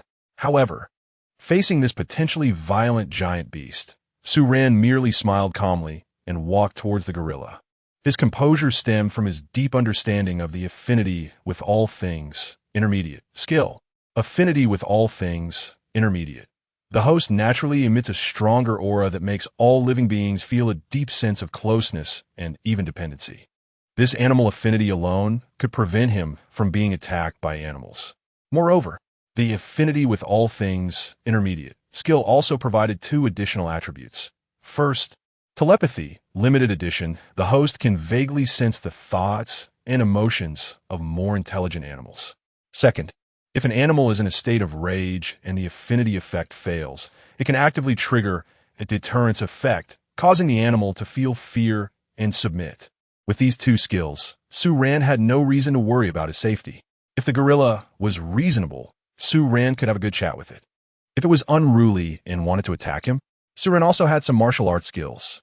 As Su Ran approached, he sensed the gorilla's feelings of longing, pain, and strong grievance. Step by step, he closed the distance. The gorilla showed no signs of aggression. Su Ran felt reassured and continued to approach Caesar, sending friendly thoughts through affinity with all things. Hey, big guy, don't get excited. I'm here to chat with you. Caesar sensed a friendly aura from Su Ran, and its wariness slowly dissipated. It looked at Su Ran with a hint of confusion. When Su Ran was about 2 meters away from Caesar, he stopped. He didn't try to touch it or say any comforting words. Instead, he directly used telepathy to read its most intense emotions at that moment. Then, Su Ran's expression turned a bit strange. He initially thought Caesar was sad because it lost its partner. But instead, he heard the thoughts. Will I see you again, Anna? When we meet again, I hope you're happy. Your world will be without me. Anna, how can I live without you? Sobi. Soran. What the hell? After all this guy isn't depressed. He's heartbroken? And, judging by the tone, why does it sound like a standard? Love-struck gorilla? Su Ran felt his worldview being challenged again. The set of motivational speeches he had prepared about the meaning of life and facing challenges head-on got stuck in his throat. Dealing with a heartbroken, love-struck gorilla seemed like it didn't require any high-minded stuff. Although the audience in the live stream couldn't hear the thoughts, they could see the change in Su Ran's expression and the softening of Caesar's emotions. The chat became lively again. Wow, Caesar didn't attack Su Ran. Oh my god, Su Ran is really amazing. Damn, Su Ran is too awesome. So why was Caesar depressed? Just then, Su Ran walked to Caesar's side and gently patted its sturdy shoulder. This scene made the zookeepers outside, who were on high alert, grip their tranquilizer guns tightly. Is Su Ran crazy? This is a gorilla. But the expected bloody scene didn't unfold. Instead, the gorilla turned around, grabbing Su Ran's arm in great distress. Everyone on site. All right, don't cry. Su Ran patted the gorilla's back like he was comforting a child. The gorilla roared. Sobi. It doesn't want me anymore. I liked it so much. Su Ran couldn't help but ask, are you heartbroken? The gorilla cried even harder upon hearing this. Su Ran asked again, were you a couple? The gorilla's crying momentarily paused. Then it cried even louder. What the hell? Not a couple? Then what are you crying about? If Caesar knew Su Ran's thoughts, it would definitely argue back. Is unrequited love not love? Su Ran took a deep breath and began to give the gorilla a pep talk. Caesar, listen to me. Hesitation will lead to defeat. True feelings will be given away for free. What you lost was just a tree, but what you gained is a whole forest. Eat well, exercise well, build your chest muscles, keep yourself shiny and healthy, and have a bright coat. When you become the most handsome, strongest, and most charming creature in the zoo, what girl wouldn't want you? Remember, a love-struck fool ends up with nothing. If you like a girl, the best way isn't to obsess over her, but to move on to the next one. This speech left Caesar dumbfounded. With its intelligence, it didn't quite understand everything, but it did grasp a bit. Eat well, sleep well, find a girl. Wow. At that moment, the live chat exploded with laughter. Wow, haha. Anti-motivational master Su Ran. Online guidance for a heartbroken gorilla. Ancestor. Caesar, don't listen to Su Ran. He's giving you a PowerPoint presentation. Wait, what's the use of talking to animals about this? Is Su Ran crazy? Talking about love advice to an animal? Although what Su Ran said makes sense, can Caesar really understand? Ha ha ha. However, right under everyone's astonished gaze, it picked up a banana and started eating. Boom! The live chat exploded. Everyone on site was stunned. This actually works? Just as everyone was still digesting this astonishing scene, Su Ran turned and walked towards the iron gate. The curator thought Su Ran was about to come out, especially since Caesar had already started eating. But Su Ran asked, is there anyone on site with a laptop? There was. One of the keepers handed a laptop to Su Ran. Su Ran took the laptop and went back to Caesar's side. Immediately, he made an incomprehensible move. He opened a web browser, searched, and pressed play. Then, he turned the laptop screen towards Caesar. On it was the series Animal World, Silverback Gorilla. The way to solve sadness is to fill it with a happy memory. Su Ran took a deep breath. These documentaries are the well-selected good films I pick for you. Watch it. Caesar. Roar? Although he didn't understand what this was, he unconsciously moved closer to the screen and then watched with great interest. He even forgot his sadness. The live stream exploded with laughter again. What the hell, ha ha? Is Sue Ran becoming a film brother? Pfft. Showing the animal world to a gorilla? You really are something. I don't understand. Does this count as a movie in the gorilla world? Future Caesar, borrow a movie to talk. UEM. Laughing on the ground. I'm really going to die laughing because of Sue Ran. Just as everyone was immersed in this absurd and funny scene of a gorilla watching a movie, an even more outrageous, explosive, and life-questioning scene appeared. It seemed that the engrossed gorilla Caesar suddenly remembered something. He turned back to the tree hole and pulled out a pack of cigarettes from the depths of the grass. Then, in front of everyone, he first took one for himself, then pushed the pack towards Sue Ran. That demeanor, that expression, he looked just like an old smoker. Sue Ran looked at everything in front of him, completely stunned. Wait, are all the animals in this zoo this crazy? In the live stream, a once-in-a-lifetime scene unfolded. Caesar was lighting a cigarette, holding a lighter. He leaned it towards Sue Ran's mouth. With his thick fingers, he skillfully pressed the lighter. Snap! The blue flame rose. One person and one ape. One was dumbfounded. The other was holding the lighter. The scene froze. The site, and the entire internet, went completely crazy.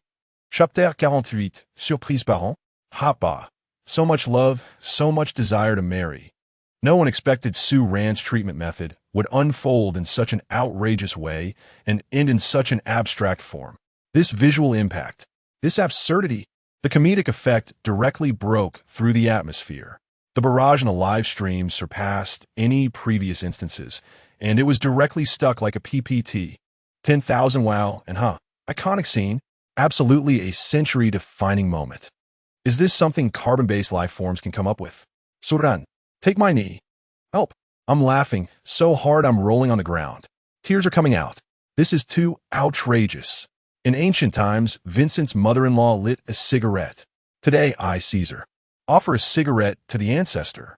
Awesome plus voice break. Besides awesome, I can't think of any other words. At this moment, in the backstage of the program, Wang Jingyu had originally closed his eyes in despair. In his imagination, Sue Ran, this madman, had already been slapped away by the gorilla. Director Wang, don't faint yet. Look quickly. A miracle is happening. At this moment, the assistant's words made Wang Jingyu open his eyes, staring incredulously at the screen. He saw the unforgettable scene of the gorilla lighting a cigarette for Sue Ran. What the hell? Sue Ran. Damn. Then he started laughing madly. Banging the table. It worked. I Taoists have succeeded. It can be anticipated that the ratings of Summer Heartbeat are about to soar to their peak. Quick. From now on, always have emergency heart-saving pills ready for me in the office.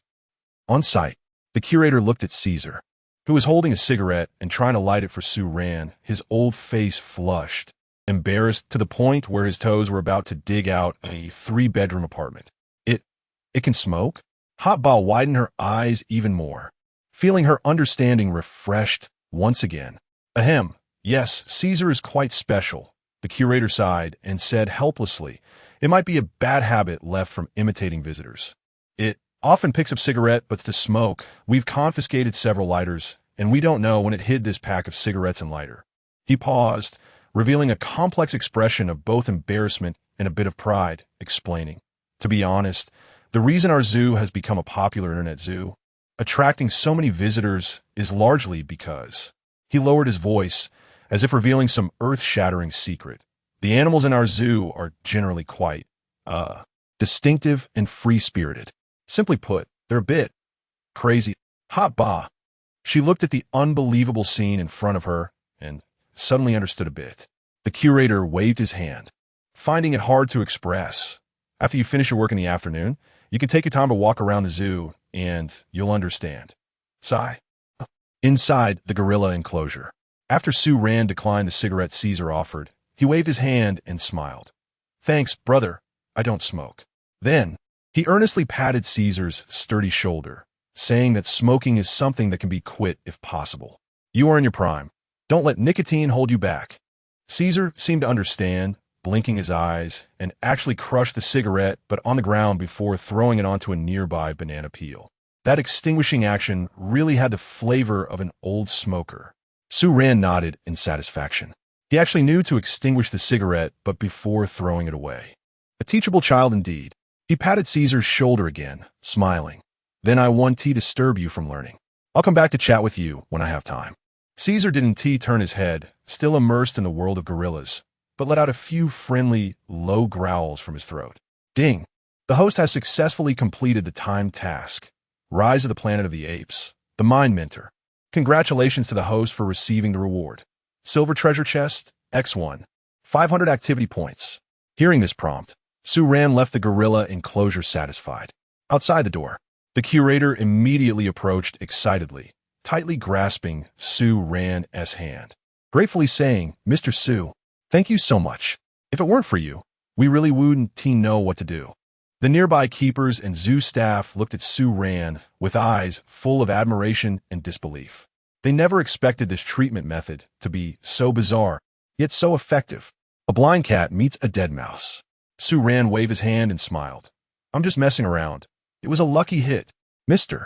Su is too humble. The curator felt that Suran was increasingly unfathomable, and to express our zoo's gratitude, we decided to give you and Miss Hotba a special gift. He paused and announced, we have decided to adopt a panda cub from our zoo in both your names. Adopt a panda? Upon hearing this, Hotba's eyes lit up like several thousand-watt light bulbs. Right? The curator nodded with a smile and added, of course, pandas are national treasures. So you two definitely can't take them home. But you will have permanent visiting rights to this panda cub and can enter the zoo for free to see it anytime. And you will have the exclusive naming rights. Wow! As soon as the words fell, the envy in the live stream was about to overflow the screen. Wow! Adopt a panda? And can name it. What kind of divine treatment is this? I'm so jealous. I also want to adopt a panda. Take me with you. This reward is too awesome. Following Suran not only gets a big prize, but also adopts a panda. Ksugot, do you need a leg ornament? The kind that warms the bed. The scene shifted. Suran and Hotba had already arrived at the panda exhibit. Facing a group of still enthusiastic fluffy rice dumplings, Hotba was momentarily at a loss for choice. Suran watched Hotba's conflicted little expression and smiled, saying, you choose, and you can name it too. I get to choose. But Hotba felt a bit shy. After all, how many chances like this does one get in a lifetime? She originally just wanted to provide some suggestions to Suran. Unexpectedly, Suran gave her both the choice and naming rights. There's no need to hesitate. You deserve half of the credit too. Suran shook his head and smiled. Aren't we? A team? Why separate ourselves? Boo-hoo-hoo. I love it. A man like this must be married. In the live stream, everyone was suddenly filled with envy. If I could marry Suran and live in a mansion and drive luxury cars, I would be willing. I'm peeing yellow. Let me wake her up first. Suran, really, I'm crying to death. So sweet it's killing me.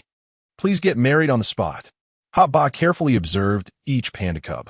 In the end, her gaze fell on a particularly sturdy little guy who kept climbing on Suran. This little panda had a mischievous yet silly aura about it.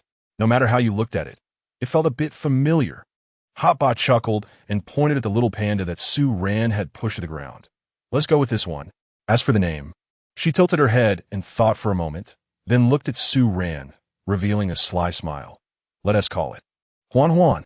Juan Juan. Suran was taken aback for a moment and asked, why this name? Because. Hotba turned around, a smile on her lips, because it's just like someone silly and clumsy. Suran. The barrage exploded with laughter. Ha ha. Suran is at a loss. Suran, I suspect you're implying something about me, and I have evidence. So envious. While other couples are still at the first base, the Renwan CP has already become parents. Chapter 49. Full Sweetness, Heartfelt Moments. Suran looked at the smiling and slightly smug Reba and could only shake his head and smile. Forget it. If she's a bit silly, then let her be. After all, as long as she's happy. After naming his godson, he reluctantly played with the panda cubs for a while. Only then did they remember they were there to work. So, for the rest of the time, they began their task seriously. Cleaning the enclosure, preparing bamboo for the adult pandas, observing and recording the pandas' activities. Although these tasks were somewhat dull and tedious, experiencing a different kind of work was enjoyable in itself. The two of them worked while bickering and occasionally laughed together at a panda's silly behavior. Thanks to the effect of the affinity with all beings skill, the pandas were very close to Su Ran, and their attitude towards Reba softened quite a bit, allowing her to finally experience the joy of being approached by the pandas. The afternoon passed quietly in this relaxed and interesting atmosphere with a hint of wonder. As the sun set, Su Ran and Reba's work time also came to an end. They changed back into their own clothes and said goodbye to the young zookeeper, Xiao Chun. They didn't rush to leave, but instead strolled around the zoo.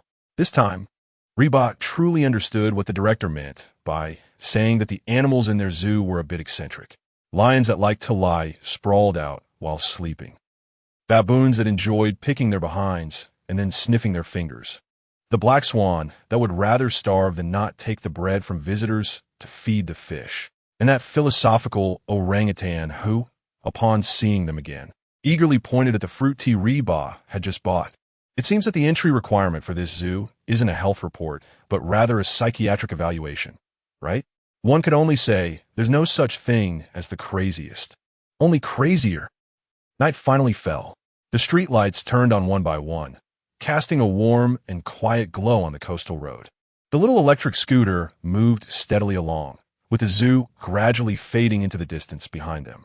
This time, Reba in the back seat was unusually quiet. She didn't chit-chat as usual, nor did she excitedly discuss the fun things at the zoo with Su Ran. Su Ran sensed that something was off with Reba's mood. It wasn't her usual lively or rowdy self. She seemed a bit too ladylike. Even, he vaguely saw in the rearview mirror that her head was lowered, casting a shadow of slight sadness and grievance. He instinctively slowed down. The streetlight's glow cast alternating shadows on Reba's face, making her expression hard to discern. But Su Ran could feel an inexplicable, oppressive sadness spreading around her. Scenes from the afternoon played out in his mind like a slideshow.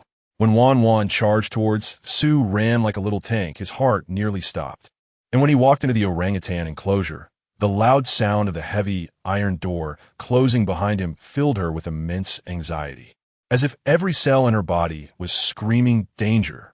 Danger. That is a wild beast. She desperately tried to steady her breath, wanting to stop him, but was blocked by the crowd. She thought something would happen to him, that he might never come back. Why didn't she shout out at that time? Why did she force herself to fit into the relaxed and fun atmosphere? She was clearly worried sick.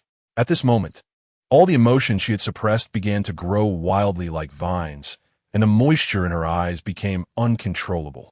What is wrong? Su Ran couldn't help but ask. Since the afternoon, your mood seems off? He glanced at the figure in the rearview mirror who still had her head down, wondering if she was feeling unwell.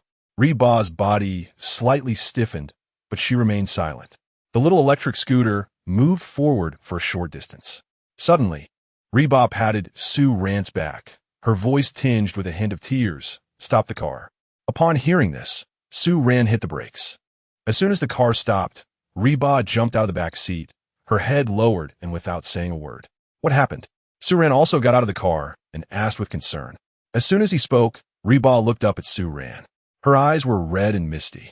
In the next moment, before Su Ran could react, she suddenly reached out her hand and began to hit him lightly with her scarf. The force wasn't strong, not painful or itchy, more like a way to vent her feelings, filled with grievance and worry. Su Ran was taken aback by this sudden action. What was going on? Why did she suddenly have an emotional outburst? But in the next moment, Reba's tears fell like pearls from a broken string. Su Ran watched the tears fall, feeling a bit of loss. What the hell? How did she start crying out of nowhere? Hadn't he done anything wrong or said anything to upset her, right? But seeing Reba cry more and more sadly, with her choked-up accusations softly repeating in his chest, "You're so stupid, so stupid. You are so stupid." Su Ran stood frozen in place, feeling the girl's body tremble slightly in his arms and the dampness on his shoulder. A surge of unprecedented, complex, and overwhelming emotions welled up in him. Heartache? Guilt? Or something else? Su Ran didn't know, but for the first time, he felt a strong urge to protect the girl before him. He no longer felt lost. Instead, he reached out his arms and gently embraced the crying girl. Feeling Su Ran's action, Reba was slightly taken aback. She looked up at Su Ran, her voice choked. This afternoon, when Wan rushed towards you. I was really scared to death. Thankfully, it turned out to be a false alarm. But then you went in to communicate with the orangutan. That is a wild beast. I thought something would happen to you that you might never come back. Next time, don't do such dangerous things again. Okay? I will be very worried and scared. As she spoke, her tears fell like pearls again. So, the events of the afternoon had left such a deep fear and worry in her heart. She wasn't unafraid. She had just temporarily suppressed it with a later joy and playfulness. Only now did her emotions finally explode. She was worried about him, afraid something would happen to him. This straightforward and passionate concern rushed towards Su Ran without reservation, heavily impacting his heart. He looked down at Reba, watching her tearful eyes filled with his reflection, and his heart softened completely. Silly orange cat, Su Ran raised his hand, gently brushing away the tear stains on her face. His gaze deep and smiling lightly. Don't cry, I'm perfectly fine, right?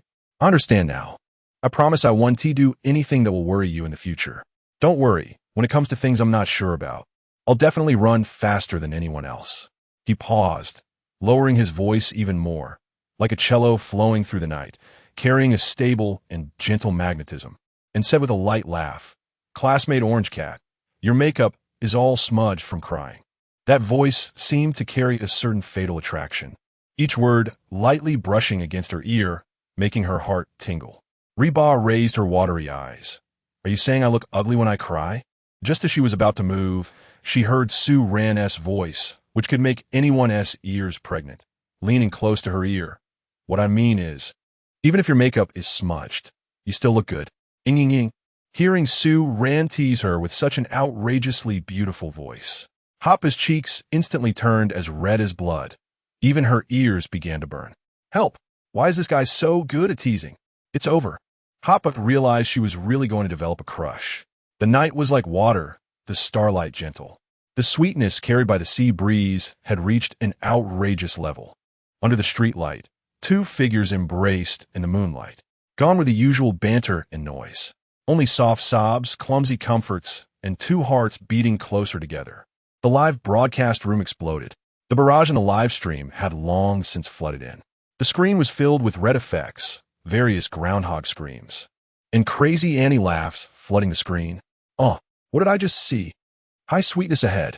Diabetic patients, beware. Wow, Su Ran actually bloomed like an iron tree. Wow, is this the real Su Ran? With this looks and this outrageous voice, which girl can resist? Help. Su Ran's voice is really explosive, driving men crazy, making women lose their periods. It's a depression killer, the alarm clock for vegetative people. It truly delights little women. Whoa, so good a ship. What a divine CP. The whole internet is laughing. Only Hoppa has been genuinely worried all day. Mom, I believe in love again. The Civil Affairs Bureau has already brought you together. This sudden outpouring of genuine feelings, along with the cautious and clumsy embrace, raised the sweetness to the maximum, becoming the most touching moment of the night. Chapter 50 Unboxing again. New skills. The sea breeze gently brushed against the two people in an embrace, carrying a hint of sweetness that stirred the corners of their clothes and hair. The ambiguous factors in the air quietly fermented, accompanied by their gradually calming heartbeats. The temperature in Su Ran's arms was soft and slightly trembling, and the dampness on his shoulder made him acutely aware of the lingering fragility of the girl in his embrace. He instinctively tightened his hold on the warm ball of fluff, his nose catching the faint scent of her shampoo mixed with her unique sweetness. In that moment, Su Ran felt a stirring in his usually calm heart, as if he were experiencing something he had never felt before. In this extremely tranquil and overly sweet atmosphere, the love-struck warm ball of fluff finally realized that she was still in Su Ran's arms. Moreover, she had just cried for so long in front of this guy, expressing her fears and worries about him. How embarrassing! Her cheeks blushed bright red like a sunset, and her heart raced like a drum. She quickly pushed Su Ran away, her eyes flustered and unable to meet his, her fingertips awkwardly tugging at her clothes, wishing she could find a crack in the ground to hide in. Seeing her small actions, Su Ran's smile deepened. Unable to resist teasing, little orange cat, you've wiped your snot on my shoulder. You have to wash it for me. You nonsense. The warm ball of fluff exclaimed in exasperation, suddenly looking up and glaring fiercely at Su-Ran. She had still been immersed in that moment of tenderness and emotion. But this stupid man instantly shattered that illusion. He was such a killjoy. The little bit of affection she felt must have been an illusion. She wished she could escape the scene immediately. She turned and ran towards the small electric scooter parked by the roadside. She swiftly mounted the scooter, put on her helmet, and before Su-Ran could react, she twisted the throttle and zoomed off. Whoosh! The pink scooter sped away like an arrow, leaving Su-Ran with a stylish silhouette and a parting remark. Su-Ran, you idiot. Walk back yourself. What the heck? She really left? Hey, I haven't even gotten on the scooter yet.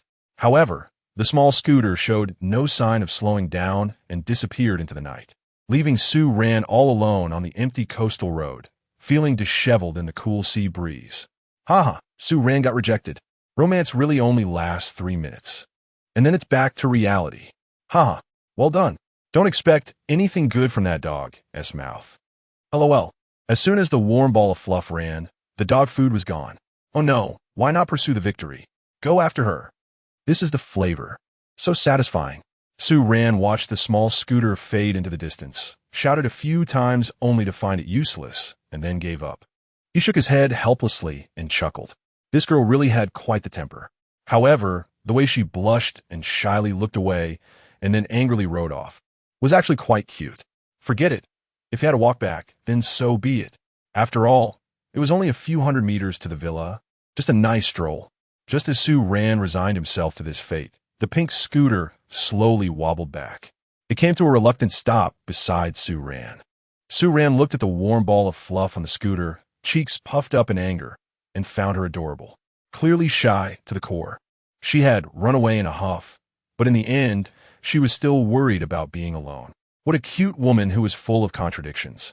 A glimmer of teasing desire appeared in his eyes. Oh, can't find your way back, Su-Ran said lazily with a hint of mischief. The face under the warm ball of fluff's helmet instantly flushed even more. She bit her lip, but the uncontainable worry in her heart made her try to maintain her stubborn facade. She raised her hand and pointed to the back seat. You get on? I won't. Sue, someone has principles. Su-Ran stood with his hands behind his back, looking dignified. Seeing his stubborn expression, the warm ball of fluff felt both angry and amused. Finding it hard to deal with this thick-skinned guy, she had no choice but to soften her tone, lowering her voice a bit. It's dangerous for a boy to be out alone at night. Come on, get on. Seeing Su-Ran still in his stubborn mode, she waved her fist threateningly. If you don't get on, I really will leave you here. But her tone still carried a hint of a playful pout. Su-Ran couldn't hide the smile on his face, and after glancing at the warm ball of fluff's cute yet fierce look, he finally sat on the back seat after seeing her resigned and pleading expression. The warm ball of fluff is hard on the outside, but soft on the inside. And Su-Ran is enjoying the benefits while pretending to be aloof. So easy to ship. Clearly caring for Su-Ran, but still acting cool. I love this kind of contradictory behavior. The warm ball of fluff is just too cute. The sweetness level is off the charts tonight. I think I need to add 2 tubes of insulin. The ride was silent, with the scooter continuing to drive steadily, bringing a sweetness that surpassed before. When they returned to the living room of the heart-thumping little house, as soon as the scooter stopped, the warm ball of fluff blushed and casually said, I'm going to take a shower before fleeing up the stairs. The other 4 guests looked at each other with strange and curious eyes, glancing between the warm ball of fluff and Su-Ran. You Shushin, quick, tell me, what did you just do to the warm ball of fluff? Meng Zi, come clean. Do you two have a secret? The flames of gossip were burning brightly. One no. Su-Ran revealed a mysterious smile. Everyone nodded vigorously. Just tell them. These two must have had something incredible happen. Su-Ran chuckled. If you want to know, then go watch the replay in my live stream. Everyone.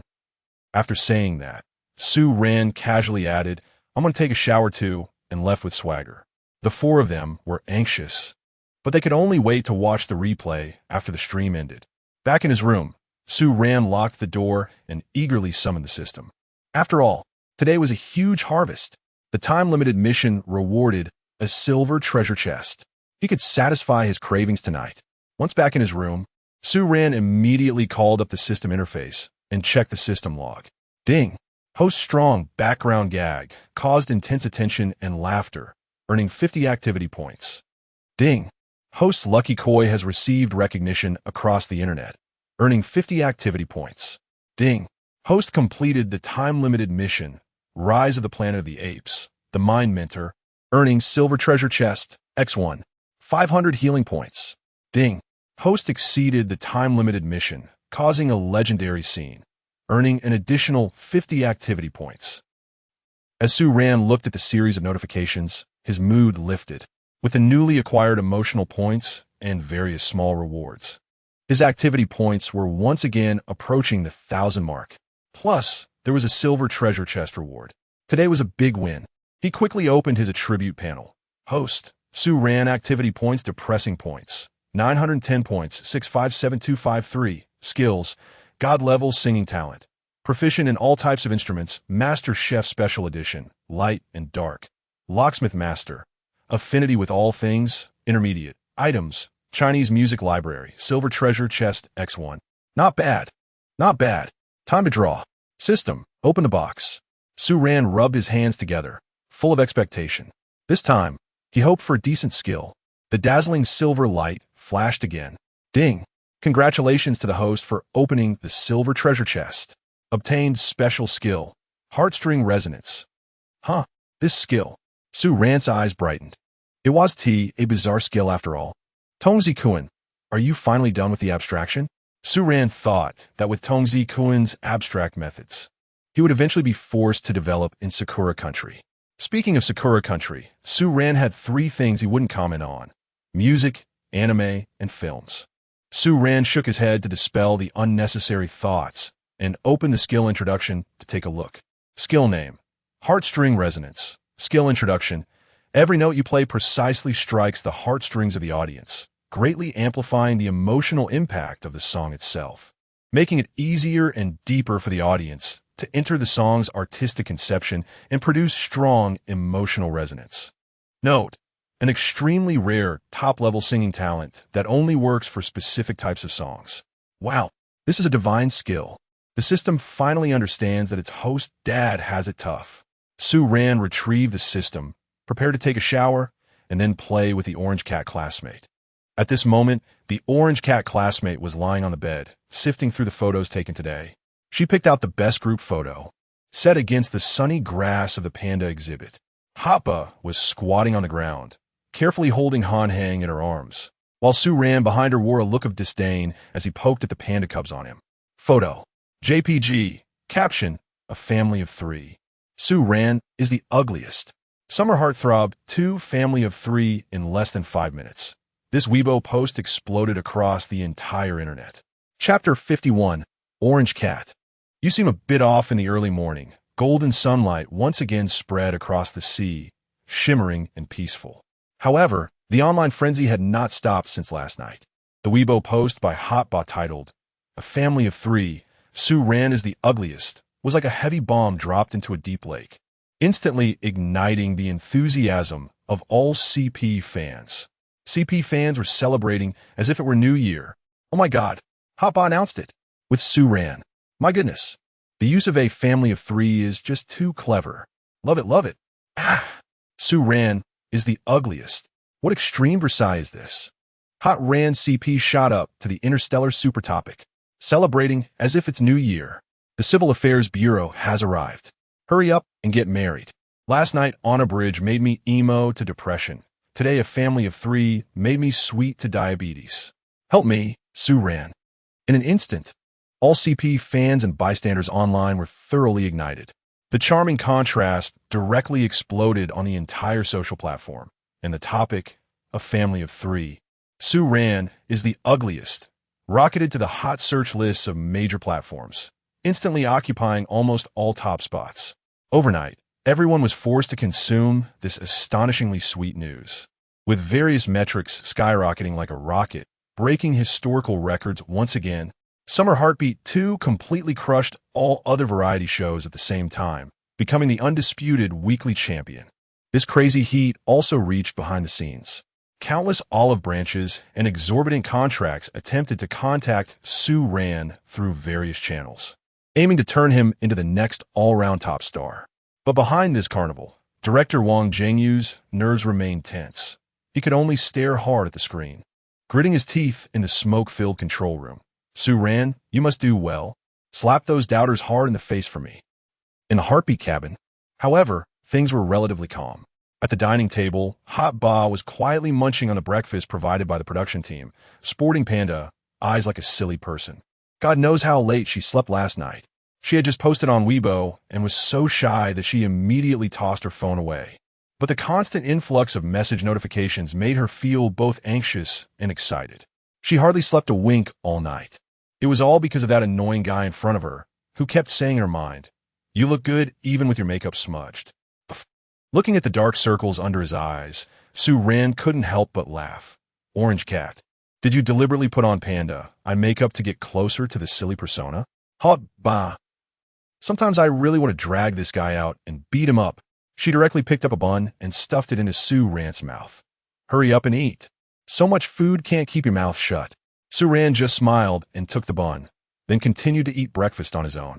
After finishing breakfast and greeting the other two pairs of CPs who were coming downstairs, the Hot Ran CP set off again on their journey to the zoo. City Zoo, backstage of the Panda exhibit. Today's work was quite fresh. Literally fresh. Su Ran and Hot Ba would take on the honorable role of poop scoopers, responsible for collecting the panda's poop. No need to cover your mouth, it doesn't smell. Little Chun, the zookeeper, explained, pandas have straight intestines. They eat and then poop, and during digestion, they can directly extract bamboo fiber to make paper. Hot Ba was stunned. Paper? Is that what she was using to cover her nose? She quickly threw it into the trash can, suddenly unable to look at paper products the same way. Su Ran stepped back with a look of disdain, as if to say, "Don't come near me. No need to be that exaggerated." Little Chin laughed. The paper made has no smell at all. In fact, it has a faint bamboo fragrance. It's generally used for making books and notebooks. Hot Ba, that's good. And the live chat exploded. Oh my. Promise me, don't use it to make napkins. So the panda paper I bought for dozens of dollars is actually. Those who have eaten paper in school are silent. Paper making was originally made from bamboo pulp. It's just a matter of one being fermented in a panda body and the other outdoors. They throw poop at me, and I make bamboo paper out of poop. Oh. Just as the two were diligently completing their duties as poop scoopers while listening to the explanations, suddenly, Suran, there's a snake. Hot Ba screamed and hid behind Su Ran in fear. Where? Su Ran searched the grass, but couldn't find the snake Hot Ba mentioned. There in the rocks. Following Hot Ba's pointing direction, Su Ran indeed saw a long, patterned snake curled up there. However, it was just a snake skin. Just a snake skin. Nothing to be afraid of. Su Ran smiled and casually picked up the snake skin with tongs. Phew, you scared me. Hot Ba patted her chest, still shaken. I'm most afraid of snakes. I'm glad you're here. Then she suddenly thought of something, turned to Su Ran, and asked quietly, Su Ran, what if we encounter a snake here? Will it come out and bite us? Hearing this, Su Ran paused for a moment with the scoop in hand, thought for a while, then replied seriously. Well, first of all, I'm not a professional snake handler, but I often hear the elders say that when you encounter a snake, don't be afraid. Just slowly approach it. Let it feel you mean no harm, and then gently touch its head. Generally speaking, snakes won't bite you. Hot Ba listened earnestly, even nodding slightly, but somehow it sounded a bit strange. Then, Su Ran changed his tone, grinning lazily. Of course, if it bites you, just pretend I never said anything. Just as I said at the beginning, I'm not a professional. Hot Ba. Her eyes widened suddenly, and the serious and inquisitive look was replaced by helplessness. Sure enough, this dog man is always thinking of ways to mess around. But I was listening so seriously, only be told I'm not a professional. Laughing to death. Seriously talking nonsense. Hot Ba, I want to kill this smelly man. How can he be so annoying? Su Ran, I said I'm not a professional. Hot Ba was too lazy to deal with this dog man, and turned to little Chun, asking with concern, Teacher Chun, will these snakes harm the pandas? Hearing this, Su Ran laughed. No, that's the amount of Chi-Yu, capable of taking on tigers. You should worry more about the snake's safety. Little Chun added with a smile. Indeed, we often find snakes that are barely alive in the park. As for who played with them, little Chun didn't say. Anyway, it won't be Fa-Hai. Seems so. Hot Ba immediately felt her worries were unnecessary. Time passed bit by bit. The second day's work concluded amidst ease and commotion. The orange sunset dyed the horizon red. The two once again rode on their pink little electric scooter, setting off on their way home. The sunset stretched their shadows long, slowly moving along the coastal road. Today, the sea breeze seemed particularly gentle, blowing on their faces with a hint of coolness and comfort. This time, the two people in the car did not quarrel like they usually did. Hot Ba lowered her head, lost in thought. Su-Ran frowned slightly. What was wrong with this girl? Was she unhappy again? Just as Su-Ran was about to speak, Reba's voice rang out first, carrying a hint of hesitation and an almost imperceptible worry. Su-Ran, the first recording period ends tomorrow. Are you going home? Su-Ran tightened his grip on the handlebars for a moment, feeling the girl's low and cautious tone behind him.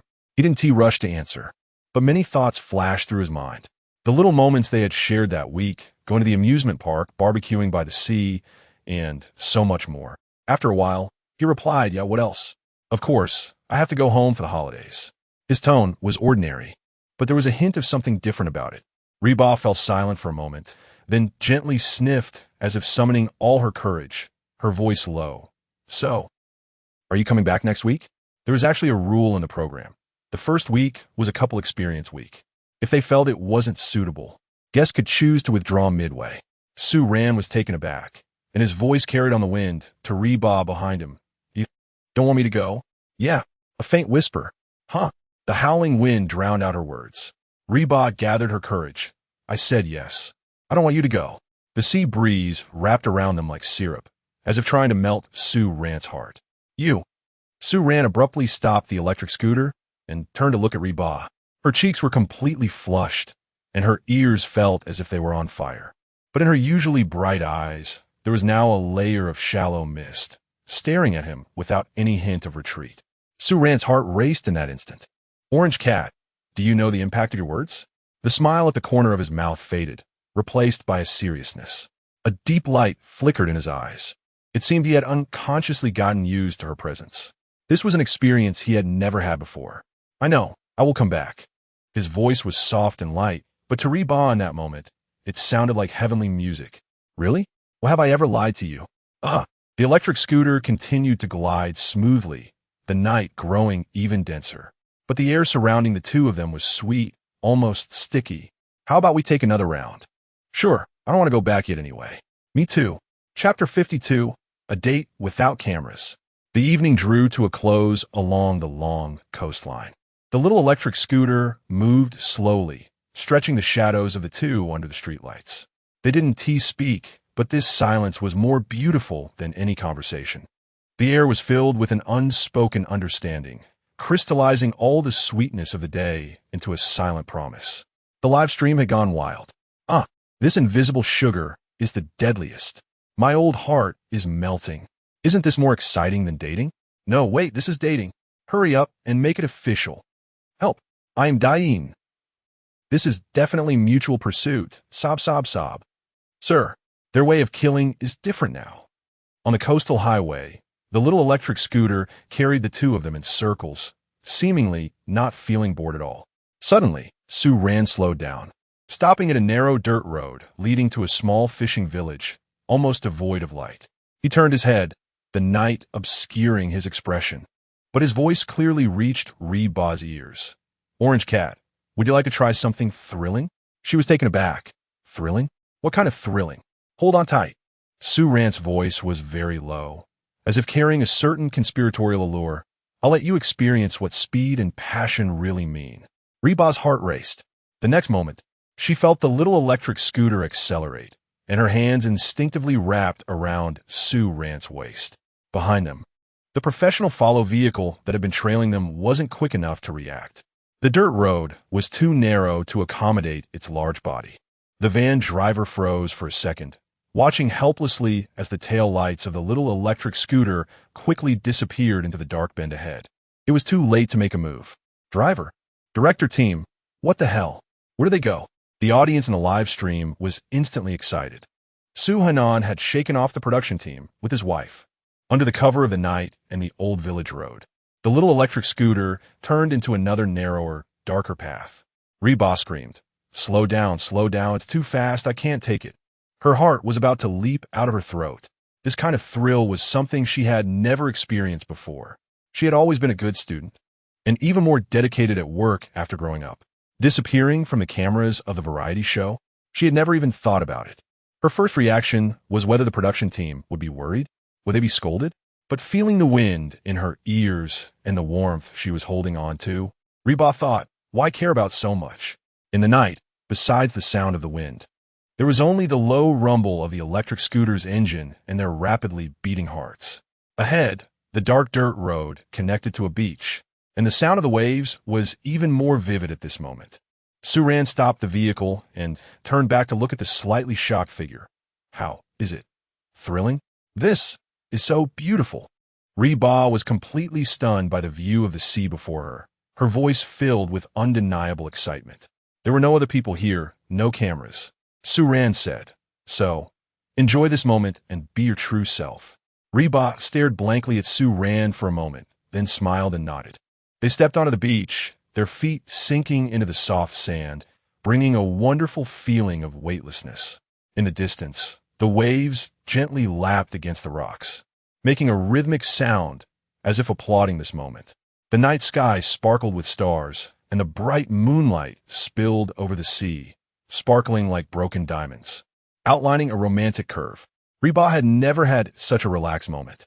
The two stood shoulder to shoulder, quietly watching the distant fishing lights twinkling like stars, chatting about trivial funny stories. The stories might not be interesting, but the interesting part was the person walking beside her on the beach. Reba's gaze swept across the beach, and she saw an elderly couple supporting each other as they walked along the shore. Their steps were unsteady, yet they leaned closely together, their silhouettes elongated in the moonlight, filled with warmth. Reba felt a little touched and a little sad. Suran keenly captured the change in Reba's expression. He asked, "What's wrong?" She looked up at the brightest star in the sky, her eyes showing a hint of vulnerability.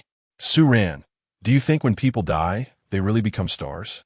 Reba's voice was very soft, carried away by the night wind. Suran's smile slowly faded. He didn't speak, just quietly looked at her. Reba's gaze remained on the brightest star, her eyes slightly misty.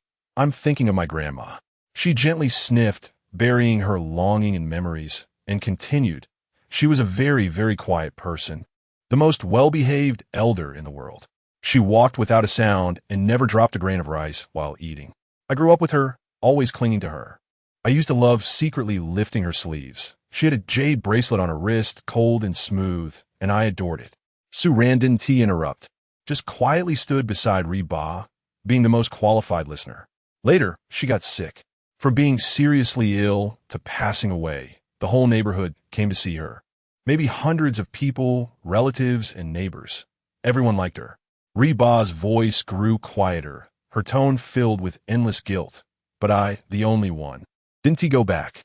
Her body trembled slightly, and tears finally spilled from her eyes. Suran raised his hand, gently wiping away the tears on Reba's cheek with his warm fingertips. "She will definitely become the brightest star. She has always been here, always watching over you."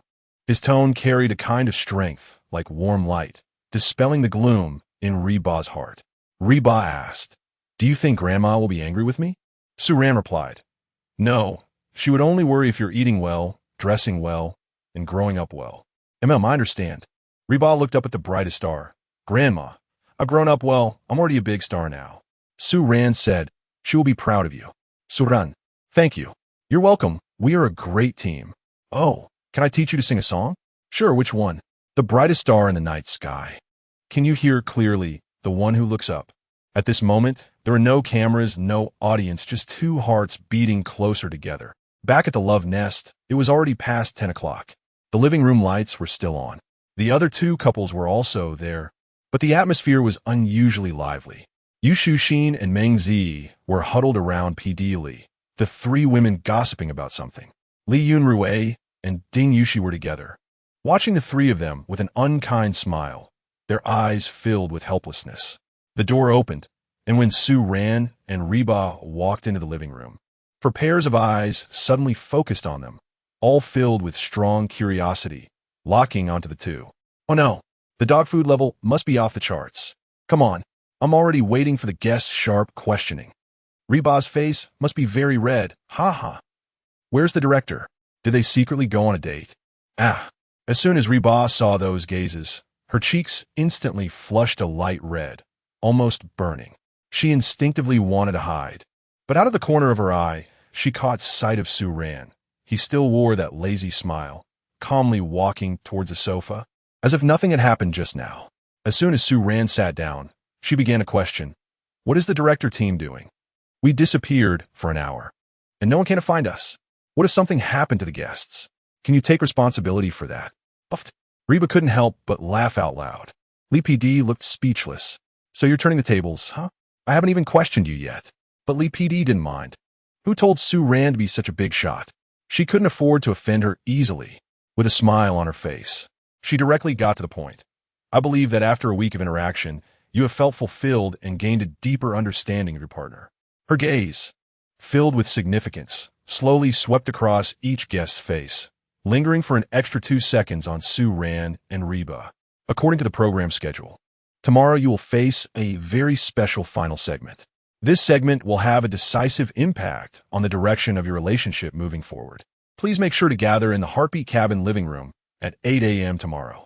After Lee PD finished speaking, she revealed a standard professional smile and then gracefully turned to leave. She knew it was useless to stay, as Sue Ran definitely wouldn't reveal a thing about where they had just been. Rather than that, it was better to leave work early. At this moment, the guests actually knew what this so-called segment was about. If it had been before, Reba would have been extremely worried. But now, looking at Sue Ran's lazy smile, she felt incredibly at ease. He promised me he would come back, so he will definitely come back. Chapter 53. Sue Han-in's No Running Away, or I'll Beat You Up. Lee PD turned around and smiled as he left the living room. The atmosphere in the living room instantly returned to a gossipy vibe. Oh, you two are finally back. Yu Shu-shin smiled meaningfully. Is the evening breeze especially gentle today? Why does it feel like you two came back? Cough quite late. Meng Zi had an expression that seemed to see through everything, raising an eyebrow at Reba, as she could catch the shyness that Reba couldn't hide. Reba's ears turned red from being stared at. It's nothing, just took a stroll by the beach, and the car happened to run out of battery, so we pushed it back. At the crucial moment, it was still the thick-skinned Sue Ran who casually blocked everyone's curiosity with one sentence. Everyone was immediately anxious, but they couldn't ask out any juicy gossip. The livestream's bullet comments were even more frantic. They really wanted to know where these two had gone and what they had done. Seeing everyone's frustrated expressions, Reba covered her mouth and chuckled. This little secret about herself and Sue Ran, she decided to keep it in her heart forever. After chatting a bit more, everyone dispersed. The live stream was filled with a wail of despair. But regardless, the sweetness from tonight was enough for them to get through the night. Room 201. Reba lay on the soft big bed, tossing and turning.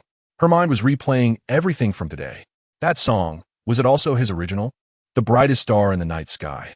Is he trying to tell me that Grandma will always be there? Reba hugged her ugly alpaca, feeling an infinite warmth rise in her heart. Sue Han-in's is actually a very warm person. She closed her eyes, but that figure kept appearing, and the melody of the brightest star in the night sky kept repeating in her mind. The more she tried to sleep, the more she couldn't, especially that annoying guy, Sue Ran, who kept running around in her head. She wanted to chase him away, but he was inescapable. That night, Reba didn't know when she finally fell asleep. All she knew was that in her dreams, it seemed to be filled with the figure of that annoying guy. The next morning, the Heartbeat Cabin was gently awakened by the sun. When Reba appeared in the living room with two big panda eyes, Sue Ran was already sitting at the dining chair, refreshed and eating breakfast. She instinctively raised her hand and touched her eye bags. She was going to get laughed at again. Sure enough, the first sentence was, "Orange Cat, did you accidentally stay up all night again?" But before Reba could answer, Sue Ran pushed a box of something toward her. "Here, these are eye patches. They're nice and cool. I brought too many, so this box is for you." Reba accepted the eye patches, and a flash of delight crossed her eyes. "Oh my, did you bring extra? Is there any for me?" Lee PD's voice broke the warm atmosphere. Yes, 200 for a box. Su Ran looked at Lee PD with a smile, extending his palm. TCH, forget it. Lee PD shook his head and smiled, then got to the main topic. Good morning, everyone.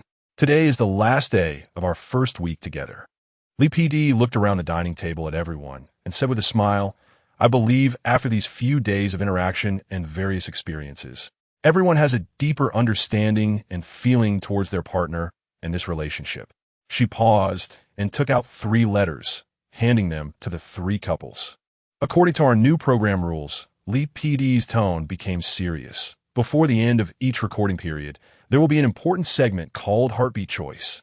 Hearing these 4 words, the expressions of the guests slightly changed. This segment will give everyone a chance to reevaluate and choose. Lee PD explained.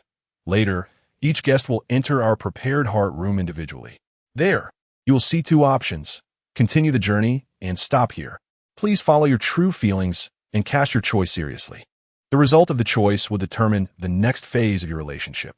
At this point, Lee PD paused to give everyone time to digest. Su Ran and Reba huddled together, carefully reading the new rules. The rules were as follows. If both parties choose continue the journey, then this couple will undoubtedly continue hand in hand for the next week. If one party chooses continue the journey, while the other chooses stop here, then according to the rules, this couple will be forcibly bound. Only if both parties mutually choose stop here will this couple truly disband. Once everyone understood the rules, the live stream instantly burst into laughter. This rule is amazing. It's quite scheming. The production team is deep in their strategy. Ha ha ha. The production team is stirring things up, not wanting to be bound, but being forcibly bound. Isn't this a custom-made plan for Su Han-in's? The production team is afraid Su Ran will slip away. They're just waiting for him to do something. Whoa, the production team understands romance. As long as Reba is a bit more resolute, Su Ran won't be able to escape. No need to worry this time. Originally, they were very worried that the hard-earned CP would fall apart. After all, Su Ran, a mysterious figure with a unique approach to life, only wanting to retire early. No one knew what he would do.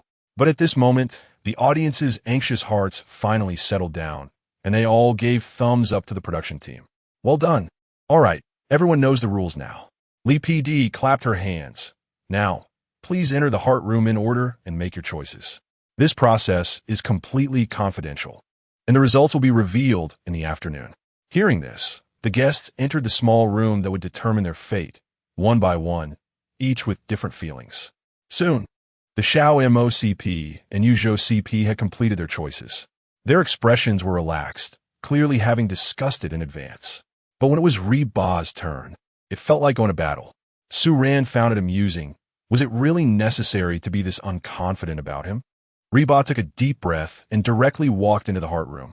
The room was simple, with only a screen and 2 large buttons. Continue the journey versus stop here few. Reba exhaled without any hesitation. She pressed, continue the journey, and then left the room. Finally, it was Su Ran's turn. He looked at the 2 options, and his expression didn't change much. Leave? That thought indeed flashed through his mind, far more frequently than anyone could imagine. After all, he hadn't wanted to come to this dating show at all. Moreover, it interrupted his retirement plan and led him to live a different life. However, Su Ran's gaze flickered. He thought of that figure under the moonlight, the girl who easily cried. Mainly, he was worried that if he left, would that girl cry again? TSK, what a troublesome little thing. However, the usually feisty orange cat was indeed quite interesting. So, let's continue. Su Ran smiled, then reached out and pressed, continue the journey. After all the guests completed their choices, the atmosphere on site finally relaxed a bit. Lee PD reappeared at the right moment, still smiling. All right, everyone. I believe after just now's heartbeat choice, you all have a clearer understanding of your own hearts. Next, let's embark on a wonderful journey for the upcoming week with a task full of expectations. As soon as she finished speaking, PD Lee handed each person a beautifully designed piece of card. On the card, there was a line of text, time wish card. PD Lee explained it. Please take this card and seriously write down 5 wishes you most hope to accomplish with your partner in the next cycle. They could be simple little things or things you have always wanted to try. Please write down your little wishes sincerely, without worrying about budget or other limitations. Once you finish writing, please keep it confidential for now. The wish cards will be exchanged after the afternoon heartfelt follow-up segment. P. Deely added, oh, by the way, the heartfelt follow-up segment will invite each guest for a one-on-one interview to discuss their feelings from this week. After saying that, she left the card and pen behind and cheerfully added, a friendly reminder, the couple with the highest completion rate will receive a mysterious gift package from the production team. With that, she turned and left the living room. Everyone grabbed the paper and pens and began to think seriously. Each card could hold 5 wishes, meaning each pair needed to complete a maximum of 10 wishes. After receiving the card, Hotba quickly ran to the corner, tilted her little head, and started writing diligently. Su-ran, on the other hand, appeared much more casual. He leaned back on the sofa, twirling the pen in his hand. However, his gaze couldn't help but land on the graceful figure in the corner, writing so earnestly, one might think she was preparing for a graduate exam. Su-ran suddenly became curious about what she would write. Would it be about delicious food or fun activities? Unable to resist, he wanted to sneak a peek. But before he could get close, Hot Boss suddenly turned around with a fierce expression. No peeking. Write your own. Her expression was just like an elementary school student protecting their exam paper from being copied. Su-ran was amused by her reaction. You'll have to show it to me eventually anyway. What does it matter? That still doesn't work. Hot Ba's face turned red, but her attitude was very firm. Anyway, you just can't look now? We'll talk about it when we exchange. She didn't know why, but she felt a sense of shame, as if her composition was being seen by her deskmate. Fine, be stingy then. But what Hot Ba didn't know was that Su-ran had seen the first line she wrote. Hope, Su-anon doesn't run away. Otherwise, I'll beat you. Chapter 54. Su-ran, Hot Ba. A clingy little orange kept the morning passed quietly as the guests racked their brains over the time wish cards. After much revision, Hot Ba finally completed her wish and stealthily approached Su-ran from behind, wanting to sneak a peek at someone else's wish list. But when she finally managed to see the content on the card, she was stunned, because the top line read, "The orange cat that snooped is a little dog." Hot Ba. She quietly stepped back, pretending nothing had happened. Su-ran, catching a glimpse of the sneaking figure from the floor-to-ceiling window, couldn't help but smile. The live streaming room was also sweetened by this scene. These two are killing me. They really look like elementary school students. So sweet, I can't take it. Hot Ba's little actions were completely predicted. These two are hiding better than ever, and their curiosity is off the charts. But seriously, what is written on the wish list? Can't we take a look? I'm dying. Can't we reveal it sooner? Finally, before lunch, everyone handed the time wish cards to P. Deely. After a simple lunch prepared by the production team, everyone returned to their rooms to rest, preparing for the afternoon's Heartbeat Return segment. Time flew by. At 2 p.m., P. Deely appeared in the living room on time, wearing a professional smile. How was your rest? Everyone, are you ready for our special segment? She waved the cue card in her hand and announced, Next, we will conduct the first cycle of the special project, a week of heartfelt words. Looking back and looking ahead, soon, the 6 guests would individually undergo one-on-one in-depth interviews with the production team. The main topics would be about their feelings over the past week, such as the most profound moments between couples. After a week together, how has their impression of their partner changed? We will also select some questions from the audience to ask the guests specifically. This interview content will be aired as a pilot episode, so everyone must take it seriously. P. Deely subtly glanced at Su-ran. Su-ran just smiled, completely unconcerned. All right, let's get started. P. Deely smiled and continued, Please enter your respective heart rooms. As everyone followed P. Deely outside, they discovered that the production team had set up several small rooms by the seaside at an unknown time.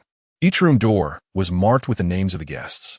The rooms were decorated warmly, with soft lighting and comfortable sofas. Su-ran sat on the sofa, and opposite him sat P. Deely. P. Deely actually didn't want to interview Su-ran. She was quite afraid he might suddenly pull a stunt. What if she couldn't hold back her laughter? But there was no way around it. As the on-site director, this responsibility fell on her shoulders. Looking at Su-ran, who appeared relaxed and carefree, P. Deely was both amused and exasperated. She took a deep breath, pulled out her professional hosting skills, and began to ask, Hello, Su-ran. First of all, Congratulations on successfully completing the first week of filming. Reflecting on this week, how do you view your partner? Or is there any particularly memorable moment? Suran thought for a moment. A particularly memorable moment? There were some brothers, yes. How to view it? Just look face to face. Suran smiled and said, as for the memorable moment, it was probably when Caesar offered me a cigarette. It's rare to have a gorilla as a little brother. How can it not be memorable? P.D. Lee. Is this what I asked for? P.D. Lee continued to guide. What I mean is after a week of being together, has your impression of your partner Hotba changed? She recalled Suran's previous evaluation of Hotba, saying something like 3 punches to defeat the mighty. It was still funny. Of course, there have been changes. Suran recalled the bits and pieces of the week and chuckled softly.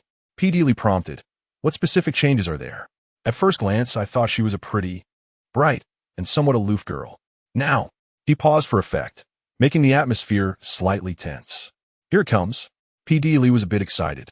She was about to witness the sweet moments online. Suran revealed his signature smile, his voice gentle. Now, I think she is definitely more cuddly than the orange cat downstairs, like a clingy little kitten. Boom! P.D. Lee's eyes widened, finally waiting for this. A clingy essence. Better to cuddle than a kitten. Suran's tone was just too affectionate. P.D. Lee felt like her hardships had finally paid off.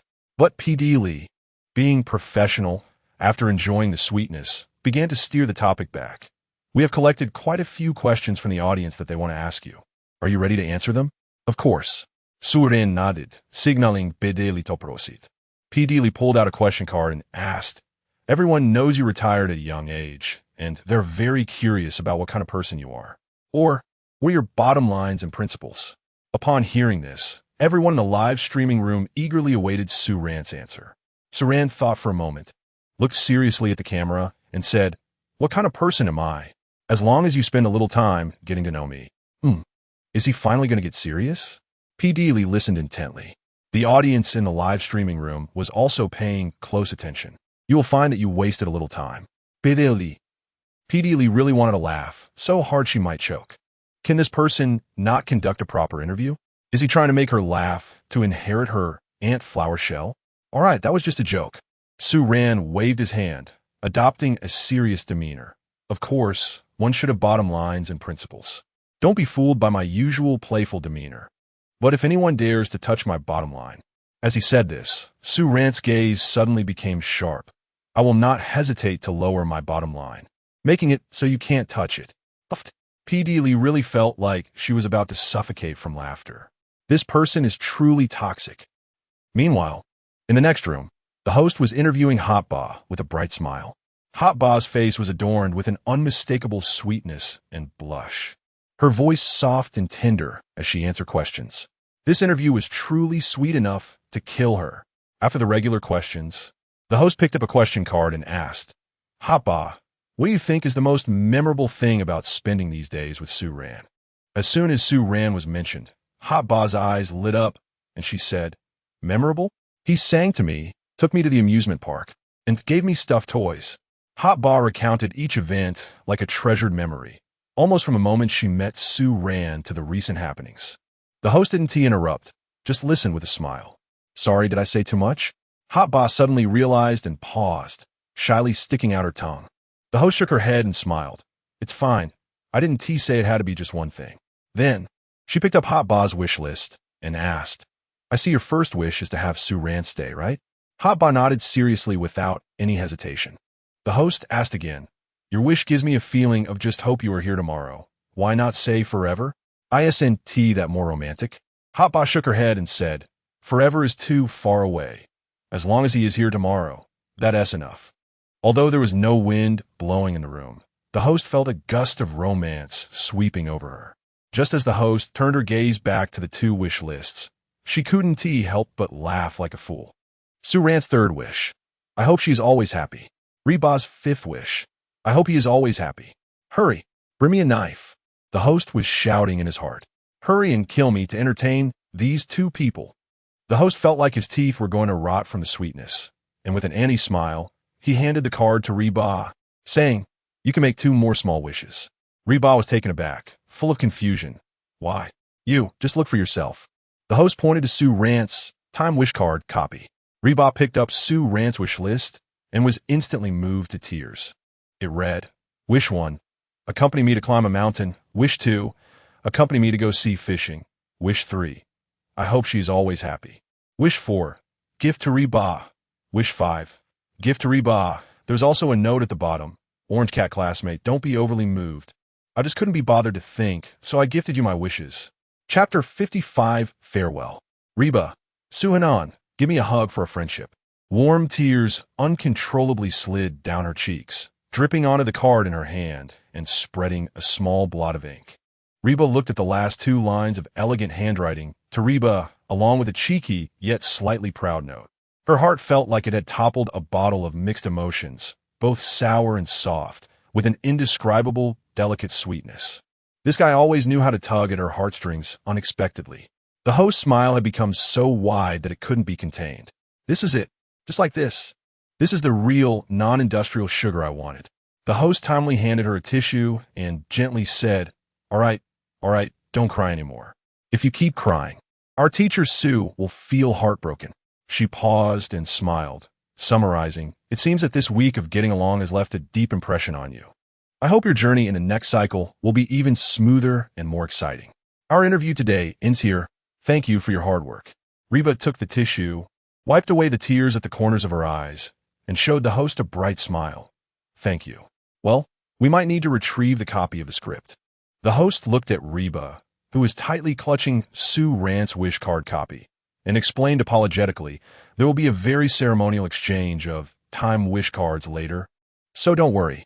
Reba felt her cheeks flush as she listened to the host's teasing tone. All 6 guests had completed their interviews and photo shoots. The time had already reached evening. The sunset's afterglow spilled onto the sea, making the entire ocean appear to be coated in a warm and lazy golden hue. A peculiar atmosphere filled the air. There was a sense of calm after the dust had settled, along with an unwillingness to part ways. P. Dealey appeared before everyone again, still wearing that familiar smile. All right, everyone, our heartfelt return visit segment has successfully concluded. Next, we will welcome a very ceremonial exchange segment. P. Dealey smiled and looked at everyone now. Please hand your handwritten time wish cards to each other. The staff quickly returned everyone's wish cards. This small card carries your expectations for each other and the beautiful wishes you want to achieve together in the coming week. Please cherish it and also strive to make it happen. The moment they received their own wish cards back, everyone's expressions became moving. The CP and CP exchanged sweet smiles, huddling together to quietly share the contents of their cards, creating a warm and romantic atmosphere. Only the CP maintained its quirky style. Sue Rand was the first to get the card that Reba wrote. He looked at the girl across from him, who was lowering her head with red ears, too shy to look at him. Reba also got Sue Rand's wish card. She tightened her grip on the card, her heart racing uncontrollably. A complex, slightly awkward, shy yet frustratingly sweet atmosphere filled the air. I say, Orange Cat, don't tell me you wrote 7 wishes that will bankrupt me? Sue Rand exaggeratedly expressed. I'm not as boring as you. Reba glared at Sue Rand, who always managed to break the romantic atmosphere they had worked hard to create. Oh, is that so? Now let's take a look. Sue Rand was unaware of the specific wish list Reba had written because P. Dealey had not disclosed it to him. No. Reba suddenly panicked, grabbing Sue Rand's hand. You can look at it when you get back. She didn't want Sue Rand to see her wishes that might seem a bit childish. Sue Rand looked at her blushing face, so close that he could almost touch it, and suddenly thought, this girl looked pretty cute when she was shy. All right, I'll keep it for now. Sue Rand put away Reba's time wish card. The guests could leave the villa today or tomorrow. At this moment, P. Dealey came out to announce that today's recording was over. Upon hearing this, the atmosphere of departure spread throughout the small house. The 6 guests huddled together to say their goodbyes. At that moment, Sue Rand suddenly stopped smiling. His expression was more serious than ever. He scanned the other people present, and his tone became unusually sincere. Everyone, thank you so much for your care this week, especially for your tolerance of my various unreliable behaviors. He even slightly bowed. This sudden change left everyone present stunned. What is going on? Is this still the playful Sue Rand? Why did he suddenly become so formal and polite? This isn't the usual vibe. Reba quickly reached out to feel Sue Rand's forehead exclaiming, "Have you been possessed? Suran?" The others were desperately holding back their laughter. "Don't interrupt." Suran pushed Reba's hand away and, with great seriousness, pulled out several business cards from his pocket. The cards were made of cardstock, but with Su-Ran's elegant handwriting, they looked quite impressive. He walked up to Meng Zi and Li Yunrui, handing them the cards with both hands. "Zi Yunrui, meeting is fate. Let us keep in touch." Then he walked to Yu Shuxin and Ding Yushi, again offering the cards with both hands. "Shuxin, Yushi, may our friendship last forever." Hiss! The four were taken aback. What is Su-Ran up to? But they still accepted Su-Ran's cards with both hands, promising to keep in touch. However, Yu Shuxin voiced her confusion. "Su-Ran? Why does this number start with 62? Isn't it a domestic number?" The others also carefully looked at the cards in their hands. Indeed, all of them started with 62 and had very long numbers. Reba curiously leaned over to take a look, filled with the same doubts. Su-Ran waved his hand. "Oh, this is from the Bank of Communications." "The Bank of Communications? Bank account number? This guy, he has still the same." The crowd let out a sigh of relief, then looked at each other. They all saw a hint of tacit understanding in each other's eyes. Yu Shuxin and Meng Zi shouted, "Yushi, Yunrui go." Ding Yushi and Li Yunrui rolled up their sleeves and charged at Su-Ran for both sides. "What are you doing?" Su-Ran realized the situation was dire and ran away, but he was still caught by the two strong boys. Meng Zi and Yu Shuxin patted Reba's shoulder and laughed. "Let go of the orange cat." Reba rolled up her sleeves. Suran, in a terrified gaze of Su-Ran. The other four encouraged him with their eyes, and Reba began her righteous act of betrayal. The yard was suddenly filled with Su-Ran's exaggerated screams and the audience's gleeful laughter. That hint of sadness over the impending farewell seemed to dissipate in the wake of this farce. After the little interlude, the heartfelt cabin welcomed its first farewell. The other four guests had all left. Meanwhile, Reba and Su-Ran found themselves on the beach. The evening beach was exceptionally tranquil. Su-Ran and Reba walked for a long, long time. It wasn't until Reba's phone had rung multiple times with the assistant's urging that she finally stopped. Facing the setting sun that was about to sink into the sea, she turned around, facing Su-Ran, and opened her arms. A faint shyness adorned her face. She said, "Su-Han-un, how about a hug for our friendship?" Su-Ran was taken aback, but still smiled and asked, "Pure friendship?" Reba laughed as well. "Yes, pure friendship." Su-Ran gently embraced her. At that moment, the sunset was gentle and the sea breeze was soft. The sound of the waves became particularly clear, gently lapping against the beach again and again. Tom seemed to slow down at this moment. At that time, a faint voice sounded, "Su-Ran, next week. I will be back." Su-Ran's voice, like the gentlest sea breeze, instantly dispelled all of Reba's anxieties and doubts. Chapter 56. The envy-inducing ultra-top tier contract. Su-Ran, you are more dazzling than the evening glow. The lights in the heartwarming little house flickered, and the night was deep. Under the pavilion, Su-Ran's gaze fell on the brand new contract in front of him. "Su-Ran, I'm here to talk to you about your contract issue," Wang Jingyu stated directly, getting to the core of the matter right away. Su-Ran picked up the contract and skimmed through it, feeling ripples of emotion in his heart. Was Wang Jingyu looking for him because of the supplementary contract? It was a contract that could make all the top stars in the entertainment industry envious. The only requirement was simply, Su-Ran must ensure full participation and cannot withdraw midway.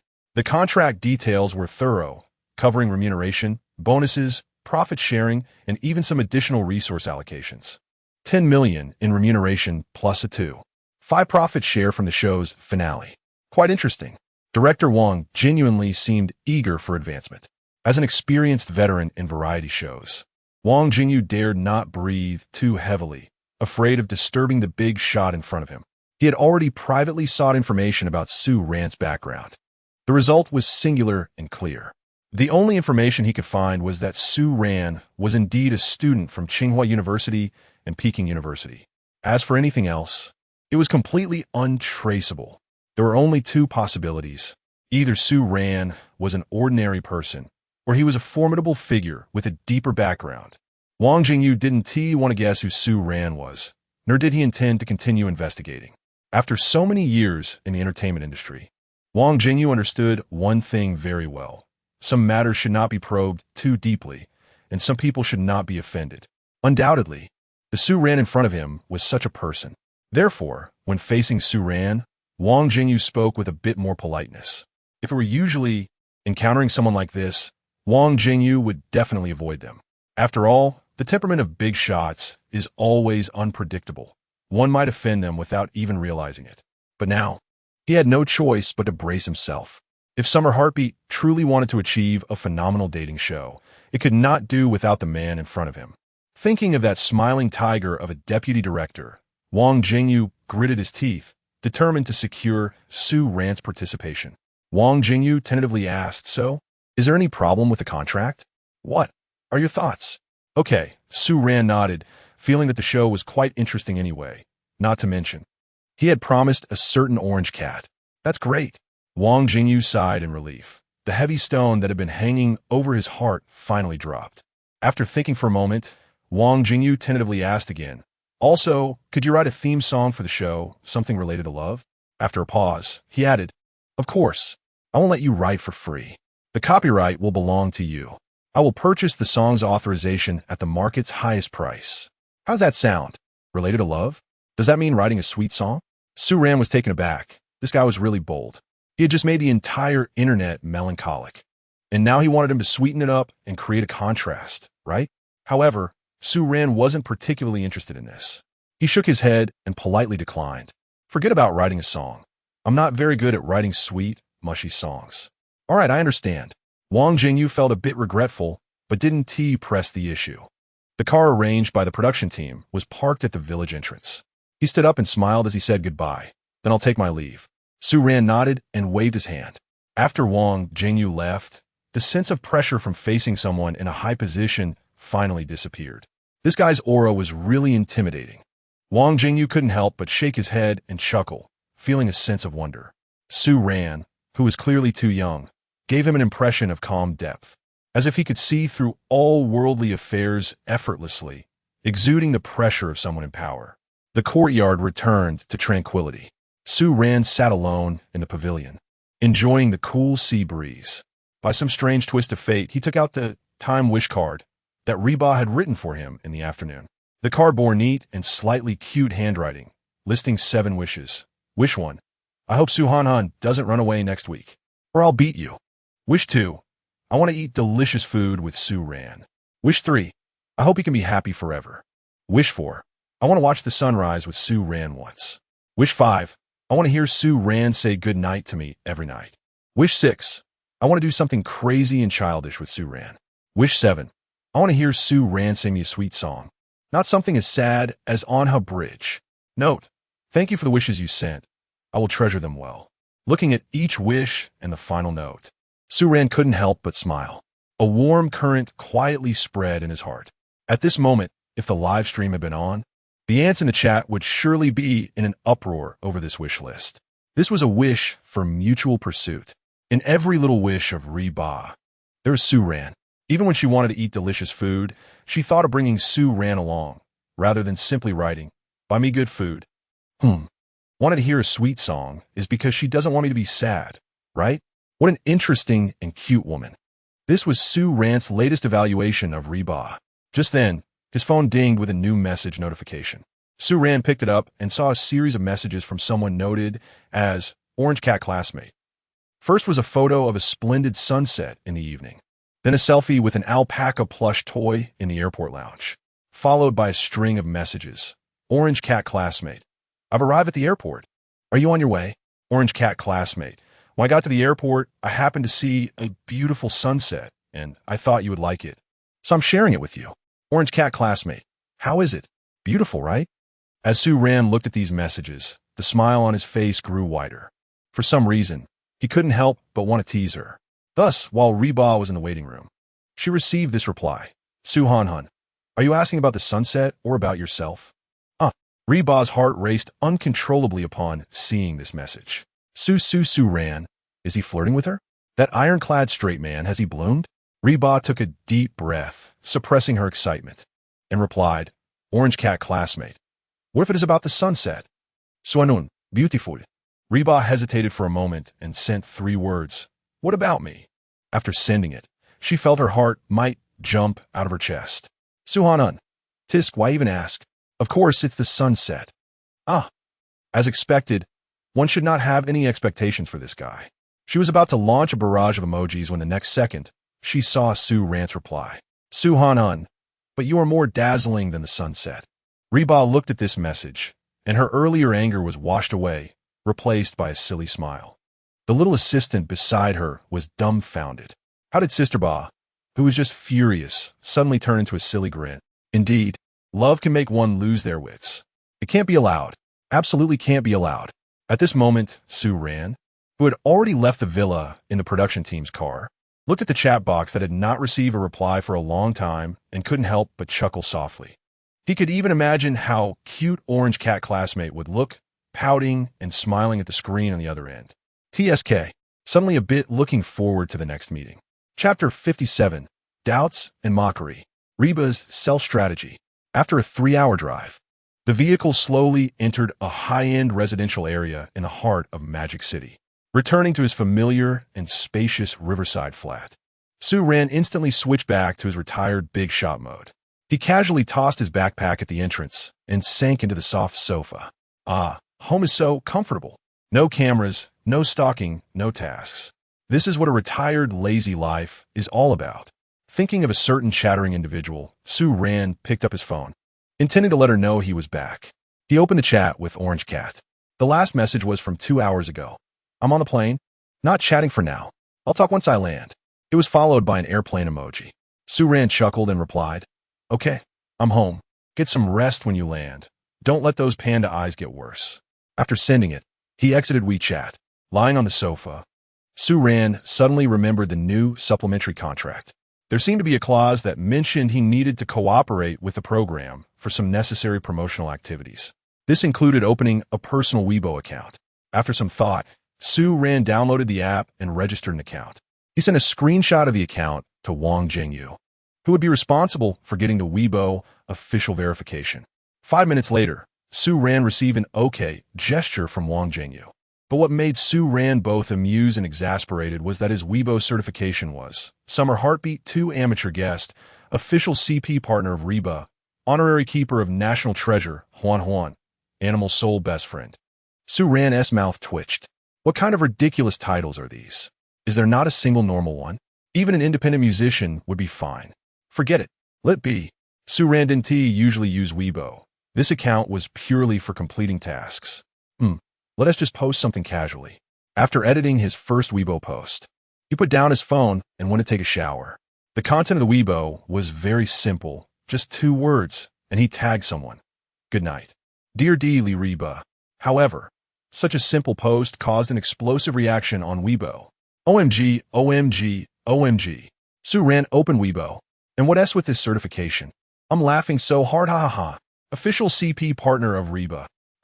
Did the program team officially stamp this? Is this real? Honorary Keeper of National Treasure Huan Huan. Animal Soul Best Friend. This is too funny. The official is playing with memes in the most lethal way. As expected of Su Ran, even the certification is so unique. Sisters, let us go. Follow him. We need to make this a big deal. Woo-woo.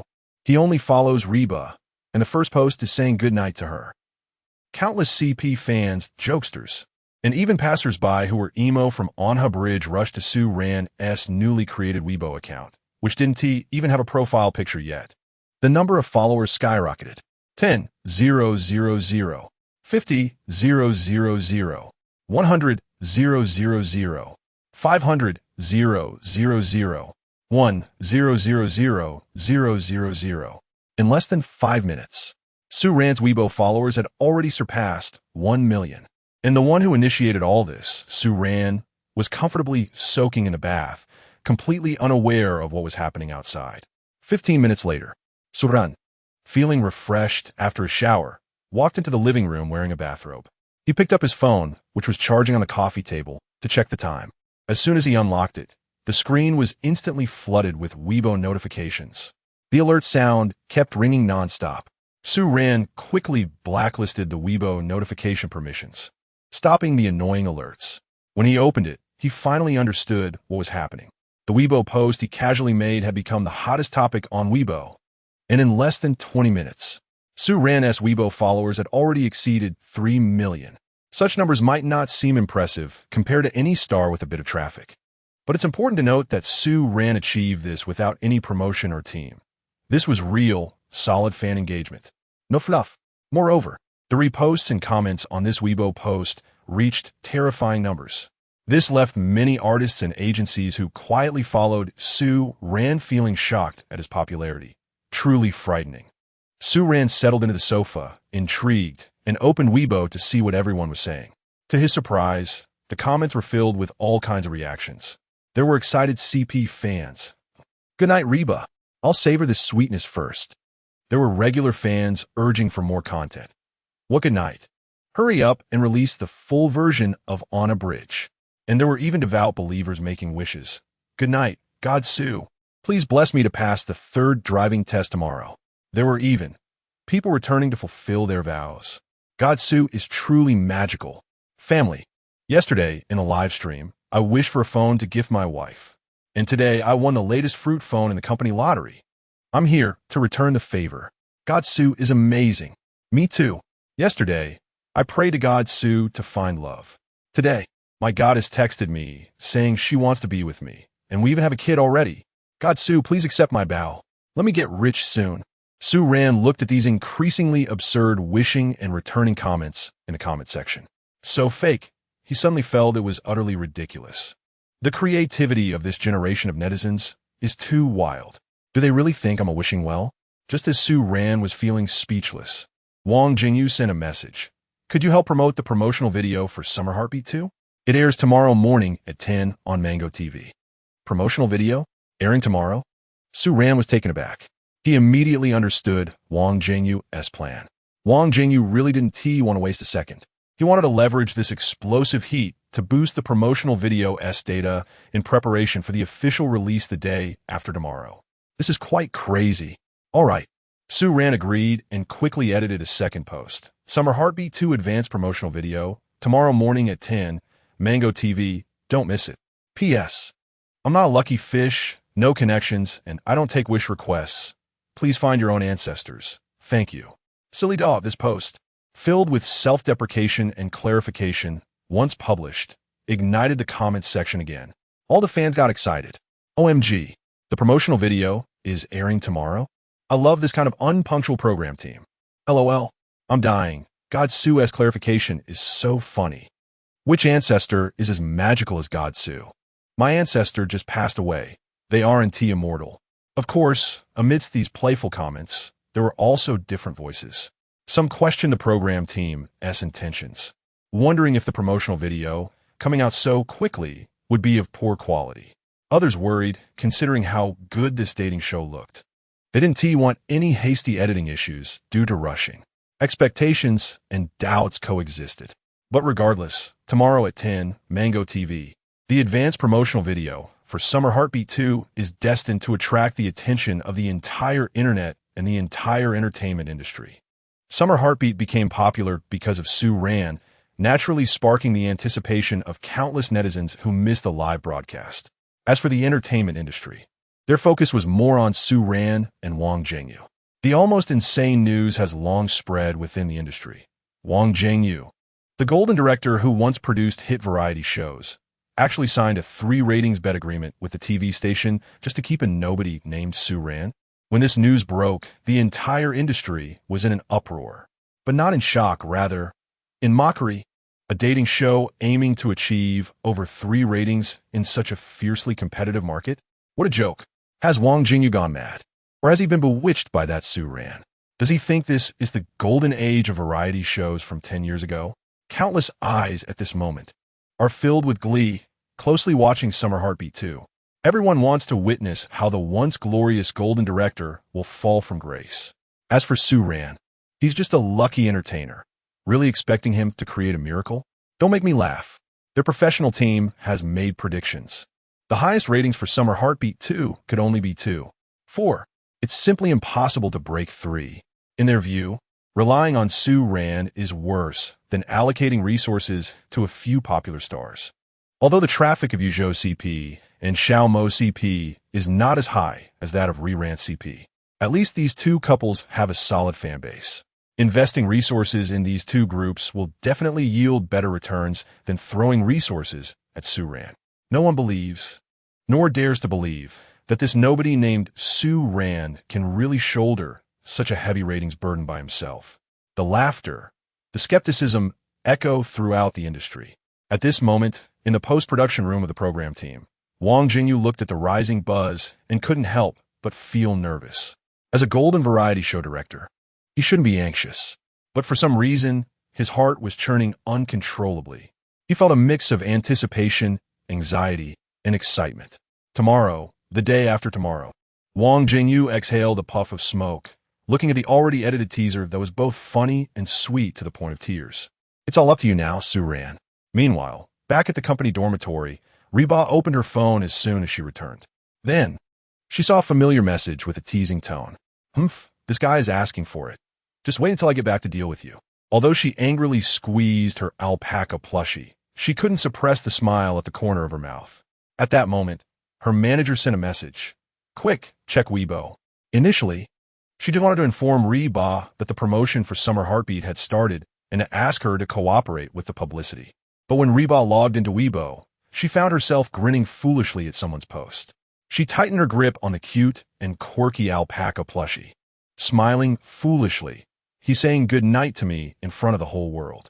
Chapter 58, Data Explosion. The whole internet is going crazy. Pay attention. The woman in front of you is called Xiaomei. She is a seasoned internet homebody, having watched countless dramas and fully understanding various tropes, especially reality dating shows. In her view, they're just a bunch of handsome men and beautiful women acting according to a script, sprinkling sweet yet fake industrial saccharin.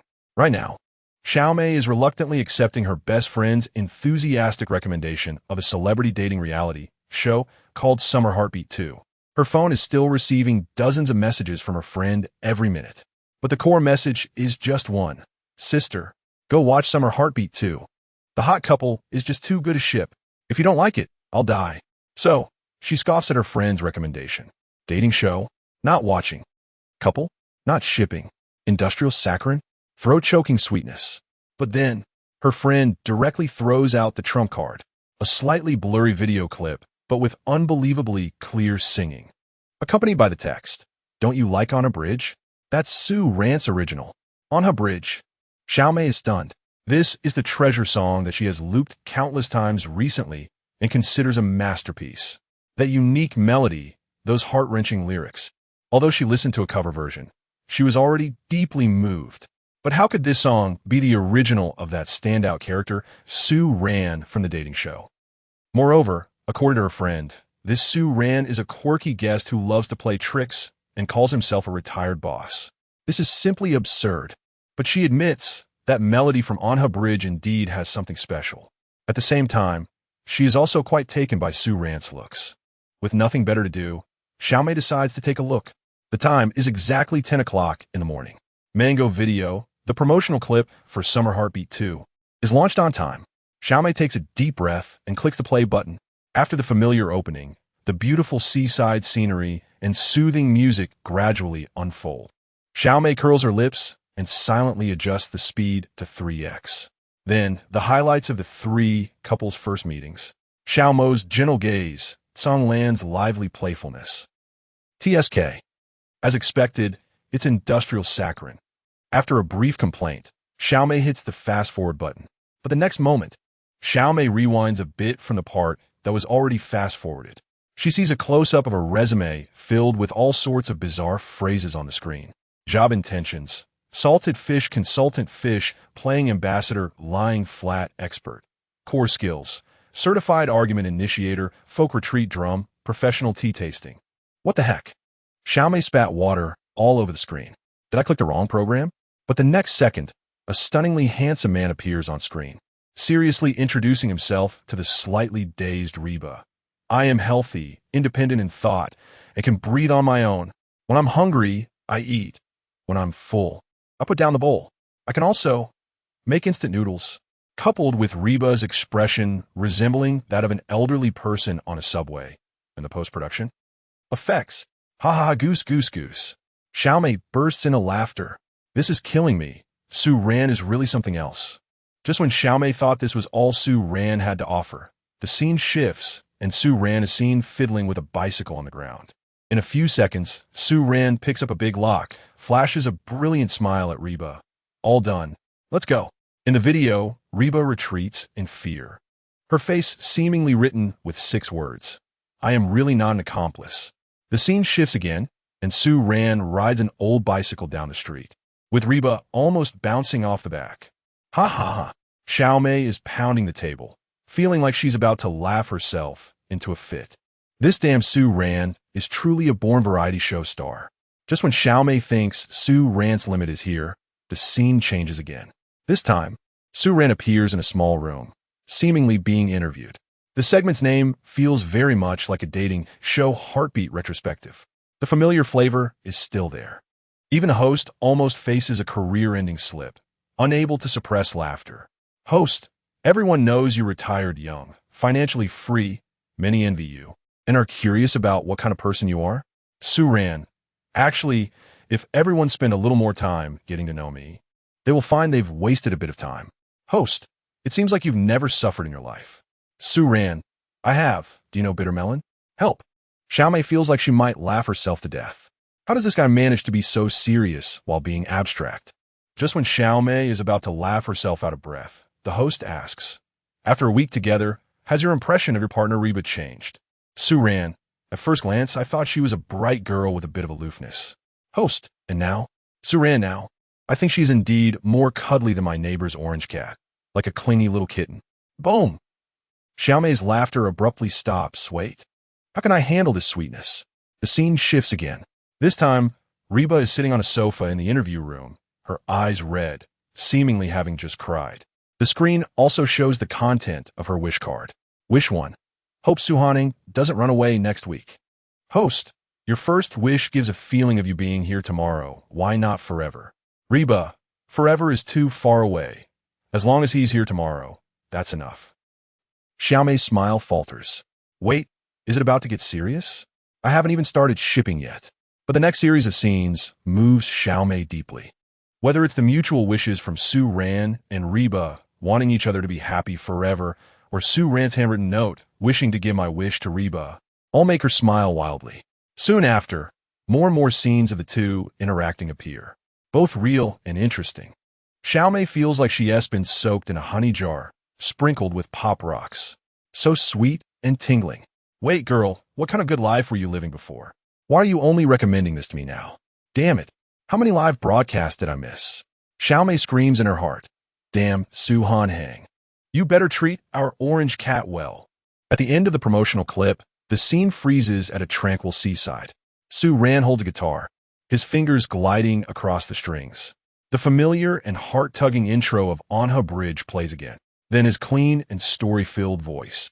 Let me see you again from south to north. Unknowingly, Xiaomei is already in tears. They must stay happy forever. She picks up her phone and sends a message to her friend. Sister, I was wrong. I now declare, I'm the most loyal fan of the hottest CP. Take me to ship. This promotional clip, which combines laughter, sweetness, emotion, and tear-jerking moments, swept across the entire internet like a virus. The back end of Mango Video once again welcomed a painful sweetness. The view count skyrocketed exponentially. The comment section became a carnival for countless CP fans. Weibo's trending topics exploded before the production team even had a chance to ramp up the intensity. Summer Heartbeat 2 promotion, Su Ran looks good and funny. Hot Baba hopes isn't no way. Wish card mutual effort, Su Ran and he bridge tearjerker. Major entertainment media have also caught wind of it. They have praised Summer Heartbeat 2 as the pinnacle of dating reality shows. The name Su Ran has completely become a traffic password. The popularity of Summer Heartbeat 2 has reached an unprecedented height. There is only one day left until the official release. The anticipation across the internet is like a bowstring pulled taut. Chapter 59, a frenzy across the internet, undercurrents flowing. But Su Ran only cares about fishing. At this moment, in the backstage of the Summer Heartbeat program's data monitoring room, the atmosphere was as tense as a battlefield. The entire creative team was fixated on the screen, watching the curve that was skyrocketing like it was on a rocket. Over 10 million. 15 minutes. Over 30 million. Half an hour. Over 50 million. 1 hour. Still rising. Still rising. 1.5 hours. 70 million. 2 hours. 93 million. Over 100 million. 2 hours and 23 minutes. We broke the record. Real-time online viewing peak. Bullet screen interaction volume. User sharing rate. All data broke the platform's historical records. When all the data was tallied up, the entire post-production room erupted with deafening cheers. Countless people hugged excitedly. Over 100 million views in just 2 hours. This can definitely be called a miracle for the entire Mango TV. And this miracle was born in their hands. This terrifying data swept across the entire internet like a tsunami. Major social media platforms were once again flooded. Weibo's trending topics were almost entirely dominated by Summer Heartbeat 2 and the Su Ran and Ran recipe. Summer Heartbeat 2 trailer views over 100 million, followed by a huge and bright red explosion word. So good. Hurry up and release the main episode. I laughed like a fool in the first half, cried like a fool in the second half. I usually don't watch typical variety shows, but a crazy show like this, I have to follow it. Su Ran is amazing. Director Wong is amazing. Ran recipe is so good. Summer Heartbeat 2 is destined to become a classic. Oh, my judgment was right. It's so good. Hurry up and release the main episode. The entire internet was in a frenzy. Fans were elated. Bystanders were falling into the trap. And the haters didn't dare to speak. Major media outlets rushed to report, heralding Summer Heartbeat 2 as the phenomenon-level variety show of the year. Su Ran was even dubbed as a top-tier newcomer, a master of variety shows, a savior of dating shows, and various other exaggerated titles. Those companies that previously wanted to sign Su Ran or buy the rights were now filled with regret. Given the current situation, wanting to sign Su Ran would probably require an astronomical price. But they were even more aware that even at a sky-high price, they would face countless competitors. It can be said that whoever signs Su Ran will secure the next top-tier star. For Su Ran, their thoughts were very simple. Either sign him or destroy him. What drove them crazy was they couldn't even contact Su Ran, so how could they discuss signing him? At the same time, in the senior management meeting room, the atmosphere was terrifyingly oppressive. In front of each of them lay the eye-catching and dazzling trailer data.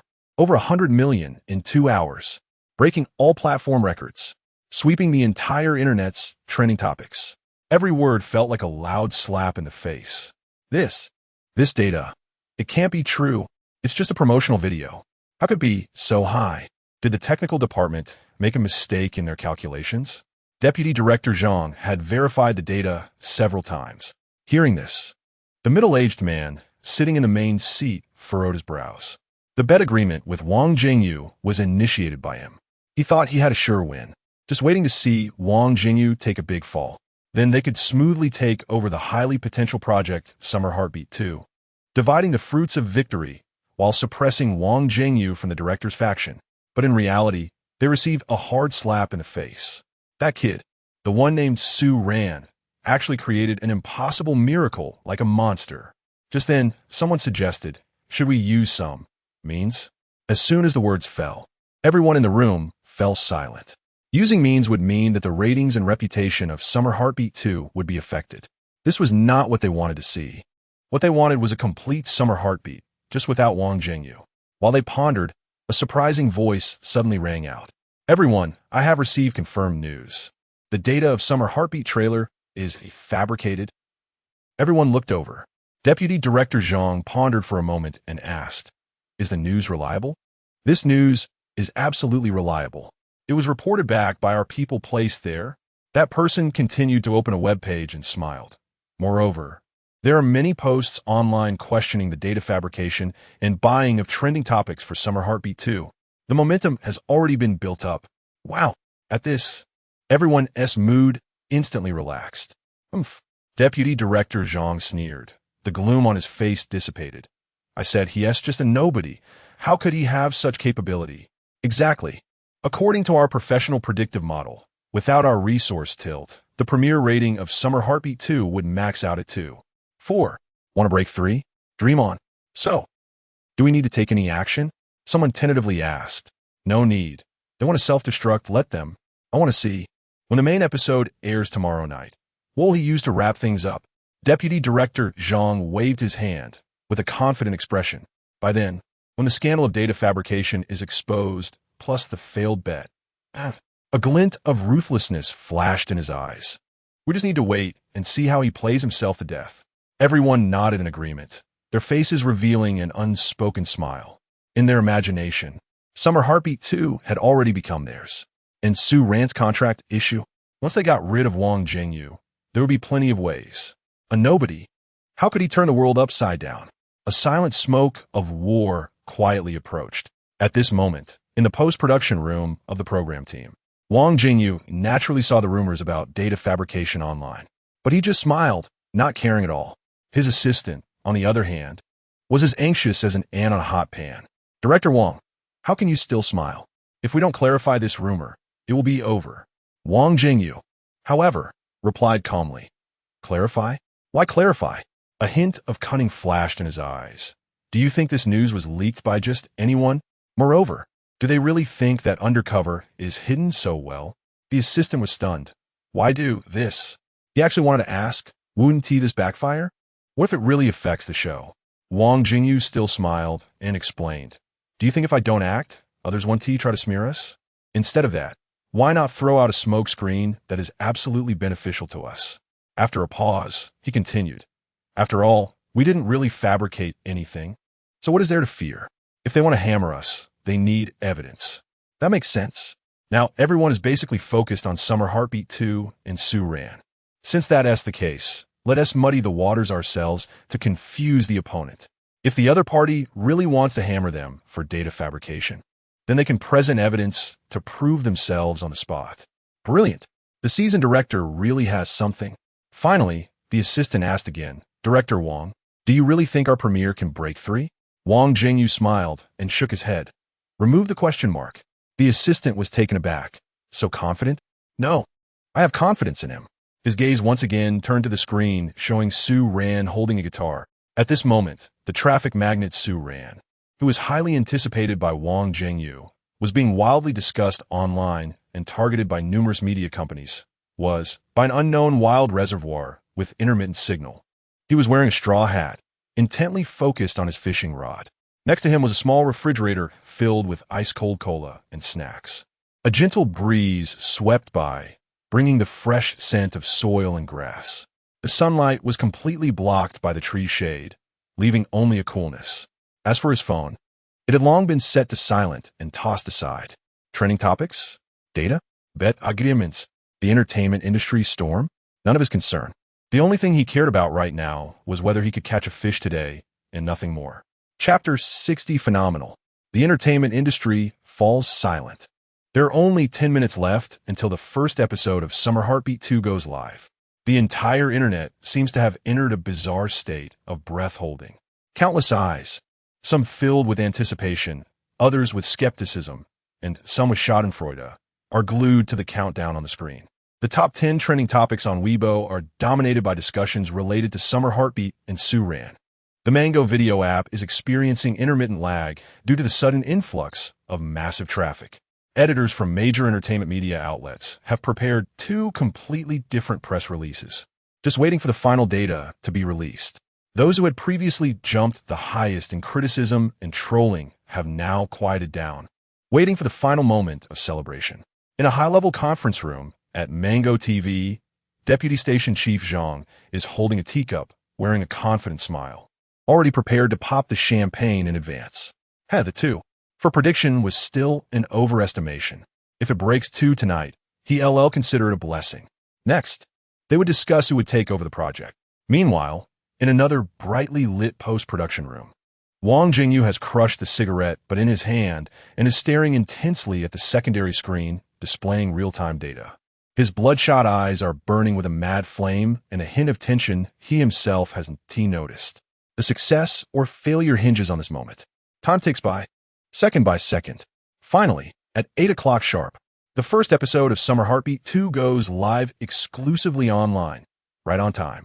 In that instant, as if it had been preordained, the Mango video server, once again, undoubtedly, is directly overwhelmed. Countless user screens are left with nothing but an endless loading icon and a line of desperate small text. The road ahead is crowded. Please try again later. What the hell? It crashed again. Mango TV. Can you do this? I just paid for my membership, and you're robbing me? Ha ha ha.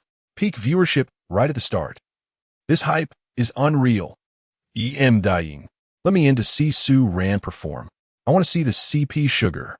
What the heck? I waited all day for this. Buffering 99. Slower than when I download shows.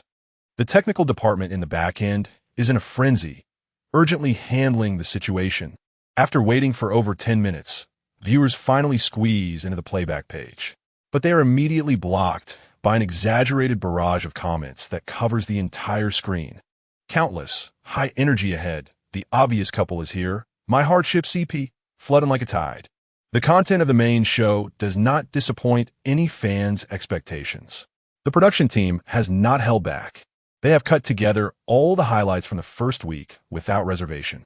Whether it's Su Ran's astonishingly abstract resume, or Su Ran's catchy and brainwashing song Foodie from Heaven, or that terrifying yet surprisingly delightful Cthulhu seafood porridge, all make the audience laugh uncontrollably, almost to the point of oxygen deprivation.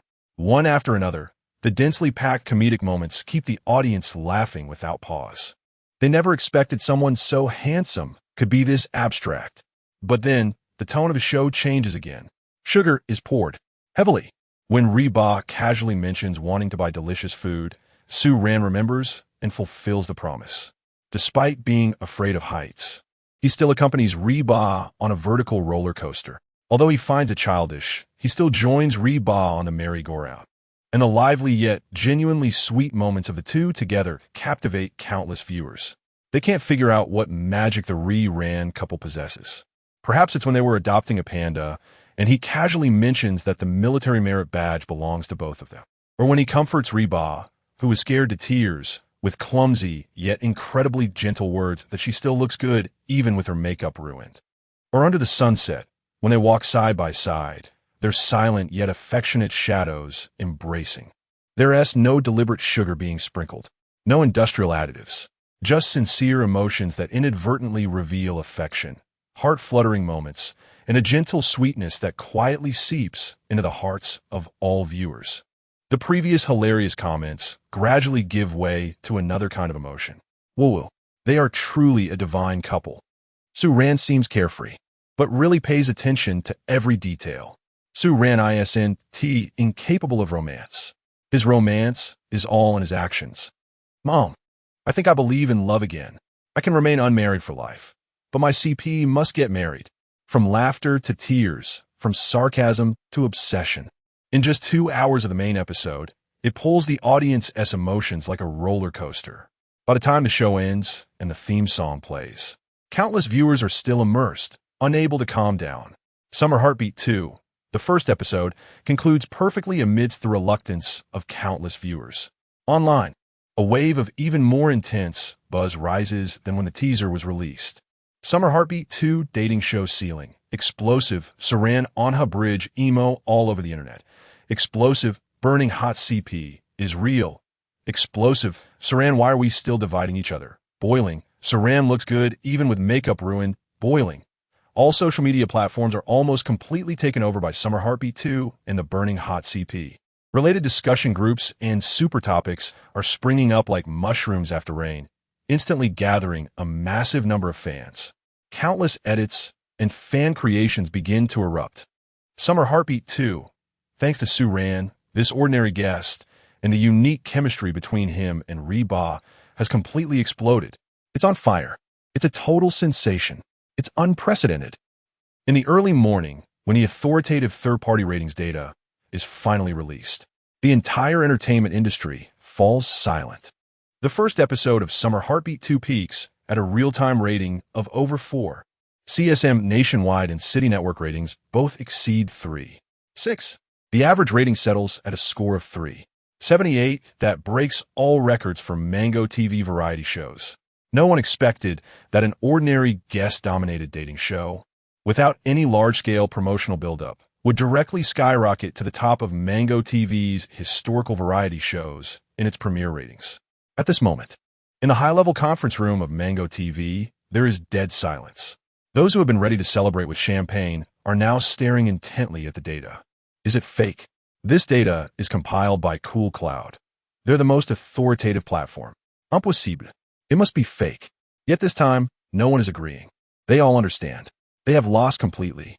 But they can't comprehend why they lost to an ordinary person they had never cared about from start to finish. Sue Ran? They only feel their faces burning as if Sue Ran had slapped them invisible countless times. The dazzling data sends shockwaves throughout the entire entertainment industry. Countless agencies, like sharks smelling blood, swarm out. Their goal is simple. Find Sue Ran, sign Sue Ran. Sue Ran is now a gold mine. In the post-production room of the production team, Wang Jingyu looks at the rising numbers, and a satisfied smile finally appears on his face. That kid has created a miracle. This is Wang Jingyu's current thought. He picks up his phone and glances at the time. It's already 1 a.m. Has that guy gone to sleep? But doesn't he matter? He was so excited that he felt like exploding and had to find someone to share the good news. Wang Jingyu dialed Sue Ran's number. On the other end, he heard Sue Ran's lazy voice. Director Wang? Wang Jingyu exclaimed excitedly. Sue Ran, we did it. The ratings skyrocketed. Do you know how much? Let me tell you. Wow. Sue Ran's surprised voice came from the other end. How did you know I caught a 21? 6-pound fish. Wang Jingyu, I didn't even ask you about fish. But all he could do was sigh to himself. A big shot is still a big shot. Impressive. Chapter 61. Chatting with a time difference. A surprise from Reba. Overnight, the names of Summer Heartbeat 2 and Sue Ran swept across the entire internet like a hurricane. Countless discussions, analyses, and derivative content emerged endlessly, pushing the heat to a new peak. Sue Ran's 2 original songs, each with a distinct style, yet equally stunning, went viral on major music platforms.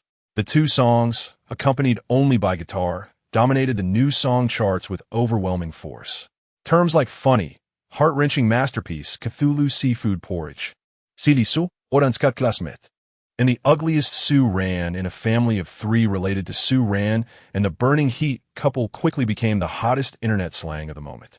Undoubtedly, Sue Ran, who was originally tricked by his mother into participating in a dating show and only wanted to loaf around in the variety show as a retired big shot, became a sensation in a way no one expected. He became synonymous with traffic this summer. However, as the center of this online frenzy, Sue Ran felt nothing about it.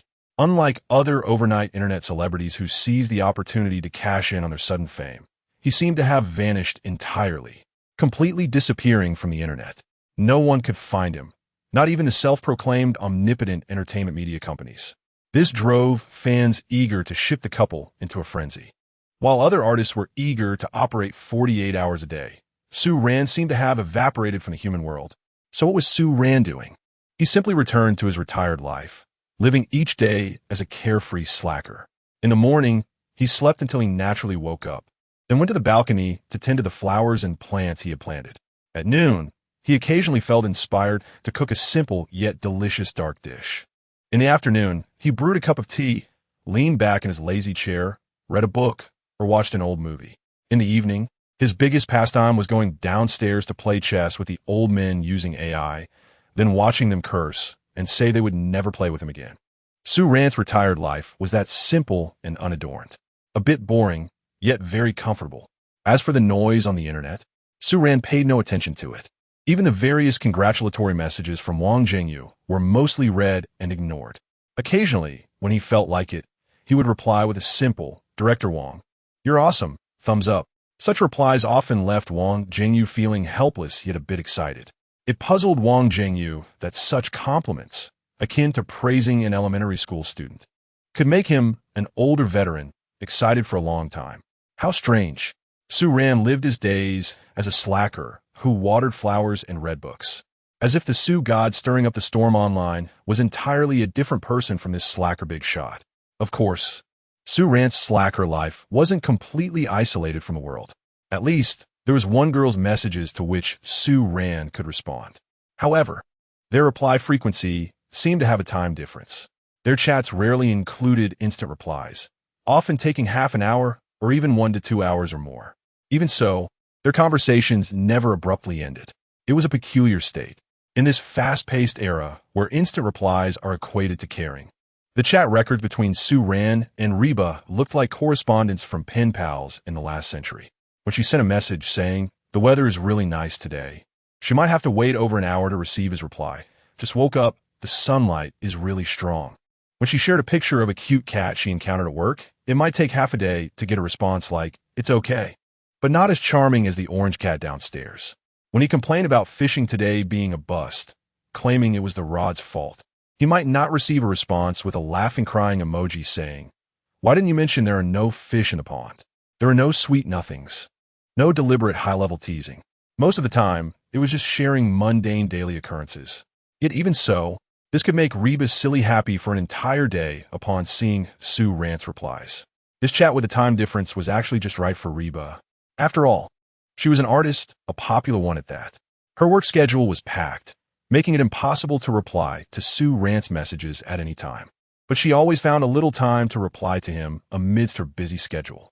Although Sue Rant rarely replied instantly, Reba never felt anxious or angry about it.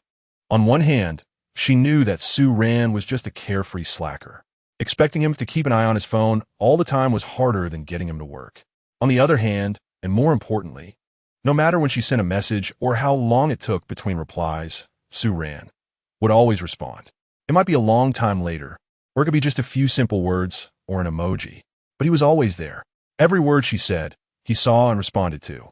This feeling of having every message acknowledged, every matter addressed, gave her a sense of security in this fast food relationship era, far more precious than those elusive instant replies. She understood that Sue Rant was retired and had plenty of time, but he also had his own rhythm of life and hobbies. He might be watering flowers or experimenting with strange dark dishes. She wouldn't disturb him or try to persuade him to change anything. As long as he could think of her when he had free time and give her a response, that would be enough. This mode of interaction, leaving enough space for each other, made her feel comfortable and at ease. As usual, after finishing a day's work, Reba returned home, took a shower, and then hid under the covers while opening her phone. And then she burst into silly laughter. Sue Rant, nothing today, fishing at the reservoir. Sue Rant, good news. No bust today, caught a prehistoric crocodile weighing 28 grams. Sue Rant, new product development, let you be the guinea pig next week. Sue Rant, good night, sweet dreams. Reba looked at the messages from Sue Rant, which were spaced hours apart, and that final good night, sweet dreams, and she completely turned into a silly grin. He really says good night to me every day. Reba replied to each one. Just got home. Where are you going fishing again? Don't go to the same place as yesterday. It's a bust there every day. 28 grams? What kind of prehistoric crocodile is that? Not enough for me to take a bite. Laughing to death, developing poison again? Hope to see you next week. By the way, do you want to return to the small house early together? I have a surprise for you. Lastly, good night, and may you have sweet dreams. After sending the messages, Reba waited for a while, but didn't receive a reply. She mumbled, good night. See you the day after tomorrow. She turned over, looking at the moonlight outside the window, silently counting the days in her heart. Just one more day, until she returned to that villa standing by the sea. A little bit of anticipation, a little bit of longing. The image of someone floated in her mind, and her smile quietly blossomed in the quiet night. Chapter 62. 5 consecutive draws. Neptune's divine skill. A bumper harvest. After a brief 3-day holiday, Sue Rant's leisurely retirement life was about to run out. Today was already the last day of the holiday, and tomorrow was the day for the second season of Summer Heartbeat to premiere. However, the production team had humanely set the rule that as long as one arrived at the love cabin before noon tomorrow, it would be fine.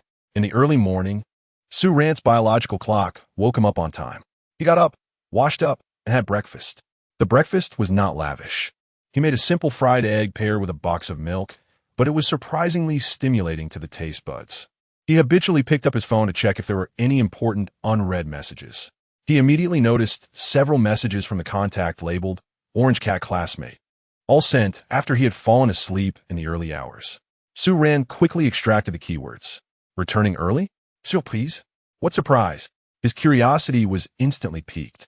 Could it be that this girl was going to fulfill that promise of dancing privately? Certain cool images flashed through his mind.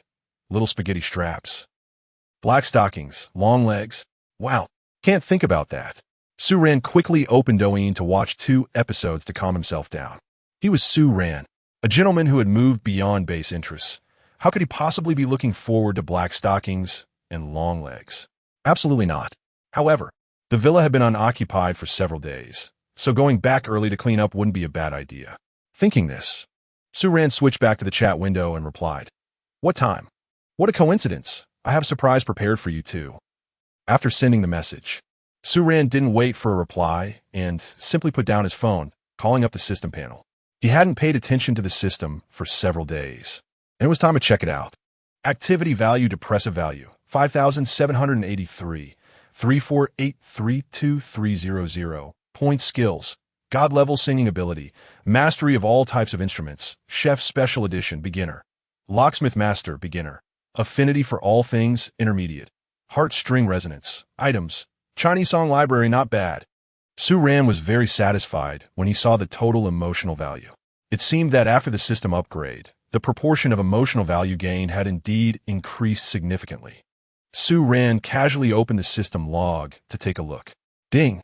Detected that the host's song Anha Bridge is continuing to ferment, triggering a large-scale emo empathy and discussion across the internet, with a huge impact, gaining healing, depressive, value 1000. Ding! The host's unlocking, dark cuisine, panda recognition, Caesar pays respect, and metaphysical lottery moments have been edited and spread widely, with the effect continuing to ferment, gaining activity value 1000. The host continues to attract widespread discussion, activity value 604,025,2020. This meant that the higher the exposure and the more people affected, the higher the collection of emotional value. Unfortunately, only 2 modules have been unlocked so far. Otherwise, just from passive income, he could open treasure chests at any time. Su Ran thought about this and asked the system, the statistical value of emotional value is calculated based on the reactions and influence generated by the activity module and healing, depressive, with the specific calculation formula as follows. Su Ran looked at the long string of formulas and felt quite impressed, then closed the system dialog and began to ponder. Now he faced a dilemma. Should he continue to accumulate emotional value for a golden treasure chest, or should he go for a silver treasure chest with a 5 consecutive draw? However, Su Ran hesitated for only a second before decisively choosing the 5 consecutive draw. His life had improved, and he no longer needed to be frugal with his emotional value. Let's enjoy a big wave first. Su Ran decided to reward himself with 5 draws. System, 5 consecutive draws. Su Ran rubbed his hands together, excited and looking forward to it. In the next moment, 5 rays of light flashed, and a series of prompt sounds echoed in Su Ran's mind. Ding! 5 consecutive draws activated. Ding! Congratulations, host! Opened silver treasure chest and obtained item. A pack of ordinary sunflower seeds. Ding! Opened silver treasure chest and obtained item. Top grade loquat throat lozenge. Ding! Congratulations, host! Opened silver treasure chest and obtained skill. Voice actors are monsters. Evil version. Ding! Congratulations, host! Opened silver treasure chest and obtained item. Skill upgrade card. Ding! Congratulations, host! Opened silver treasure chest and obtained skill. Good night, storyteller. After the draws ended, Su Ran felt an immense sense of satisfaction. 2 skills and 3 item rewards, especially getting a skill upgrade card, was great. The sunflower seeds were indeed ordinary, but the loquat was top-notch.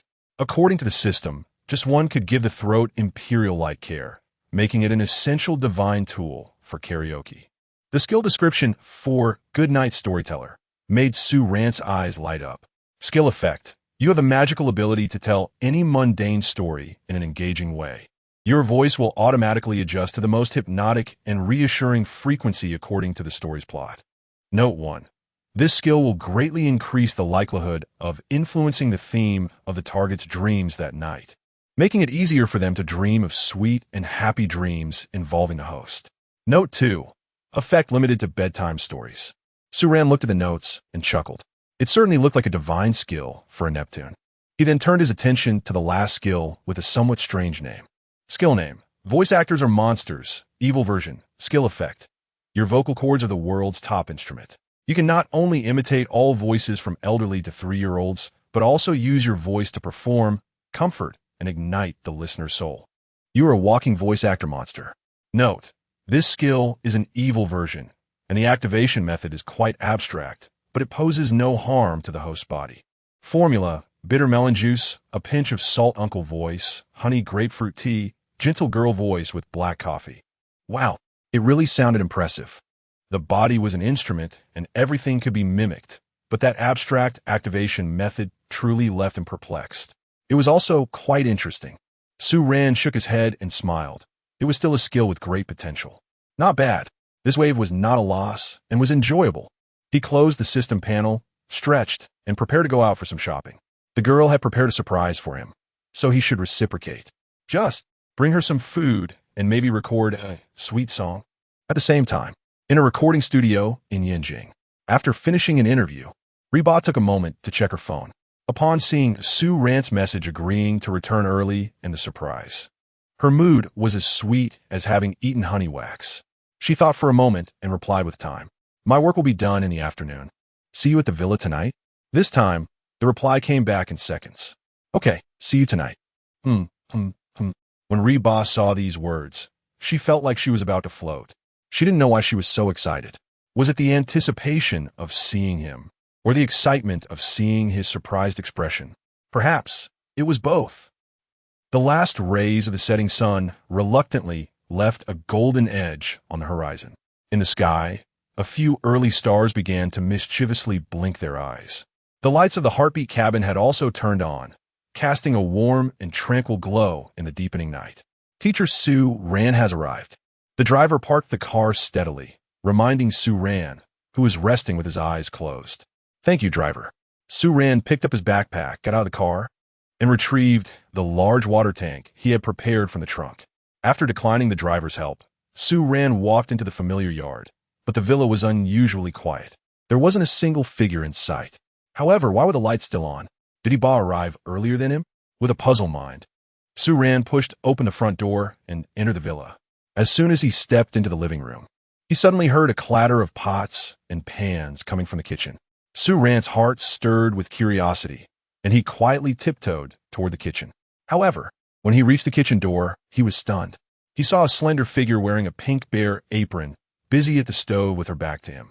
Her long hair was casually tied up, revealing her fair and slender neck.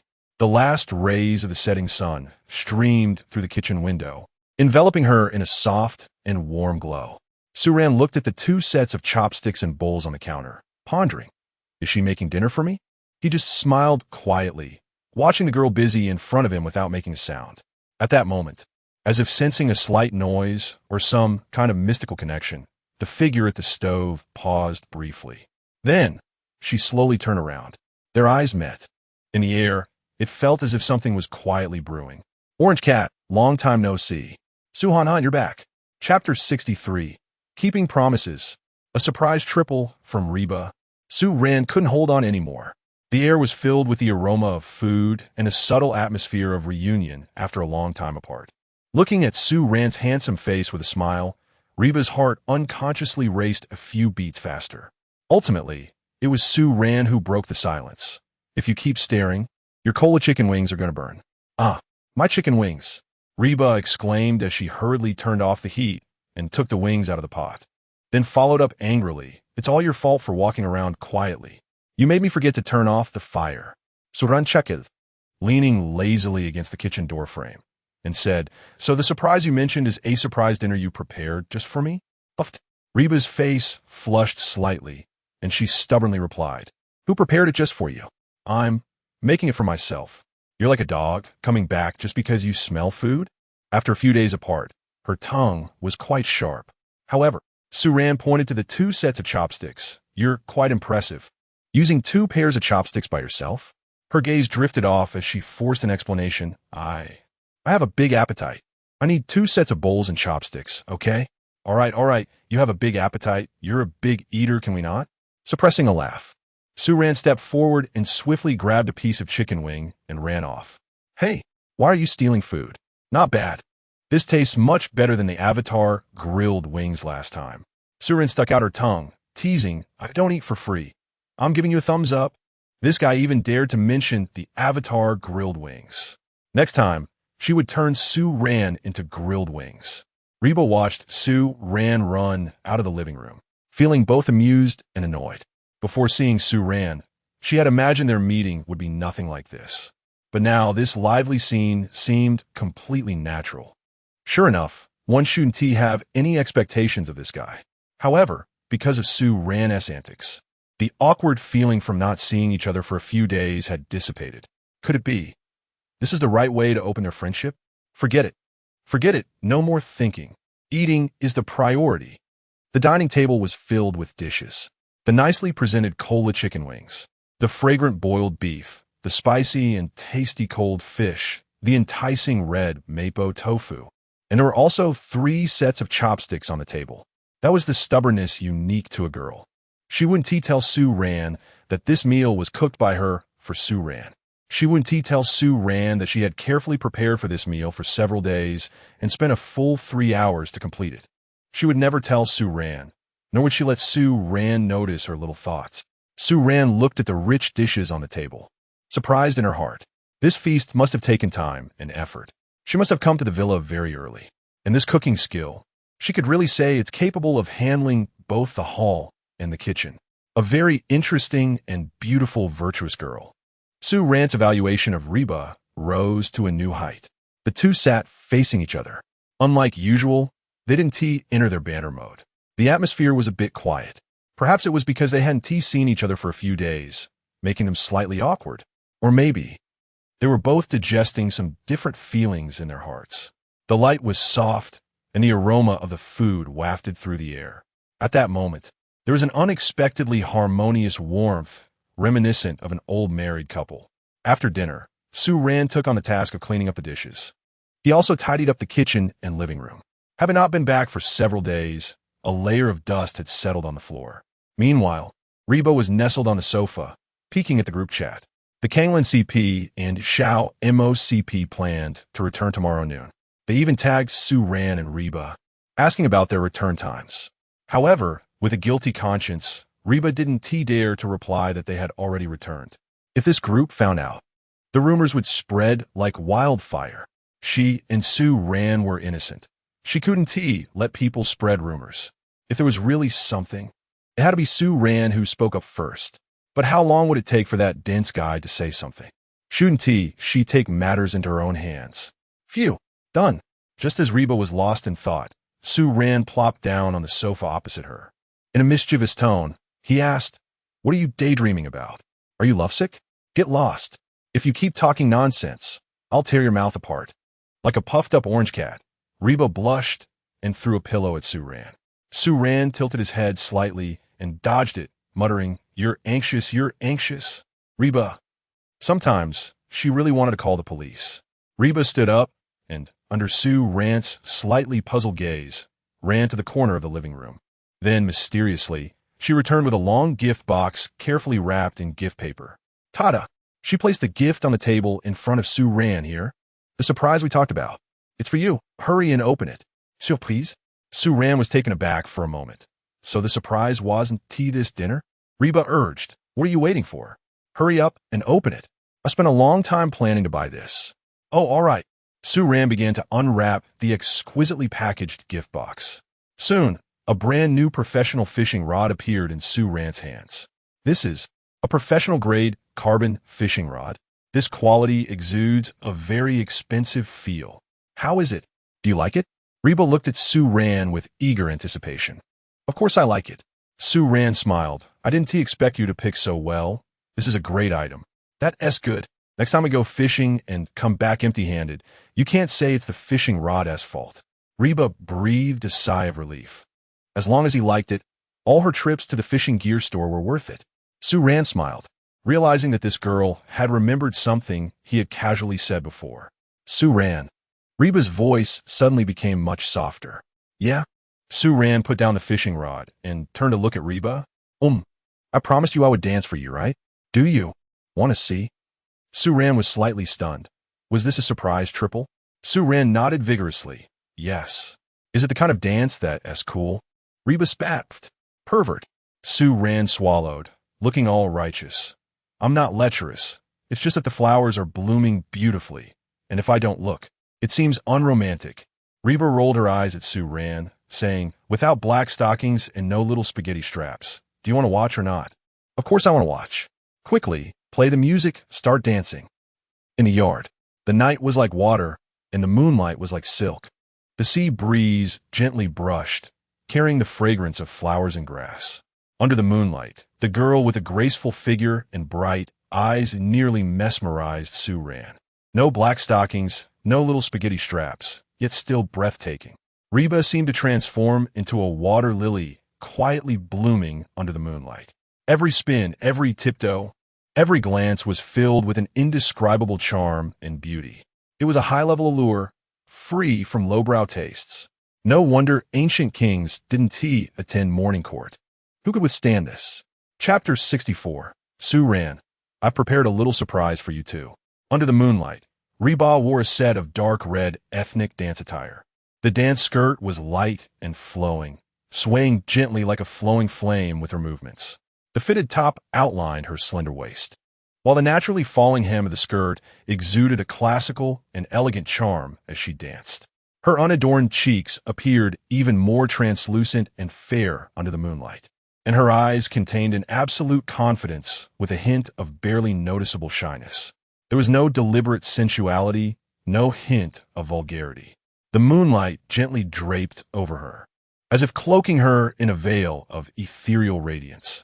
It was a charm that emanated from her bones, unique to Eastern dancers, full of grace, just like the fiery red pomegranate flowers blooming by the sea. She was so confident, so beautiful. The smile on her face sparkled with dazzling light.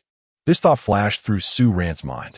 Reba, dancing with confidence, radiated a dazzling glow that made it hard for anyone to look away. As the dance concluded, the moonlight flowed. Reba breathed lightly, her cheeks flushed with a charming rosy hue. How was it? Did it look good? She raised her still shimmering eyes to look at Su Ran, her voice tinged with a hint of nervousness and anticipation. Coming back to his senses, Su Ran applauded sincerely. He genuinely said, I used to not believe that an emperor would give up his kingdom for a beauty, but now I finally understand what the king does not attend court means. Reba burst into laughter at his serious yet teasing compliment, her blush deepening, and shot him a playful glare. You smooth talker. But the upturned corners of her mouth and the joy sparkling in her eyes revealed her true feelings at that moment. This guy really knows how to flatter people. Anyway, she appreciated it. So, Su Ran looked at her beaming smile and asked with a grin, Is this the real surprise you mentioned? Reba replied in a faint voice, then reached out her delicate palm to Su Ran. What for? Su Ran asked with amusement. Is it a pay-per-view? Pay you what? Reba shot him an annoyed look and eagerly asked, Where's my surprise? Hey, you should have said so earlier.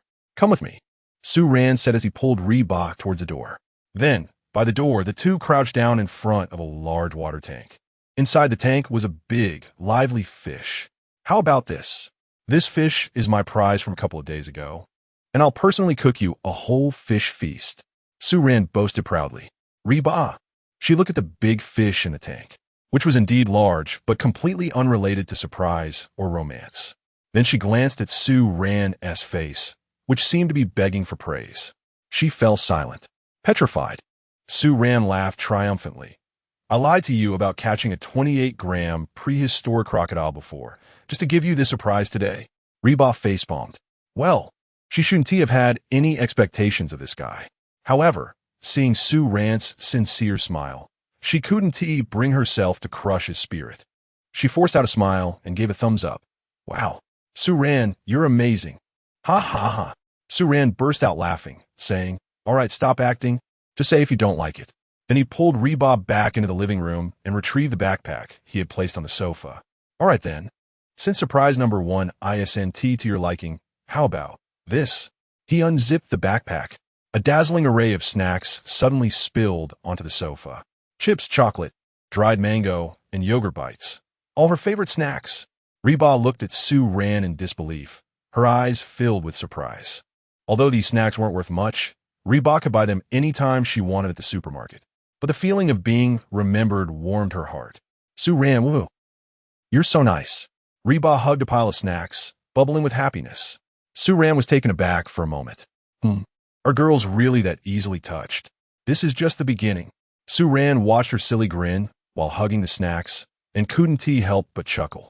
He cleared his throat and continued to drop another bombshell. Don't get too emotional yet. I've also prepared a third surprise for you. Another surprise? Reba looked up, a ripple of excitement rising in her heart. She didn't expect this guy to be quite romantic at times. Su Ran looked at her sparkling eyes, his smile becoming a bit more serious. Didn't you write on your wish card that you wanted to hear me sing a sweet song and not feel sad like an on a bridge? He paused, meeting Reba's suddenly expectant gaze, and said, I wrote a song casually in the past few days, not sure if it's sweet enough. So, do you want to hear it now? Suran, he wrote her a sweet song? Wait. Reba looked at Su Ran's expression and cautiously asked, Are you sure it's a sweet song? Not some emo anthem or a remix version of a song, right? Su Ran was amused by her words. He couldn't help but ruffle Reba's hair gently and said softly, Don't worry. I want to let you down this time. It'll definitely satisfy you. Reba nodded like a chick pecking at rice. I want to hear. But the next second, Reba shook her head like a rattle drum. Su Ran was confused by her actions. Did she want to listen or not? Reba shook her head and said, You can't sing it now. Why? Su Ran looked at her in confusion. Think about it. It's not broadcasting right now. The production team doesn't have staff here. What if they don't acknowledge our wish being fulfilled? Wouldn't we be at a loss? Reba's expression was unusually serious. I must get the production team's mysterious grand prize. Su Ran listened to her meticulous calculations and couldn't help but laugh. This girl, she's quite clever at critical moments. Su Ran tentatively suggested, Then, can we sing another day? But, you've already piqued my curiosity. If I don't hear it tonight, I definitely want to be able to sleep. Reba frowned, her heart longing to hear Su Ran sing. This is simple. I'll just tell Director Wong that we're back and ready to fulfill the wish card. Su Ran thought for a moment, took out his phone, and dialed Wang Jingyu. No, Reba panicked, reaching out to stop Su Ran's actions. If that Yu Shu Xin and Meng Zi find out she returned to the villa with Su Ran in advance, the consequences would be unimaginable. They would definitely laugh at her, and there would be gossip until nothing was left. But it was too late. Su Ran had already made the call. When Wang Jingyu learned that Su Ran and Reba had returned early, he was momentarily surprised. But when he found out that Su Ran had written a song to sing, he was even more stunned. Wait, is it possible for us to start a broadcast temporarily? Su Ran singing is the peak time for traffic. Wang Jingyu didn't want to miss out on such heat. Su Ran thought for a moment and then looked at Reba. Reba took a deep breath and nodded. Su Ran then spoke into the phone. Then please arrange it, Director Wong. Just wait for me a moment. I'll activate the highest level of cross-platform promotion privileges. Give me 10 minutes. Chapter 65. Sugar levels up. Soulful appreciation. Tonight, the night is particularly seductive. A gentle sea breeze carries the unique chill of the night and a faint floral scent, tenderly strumming the heartstrings. Su Ran casually sits cross-legged in the center of the courtyard, holding a wooden guitar and tuning it. Next to him is a Bluetooth speaker, ready to play the accompaniment. Su Ran doesn't look at the camera or the slightly nervous Reba beside him. He simply lowers his head, quietly and seriously plucking the strings. The soft moonlight drapes over him like the finest silver gauze, sculpting his already impeccable features into that of an elf in the dark night. Unlike his usual playful and mischievous demeanor, Su Ran, focused at this moment, has a gravitational pull on Reba that feels fatal. Reba sits not far from him, staring blankly at Su Ran, her heart racing uncontrollably. This guy, when he gets serious, it's really unfair. She recalls the touching moment when she saw his wish card during the interview. I hope she's always happy. Gifted to Reba, and that infuriating remark. This wish to hear a song was given to her by Sue Ran. Moreover, she initially wrote down this wish just hoping Sue Ran would casually sing a song. She never expected that Sue Ran would directly write her a song. Every time she thinks of this, Reba feels her heart might leap out of her chest. What girl can withstand such surprises? Oh no, I really can't hold back anymore. Just as Reba was lost in thought, her heart in a mess, Sue Ran's phone vibrated slightly. It was a message from Wang Jingyu. The live stream has started. Top promotion on all platforms. Sue Ran, show off your love. Upon reading this, Sue Ran couldn't help but laugh. Show off love? Nonsense. Iemo juste returning a favor. Do you understand returning a favor? He pouted and looked up at Reba. Are you ready? Reba took a deep breath and nodded. For some reason, she felt a bit nervous. Almost at the same time, all the viewers of Summer Heartbeat 2 online phones received a powerful push notification from Mango Video and various major social media platforms at the same time. Emergency drop. The hot CP is spreading sugar late at night. Come and watch. A simple push triggered an explosion of enthusiasm among the audience online. In an instant, countless netizens flooded into the live stream like a tide. The number of online viewers skyrocketed at an incredibly exaggerated pace. 500,000, 1,000,000, 0,000, 5,000,000, 10,000,000. Fans who had long been craving for emotional release finally had an outlet. The barrage in the live stream was like a flood that had burst its banks, completely out of control. Wow, wow, wow. Did I see wrong? It's only the hot CP in a live stream. Wow, wow, wow. Today's sugar levels are off the charts. Whoa, whoa. Finally, I can start shipping. What are they going to do? Sing? Is Sue God on a big account? Brothers, gather quickly. I hope they don't sing on a bridge. I still haven't gotten over it. If it's still a sad song, I really don't want to listen but can't help it. As the highest traffic CP currently, their sudden appearance ignited the passion of the fans. Under everyone's attention, Sue Ran in the courtyard smiled and said, "The next song, Garden Party, is dedicated to Dilly Reba Dilmarat, hoping you are always happy and joyful." Reba stared blankly at Sue Ran at this moment, her eyes slightly red. Unlike any previous time, his smile had no teasing or mockery. It was only seriousness and tenderness. His long fingers finally fell onto the strings again. A cheerful and bright guitar melody, warm like the spring sun, with a hint of the sweet nervousness of first love, flowed like a babbling brook into everyone's hearts. Just a prelude. It made countless viewers feel as if their hearts were about to melt. Wow, this prelude is so sweet, so nice. I feel like I'm falling in love. It feels like the air has turned sweet. Just as everyone's expectations reached their peak, a clear, clean, and gentle voice softly rang out, like a gentle breeze brushing past wind chimes. It instantly brought everyone into a heart-pounding atmosphere. Amber-colored dusk is as beautiful as sugar in the distance. Your face is unmade up, but I've fallen madly in love. Longing and shadows stretch together in the evening. The ticket in my hand counts sheep with me. The poetic lyrics, combined with Sue Ran's perfect singing voice, instantly captivated all the listeners. Wow, these lyrics are beautiful. Is this really written by that noticeable bag of Sue Ran? I can't believe it. Your face is unmade up, but I've fallen madly in love. That line is too unfair. This singing skill is really amazing. This song is full of sweetness. At this moment, even the sugar levels in the air had exceeded the standard. I'm under the blazing sun. Just wanted to hold an umbrella for you. You lean on my shoulder, taking deep breaths to avoid forgetting. Because of the silly game of fishing, we started talking. I wish the topics never end and the garden party never closes. Sue Ran's singing seemed to pull everyone back to that amusement park on a sunny afternoon. Especially for Reba, she stared blankly at the figure under the moonlight, her thoughts drifting back to that day. The sunlight that day, the laughter that day, the carousel, the bumper cars even, the panda hugging the pillar and the monkey king watching. Scenes flashed uncontrollably in Reba's mind. She never expected that Sue Ran would give her such a surprise. Reba couldn't hold back any longer, her eyes turning red in an instant. She felt like she was wrapped in a huge, indescribable sense of emotion and sweetness. Balloons in my hand, I lead you around aimlessly. I have things to say to you, but your eyes pretend to be busy. I want to taste the egg cake and the jam at the corner of your mouth. The garden party video is playing, and this world has agreed to stroll together. No flashy high notes, no complicated runs. Just like this, telling the story, like a chilled cola on a summer afternoon, with the sensation of bubbles jumping.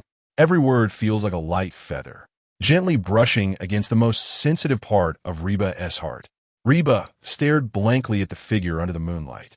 She felt as if she were drunk, floating on clouds. The whole person felt dizzy and light. Woo-woo. Reba smiled foolishly. But this song seems to have many things we Haven T experienced. Is this song truly his heartfelt intention, or does it take our experiences as creative material? For the first time in her life, Reba felt a lack of confidence in someone. He is so dazzling, it's hard to look away. The barrage had already swept through the entire live stream like a tide. The melody and lyrics of this song are so sweet. I'm gonna die. This song is written by Sue Ran for Reba. Sue Ran is way too good at flirting. Is this a straight man? This is a love saint. He transformed into Cupid, accurately hitting the heart of the hot girl. The sweetness level is off the charts. Quickly bring out the insulin. They are real. If the previous song, On Her Bridge, made the entire internet emotional and brought tears, then this song, Garden Party, is like injecting a massive dose of syrup straight into everyone's hearts. So sweet that they are dizzy. So sweet that they want the Civil Affairs Bureau to mail it to them. Meanwhile, watching the live broadcast backstage, Wang Jingyu was both shocked and confused. What the heck? This guy is performing me. Who was it that said they weren't good at writing sweet songs? Who said they didn't like overly sweet stuff? Then what is this super sweet song? What does that make me? A lesson learned? Wang Jingyu shook his head and smiled, looking at the skyrocketing online viewers, firmly resolved that this theme song must be secured. Chapter 66 today, Sue Ran is quite mischievous, certified by Reba. When the last note fell, a brief silence enveloped the surroundings. Only the sound of distant waves and the racing heartbeat could be heard. The courtyard lights elongated the shadows of the two. Reba stared blankly at Sue Ran, as if she had been immobilized. Her cheeks were still flushed, and her eyes were slightly moist. Sue Ran put down the guitar and looked at Reba, who seemed to be frozen as if under a spell, and couldn't help but poke her twice. Kwaikwexi shwe. Reba. Live room. After Reba came back to her senses, she looked at Sue Ran, who had returned to her playful self, and for a moment felt a bit dazed. I forgot to buy the mute medicine. Reba felt a bit regretful inside. Was it good? Sue Ran, unaware of Reba's thoughts, smiled and asked her. Good. Reba nodded eagerly like a chick pecking at rice, adding, it's explosively good. Do you like it? Hearing Sue Ran's question, Reba instinctively replied, like it. Orange cat, don't jump the gun. I haven't finished asking yet. Sue Ran's lips curled into a slight smile. I was asking if you liked the melody of the song or me. The flush on Reba's cheeks suddenly spread to her ears. What is this guy trying to do? Sue Ran's teasing voice rang out. Or the lyrics I wrote. Reba. She took a deep breath, looking at Sue Ran with a half smile. Then let me ask you, who were you thinking of when you wrote this song? Was it really just to fulfill a wish list? Suran. All right. This girl has learned to turn the tables. I asked you first. Sue Ran countered instead of answering. I don't care, you better answer me. Reba thought to herself with a huff. If you don't say it, then I won't either. The two quarreled like elementary school students, which made the viewers in the live room anxious. Please stop being stubborn. The matchmaker has locked the fate. Can you stop resisting? What a thrilling match between experts. The Emperor is not anxious, but the eunuchs are. I'm almost dying of anxiety for them. On site. 1 second. The two were quarreling like elementary school students. The next second, they couldn't help but burst into laughter. No more arguing, it's really childish. Who are you calling childish? You're the childish one. Oh, so the childish one is talking about me. Suhan Hai, let's go sit in the pavilion for a while. Okay. Under the pavilion, Reba sat on the swing while Sue Ran gently pushed from behind. Sue Ran smiled and asked, are you satisfied with the surprise? Reba nodded vigorously, her face beaming with a radiant smile. Of course I'm satisfied. Super satisfied. She truly didn't expect Su Ran to prepare such a surprise for her. She had many questions she wanted to ask Su Ran, but glancing at the camera, her shy self still couldn't muster the courage. The word she had been brewing for a long time turned into, "Su Ran, did you write this song?" "Yes." Su Ran nodded and said, "I wrote it during the past few days when I had some free time." Reba was taken aback. "It was written just a few days ago." "That's impressive. You should know, Su Ran's song is not just a simple guitar accompaniment, but a complete song with arrangement. Completing a song in just a few days? That talent is truly extraordinary. Su Ran, have you really not considered becoming a creative singer?" Reba always felt that with Su Ran's talent, he could definitely hold a place in the Chinese music scene. "Haven't thought about it." Su Ran shook his head, smiling as he said, "Singing is just a hobby. Fishing is my main job." Reba laughed. This guy is still so unserious. But she didn't say much more. Anyway, even if Su Ran doesn't work, she can support him. He is already financially free. Why would he need your support? No, Weichi. Woo-woo. That's not the point. Dealy Reba, what are you thinking? Feeling a bit bored, why not see what the audience is chatting about? Su Ran took out his phone and entered the live room. Wow. The dense barrage of comments completely blocked the live screen. Su Ran could only see comments like, "I'm dying from cuteness," and "sugar level off the charts." At this moment, a red comment suddenly floated up. "Su God, sing Garden Party again." "Sing it again?" "No, I want to sing." Su Ran shook his head and politely declined to the camera. "Please, my roommate wants to hear it one more time before he dies." The red comment once again came back. Reba looked at the person and felt a bit sorry for them. She also wanted to listen, so she said, "Su Ran, just sing it for him again. I also want to hear it." "All right, since you've given me so many surprises today, I'll sing it again." After looking at Reba, Su Ran turned to the camera and said, "By the way, wish your roommate a speedy recovery for me." Saying this, he cleared his throat and started to sing, "I'm under the bright sun, just wanted to hold an umbrella for you." Reba quietly listened to Su Ran sing. Inside, she was screaming, "Oh, it's so good." The barrage in the live room surged even more. "Su Ran is so pampered. You guys are killing me with sweetness. The rich roommate is dying for nothing. Ha ha. Garden Party? Is there a connection?" With the addition of Su Ran and Reba, the enthusiasm in the live room reached an unprecedented high. However, this live stream didn't last too long. Before 9 o'clock, Su Ran closed the live room, citing tiredness as the reason. "What a joke. You think I'll work overtime?" "Absolutely not. Let us go. Let's play a couple of rounds of Honor of Kings." "Hey, didn't you say you were going to sleep?" "Wow. Are there still young people who sleep early?"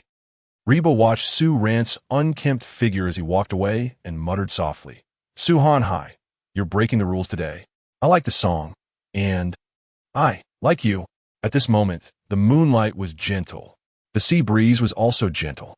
Two hearts were slowly drawing closer. Chapter 67, Insomnia Night. Hop by Su Anon. Do you like me or not? As night deepens, only a few dim yellow wall lamps remain in the courtyard, casting a soft yellow glow in the cool sea breeze. Under the fixed camera in the live broadcast room, this deserted courtyard appears particularly calm. However, in stark contrast to the tranquility of the moment, the entire internet has already erupted over Su Ran and the Garden Party. Following the nationwide emo wave of Onha Bridge, Garden Party has swept across the web with a force that brings tears of sweetness to all. Clips of Su Ran singing have been shared wildly. Weibo's trending searches have also exploded. The heat and topics have reached their peak. Su Ran Garden Party, Explosion, what an extraordinary sweet song. Explosion, Hot CP, Getting Married on Spot, Boiling, Mutual Love Journey, Boiling. The trending list is once again dominated by the Hot CP. Various discussions and hot debates follow one after another. Of course, this is also due to Wang Jingyu's investment in resources. After winning that gambling agreement, the resources and influence in Wang Jingyu's hands have risen to a new level. Wang Jingyu certainly knows who the key figure in this gambling agreement is. Therefore, under his arrangement, Mango TV's resources have all been tilted toward the Hot CP. It's undeniable that Wang Jingyu has played a crucial role in the explosive popularity of Garden Party in such a short time. Moreover, Wang Jingyu is already considering changing the theme song. The more popular Garden Party becomes, the happier Wang Jingyu is. As for the increasing payments that come with its popularity, the financially robust Wang Jingyu doesn't care at all. He's even afraid of underpaying. How many advertisers are lining up to give money to Summer Heartbeat now? So, Wang Jingyu isn't afraid of Su Ran asking for more. He is more afraid of him refusing. Su Ran isn't someone who can be easily swayed by money. He acts purely based on his mood and preferences. Of course, beneath this carnival atmosphere, not all voices are harmonious. An emo god song, a top sweet song, such a huge difference in style, written in just a few days? I don't believe it. This persona is too perfect, right? Handsome, highly educated, rich and talented, can sing and write songs? It's too fake. There must be a team or a ghostwriter involved, waiting for the crash. In the face of enormous traffic and topics, some obviously leading doubts have also begun to quietly emerge. These scattered doubts, although quickly drowned out by the voices of CP fans and bystanders, have created ripples like stones thrown into a calm lake, laying hidden dangers for this carnival. At this moment, in the Heartbeat cabin, room 201, oblivious to the outside world's turmoil, Hotbai is experiencing the sweetest yet most maddening sleepless night of her life. As soon as she returned to her room, her WeChat exploded, looking at the endless inquiries, gossip, and blessings. Hotbai didn't dare to reply to a single one. The emotion she had finally managed to suppress seemed to be unleashed again, remembering the lyrics. Your face without makeup, and yet I fell madly in love. Her heart raced uncontrollably. Such straightforward lyrics made her start to overthink. Does this count as a confession, or is it just a creation? Her heart raced like a little deer, rolling on the bed with her ugly alpaca. A hint of confusion flashed in her eyes. After all, it's just a song. Until she gets a clear answer, everything seems uncertain. But the next moment, she foolishly smiled again. But he said this song was for me. I just want to hold an umbrella for you under the blazing sun. For some reason, she always feels that this lyric resonates with her. And the next moment, she would fall into deep entanglement again. After all, it's just a song. It doesn't seem to mean anything. The lyrics, the thoughts, replayed in her head like a tape recorder. The image of Su Ran playing Garden Party replayed in her mind like a movie clip. How to describe that feeling? A bit sweet, a bit troubled, and a bit happy. Does he like or not like me? This question crawled around in her heart like a little ant, making her anxious and restless. Hotbai, feeling frustrated, hugged her alpaca tightly and rolled around on the bed. It's all your fault. It's all that Suhanan's fault. He's driving me crazy. She's really about to be driven mad by this sweet yet anxious feeling of anticipation and fear. I just want to rush next door right now, grab that guy's collar, and loudly question him. Su Ran, you idiot. Do you really like me or not? But she could only think about it in her heart. Too afraid to act. She feared that she wouldn't get the answer she wanted. What if the lyrics of this song were really just for creation, just to fulfill a wish task?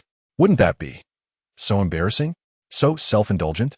Moreover, with Su Ran's whimsical personality, if she really did that, she'd probably be laughed at by him for a lifetime, right?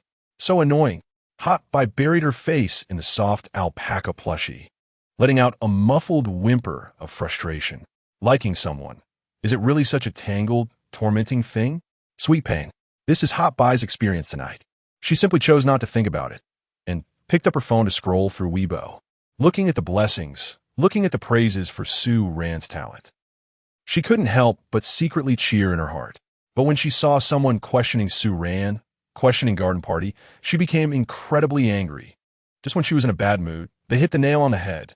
Hotbai transformed into a fierce girl, logging into her alternate account, venting her frustrations on that group of haters. In the neighboring room, 202, Suran, who is being thought of and complained about by Hotbai, is also caught up in his own troubles. Today, Hotbai gave him a very different feeling. He returned to the villa a few hours early just to prepare a sumptuous dinner. He jokingly said the Air Force was due to problems with the fishing rod, and she took it seriously. And that red pomegranate flower blooming by the sea, the skirt dancing under the moonlight, just like the beauty of a broken string, left a deep impression in his heart. Why does it feel like the cement-sealed heart has loosened a bit? He looked up, gazing at the bright moon in the sky through the window. After a moment of silence, he almost imperceptibly sighed, a slight smile tugging at his lips. TSK? This is a bit troublesome, but this feeling doesn't seem too bad. Chapter 68 Official Stamp. Reba, as long as Su Han ends, is forever happy and joyful. That's enough. The glaring sunlight spilled through the gap in the curtains, relentlessly shining on Reba's face. The orange cat classmate, still on a date with the Sandman, finally rubbed its sleepy eyes reluctantly. What time is it? Reba fished out her phone from under the pillow. Oh no, it's almost 11 o'clock. She actually slept until almost noon? This definitely counts as the most indulgent sleep she's had since entering the entertainment industry. Reba stretched lazily, feeling refreshed. The fatigue from last night's insomnia swept away. She got up, opened the curtains, and the warm sunlight poured over her. Outside the window, she could hear the familiar sound of waves and the cheerful chirping of birds. This feeling of waking up naturally is so nice. It's just, I'm a bit hungry. She rubbed her belly and turned to wash up in the bathroom. Remembering the guy from last night with a mischievous yet gentle smile, she inexplicably decided to put on a little makeup, just a natural look, and then change into a comfortable yet pretty little dress. This is definitely not to please anyone, just to please herself. After a little grooming, Reba hummed a tune and happily walked down the stairs. However, as soon as she reached the first-floor living room, a familiar and strangely complex aroma wafted from a kitchen. Reba's footsteps instantly halted. That complicated smell. It must be Su Ran concocting some medieval poison again.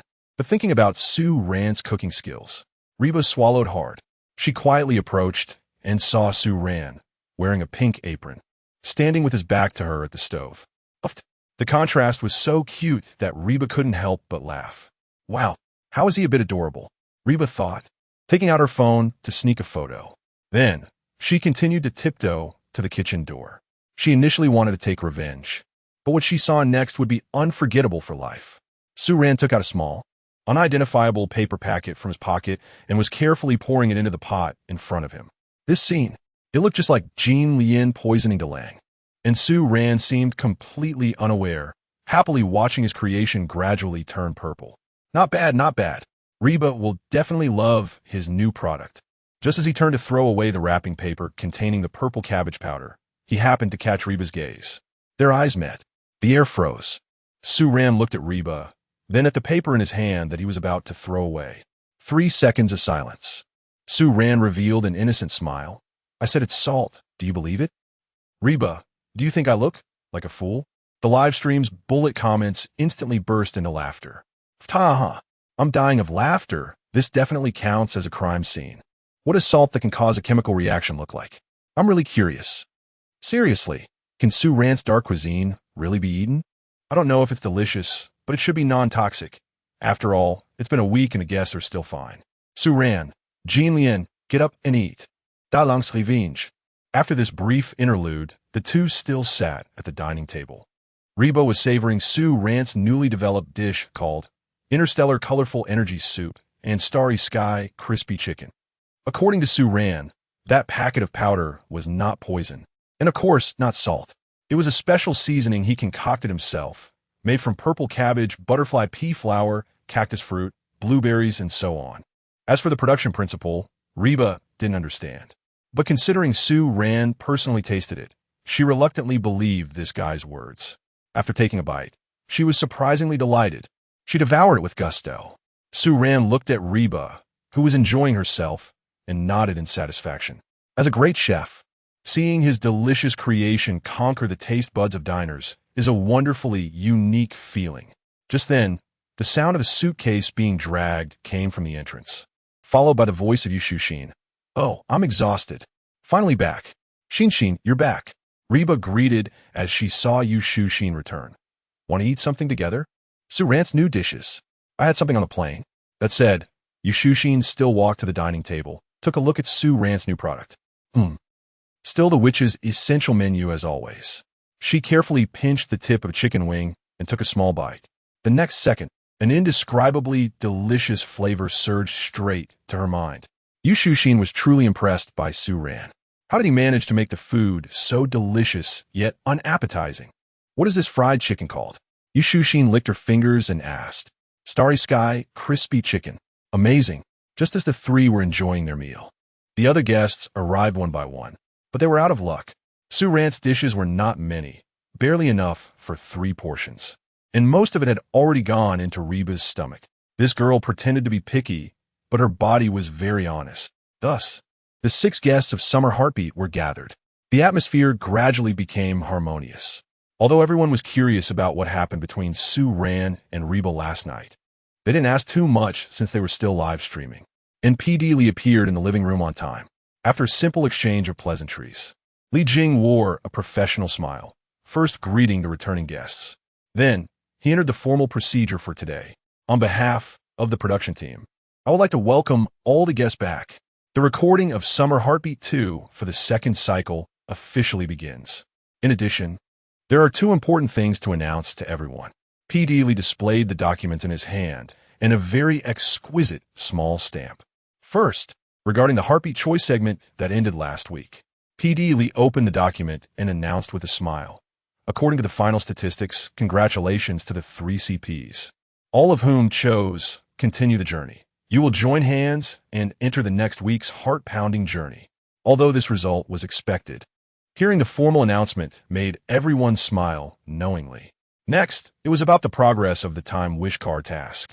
P.D. Lee shook the stamp in his hand and smiled at Reba. "Now, please Su Ran and Reba take out your Time Wish Cards to get a stamp."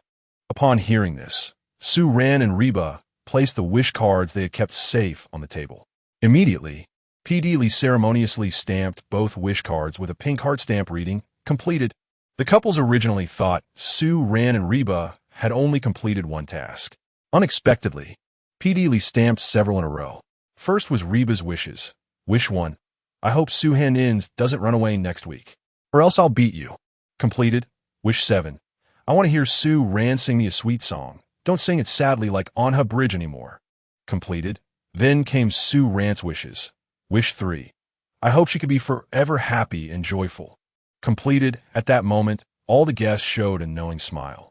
This was their first time observing the 2's wish cards up close. "Help! I'm shipping them." Lee PD looked at Reba and explained, "Your wishes are repeated, so they can only count as one wish." Reba had no objections to this. For her, the most important thing was that the wish truly came true. As long as Su Han Hun could be happy forever, that was all that mattered. Chapter 69, Party. Mahjong Black Hole. A very warm song. All right, one thing is settled. After PD Lee distributed 1,000 yuan love fund to each team CP, he waved his hand and announced a piece of news that instantly energized everyone. To make everyone's holiday more fulfilling and to celebrate our little house successfully reaching the halfway point of our journey, the production team has decided that tonight we will hold a grand villa party. Ingredients, equipment, and entertainment facilities are all ready, so please enjoy. Wow, a party! Yu Shushin was the first to cheer. This news instantly dissipated the lazy afternoon air. Compared to planning their own itinerary, it was clear that this laid-back enjoyment, where everything was prepared, was more appealing. After a brief discussion, everyone decided to warm up with indoor entertainment activities before the dinner began.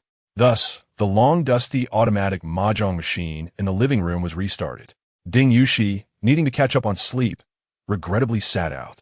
Meng Zi, Yu Shushin, and Reba quickly teamed up for mahjong, but were missing one person. Li Yunrei didn't know how to play, so their target naturally aimed at Su Ran, who was lounging on a balcony chair, studying a new fishing rod and trying to relax. "Su Ran, come on. Can you bear to let us suffer the pain of being one player short?" Reba shook Su Ran's arm, using her trump card. Under Reba's soft persuasion, Su Ran eventually gave up his struggle and was pressed to the mahjong table. All right, let's play," he sighed, and a glimmer of cunning flashed in his eyes. "However, since we're going to play, there has to be some ceremony." Saying this, to everyone's surprise, Su Ran stood up and walked upstairs.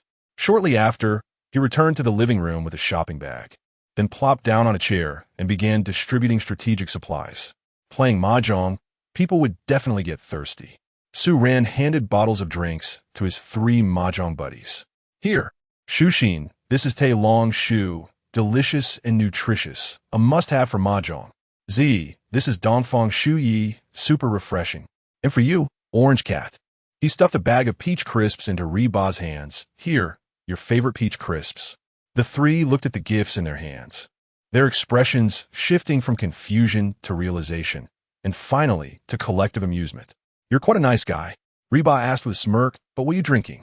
Me? Su Ran took out a bottle of Ing Yang Kwai Sien from the shopping bag, shook it in his hand, and smiled. I'm drinking this. Puffed. The scene erupted in laughter. This guy really came prepared to win. However, in the end, the metaphysics couldn't overcome science. After a few rounds, Su Ran's Mahjong black hole trait was fully exposed, and as he watched the cards representing wealth in front of him dwindle, his face grew darker. While Reba happily gathered Su Ran's chips in her territory, she looked at his worried expression and decided to strike one more blow. She blinked and asked in a deliberately sweet tone, I remember your resume. Said you have the skill of professional tea appraisal? Do I look like green tea now? When this question came out, everyone's attention focused on them. Even Li Yunrui, who was watching from the side, showed an expression of anticipation. Hearing this, Su Ran looked up at her and asked, what do you think green tea looks like? Just. Reba thought for a moment and proudly said, very beautiful. And then, before she could finish, Su Ran interrupted decisively. You're not. Reba was taken aback, trying to explain. I haven't finished my sentence yet. Beautiful and scheming. Su Ran still interrupted with an unwavering tone. Then you definitely are not. Why are you so sure? Reba was a bit confused by his response, but she couldn't help but feel a little pleased. Did he discover my inner beauty? Su Ran said softly, you have a bit of beauty, but not a shred of scheming. Taha! Yu Shushin gave a thumbs up. This Su Ran really has no survival instincts, does he? Meng Zi laughed so hard he was pounding his chest, tears streaming down his face. Taha! True professional tea appraisal. Our role model. I'm dying. Where's Su Ran's survival instinct? How dare Reba provoke Su Ran, who is about to lose everything? Ha ha ha. The bamboo shoots on the mountain have all been taken by Su Ran. Reba, you have no scheming at all. Reba's cheeks instantly flushed red, both angry and amused, pointing at Su Ran, unable to say a word. Later, it was unclear whether Su Ran's strategy worked. But after that tea appraisal, Reba actually continued to lose. Surprisingly, Su Ran turned the tables in the last few rounds, winning back more than 10 chips. Amidst the laughter, the daytime noise came to an end. As night descended, the string lights in the courtyard became even brighter, resembling a starry river descending to earth, casting warm and soft light on everyone's faces. The exquisite dishes and fine wines at the dinner reached a tipsy peak. And the highlight of the party, the courtyard concert, officially began amid everyone's anticipation. The production team clearly put in a lot of effort, not only setting up professional stage lighting in the center of the courtyard, but also bringing in a top-notch sound system and karaoke equipment on par with a recording studio. The microphone felt substantial in hand, and every accompaniment note coming from the monitor speaker was clear and full, akin to a small live house. With such top-tier equipment, everyone's enthusiasm was completely ignited. Ding Yushi took the lead, belting out a heart-wrenching rock ballad that made his veins bulge. Yu Shushin chose a sweet song, her voice charming, eliciting cheers. Li Yunrui showcased a bit of her vocal runs, immediately drawing gasps of admiration. The courtyard was filled with joyful singing and laughter. After a few people sang, they turned their attention to Su Ran, who was sitting comfortably in a rattan chair, sipping juice and watching the performance. Su Ran, it's your turn. Yu Shushin took the lead in egging him on. Yes. Big shot, Su, sing us a song.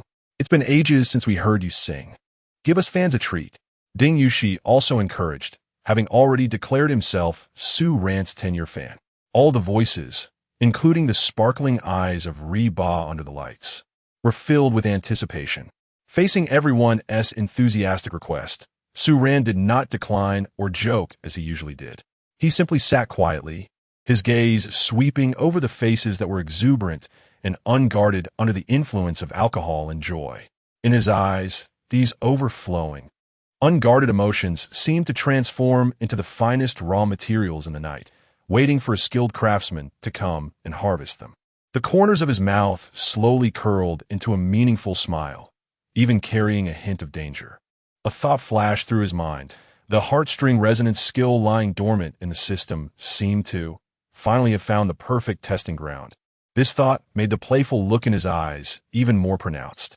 Su Ran slowly stood up under the expectant gazes of everyone. He took the microphone handed to him by Yu Shuxin. His movements were elegant and composed, radiating a confidence that was entirely different from the laziness of the day. He walked to the center of the stage, smiled slightly at everyone, and politely said, "Since everyone has invited me so warmly, I want to decline."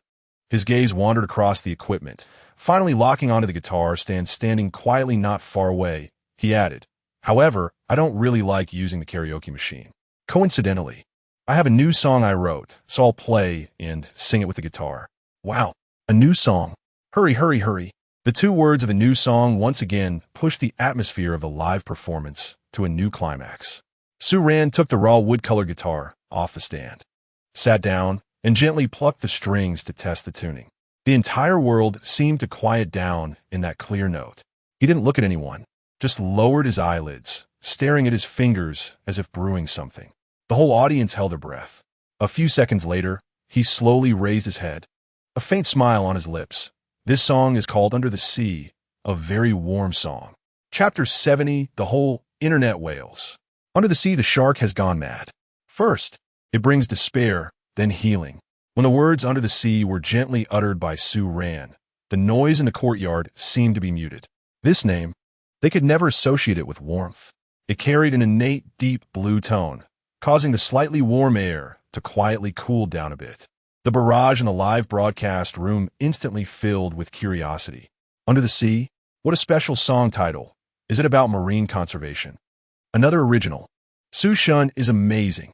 Just the name sounds very poetic. I have a bad feeling about this. The song title doesn't sound very joyful. The figure under the spotlight had a perfectly warm smile, as if telling everyone, "Don't panic, this song is warm."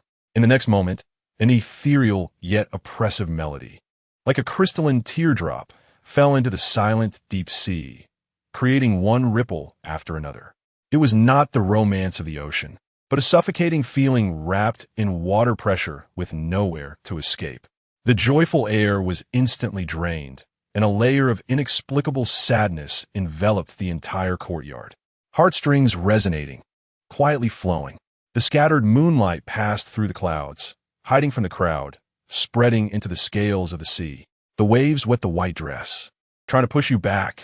The waves wash away the bloodstains, longing to warm you. Listen deeper into the sea, whose wailing guides the soul into silence. No one will wake you up. Su Ran's singing was soft, almost a whisper, yet every word felt soaked in cold seawater, precisely drilling into everyone's ears. The song and melody intertwined to form an invisible net, seemingly pulling everyone present towards a dark and cold sea. They felt like they were trapped in the deep sea, constantly swimming upwards, yet could never see the moon. Despair, oppression, gasping for breath. The smiles on everyone's faces instantly vanished. Is this what you call a warm song? The barrage in the live broadcast room surged in this moment like a stream. This song, why is it so oppressive? Stranger, hug me. I'm about to fall apart, crying. I don't know why, but I suddenly want to cry. I seem to see a girl in a white dress under the twilight, the sound of waves in her ears, her eyes filled with the hollow of despair. Stepping towards the sea, one step at a time. No, how could someone like Su Shun, who seems carefree, write such a song? Help! Is this a dating show funded by the Net Depression Cloud? What are we waiting for? Let me cry. Please, it was just a lost game of mahjong. Does it have to be written into a song to stab us all? I was wrong. I was really wrong. I thought he was going to do something fun, but he gave me a stab. Hot Ba's eyes were already completely wet.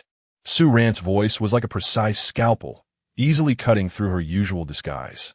The images she had suppressed deep in her heart with smiles and strength surged uncontrollably. It was the empty dance studio, the sweaty self in the mirror, the laughter of peers outside the window, all the moments of forced smiles, the silent sobs hiding under the blanket in the middle of the night when misunderstood. It turned out, I've always been in a deep sea, she thought. Just when she felt she was about to be submerged by this immense sadness, a thought struck her brain like lightning. With tears in her eyes, She looked blurry at the man, playing and singing under the light. I just listen and feel like I am suffocating. What about him? Who wrote this song and sang this song? How long has he been struggling alone in such a desperate deep sea? At this moment, her own grievances seemed to become unimportant. An unprecedented, overwhelming heartache suddenly seized her heart. She suddenly wanted to rush forward, hug the shattered Sue Ran, and then tell him, "Don't be afraid, I will be with you." His singing continued, the sadness reaching its peak. Just when everyone thought this song would end in endless oppression, a twist happened. Ding! A clear and decisive strum of the guitar suddenly cut through the heavy oppression, as if someone had forcefully torn open a crack leading to the human world in the pitch-black seabed. The originally heavy and desperate rhythm was instantly overwhelmed by a strong and powerful force. No longer sinking but rising, his singing tone also changed. No longer a whisper in fatigue, but becoming bright, firm, with a hint of hopeful shout. You like the salty breath of the sea breeze, stepping on the wet gravel. You say that people's destination should return to the sea. Like the rap of the ocean's sacred sound, it sang of hope and rebirth. Shouting to all who had already sunk to the seabed, "Get me to shore." Everyone stared blankly at the shattered figure on stage. A beam of light just happened to shine on him, as if an angel had descended. In the human world year after year, who dares to say it is like smoke? You once laughed and cried. No time, I must sing for you. Spring rain, summer cicadas. Tomorrow is good weather. Autumn wind rises, snowflakes lightly. The sea bottom cannot see the four seasons. Boom! Hotba felt her whole body covered in goosebumps. If the previous broken song gave her a sense of shattered despair, like the death of a whale fall, the current song felt more like the redemptive feeling of a whale fall, giving birth to all things. He seemed to be saying to her, "I understand you." He also seemed to whisper in her ear, "Listen, listen, someone is calling you back." Finally, he gently commanded, "The sea bottom is too cold, come back." The song ended. The last note, filled with warmth and hope, dissipated into the night. The courtyard was dead silent, but it was no longer a suffocating silence, but a sacred stillness wrapped in great emotion. The barrage in the live broadcast room surged like snowflakes. Sue Ran wants to tell everyone, "You come to the human world, you must see the sun." Sue Ran is really gentle. I'm crying. Thank you. From a moderately depressed patient. There is a small shop deep in the sea, selling blue loneliness. Sue Ran sings of being late, yet tells us that everything is still in time. A few seconds later, it was unknown who started it. Thunderous applause and cheers erupted like a tsunami, lasting for a long time. Sue Ran put down his guitar, slowly stood up, and politely nodded to the applause that sounded like a mountain and a tsunami, like an artist who had just finished his curtain call. But his gaze did not linger for a moment in the frenzied crowd. Instead, it passed through the noise and fell on Hot Ba. Their eyes met in the air. Hot Ba's face was still wet with tears, but her expression had completely changed.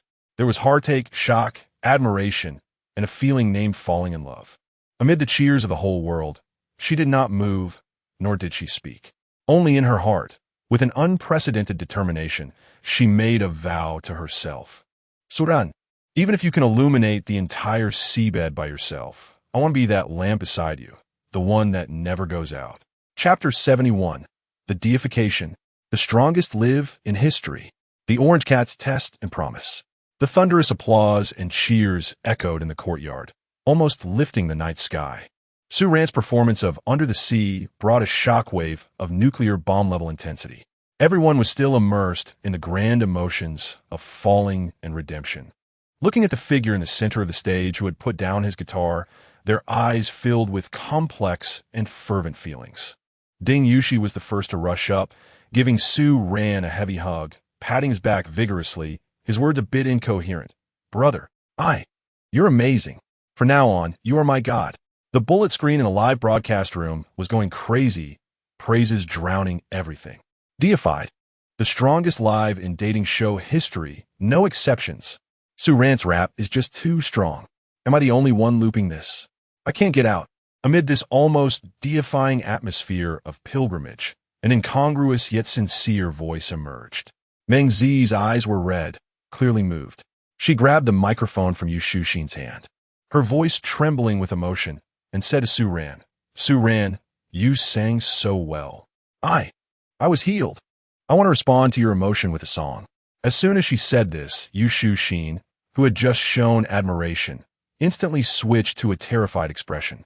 She reached out to stop her, but it was too late. Meng Zi had closed her eyes, took a deep breath, and with all her might, let out a high-pitched shout. The scattered moonlight passes through the clouds, hiding from the crowd, spreading like scales of the sea. If Su Ran's singing was a hope for soul resonance and redemption, then Meng Zi's voice was a pure physical AoE damage that indiscriminately covered everything. The pitch that ran off to Siberia, the contradictory singing style that was as weak as a wisp yet desperately hoarse, instantly kicked the atmosphere from a divine sanctuary back to a comedy accident scene. The emotion on Ding Yushi's face froze. Yu Shu-shin covered her face in pain, and even the nearby staff subconsciously frowned as if their eardrums were being tortured. Only the entertainment industry's Lark herself remained immersed in her self-satisfaction, singing with even more fervor. Su Ran had just recovered from that extreme emotional output when he was nearly choked by Meng Zi's shout. Fortunately, the Lark herself knew that after 4 lines, copyright fees would need to be paid, so she stopped at the right moment. Then, she looked at Su Ran expectantly and asked, Su Ran, how did I sing? He pressed his temples and took a deep breath. Go ahead, don't worry about my feelings. Meng Jie waved her hand, indicating her mindset was stable. Criticism leads to progress. Su Ran glanced at the sincere Meng Zi and said lightly, in that case, take your broken microphone and get ready to go to court. Meng Zi. Fa ha ha ha. This remark ignited a barrel of explosives. The scene erupted in laughter, instantly washing away all the heaviness before. The bullet screen in the live broadcast room exploded after a few seconds of silence. Ha ha ha ha. The original singer becomes the plaintiff. You've taken all the bamboo shoots. Killing the heart. Su Ran, you are my god. The god of banter. Su Ran. I could be the original singer and the plaintiff. Just a second ago, I was crying over under the sea, and the next second, oh my god, I can't stop laughing. P. Dealey saw that the atmosphere was about right, smiled, and came out to wrap things up, announcing that tonight's party was a complete success.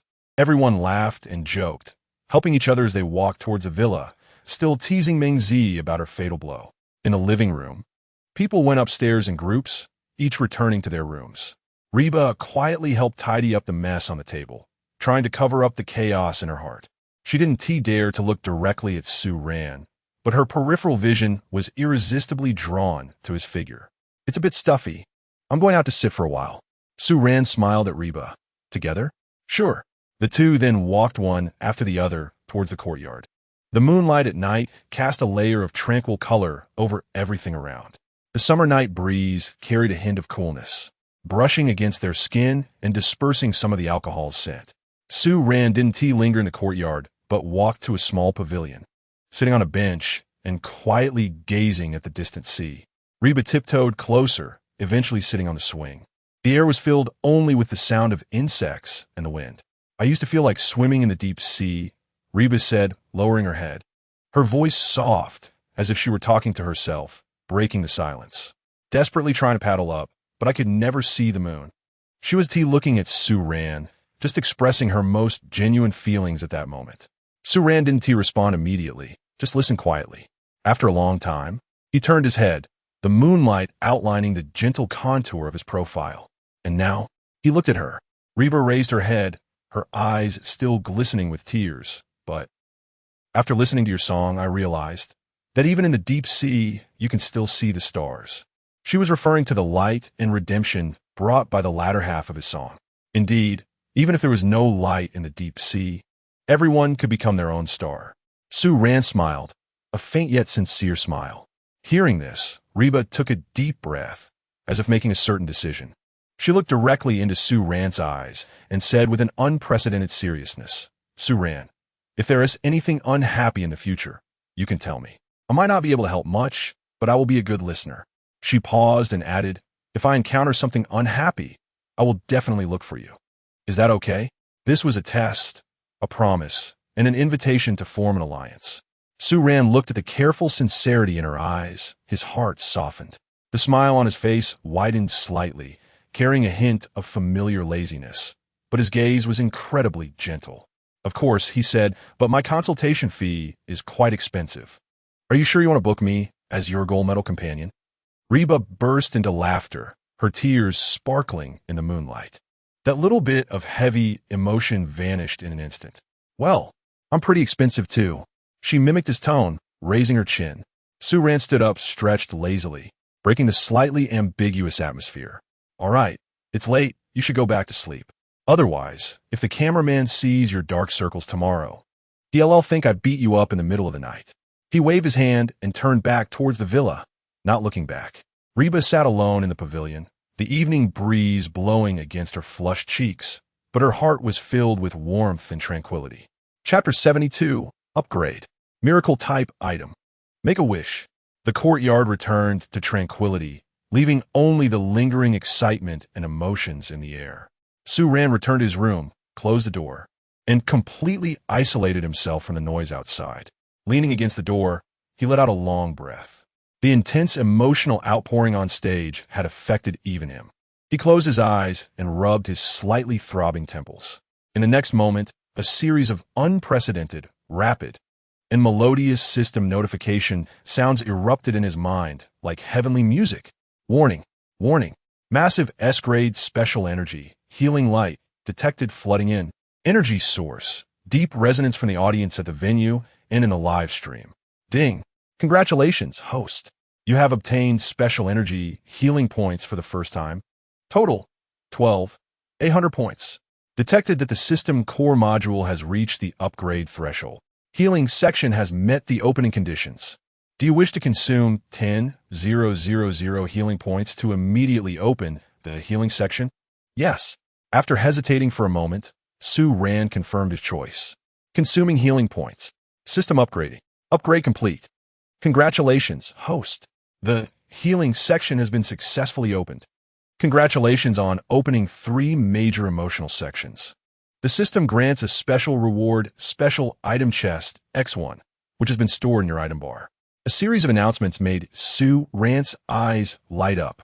He didn't expect that this performance not only unlocked a new emotional section, but also came with an extra reward. This was definitely worth it. A special item chest, and there were no level markings. Knowing how generous the system could be, Su-Ran instinctively felt it must be something extraordinary. System, open the chest. Accompanied by a gentle light effect, the chest slowly opened. As the light dissipated, a beautifully packaged bundle of fairy wands lay quietly in the item bar. Su-Ran was taken aback. Wait, this is it? This reward doesn't match the system at all. He curiously clicked on the item details. Item, Stardust Wish Fairy Wand, category, disposable special miracle type quantity, 9 effect. When burned, it will emit incredibly brilliant stardust sparks containing a faint miracle power. A wish made before the sparks extinguish will have a very small probability, affected by the strength of the wishmaker's intent, of being fulfilled at some point in the future. Note, even the smallest starlight was once a dream during the cosmic explosion. So make a bold wish, what if? Wow. Seeing the note, Su-Ran's eyes instantly sparkled. This was no ordinary fairy wand. It was simply a low-tier version of the Dragon Balls. Although the probability was tiny, it was still a genuine miracle-type item. After calming down from his joy in his room, Su-Ran felt a bit parched. He tucked the precious fairy wands into his pocket, opened the door, and prepared to head downstairs to the kitchen for a glass of water. The corridor was quiet, as most people had already returned to their rooms to rest. Passing by Hiele's room, his footsteps involuntarily paused. Her door was slightly ajar, leaving a crack, the light inside still on, but she was nowhere to be found. Su-Ran frowned slightly. It was late. Where had she gone? An inexplicable feeling stirred in his heart, and his gaze unconsciously drifted toward the door leading to the rooftop terrace. Sure enough, that door was also slightly ajar, with a cool night breeze seeping through. Without hesitation, Su-Ran stepped up. The night wind brushed against his face, carrying a hint of salty sea air. The rooftop terrace of the Heartbeat cabin offered an extremely expansive view. The deep blue sky was dotted with countless stars that sparkled like diamonds. A slender figure was leaning against the railing, quietly gazing into the distance. It was Hila. She clearly hadn't fallen asleep.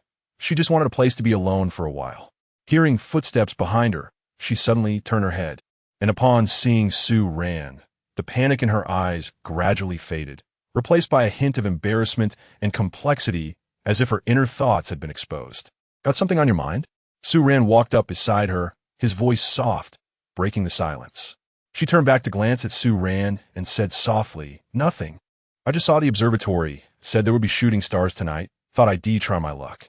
Su Ran smiled, thinking to himself that it surely wasn't just that. But he didn't expose her. He mimicked her posture, leaning against the railing, following her gaze toward the shimmering sea, then looking up at the sky. "This is indeed a great place," he said softly. "You can see the sea and the stars. Unfortunately, we probably won't see shooting stars here tonight." Hila felt a bit disappointed, knowing that a meteor shower was unlikely to occur here. Suddenly, Su Ran chuckled and earnestly explained, "Shooting stars are just cosmic dust entering the Earth's atmosphere at high speed, producing a phenomenon due to friction and burning, so there's nothing to look forward to." "You're allergic to romance, aren't you?" Sometimes Hila really wanted to pry open this guy's head to see if he was truly missing the string called romance. Why was this so different from the romance she imagined? But looking at Su Ran beside her, she also felt that this was quite nice. Listening to the distant sound of the waves, feeling the cool sea breeze, and having an interesting partner by her side. The two chatted casually in the night breeze, discussing everyday topics, dreams, childhood memories, gossip, all trivial and even unnutritious subjects. Yet they both enjoyed it immensely. The atmosphere was no longer heavy, but filled with lightness and romance. However, the shooting stars that Hila had been looking forward to never appeared. She looked up at the clear night sky, and then at Su Ran beside her. Although the beautiful shooting stars didn't show up, she knew that the most beautiful shooting star was hidden in Su Ran's eyes, twinkling and extraordinarily beautiful. After chatting for a long time, Hila rested her chin on her hands, gazing at the starry sky, and softly said with a hint of yearning, "But really, I don't think I've ever truly made a wish on a shooting star in my life." There was a trace of small regret in her voice. Su Ran listened quietly, not saying anything. "Make a wish?" He looked at Hila's sparkling eyes filled with expectation under the moonlight, and his heart stirred. "Orange cat. Look, a shooting star." "Huh? A shooting star? Where? Where?" Hila's attention was instantly captured, and she quickly looked up, excitedly searching the night sky for that fleeting beauty. This was a romance that girls could never resist. But the night sky was tranquil, and apart from the countless stars, there were no traces of any shooting stars. "Su Ran, you're lying to me." She turned her head a bit disappointed, just about to complain. But the next moment, she covered her mouth in disbelief, all complaints turning into incredible shock and immense emotion. Su Ran wore a gentle smile, and, at some point, several lit fairy wands had appeared in his hand. At the tips of the fairy wands, countless fine and dazzling golden sparks burst forth. Against the night, they traced short yet unbelievably splendid golden trails. If the meteor shower wouldn't break the sky, then let us use the fairy wands instead. Su Ran's voice was so gentle it could almost drip water as he handed a lit fairy wand to Hila. "Here, make a wish." "I heard this. Works wonders." "Okay." Hila dazedly took it, her voice already choked. She looked at the man who had created a meteor shower for her.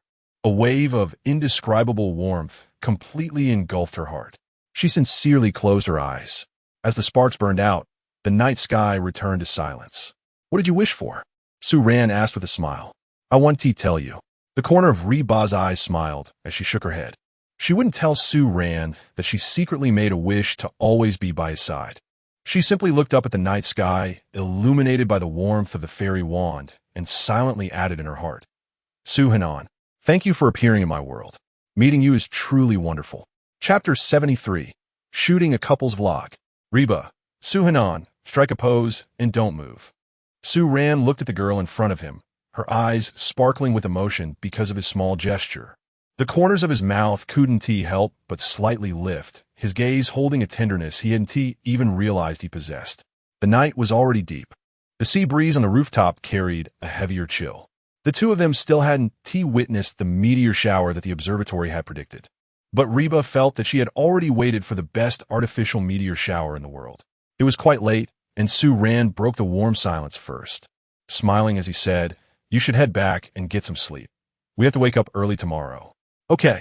Reba looked at Su Ran, hesitating to speak, as if two little people were fighting in her heart. One little person mocked her. "Reba, why are you so useless? It's just one question, and you can't even ask it?" The other little person said, "Don't rush. Take your time to understand and slowly develop your feelings." In the end, Reba still couldn't muster the courage. She wished time could slow down a bit so she could spend just a little more time with Su Ran. Just a little more, and her courage would grow a bit. "Let us go. Why are you spacing out?" Su Ran tidied up the mess on the ground and walked over to Reba, gently patting the back of her head. "Ouch, you could just call me." "Why hit my head?" Reba covered her head and followed Su Ran, muttering softly, "If you hit me, you'll have to marry me." "What did you say?" Su Ran didn't hear clearly. "I want to tell you." The two of them reached the second floor and stopped in front of their respective doors. The atmosphere had become somewhat subtle, different from their previous playful banter. At this moment, the air was filled with a faint sense of reluctance. Reba lowered her head, fiddling with her fingers, not daring to look at Su Ran. Su Ran watched her reddened ears and somewhat awkward demeanor, finding it amusing.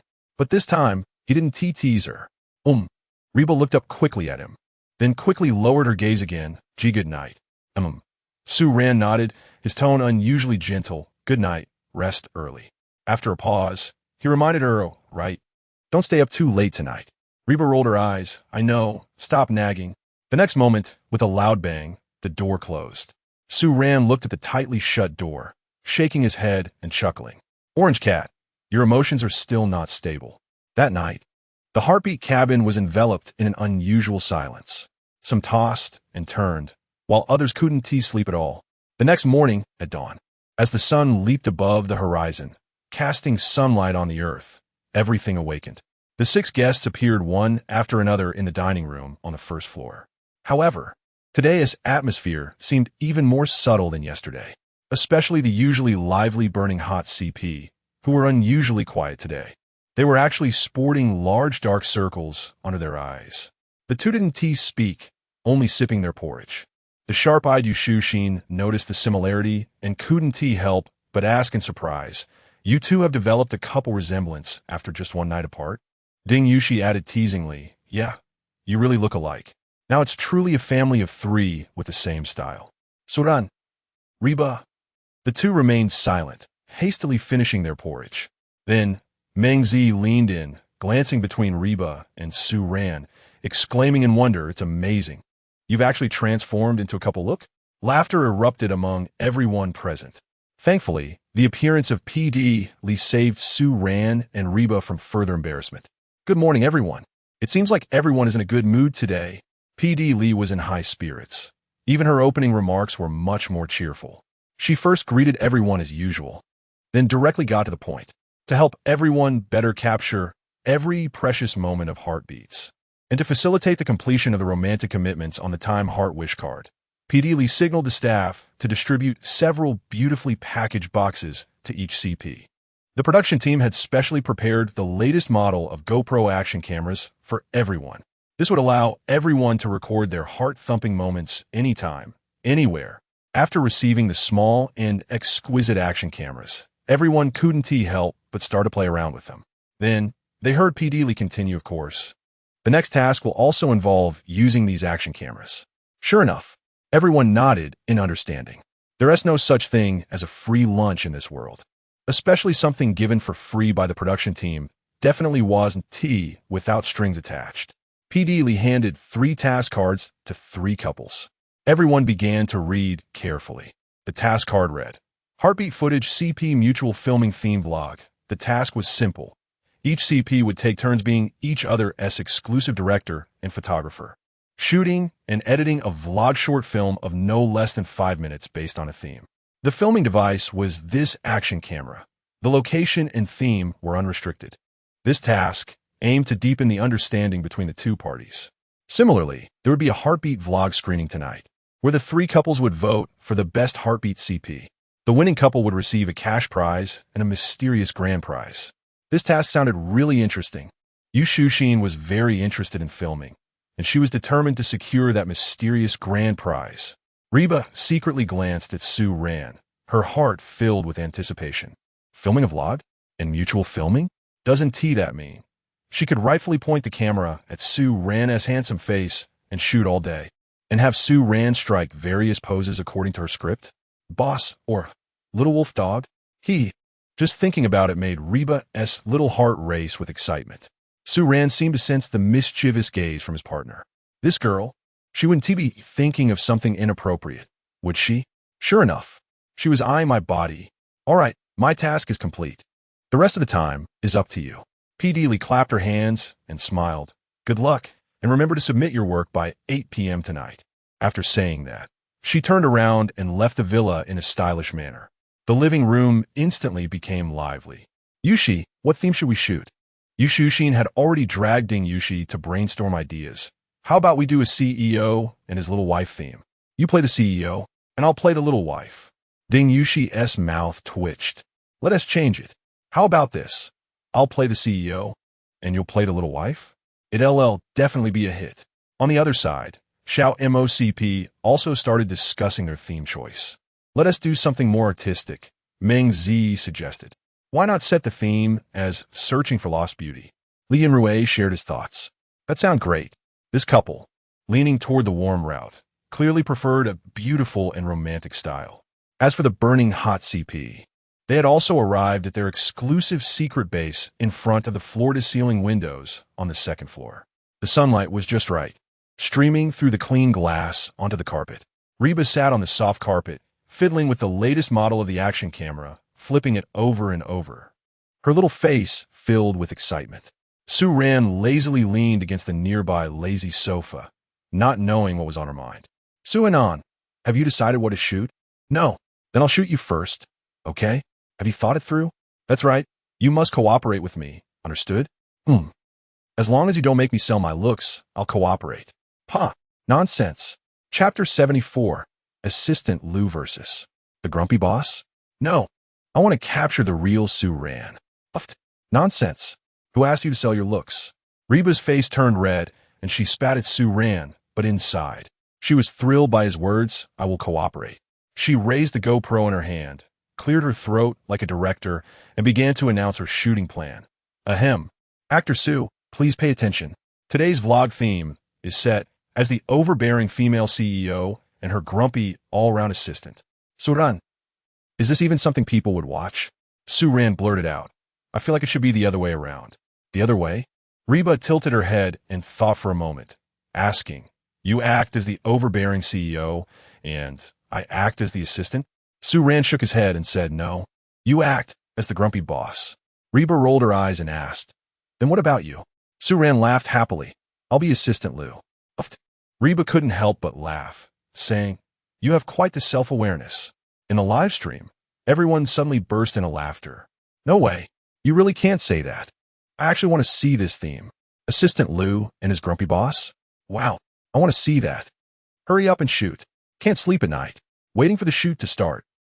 In front of the floor-to-ceiling windows, Reba sat cross-legged, excitedly clapping her hands. All right, it's decided.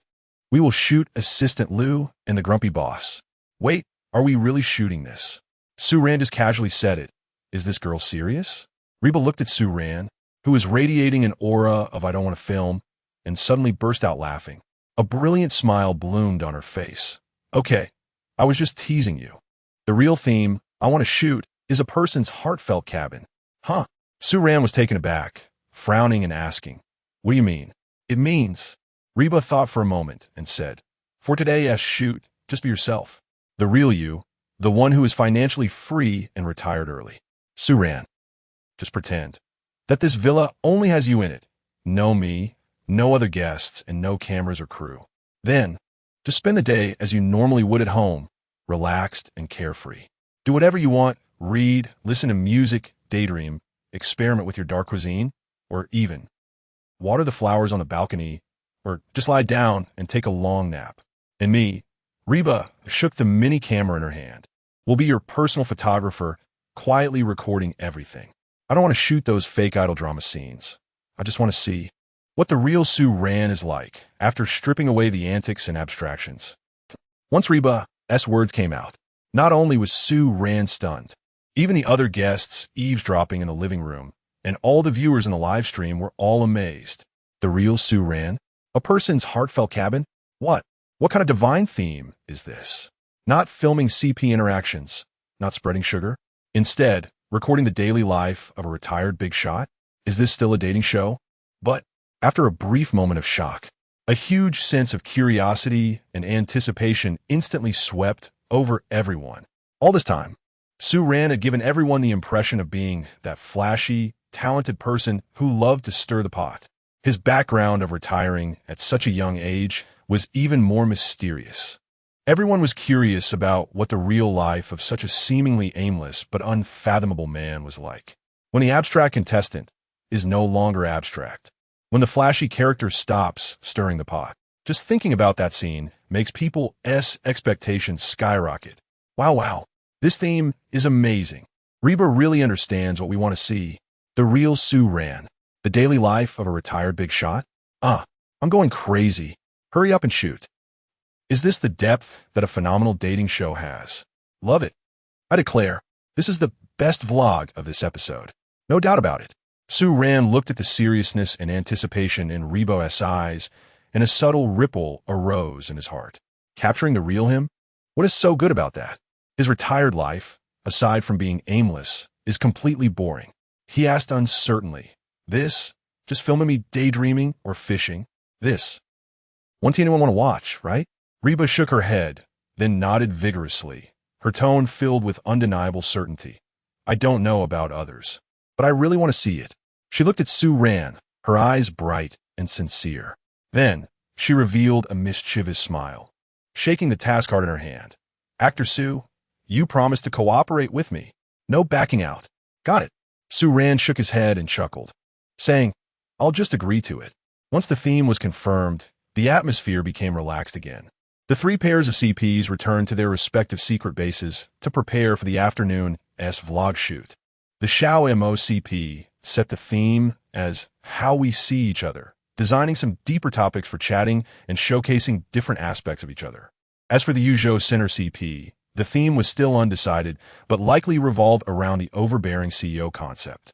As for the Reba and Sue Ran CP, Sue Ran had completely entered a state of aimlessness, directly slumping on the lazy sofa with his eyes closed, claiming this was to find the feeling in advance.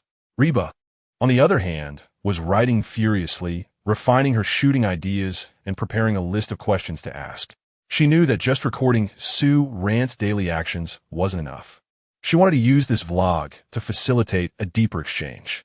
She wanted to know the real reasons behind Sue Ran's choice to retire at such a young age. What does he think about life, love, and the future? What kind of heart is hidden behind his seemingly indifferent exterior? Driven by curiosity, Reba wanted to truly touch the depths of Sue Ran's soul. Chapter 75, Mayfly Philosophy and Monetary Power. His charm comes from soul. After a hurried lunch, three couples set off for their chosen filming locations. The Yuzhou Center couple went to a nearby town, planning to shoot a vlog titled Beauty is Right Here. The Xiao Mo couple chose a sunlit studio in a villa for a face-to-face conversation. Meanwhile, Reba decided to become a little transparent, following Sue Ran closely to film him. Sue Ran didn't deliberately do anything special. He simply acted as if he were the only one in the villa. First, he settled into a lazy chair in the yard, covering himself with a thin blanket, enjoying a leisurely nap in the warm afternoon sun and gentle sea breeze. After waking up, he made a pot of tea in the living room and randomly picked a book from the study, sitting quietly on the sunlit bay window to read. When he grew tired of reading, he went to the small garden behind the villa to fiddle with the flowers and plants. Occasionally, he would walk out to the terrace facing the sea, do nothing, just lean against the railing and quietly gaze at the vast sea in the distance, letting the sea breeze blow over him, clearing his mind, staying there for over 10 minutes. To an ordinary person, these scenes might seem mundane, even a bit boring. There were no deliberate interactions, no thrilling challenges, no dramatic conflicts, just the most genuine, everyday life of Sue Ran alone. But Reba watched with great interest and filmed with extra seriousness. The quiet Sue Ran exuded an indescribable charm. His calm demeanor, his enjoyment of the present moment, and his indifference to worldly affairs all seemed like a magnet, deeply attracting her. This also allowed the viewers in the live stream, who were accustomed to Su Ran's flamboyant persona, to see a more three-dimensional, more real, and even more captivating version of him. Later, Su Ran tidied up the house and went out for a walk. The afternoon sea breeze was warm, the beach was soft, and the waves were gentle. Su Ran walked barefoot on the beach, looking at the distant sea, his face full of relaxation and contentment. Reba held a GoPro, carefully following behind him to capture the moment. Under the ultra-wide-angle lens of the GoPro, the scene was stable and clear. Blue sea and sky, swaying palm trees, and a man with a soft light filter. The output quality was very high. Reba nodded in satisfaction in her heart. Su Ran randomly chose to relax under a coconut tree. He leaned quietly against the coconut tree, gazing at the distant azure sea, letting his thoughts drift. At that moment, Reba suddenly asked a question. Su Ran, if you had another chance to start over, would you still choose to retire so early? Su Ran, upon hearing this, did not answer immediately. He took a big gulp of beer and laughed, saying, of course, why not? This answer did not surprise Reba. Why? You're so young. Don't you think it's a pity? Don't you think you should pursue more so-called success and value? Reba wasn't trying to persuade Su Ran that young people should be ambitious and hardworking. She simply wanted to know why he chose early retirement. Success and value? Su Ran smiled, but did not answer. Instead, he asked, do you know about mayflies? Mayflies? Yes. I know, they're like ants shaking a tree. But Reba didn't understand why he asked this. Yes, Su Ran nodded, his gaze becoming distant and serene. There's a bug that, when young, hides in the water. After becoming an adult, it emerges from the water, living a day from dawn to dusk, called a mayfly. The life of a mayfly is compressed into 24 hours. A human's day is its entire life. They use this day to feel the sunlight, vibrate their wings, find companions, and leave offspring, then return to dust. They learn to walk at dawn, meet their beloved at noon, achieve success by dusk, and turn to dust at midnight. He paused, turning his gaze back to Reba, smiling as he said, do you think there might be a mayfly flapping its wings, soaring in the blue sky, just to catch a glimpse of the wonders of this world? Reba was taken aback. She had never thought of it from this angle. Moreover, aren't mayflies a reflection of humanity? Without waiting for Reba's response, Su Ran continued, just like I said before, I don't think any pursuit is more noble. I just feel that the meaning of life shouldn't have only one standard answer. Pursuing a career, realizing ambitions, marrying, and having children, and following the routine is also good. But for me, he shrugged, a lazy smile on his face, I just prefer to be that leisurely mayfly. His eyes were clear and sincere. I came into this world not to live up to others' expectations. I just want to see how flowers bloom, how water flows, how the sun rises and sets. To experience things I find fun, meet people I find interesting. His gaze fell on Reba, carrying a faint smile. Life is an accident, and I see cause and effect within it. Boom! This sentence resonated in everyone's hearts like a morning bell. It seemed understated, but contained an indescribable, powerful force that struck deep into the soul. It was thought-provoking and enlightening. Reba was completely stunned. She felt as if a small stone had been thrown into her brain, creating ripples upon ripples. She looked at the man before her, the one who usually joked around, was a bit abstract. At this moment, he seemed to be enveloped in a cold yet wise aura, like moonlight. It made her feel a bit inscrutable, yet deeply fascinated. The live stream chat exploded. This time, it was no longer just simple laughter or emo. Instead, it was a mix of shock, admiration, contemplation, and even enlightening moments. Wow, this sentence is too amazing. Life is an accident, and I see cause and effect within it. What a poetic statement. This passage is so profound. It could be written in a textbook as a famous quote. I originally thought he was just rich and willful, but now I realize he truly understands life. Today, as Su Ran is really off the charts charming. Su Ran's charm never comes from his appearance, but from his soul. He really makes me feel the lightness of the soul, like the wind of freedom. Su Ran is truly unique. His soul seems to be glowing. Of course, Sue Ran wore that familiar playful smile again. This is purely a personal choice, and I could even say it's an extremely lucky exception. Young people, especially those still fighting for their livelihoods, don't drink my toxic chicken soup. His expression became a bit serious. What is most important for you now is to work hard and level up. After all, he spread his hands, his tone more honest than ever. The reason I can sit here so casually and brag is fundamentally because I have monetary power. I can not only easily support myself, but have also earned enough for my parents' retirement funds for several generations, without any worries, without a material foundation. What kind of watching flowers bloom and water flow is that? That is not called being carefree. That is called eating the northwest wind. This extremely straightforward statement lightened the atmosphere in the live stream. Everyone was amused by Sue Ran's transparent and candid attitude. Indeed, how can one be carefree without a material foundation? But after Sue Ran had everything, he still maintained this clarity and persistence in his own way of life. This alone is enough to be admired. Reba looked at this somewhat charmingly honest man in front of her, and her feelings of affection and admiration deepened a bit more. This man had a kind of contradictory charm that crazily attracted her.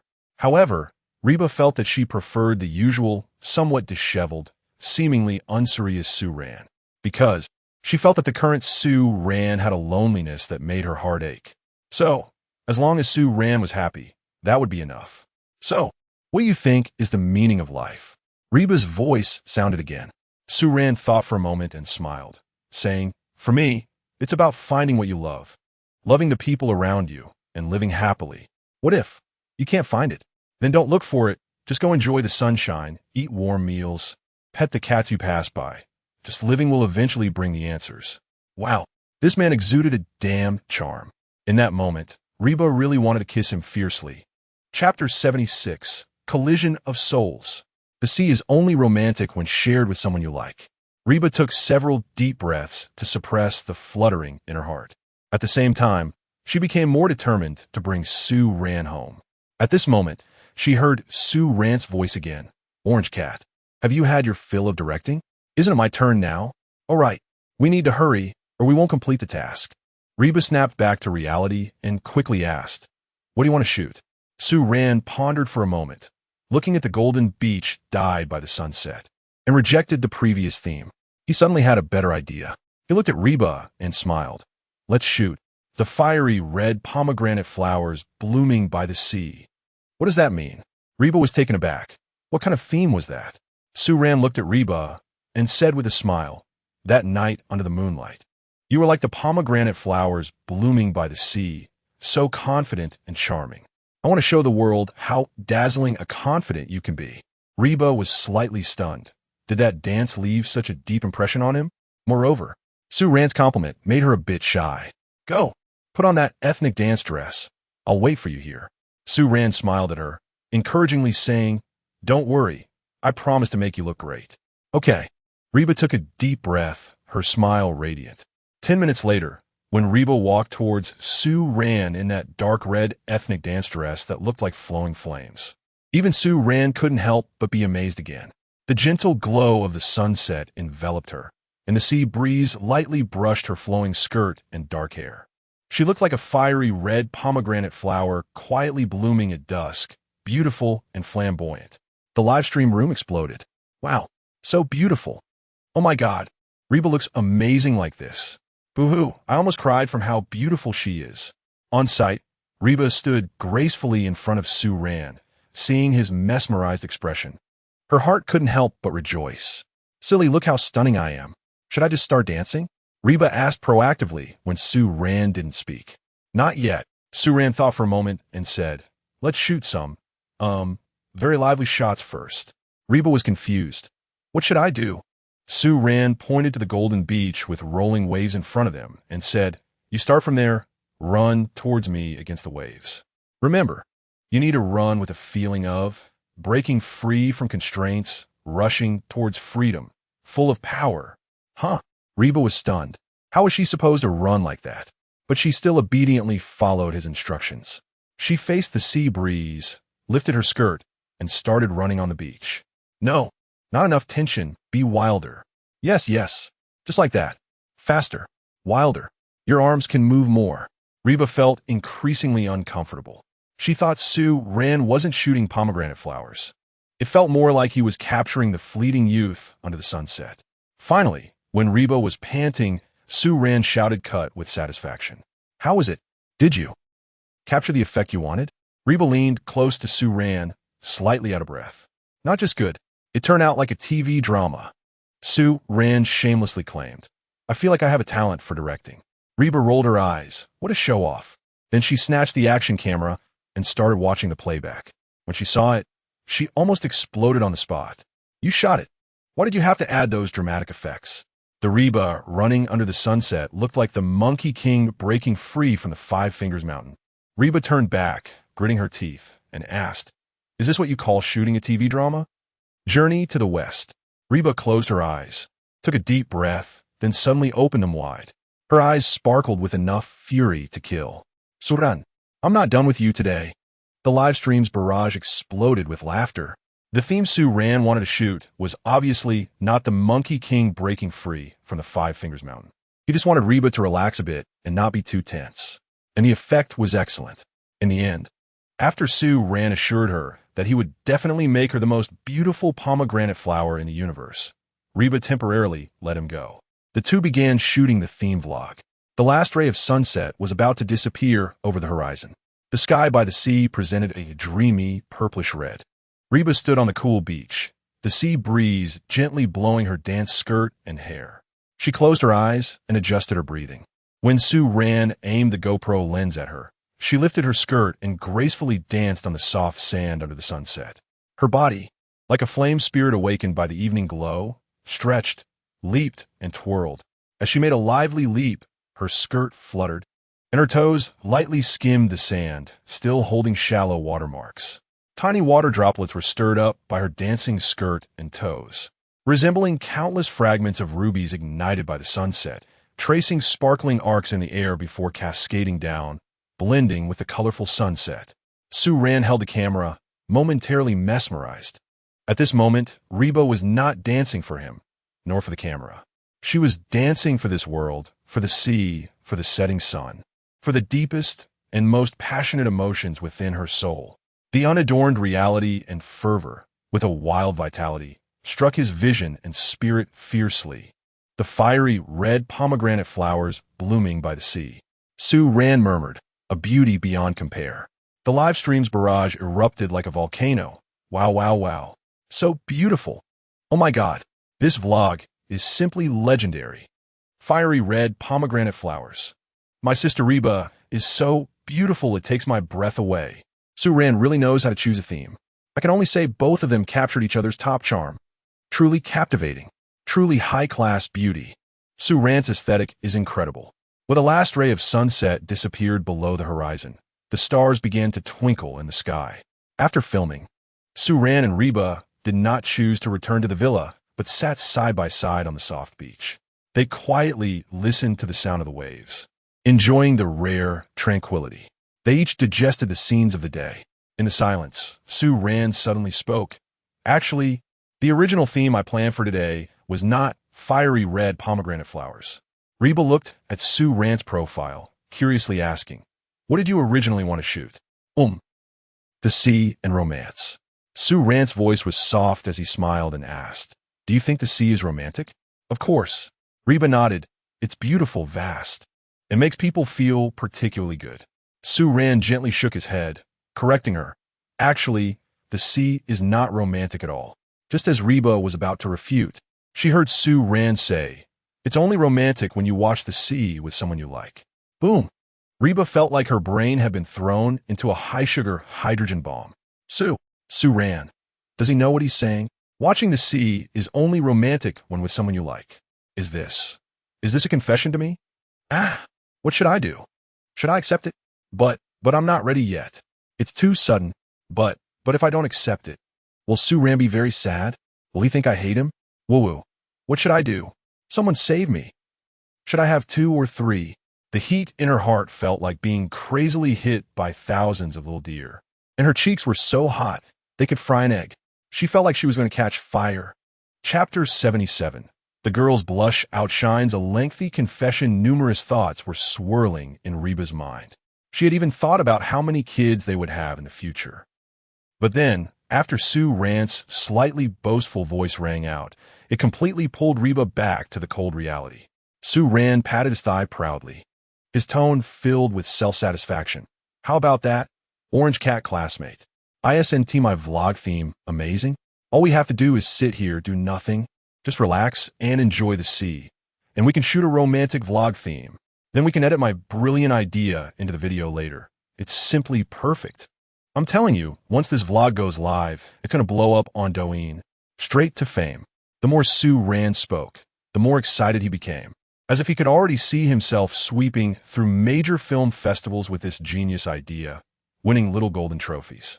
Meanwhile, Reba had completely failed to notice that her forehead had already scrunched into a frown, her anger barely contained. Stubborn, thick-headed, atmosphere destroyer, romantic killer. Just now, she had almost thought he was going to. But what happened? He was only thinking about that stupid vlog theme. Was he using her as material? A mix of embarrassment, anger, and a hint of disappointment that she was unwilling to admit surged through her like a bottle of mixed flavors exploding in her heart. Reba took a deep breath and sighed again. It was true. Expecting this dog of a man to be romantic was like hoping a fool could cook. That might actually hold more promise. However, Reba felt a bit relieved. Although she wanted to hear Su Ran's confession, she had many concerns. Of course, that didn't mean she didn't like Su Ran or didn't T want to be with him. It was just that, as a public figure, there were more things she had to consider. She really wanted to have a carefree, non-breakup romance with Su Ran. But if she did that, it would only bring him more trouble invisibly. After all, that guy was really enjoying his current retirement life. Reba didn't want to cause him any distress or disrupt his original life trajectory. As long as she waited for a while and handled some things, she would actively approach him and capture this lovable, yet frustrating, thick-headed man.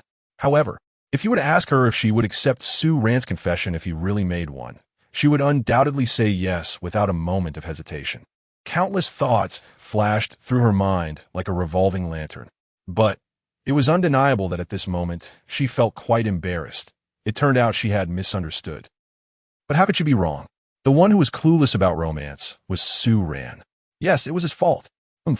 She suddenly stood up from the beach, lifted her skirt, and angrily turned to walk back to the villa. Her steps were quick and heavy, as if she wanted to stomp a hole into the sand. Hey, why are you leaving? Do you think my theme isn't stunning enough? Su Ran, puzzled by Reba's sudden anger, got up and followed her. Reba abruptly stopped, turned around, and shot him a glare. Then she lifted her skirt. Her smooth and fair little feet, still carrying some sand, stomped down hard on Su Ran's foot. However, it was more of a symbolic gesture than anything painful, like she was signaling him that she was very angry and wanted him to comfort her. But after doing that, Reba's face instantly flushed. Was this action too intimate? She didn't even dare to look at Su Ran's reaction, lowering her head and muttering, "Don't want to talk to you. Big idiot." Then, like a startled little deer, she quickly ran back to the villa, lifting her skirt. What was wrong with this girl? Su Ran looked at Reba, fleeing in a panic. Both amused and helpless, he turned back to glance at the sea. Romantic theme, both the people and the sea are in place, not bad. Then he whispered to himself, Her blushing face is quite cute. Back at the villa, the living room was brightly lit, but the atmosphere was no longer as relaxed as before. Each couple was making their final push, racing to finish their vlog before 8 o'clock. Su Ran and Reba were both busy with their respective tasks, temporarily putting aside the beautiful misunderstanding from earlier. Given that the guests had a heavy workload, the production team had specially prepared dinner. However, this sumptuous dinner failed to whet anyone's appetite. Everyone was racing against time to perfect their works. As the clock ticked by, 8 o'clock arrived as scheduled. The living room of the heartfelt cabin had been transformed into a vlog screening venue by the production team. The huge projection screen slowly descended. P.D. Lee, wearing a standard smile, announced, "Dear guests and viewers in front of the screen, the exciting, heartfelt images, CP Mutual Filming theme vlog sharing session is now officially starting. First, let's invite the first CP to present their work." First up was the vlog from the Yujo CP. Their theme was the first heartfelt encounter. And just from the name, it was clear it was a very romantic theme. The entire vlog was filled with sweet tones, camera movements, and background music, perfectly aligning with the personas they had always portrayed. The short film showcased Yushushin's playful cuteness and Ding Yushi's boyfriend's strength perfectly, making their CP fans scream with excitement. Next was the Xiao MOCP. This time, they deviated from their usual warm approach and engaged in a deep face-to-face conversation. The topic started from their acquaintance and moved to the excitement of collaborating on this dating reality show, providing all CP fans with a nuanced and different kind of sweetness. Without being overly dramatic, they completely showcased the tranquility and beauty of their relationship. Overall, the vlogs from these two CPs matched their styles well, allowing the audience to feel the beauty of love. Even PD Lee had to admit that this time, the topic chosen by the Xiao MOCP was very good, fully showcasing their respective charms.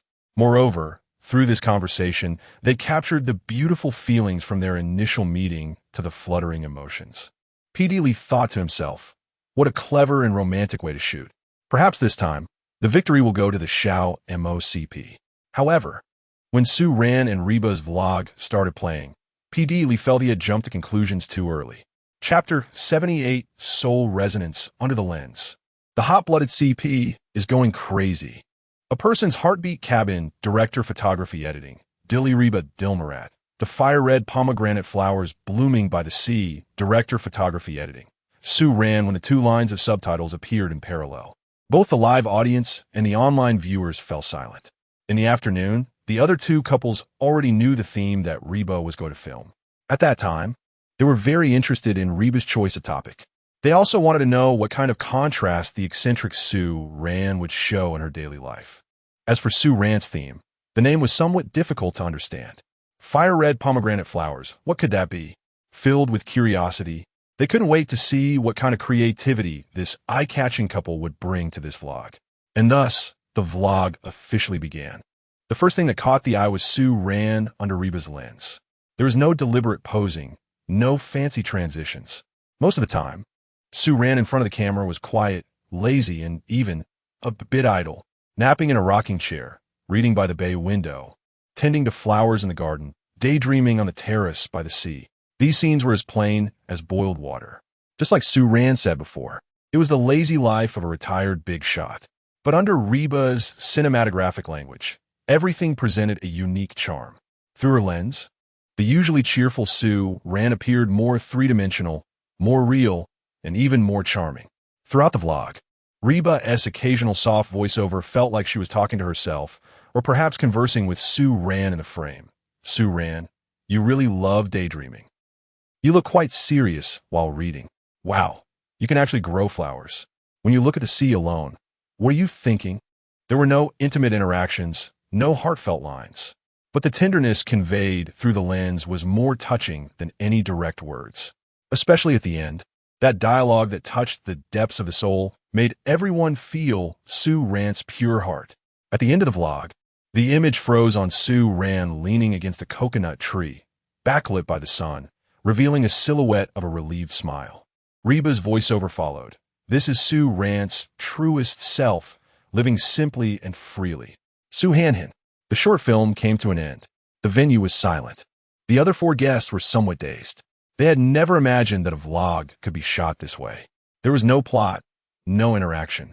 But through simple shots, a more three-dimensional and deeply charming Su Ran was presented before everyone. It was as if they saw Su Ran quietly enjoying the moment through Reba's lens, especially PD Lee, whose eyes were slightly moist. She had never thought that this young person, who always laughed and joked, had such a calm and transparent side within. And Reba, this seemingly carefree girl, captured the most charming side of Su Ran with such a delicate perspective. Isn't this, in a sense, a soul connection? Woo-woo. I'm crying. Reba understands Su Ran too well. This is true understanding and appreciation.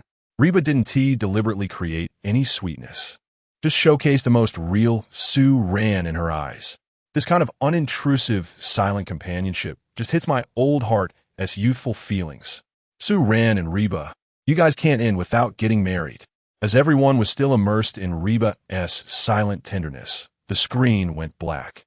And Sue Rant's theme, the fire-red pomegranate flowers blooming by the sea, began to play. It was completely different from Reba's vlog shooting style. Sue Rant's lens was filled with beautiful colors and extreme visual impact. The fiery red sunset, like splintered gold in the waves, and the golden sandy beach. Under the lens, Reba, wearing a dress like flames, danced freely on the golden beach in the sunset. Every move she made contained wild tension and the vitality of life. The hem of her skirt flew like burning flames. Her bare toes lightly skimmed the sand, stirring up delicate waves that reflected a fiery light in the sunset. The sunset as the lamp, the waves as the music, it felt like the whole world was her stage. The dancer lost in the sunset perfectly embodied the theme of the fire-red pomegranate flowers by the sea. Under Sue Rant's lens, Reba was confident, passionate, and exuberant. Without any complex techniques, the shots were still the purest and most straightforward. Yet, they showcased the most impactful beauty of Reba right on the screen. At the scene, Yu Shuxin and Meng Zi were almost mesmerized, instinctively covering their mouths, afraid to make any exclamations that would ruin this beauty. For the first time, they discovered how dazzling and captivating Reba was when she danced. The theme of these two did not mention love at all, but in silence. It was always filled with love. This was a level above their theme. Without a doubt, there are no deliberate sweet interactions, no romantic segments. Their love didn't skim the surface, but resonated deeply with understanding and connection. They simply used the most authentic lens to magnify the hidden sparkles in their hearts. With the most sincere words, they expressed the touches and appreciations within them. And when the vlog came to an end, the image froze on the beach at dusk, the silhouettes of the two standing side by side. Sue Rant's low, magnetic voice slowly echoed, the fire-red pomegranate flowers blooming by the sea. Reba stared blankly at Sue Rant, feeling her breath almost stop. Some people are simply meant to shine on stage. And you, Dilly Reba, are that most dazzling, most passionate, and most unique beauty of the world. Boom! At this moment, both the guests present and all the viewers in the live stream felt their hearts being bombarded by countless sweet hydrogen bombs. P. Dilly looked at Sue Rant and Reba, clearly understanding. This was a tacit yet obvious mutual confession woven through lens language. She felt like her mouth was about to smile off. This is just so satisfying. The live stream's comments had already erupted. Oh, I'm dead. I'm going to be sweetly killed. Sue Rant, you are my god. You're so good at filming. Reba is simply glowing under this lens. In Sue Rant's lens, every frame is love. A dialogue and resonance on a soul level. This is a more advanced and profound heartbeat. So touching. So satisfying.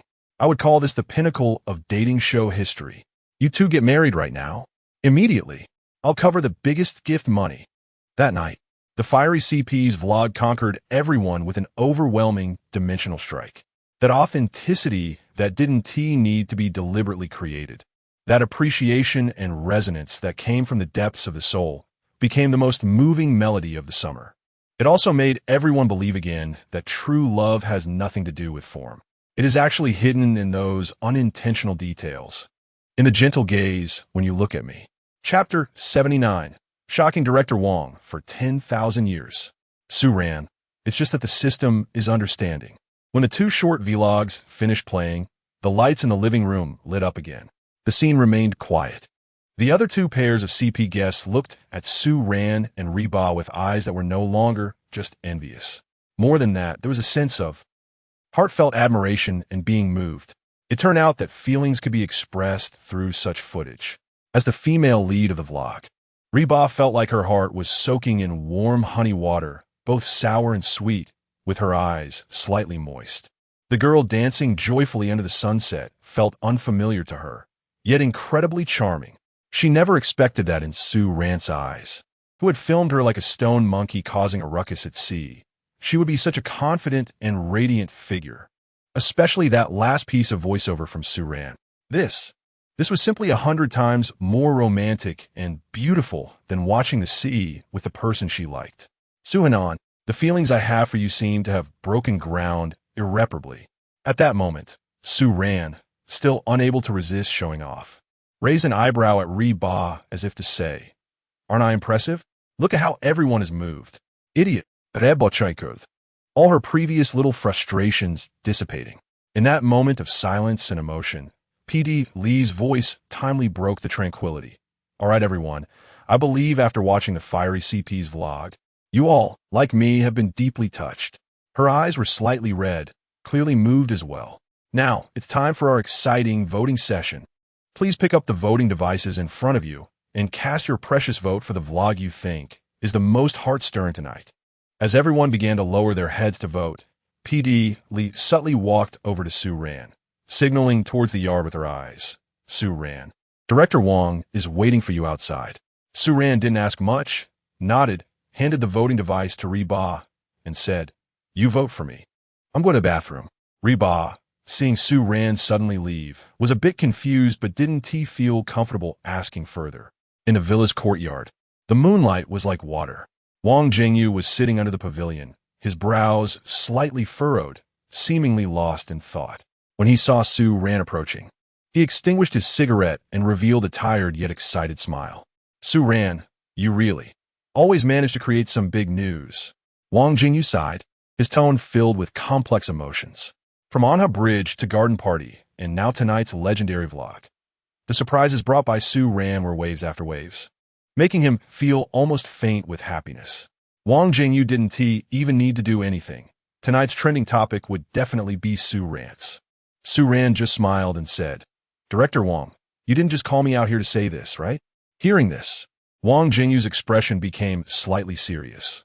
"I want to formally invite you to authorize Garden Party to our production team as the official theme song for promotion. As for the authorization fee, within my capabilities, I will definitely strive to get you the highest specifications." Saying this, he took out a brand new contract from his briefcase and pushed it towards Su Ran. Su Ran looked at the contract handed to him, but did not take it. He simply looked at Wang Jingyu calmly and shook his head with a smile.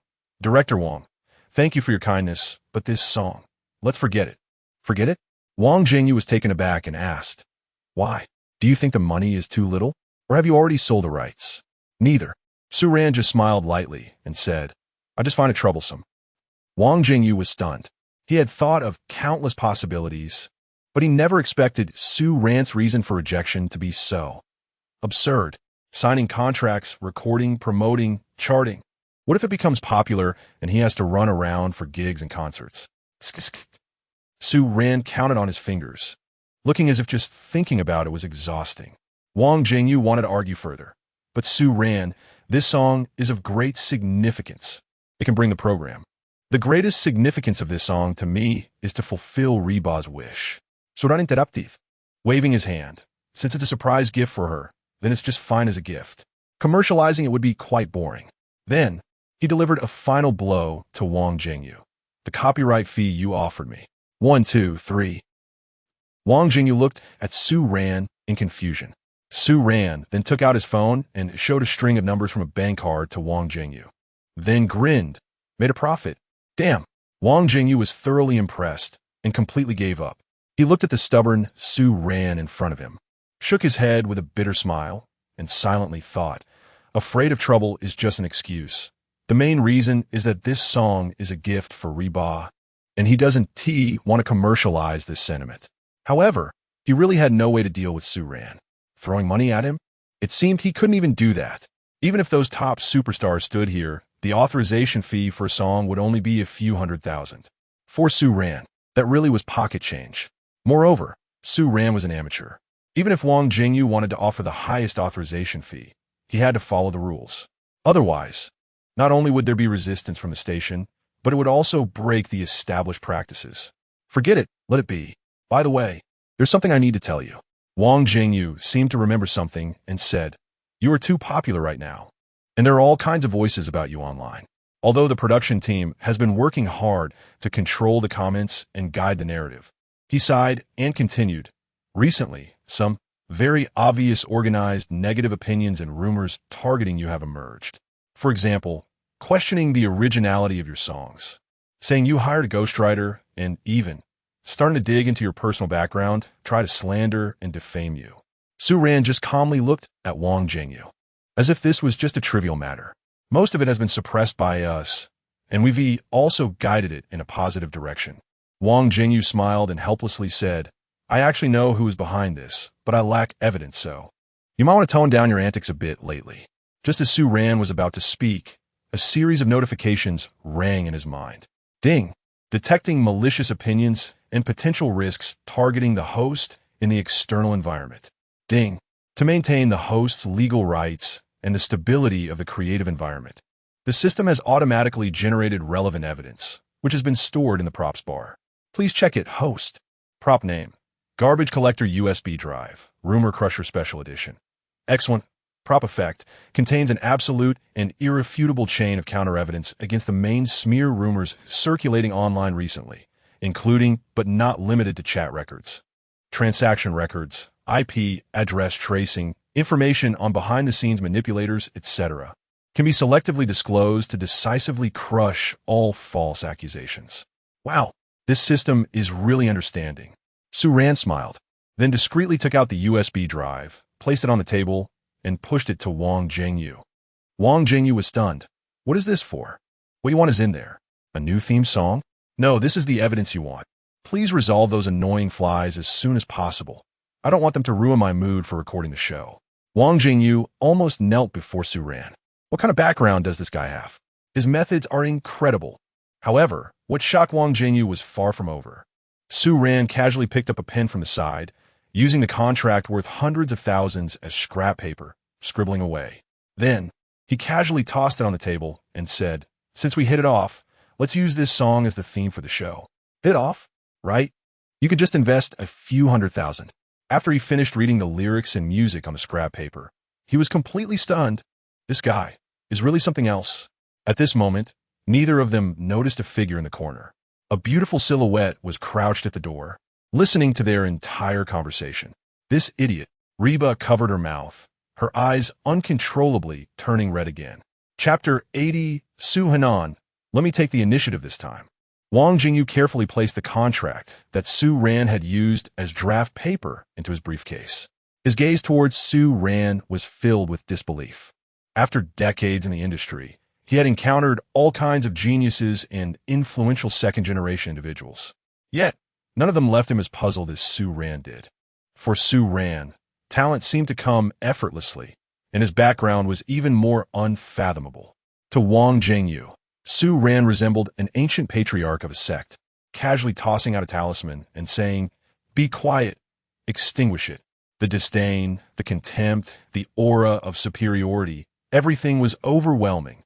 Wang Jingyu shook his head, forcing a bitter smile, and thought helplessly, forget it, I can't understand it, so I won't think about it anymore. After bidding farewell to Su Ran, he left with a dazed smile. In the courtyard, the moonlight poured down. As Wang Jingyu departed, the air seemed to quiet significantly. Su Ran stretched la city, just about to turn around when he noticed a slender figure at the door, almost blending into the shadows. He raised the corners of his mouth slightly and called out, "The moonlight is so beautiful.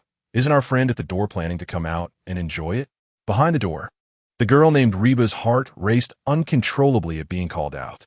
She took a deep breath and nervously stepped out from behind the door, her head lowered, her hands twisting the hem of her clothes like a schoolgirl caught doing something wrong. "I wasn't eavesdropping on purpose. I just came out to get a drink." Reba's voice grew softer and more timid. She was indeed curious about what Su Ran was doing, especially after learning that Wang Jingyu had come to talk to him, making her even more eager to know what they were discussing. She was somewhat afraid that Su Ran might leave this program. Recently, Su Ran had faced quite a bit of criticism, which had subtly begun to affect her. Reba was worried that her company might take some action against Su Ran because of this. But the outcome proved that she was overthinking. Looking for a drink? Su Ran looked at her with amusement, not exposing her, and lazily leaned against the pillar of the pavilion. "Is that so? Do you want me to help you find it?" Hearing this, Reba buried her head even lower, her cheeks turning as red as ripe apples. She could feel Su Ran's teasing gaze on her, and her heart raced uncontrollably. This naughty guy was definitely doing it on purpose. But thinking about everything she had just heard, Reba couldn't muster any anger. He had rejected hundreds of thousands in copyright fees without batting an eye, simply because that song was a gift for her. He took out evidence to resolve the rumors and controversies that affected her. This idiot clearly did so much, yet always acted as if it had nothing to do with him. Coupled with today's vlog, a wave of indescribable emotion swept over Reba. She looked at Sue Ran, at his side profile that looked exceptionally handsome under the moonlight, and at the faint smile at the corners of his mouth. Suddenly, a surge of courage welled up inside her. Sue Hanan, let me take the initiative just this once. Reba took a deep breath, making a certain decision in her heart. She slowly walked up to Sue Ran. As Sue Ran watched her approach, he noticed her slightly reddened eyes, her bright gaze veiled by a thin mist, making her look incredibly charming. He wanted to say something, but didn't know what to say. Comfort? She didn't seem sad. Explanation? He felt like he hadn't done anything. Just then, Reba suddenly reached out and quickly hugged him. The soft touch, carrying the unique fragrance of a girl, was brief and fleeting. So fast that Sue Ran barely had time to react before that gentle contact vanished. Sue Hanan, thank you. The girl's voice was laced with shyness and determination. After saying this, she retreated 2 steps like a startled rabbit. Her cheeks flushed like ripe apples, but her eyes sparkled with courage and relief. This hug, she thought, must have taken all the courage she could muster in her life. Sue Ran blinked, clearly still in a daze. What has happened? This girl took the initiative to hug him and thanked him? It seemed he really hadn't done much, right? Although it was fragrant and soft, just a bit too quick. With a smile, Sue Ran looked at Reba and said, your thanks seems a bit rushed. Reba's heart raced violently. Thinking about it now made her feel embarrassed. How could she have been so impulsive? Quick, quick, the award ceremony is about to start. Let's go claim our mysterious grand prize. Suddenly, she remembered the voting was still ongoing and hurriedly grabbed Sue Ran's hand to rush to the living room. Sue Ran stumbled slightly as she pulled him along, helplessly saying, Hey, slow down, the grand prize won't run away. Despite saying this, he let her drag him, a smile unconsciously forming at the corners of his mouth.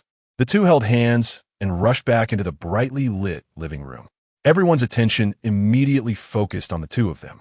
Then, everyone's gaze subtly fixed on their intertwined fingers. An ambiguous atmosphere began to permeate the air. Everyone simultaneously revealed an exciting and meaningful smile. Reba then realized that in her eagerness, she had grabbed Sue Ran's hand, and it was a full 10-finger interlock. In an instant, her cheeks flushed all the way to her ears. Aye. It's all Sue Ran's fault for being so slow. I was afraid of missing the award. Reba hurriedly released Sue Ran's hand, trying to cover up her embarrassment with an explanation. Then she nudged Sue Ran with her elbow, urging him to speak up. She was almost dying of embarrassment. Oh, right. Sue Ran looked at Reba with amusement, taking his time to respond. I got lost in the courtyard, and thanks to the orange cat, I was able to find my way back.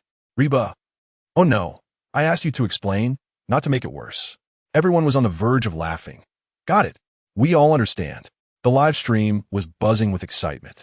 The couple everyone was shipping seemed to be one step closer to becoming a reality. After a brief, sugary interlude, the awards ceremony proceeded as scheduled. The results were not surprising. The Ran couple was named the best heartthrob couple of the night.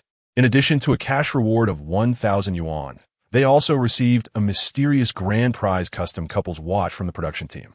The watch's hands recorded every passing moment and symbolized the eternal witness of time to sincere emotions.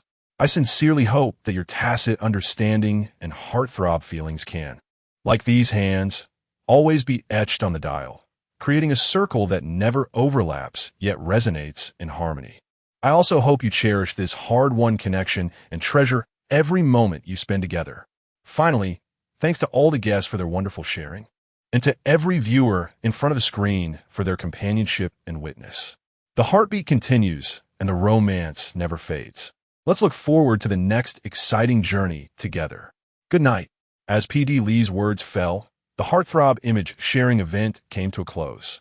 Meanwhile, back in the temporary office of the production team, Wang Jingyu looked at the contents of the USB drive with a face full of shock.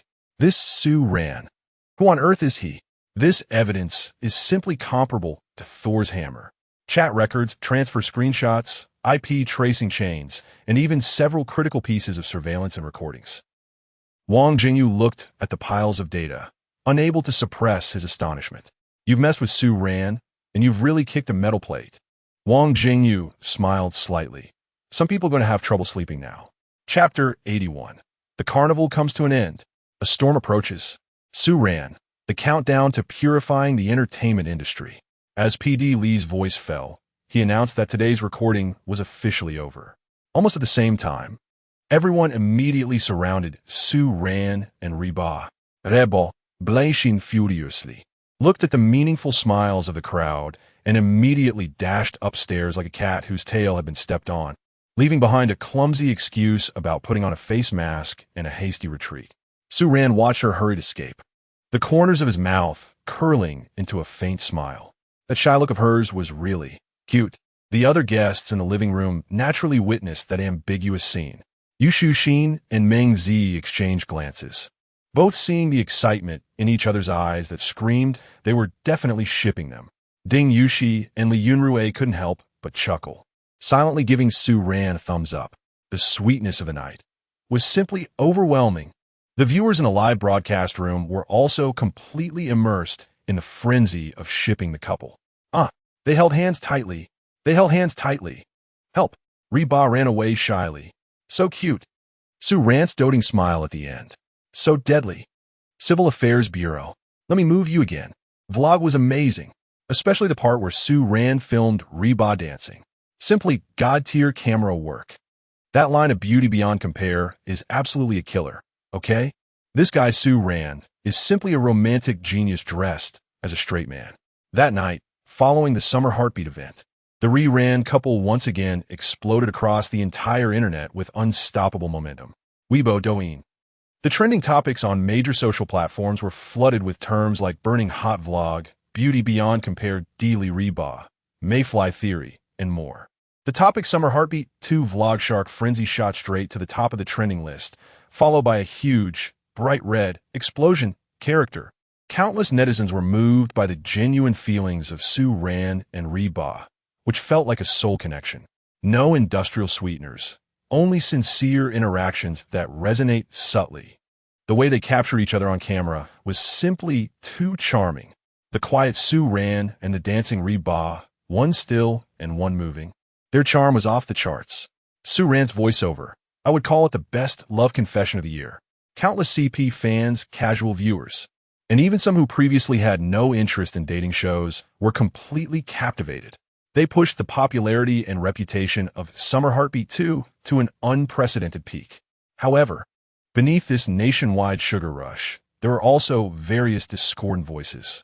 These voices, clearly questioning and guiding, began to quietly emerge and, with the encouragement of certain individuals and organizations, quickly fermented. Can an average person really shoot a vlog of this level? The editing is so professional. I don't believe it. This camera work, this composition, this post-production color grading, absolutely the work of a professional team. The production team must have filmed and edited it for him. Su Ran's persona is too perfect, right? Rich, talented, handsome, can sing, write songs, and shoot vlogs. Does he think he has a novel protagonist? It looks fake at first glance. Exactly. How could there be such a perfect average person? He must have been packaged and hyped up by an agency. Don't you find it strange? The range of Su Ran's musical style is too broad. From the addictive Devil from Heaven to the emo hit On a Bridge. And now another sweet song garden party. How can one person write so many different styles of songs in such a short time? Su Ran must have a team behind him. This is terrifying to think about. If that's the case, then Su Ran's character has serious issues. At first, these doubts appeared sporadically and were quickly drowned out by the voices of CP fans. But gradually, some marketing accounts with millions of followers and so-called big names in the industry began to join in and stir the pot. Famous sharp-tongued entertainment reviewer Lao Ding. The vlog snippets from Summer Heartbeat 2 are going viral. The visuals are beautiful and the emotions are touching. But as someone who has worked in the film industry for many years, I must say the professional standard of this vlog far exceeds that of an average person. The camera work, composition, editing, and even the choice of background music are top-notch. If the average guessed Su Ran really has such talent, then he should have had a place in the entertainment industry long ago. Why wait until now? Gold will shine, but gold that suddenly shines deserves our deep consideration. Su Ran vlog doubts. This seemingly objective and neutral Weibo post immediately caused a stir. Following that, several second and third-tier artists who usually rely on hype and attention began to retweet and comment, filled with surprise at Su Ran's talent and curiosity about his average persona. Between the lines, they questioned the authenticity of Su Ran's identity and talent. In no time, negative public opinion regarding Su Ran's vlog being filmed and edited by someone else, his songs being ghostwritten, team packaging, and persona fabrication began to spread across the internet like a virus. The target was directly aimed at Su Ran's character and the authenticity of the show. At the fruit station, in a dimly lit office, Vice Director Zhang looked at the negative trending topics and comments about Su Ran on his phone, a smug smile creeping onto his face. Kid, finally showing your flaws. Huh? He picked up the teacup on the table and took a light sip. Young people are still too naive. Talent? In front of capital, it's easily crushed. He set down the teacup and dialed a number. Hello? Old Zhao, step up the pressure. Remember, focus on the persona fabrication and song ghostwriting. Stir the waters as murky as possible. I want to see how Wang Jingyu can protect him this time. His eyes sparkled with a fierce light. Since he can't have it, he will destroy it. This is a plan that kills 3 birds with 1 stone. This time, whether it's Summer Heartbeat, Su Ran, or Wang Jingyu, all must perish. This is the performance he has been eagerly anticipating. Meanwhile, in the post-production room of the production team, Wang Jingyu also saw the rampant negative public opinion online. His expression, however, was unusually calm. In fact, there was even a hint of excitement at the corners of his mouth. Finally, unable to hold back any longer, the assistant, watching the calm Wang Jingyu, couldn't help but ask, Director Wang, you seem so calm this time. Could it be that you made the move again? He recalled the last time the public opinion storm had stirred, realizing he was still too young. But Wang Jingyu shook his head and said, this time, it has nothing to do with me. I haven't done anything. Hearing this, the assistant was dumbfounded. Wait, you see the overwhelming negative trending topics, and you're not at all anxious? It's still red, right? If this keeps going, the show will be over. The assistant said anxiously. Director Wang, the internet is full of posts questioning Su Ran, and even big names and some seasoned veterans have joined in. Should we quickly issue a statement to clarify? Or have Su Ran go live to respond? Clarify? Why clarify? Wang Jingyu shook his head, his tone indifferent. If it weren't for Su Ran's USB drive, this matter would be truly difficult to resolve. Not to mention they would be caught in a self-incrimination spiral. Even if they clarified, would anyone believe it? It's always easier to spread rumors than to clarify. Are we supposed to have Su Ran write a song live? That's the dumbest and most useless approach. Those people don't care whether Su Ran really has talent. They just need a baseless reason to crush him. Self-incrimination? That would fall into a trap. So how to break the deadlock? Simple. Since we can't clarify, let's just take down the person spreading rumors. Are we really going to do nothing? The assistant frowned, looking somewhat worried. But if we do that, who said we wouldn't do anything? It's just that we're not clarifying. It doesn't mean we're not taking action. You have to understand that sometimes the more you clarify, the more it solidifies the issue. Director Wang rubbed the USB drive in his hand, a meaningful smile creeping onto his lips. He recalled when he had previously asked Su Ran for his opinion, and the young man had casually said, then just crush them. It seems that the information in Su Ran's USB is about to stir up a storm. In the end, Wang Jingyu picked up his phone and dialed a number, his voice low. Hello? It's me. Proceed with the plan to close in. I want to see results before dawn. It can't affect my brother Rant's mood. The assistant stared blankly at Wang Jingyu, his shocked expression seeming to say, Director, what about your integrity? After hanging up, Wang Jingyu fell into deep thought. Su Ran. What exactly is this guy's background? This level of power has far exceeded his imagination. Chapter 82, the whole world is guessing who Su Ran is, while Reba just wants to like his posts. Daylight has arrived. At the same time, the world has changed. For some people, today might be the darkest day of their lives. Boom! The well-known sharp-tongued entertainment critic Lao Ding's account has been permanently banned. Shocking. Multiple marketing accounts with millions of followers have been dealt with by the platform for spreading rumors. What the heck? Last night, the big V accounts that led the charge against Su Ran are all gone. In just one night, major social media platforms seem to have experienced a massive earthquake. Those big V accounts and marketing accounts that were flaunting their power and leading the narrative against Su Ran just yesterday now only have a cold reminder on their homepage. This user has violated laws and regulations and has been permanently banned. Clean and straightforward, without any extra explanation. Before netizens could recover from the shock, another heavy blow hit them hard. Inside the fruit station, without any warning, a stern internal penalty notice and personnel changes began circulating. The deputy director of a department responsible for artist collaboration has been suspended. Several mid-level employees involved in program promotion, who had financial dealings with external companies, have been directly fired. Even that high-ranking vice director has been reassigned from a position of power and completely marginalized. The announcement did not list any reasons, only stating personal reasons for the reassignment. But anyone with eyes can see that this is far from simple. This is clearly a swift and ruthless internal reshuffle. If the earlier events were just appetizers, then the upcoming shocking revelations are enough to make the entire entertainment industry tremble. Breaking news. Third-tier male star Zhou has been exposed for cheating while married, with videos and photos leaked. Explosive. Female singer Li has been investigated for massive tax evasion. Shocking. A certain variety show director, Sun, has had recordings of his unspoken rules leaked. Crazy. Completely insane. One after another, shocking scandals surfaced like bamboo shoots after a rain.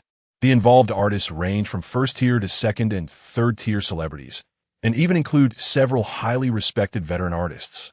But the evidence chain is crystal clear, with pictures, videos, recordings, and transfer records. Everything is complete. They are given no chance to argue. Relevant departments and major official media have all stepped in, naming, criticizing, and then banning, terminating endorsements, changing cast members, removing variety shows. In just one morning, the entire entertainment industry is in an uproar, with everyone feeling insecure. Once glamorous stars have instantly fallen from grace, ending up in disgrace. Those management and media companies that prided themselves on their connections are also left precarious in this storm. Their core artists have collapsed one after another, and the company's stock prices have plummeted.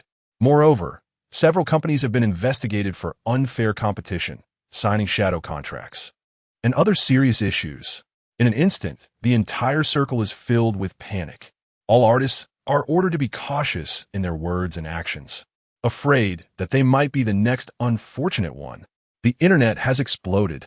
Servers have crashed multiple times. Excited onlookers are jumping around in various gossip circles, with scandals so numerous they can't be finished. This day has later been jokingly referred to by many netizens as the magical entertainment industry purification day. However, amidst the shock and gossip, a huge mystery looms over everyone like dark clouds. What is the reason behind all this? And why today? Who is the invisible hand behind it all? Gradually, some have connected these seemingly independent events. The banned Big V accounts, the exposed artists, all seem to have a common point. The day before they were banned, they all jumped on the bandwagon against Su Ran. The mid and high-level personnel at Fruit Station who were dealt with are more or less related to suppressing Su Ran. Many of the investigated agencies wanted to take the opportunity to lower Su Ran's value, or even directly tarnish his reputation. A chilling speculation began to spread wildly in the industry. Could it be that everything today is related to Su Ran? Once this speculation emerged, it instantly triggered deeper panic. Speculations about Su Ran's identity and background surged like wild horses. Su Ran couldn't possibly be the illegitimate child of a Beijing tycoon, right? Nonsense. I've heard he is the sole heir of a hidden financial magnate coming to the entertainment industry to experience life. According to my reliable source, Su Ran is sent by the authorities to clean up the entertainment circle. Stop guessing. My second uncle's neighbor's nephew's classmate said Su Ran is actually the reincarnation of a cultivation master. Enough already. I feel sorry for teacher Wang Ji who released a new song today. It's trending again. The rumors became increasingly absurd. The more they spread, the more outrageous they became. But regardless of the truth, one thing has become a consensus among insiders. Su Ran, this man, must not be easily provoked. His power and background are unfathomable. Those companies that previously wanted to sign Su Ran through various means are now terrified, no longer daring to have any improper thoughts, behaving more obediently than rabbits. They also reminded their artists not to provoke Su Ran, especially the guests from Summer Heartbeat. At this moment, they constantly reminded themselves to keep a low profile ingrained in their DNA.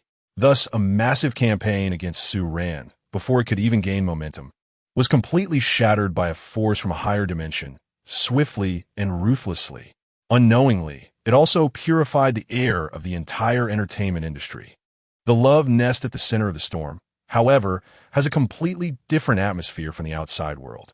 The morning sunlight streams through the gaps in the curtains into the room. Reba yawns, rubbing her eyes as she sits up in bed. Two panda eyes have appeared again. Last night, she hardly slept at all. In her mind, there are moments of herself in the vlog Su Ran film. Then Su Ran's deep and magnetic voice. Then everyone teasing during the sharing session. Finally, it freezes on the moment they were caught at the door of the living room, their fingers tightly intertwined. She rolls around on the bed hugging her ugly alpaca plush toy, yet she can't seem to feel sleepy at all. In the late night, unable to sleep, she inexplicably opened WeChat and found a secretly pinned contact with a note, Su Hanin.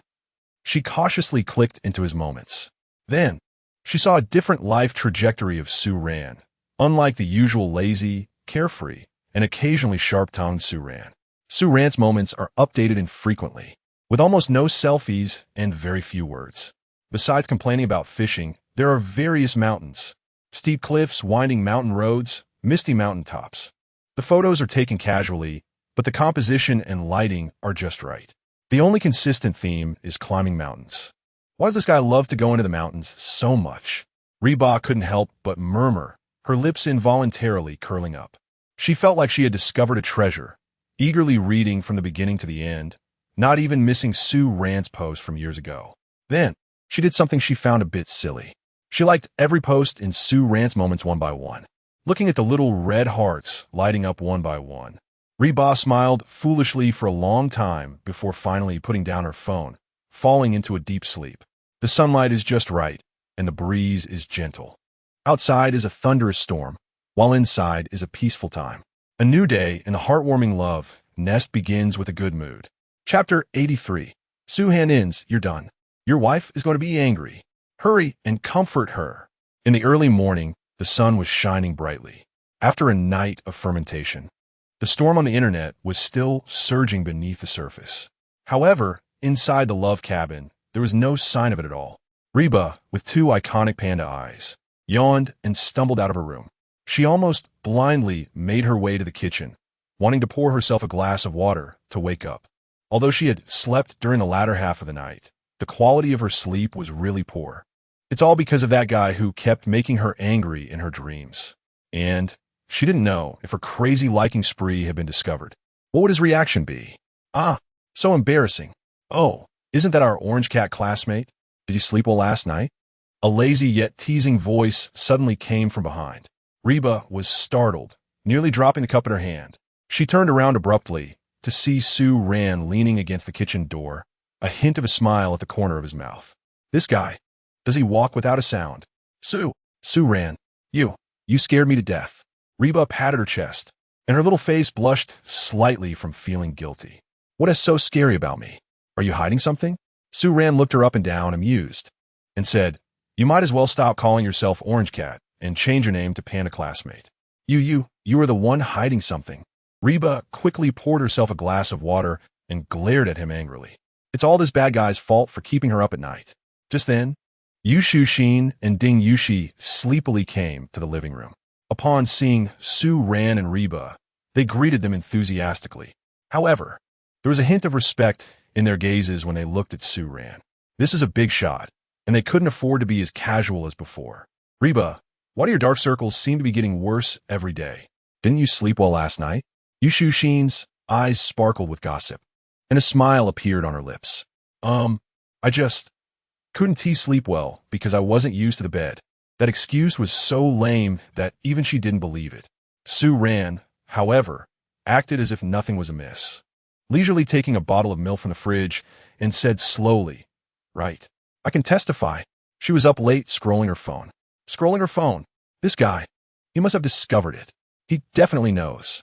Otherwise, why would he use that tone?"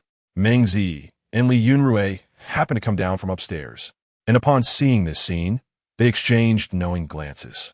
Li Yunrui even let out a chuckle, only to be discreetly stepped on by Meng Zi to hold it back. The atmosphere in the living room was suddenly filled with ambiguity and gossip. I'll go put on some makeup. Reba felt like she was about to explode, and without even drinking her water, she dropped the line and fled in a hurry. The Orange Cat classmate is quite curious. Watching her hurriedly escape, Sue Ran chuckled softly, a mischievous glint sparkling in his deep eyes. Teasing the Orange Cat in the morning is quite interesting. During breakfast, the atmosphere was slightly awkward. Reba buried her head in her food, trying to minimize her presence, while stealing glances at Sue Ran from the corner of her eye. Sue Ran, on the other hand, remained calm and composed, occasionally handing Reba a napkin or a spoon. The expressions of the other guests were somewhat serious. They had just received messages from the company regarding personnel changes at the fruit station and a series of online gossip, all related to Sue Ran. They exchanged glances with a sense of reverence, quickly glancing at Sue Ran, who was leisurely drinking his milk, then swiftly shifting their gaze back to their breakfast. But in their hearts, they were more convinced of one belief: don't provoke him. Absolutely do not provoke him. Meanwhile, the bullet comments in the live stream had already exploded on the screen because of the morning's little ambiguity. Do these two have some secrets? In 5 minutes, Reba secretly glanced at Sue Ran 18 times. Don't be fooled by Sue Ran's calmness. He always notices what Reba needs. Oh my God. Sweetness early in the morning, sweet, but not greasy. After breakfast, P.D. Lee appeared. She took a deep look at Sue Ran. The news that Director Wong had conveyed overnight was enough for her to understand. This seemingly easygoing young man before her possessed a disruptive energy. The entertainment industry has already changed because of this man's words. She collected her thoughts and smiled as she announced today's task: refresh the love cabin and welcome the heart throbbing. In simple terms, it meant they had to do some physical work, clean, and decorate the villa. The task was simple, but aimed to cultivate mutual understanding among the guests through small tasks, enhancing everyday interaction and sparking more genuine and natural heart-throbbing moments. After a brief discussion, the six quickly divided the tasks. The Reburn CP was responsible for organizing and decorating the small garden of the villa. The Yujo Center CP volunteered to go shopping for decorations. The Shaomo CP chose to clean and arrange the living room. In the garden, the sun was just right. Reba was awkwardly watering the plants, while Sue Ran was trimming the flowers nearby, the two keeping a distance that was neither too far nor too close. After a moment of silence, Reba finally couldn't hold back anymore. She felt that if she didn't speak, Sue Ran would stare a hole into her with a half-smiling gaze. Suran.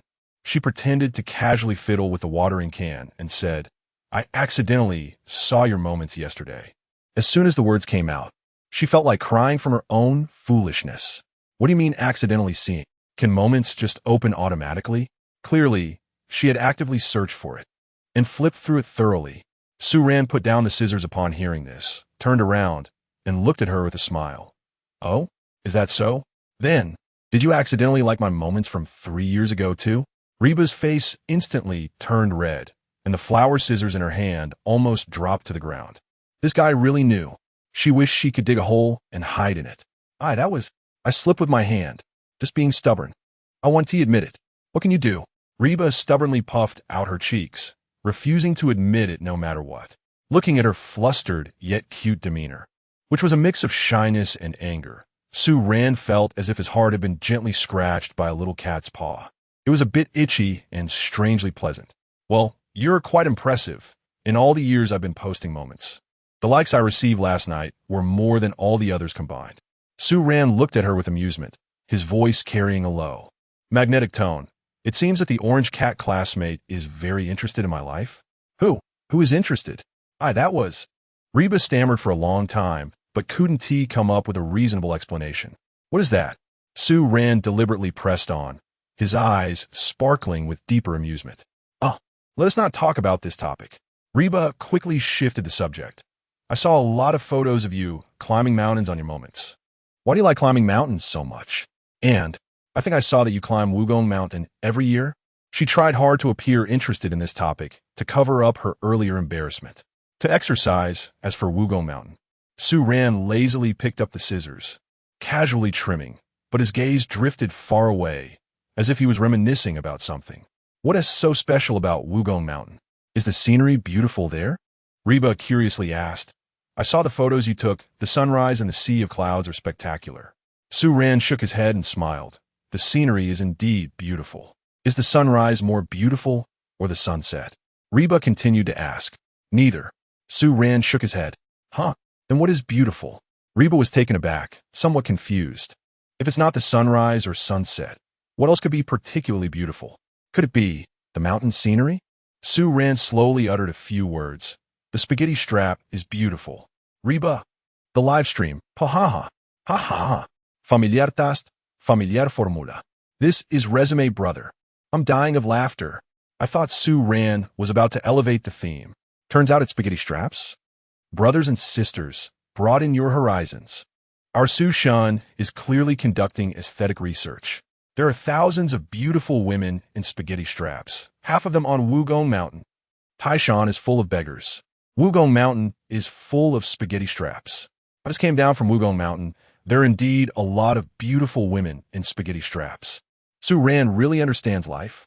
So Reba watched Su Ran's moments all night last night. Wow. Hooked. Suanun, you're done. Your wife is going to be angry. Hurry and appease her. Reba's expression at this moment was a mix of emotions.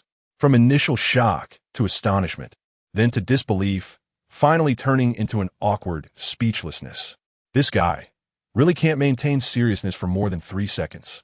She held back for a long time before squeezing out a sentence. Su Ran, can you be a bit more serious? Su Ran raised an eyebrow. Seriously said, discovering and appreciating beautiful things is not a common human emotion. He paused, casually added, just like today SU, also very pleasing to the eye. Boom. Reba's little face instantly turned red. The live stream exploded. Are you trying to lure the dog in to kill it?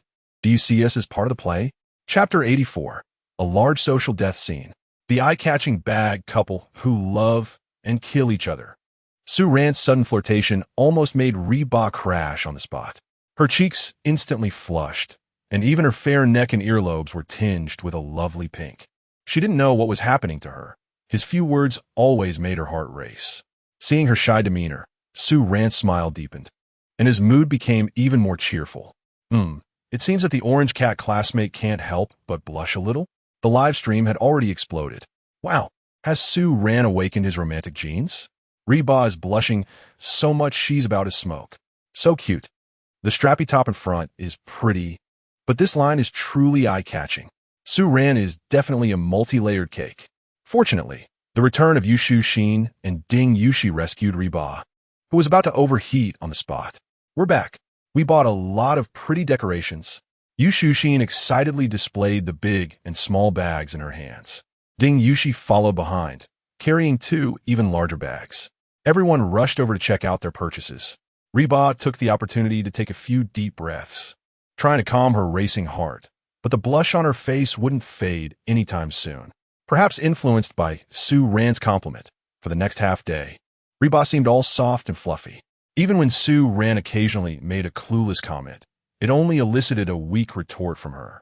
In Su Ran's eyes, it looked more like a little kitten showing its claws, all cute and fierce. Oh no, this little fountain seems to be malfunctioning. Meng Zi fiddled with an old decorative fountain in the corner of the garden, looking distressed. It must be broken, Li Yunrui said after examining it closely. After all, it was found in the storage room. It's been years. Let me take a look. Su Ran walked over and casually tinkered with it, and miraculously, the fountain started working. Wow, Sudaga, you could do this too? Li Yunrui exclaimed in surprise. Suran's practical skills were really impressive. Suran shrugged and smiled. I had a lot of time on my hands before and took apart a lot of things just for fun. I got beaten by my dad quite a bit, so I know a little. I understand. Just like you know a bit about picking locks, right? Ding Yushi said, giving a thumbs up and jokingly asked, bro, are you accepting apprentices? Reba watched from the side. Her curiosity about Suran deepening. This guy, how many hidden skills does he have? Suran smiled and said, sure, 500 per person, first come, first served. Not worth it. I'll pay. Are you guys childish? You can play this too? The girls laughed. The atmosphere in the courtyard instantly became lively. After some busy work, the outline of the garden gradually emerged, but a new problem arose. It still felt a bit lacking in liveliness. Yushushin stroked her chin, looking at the arranged flower beds. If only we had some pretty flowers. Yeah, let us plant some flowers. Meng Zi agreed with Yushushin's suggestion. But we didn't buy any seeds or seedlings, Ding Yushi shrugged. Just then, Li PD, who had been observing, wore a standard professional smile. What is so hard about that? Given everyone's enthusiasm for beautifying the little house, I'll represent the production team to give everyone a little benefit. Benefit? Upon hearing this word, everyone's eyes were glued to Li PD. He continued to smile. Next, I will allocate a budget for you. You can go to the nearby flower and bird market to pick some beautiful flowers and plant for the garden. The budget is 300 yuan. Wow. As soon as this proposal came out, everyone became excited. You can discuss which couple will go shopping. After Li PD finished speaking, he disappeared again. We won't go. The decorations in the villa's living room aren't finished. The Xiaomo couple chose to continue their unfinished work. The Yuzhou couple also stated that they had already been out, so they left the shopping opportunity to the Ran couple. Reba instinctively looked at Su Ran. Her eyes filled with a hint of inquiry and expectation. She definitely wanted to go out with Su Ran. However, this guy was a lazy master and might not be willing to go out in the hot weather. Su Ran subtly glanced at Reba and then said, it's good to get some fresh air after staying in the villa for so long. Panda classmate, are you going? You're the panda. I'm the orange cat. Oh no, I want to hit you. Reba felt like she was getting all flustered. How did she accept being called an orange cat? But just as she was about to make a move, Su Ran had already hopped on the electric bike, patting the back seat. Come on, panda classmate, I'll take you to drink milk tea. Hearing that there was milk tea, Reba thought that being a panda for a while wasn't too bad. So, each couple began to busy themselves. On the electric bike, Reba spoke less than usual. She wanted to find a topic, but didn't know what to say. It was Su Ran who broke the silence first. Panda classmate, are you still reminiscing about my moments? Reba almost choked, too. Oh, he was reminiscing. That was to boost your popularity. Oh, is that so? Su Ran nodded, seriously saying, then I really have to thank you. I woke up this morning to find hundreds more likes on my moments. I thought I was famous. Red Ball. This guy is really as annoying as ever. Amidst their bickering and blushing hearts, the two soon arrived at the flower and bird market. Even though it wasn't the weekend, the market was still bustling with life. The various exotic flowers and plants dazzled Reba. Wow, this succulent is so cute. Su Ran, look at this bellflower. It's so beautiful. Reba couldn't help but pull Su Ran to look at all the pretty flowers and plants she saw. Su Ran leisurely followed behind her, a smile perfectly gracing his lips. Boss, what flower is this? Reba curiously pointed at a pot of purple flowers. Su Ran glanced at it and said casually, that's rosemary. It can repel mosquitoes and is good for making tea. Oh, Su Ran, you know about this too? Reba looked at him in surprise. I live in the mountains for a while. I can recognize common plants, Su Ran explained casually. The mountains. This guy really likes to explore the mountains. After wandering around, they inevitably had a small disagreement over what to choose. Reba preferred the romantic-looking, brightly colored roses or hydrangeas. But Su Ran pointed at a cactus and said, this one suits you. It won die easily. I don't want that. It looks ugly and unattractive. Reba stubbornly refused. Su Ran replied, oh, then how about this one? The pitcher plant can catch mosquitoes. It's fun and practical. Reba face-palmed. This guy's taste was so strange. In the end, after some haggling, Reba chose a packet of sunflower seeds, a few pots of cute succulents, and a budding jasmine plant. Sunflowers represent sunshine and hope. Reba explained. The succulents are cute and easy to care for. And jasmine smells nice. I like them. Su Ran looked at her sparkling eyes as she selected her favorite plants and nodded. Yeah, they are indeed better looking than the cactus. Hot ba. Are you really so obsessed with cacti? When it was time to pay, the shop owner, an enthusiastic middle-aged woman, looked at Su Ran and Hot Ba with a smile and said, "Oh, this young lady really knows how to pick. This sunflower is great. It faces the sun and symbolizes a prosperous life. And this jasmine, also called Li, is perfect for newlyweds like you two. Auntie, you misunderstood. We are not. A couple just." Hot Ba was at a loss for how to explain, saying they were just boyfriend and girlfriend. That seemed fine, but she felt a bit shy to say it out loud. Meanwhile, Su Ran pretended not to hear, but a smirk of amusement appeared on his face. "Oh, I understand. You're not married yet, right?" The aunt looked at Hot Ba as if she were an expert.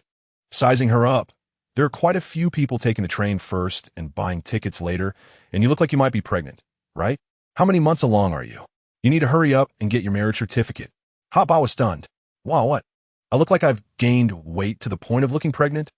Su Ran couldn't hold back and laughed out loud, saying, 3 months. You want to die? Keep talking nonsense, and I'll tear your mouth apart." Hot Ba was both angry and embarrassed, wishing she could drag Su Ran out and beat him up. Seeing Su Ran's shoulders still shaking with laughter, Hot Ba came up with an idea. She took a deep breath, forced out a sweet smile, and playfully wrapped her arm around Su Ran's. Acting all coy, "Brother-in-law, how can you casually tell others such important news? What if my sister finds out? What will we do then?" After saying that, she provocatively glanced at Su Ran as if to say, "Come on, let us hurt each other." Suran. For a moment his smile stiffened. "Sister, brother-in-law, this girl has been hanging out with him too much and has learned bad habits? This is really getting more interesting." The livestream's comments are going wild at this moment. What the heck? What did I just see? Hot Ba counterattacked. "Brother-in-law? Ha ha ha. Hot Ba is amazing. Su Ran, you have your day too." Su Ran, "I just wanted to watch a show. Didn't he expect to become part of it?" Shop owner, "I just wanted to gossip. Didn't he expect to uncover a wealthy family's feud?" Doge meme. Dying of laughter. Su Ran was absolutely killed. This CP is so good at playing. Su Ran's expression right now can definitely be made into a meme. Titled, "Smile Gradually Disappearing." JPG, the shop owner raised her eyebrows, really wanting to ask if this gossip was reliable. Su Ran looked down at Hot Ba, who was grinning like a little fox, and couldn't he help but twitch his mouth. He took a deep breath, put on his signature calm smile again, and said to the gossiping shop owner, "Annie, I'm just joking with her." Then he turned to Hot Ba and chuckled. "Orange Cat, is the play over? If we keep this up, tonight's trending topic will be us." Hot Ba blinked her innocent big eyes and said, "Brother-in-law, our child says they want to drink bubble tea. All right, let us buy it." In the end, after paying, the two escaped under the shop owner's bewildered gaze, feeling like they had just gone through a whirlwind. Chapter 85, he is never romantic, but his affection is hidden in the details. After getting a cup of bubble tea, Reba's small revenge plan came to a successful conclusion. On the ride back on the electric scooter, Reba sipped her bubble tea, a hint of smugness on her face. Seeing Su Ran suffer a setback made Reba feel elated, and she couldn't suppress the curve of her lips. Su Ran seemed to have eyes on the back of his head and suddenly spoke up. "Sister-in-law, is the bubble tea good?" It's delicious." Reba instinctively responded, then realized, "Pa, who's your sister-in-law?" "You are." "Oh, but just now, someone admitted they were pregnant for a cup of bubble tea." Su Ran chuckled lightly, his tone full of teasing. That was a strategy." Reba insisted on saving face. Yes, a strategy thought up by a panda brain." The two of them bickered their way through a pedestrian street filled with the aromas of various snacks. Reba's gaze was unconsciously drawn to a row of candied hawthorns coated in shiny sugar. Su Ran noticed her eager little eyes in the rearview mirror, but said nothing. He simply parked the scooter by the roadside and told her to wait there before walking straight to the stall. Moments later, Su Ran returned with 2 large, red candied hawthorns, handing one to Reba. "Here for your good acting today. This is your reward." Reba's eyes lit up as she happily accepted the candied hawthorn and took a bite. Delicious. The sweet and sour taste spread across her tongue. and her sense of happiness was about to overflow. This guy, how did he know what she wanted to eat? Reba had absolutely no resistance to these sweet and sour little snacks, just like she had none to Suran. The sun gradually sank lower, casting a gentle, warm hue over the city's outline. They rode their pink electric scooter through the crowded evening traffic and finally returned to the seaside love cabin just as dusk was setting in. At this moment, the seaside presented a completely different view. The sky displayed a stunning gradient, as if God had spilled a palette of colors. The sound of the waves tirelessly crashing against the rocks created a clattering noise, like an eternal concerto. The whole world seemed to slow down. Wow, so beautiful. Reba stood at the villa's entrance, gazing at the scenery before her, unable to suppress a soft sigh. Indeed, it was beautiful. Suran also stopped. His gaze drifting towards the sea surface dyed red by the sunset, then glanced at the girl beside him, a rare softness appearing in his eyes. All right, the beautiful view has been enjoyed. Time to get to work, Orange Cat. Got it, Sue Gardner. At this time, the Kanglan CP and Shao MOCP had also finished their respective tasks and were sitting in the living room chatting and resting. They looked at Sue Ran and Reba, returning with bags of spoils, and showed curious expressions. Bubble tea and a lot of food, all bought for you. Some funds left over from the program group's 300 yuan budget. The two thought it would be better to spend all the money. So, they went to the nearby food street and packed bubble tea and various snacks for everyone. Woo-woo. Sister Reba, you are too nice. Yu Shushin was the first to rush over and hug Reba tightly. Who could resist such a thoughtful woman? These succulents are so cute. The jasmine smells so good. Meng Zi was attracted by the plants in Su Ran's hands. Well, who else would pick them? Reba raised her chin slightly, a hint of smugness on her face. And didn't forget to tease. This guy wanted to buy a pitcher plant and a cactus, but I stopped him. The two girls covered their mouths, stifling laughter. Indeed. Was this the perspective of a straight man? Suran just smiled and didn't argue, carrying the items towards the garden. After a simple rest and resupply, the garden renovation plan for the Re-Ran CP officially entered the operational phase. Originally, Ding Yushi and Li Yunrui also wanted to help, but they were stopped by Yu Shushin, who was munching on chicken feet. The two boys looked at her in confusion. Meng Zi shot them a look indicating, "Can't you be a little more perceptive?" After glancing at the state of the garden, the two boys suddenly realized, after an afternoon of joint effort, the garden had taken shape. As long as they planted the flowers and plants they bought, it would become a beautiful scenery. Suran, I want to plant the jasmine near the window, so we can smell its fragrance when the window is open at night. Reba pointed to a clear patch of land, her eyes sparkling. That works. Suran nodded, picked up a shovel, and started digging.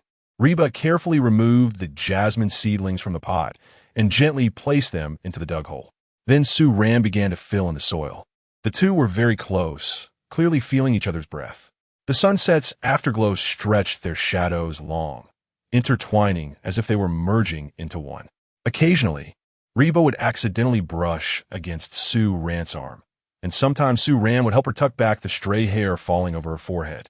There were few words exchanged, yet an unexplainable tacit understanding quietly blossomed between them. In the live broadcast room, the audience had long been enchanted by this beautiful scene and warm atmosphere, speechless with sweetness. Help! What divine scene is this? The iron tree has blossomed. Sue Ran actually helped Reba tuck her hair. No need for a deliberate script. Just these little daily details have already sweetened my heart. The sense of tacit understanding is phenomenal.